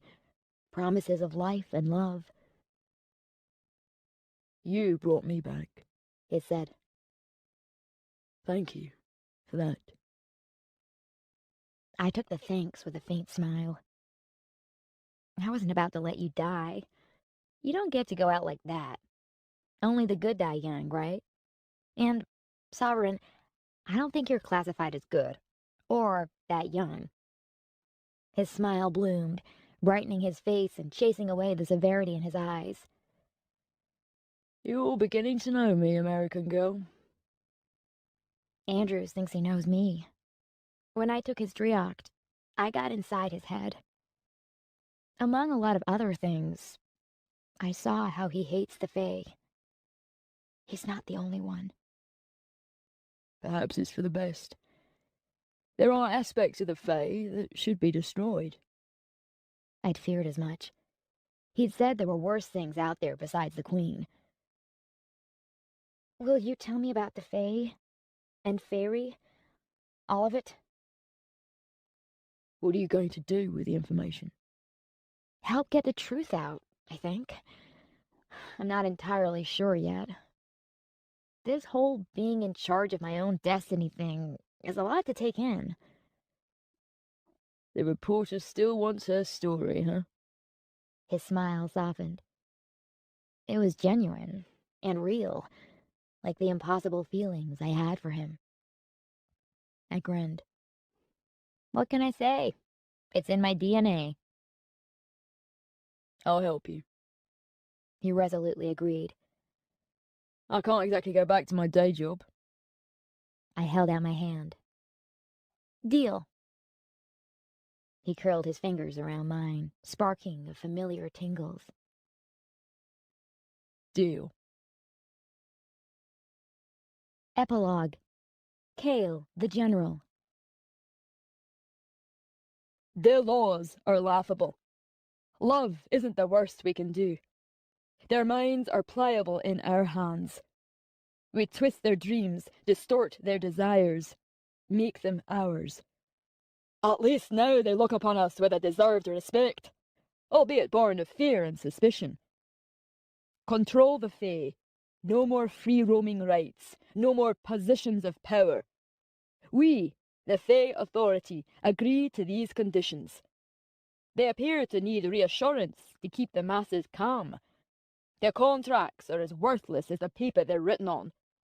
We do not follow their laws, but we'll pretend to, for now. The pitiful humans of this forgotten world cannot fathom the danger waiting in the dark, seeking the light. We've been buried too long. The death of the Queen is proof enough. We cannot live among them, on their level. Such a notion is folly. This leaves only one solution. Rule them as the gods we are. They will worship whether they want to or not. There is no choice for them to make. We take their choices from them. We own them. Our time is now. Thank you for listening to City of Fae by Pippa DaCosta, read by Penelope Rollins. Keep listening for the first chapter of the next book in the series, City of Shadows by Pippa DaCosta, read by Penelope Rollins. City of Shadows by Pippa DaCosta, read by Penelope Rollins. Chapter 1. I crept into the mouth of the alley. My heart pounded hard against my ribs until the sight of my target weighed it down with dread. I was too late. The Fae I followed cradled his victim's lower back with one hand, pulling her against him. The other hand was splayed against her pale face. The wind whipped his suit jacket back, revealing his deceptively lean figure, and swept his dark bangs into his eyes. Those tricolored eyes sparkled in the alley's half-light, and his lips pulled into a shallow smile. Like most Fae, his catalog model looks were all part of the seduction. Dreadfully beautiful, he barely moved at all, just held her still, held her close. The woman looked up at him, devotion widening her innocent eyes. Bespellment. I'd only been seconds behind them. Seconds that could have saved her. Fear trilled through me, chased by something darker, hungrier. A memory hitched in my thoughts. A moment such as this one. A life in my hands, and with it came the terrible desire for more. I inched forward. The persistent wind pushed at my back, carrying with it snippets of laughter and catcalls from nearby bars. Another step, and the wind suddenly dropped, allowing a dense quiet to settle. Tension crackled across my skin, a sense of time slipping through my fingers. I was too late to save her, but I could stop him from harming others. "Hey!" My fingers twitched, seeking the daggers strapped between my shoulder blades. I could reach back and slide them free, but I didn't want this to escalate for the girl's sake. The Fae wasn't the most dangerous thing in the alley. "Let her go!" My shouts echoed. "She didn't want this!" He pulled his gaze away from his victims, and for a few seconds, confusion muddied his face. He saw only a silly American girl. Who was I to stop someone, something like him? He didn't know what I was, or that my ordinary appearance was camouflage. His flat smile grew, an opportunity gleamed in his eyes. He shoved the girl to the ground and bolted right for me. I fumbled over my shoulders for my daggers, grasping for the handles, but my fingertips slipped over their smooth surface, and he tackled me around the waist, slamming me against the wall. Breath whooshed out of my lungs, my head smacked against brick, and needles of pain sparked around my skull. He bit me, sunk his vicious little pearly teeth through my jacket into my shoulder, and crunched down. I let out a cry and, not for the first time, wished I'd listened to Rain. He was right. I'm not ready. The Fae recoiled with a snarl. His upper lip curled. You're not even real. He swept a hand across his mouth and spat to the side. I would have replied with something clever and kneed him in the balls, but the pounding in my head throbbed louder with every wheezing breath. It wasn't just the pain. I wanted to lash out, but I knew it wouldn't stop there. I wasn't even sure if I could be stopped once the quiet, hungry part of me broke free. He smiled a salacious smile. Are you Fae? He pushed off me while running his appraising gaze down my body. You're weak. His eyes narrowed. I think you need her more than I do. His senses were probably telling him that something about me didn't add up. Clearly, I wasn't just another silly girl, but I didn't look Fae, so what the hell was I? He added a small, disbelieving laugh, but I got the impression that laugh was more for his own sake, especially when I caught his hesitation. "I'm not like you." I reached over my left shoulder and plucked a dagger free. "You were right with your first guess. I'm not real." Recognition flashed in his eyes. He was catching up. He snarled and staggered back a few steps. No. You're not Fae. You're worse. He kept his gaze trained on me. Those beautiful eyes were filled with promises, the kind that killed, but now they also held a tight glimmer of fear. He slid his gaze away toward the main street, and keeping me in the corner of his vision, he hurried away. If it wasn't for the pounding in my head, I'd have chased him down, but Rain's warning and my own rattling fear held me back.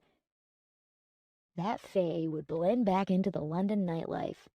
A touch here, a touch there, and he'd hunt again. I failed. The wind whipped up the trash, tossing the sound of distant police sirens into the mix, and my head throbbed harder. What was I doing here? I'd failed, and he'd bespelled a girl and walked free. She whimpered, rousing me from my thoughts. The alley tipped and swirled when I moved away from the wall. I was hurt, but I'd heal. Unlike the girl. On her knees in an oily puddle, she blinked up at me. Her eyes were vacant and glassy. Nonsense babbled from her lips. The Fae hadn't used physical force. That wasn't their way. Beauty was their weapon. Sensual words, desirable looks, whispered promises, and seductive smiles. There wouldn't be any physical evidence of the assault. The damage was deep inside. He'd bespelled her and absorbed her drioct, the life force the Fae thrived on, all in the space of a few moments. Moments she'd never get back. Moments that would change her life forever. I reached out a hand, some part of me too human to see her suffer, but snatched my trembling fingers back before it was too late. My touch was just as toxic as the Fae's. You need her more than I do, the Fae had said. I stepped back and swallowed around the knot in my throat. I'll get help.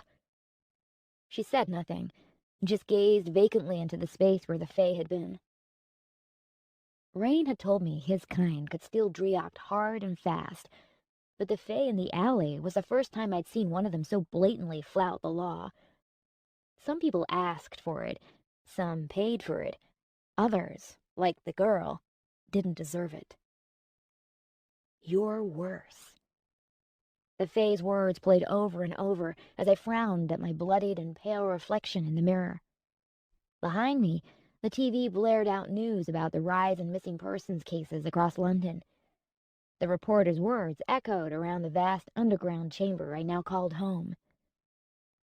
Despite the novelty fairy lights, the colorful tapestries depicting a world I'd probably never see, the pool table, and half a dozen couches, the place known as Under still felt huge and empty without the Fae to fill it. They'd left almost 3 weeks ago, driven out by events at the Millennium Dome, when their Spider Queen had revealed the truth. The Fae weren't beautiful. They were monstrous. And the people of London had let them into their homes, their lives.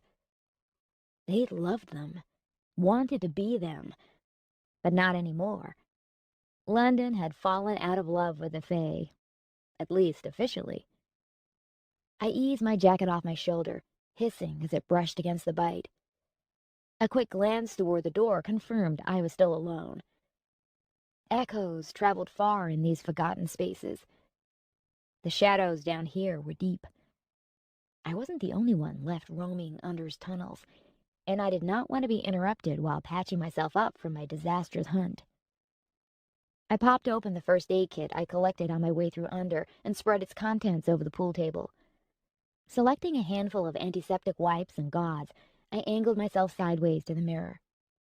A dark patch of blood had soaked through my top and run down my arm, where it had dried in flaking streaks. This was going to hurt.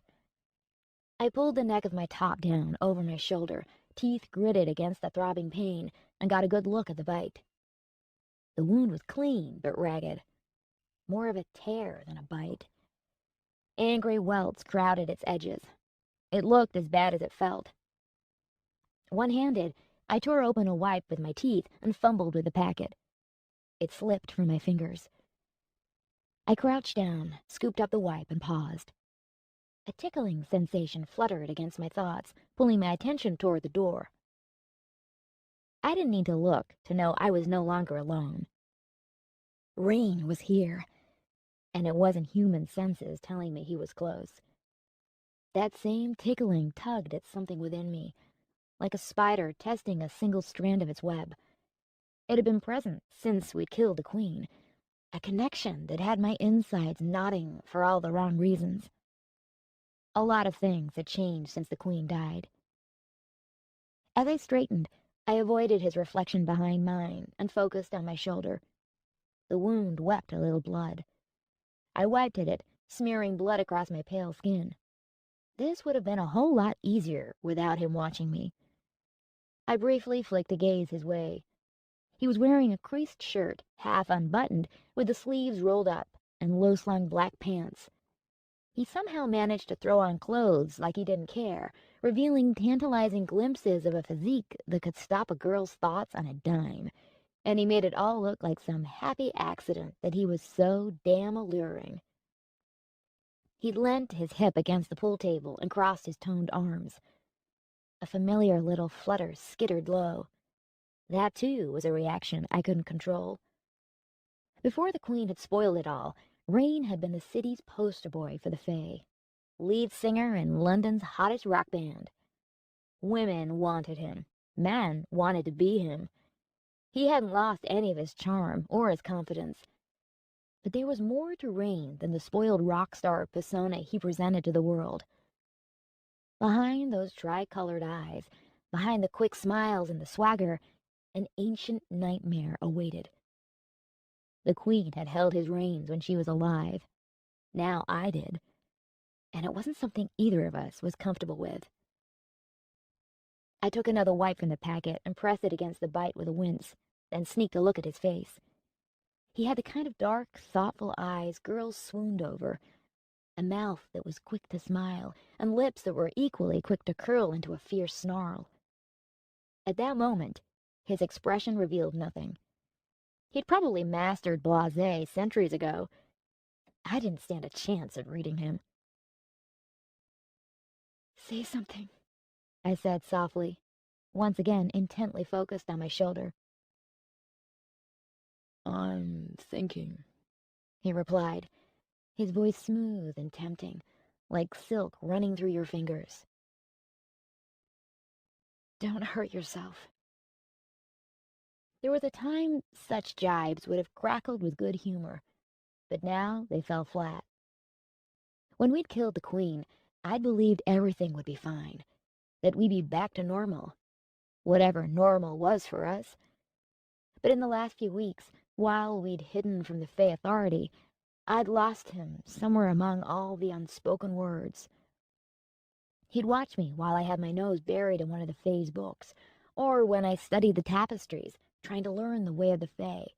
But when I looked up, he'd look away, desperate not to catch my eye.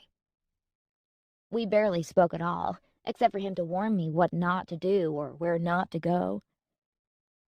don't roam under. Don't fight the Fae. Don't do anything rash. Don't.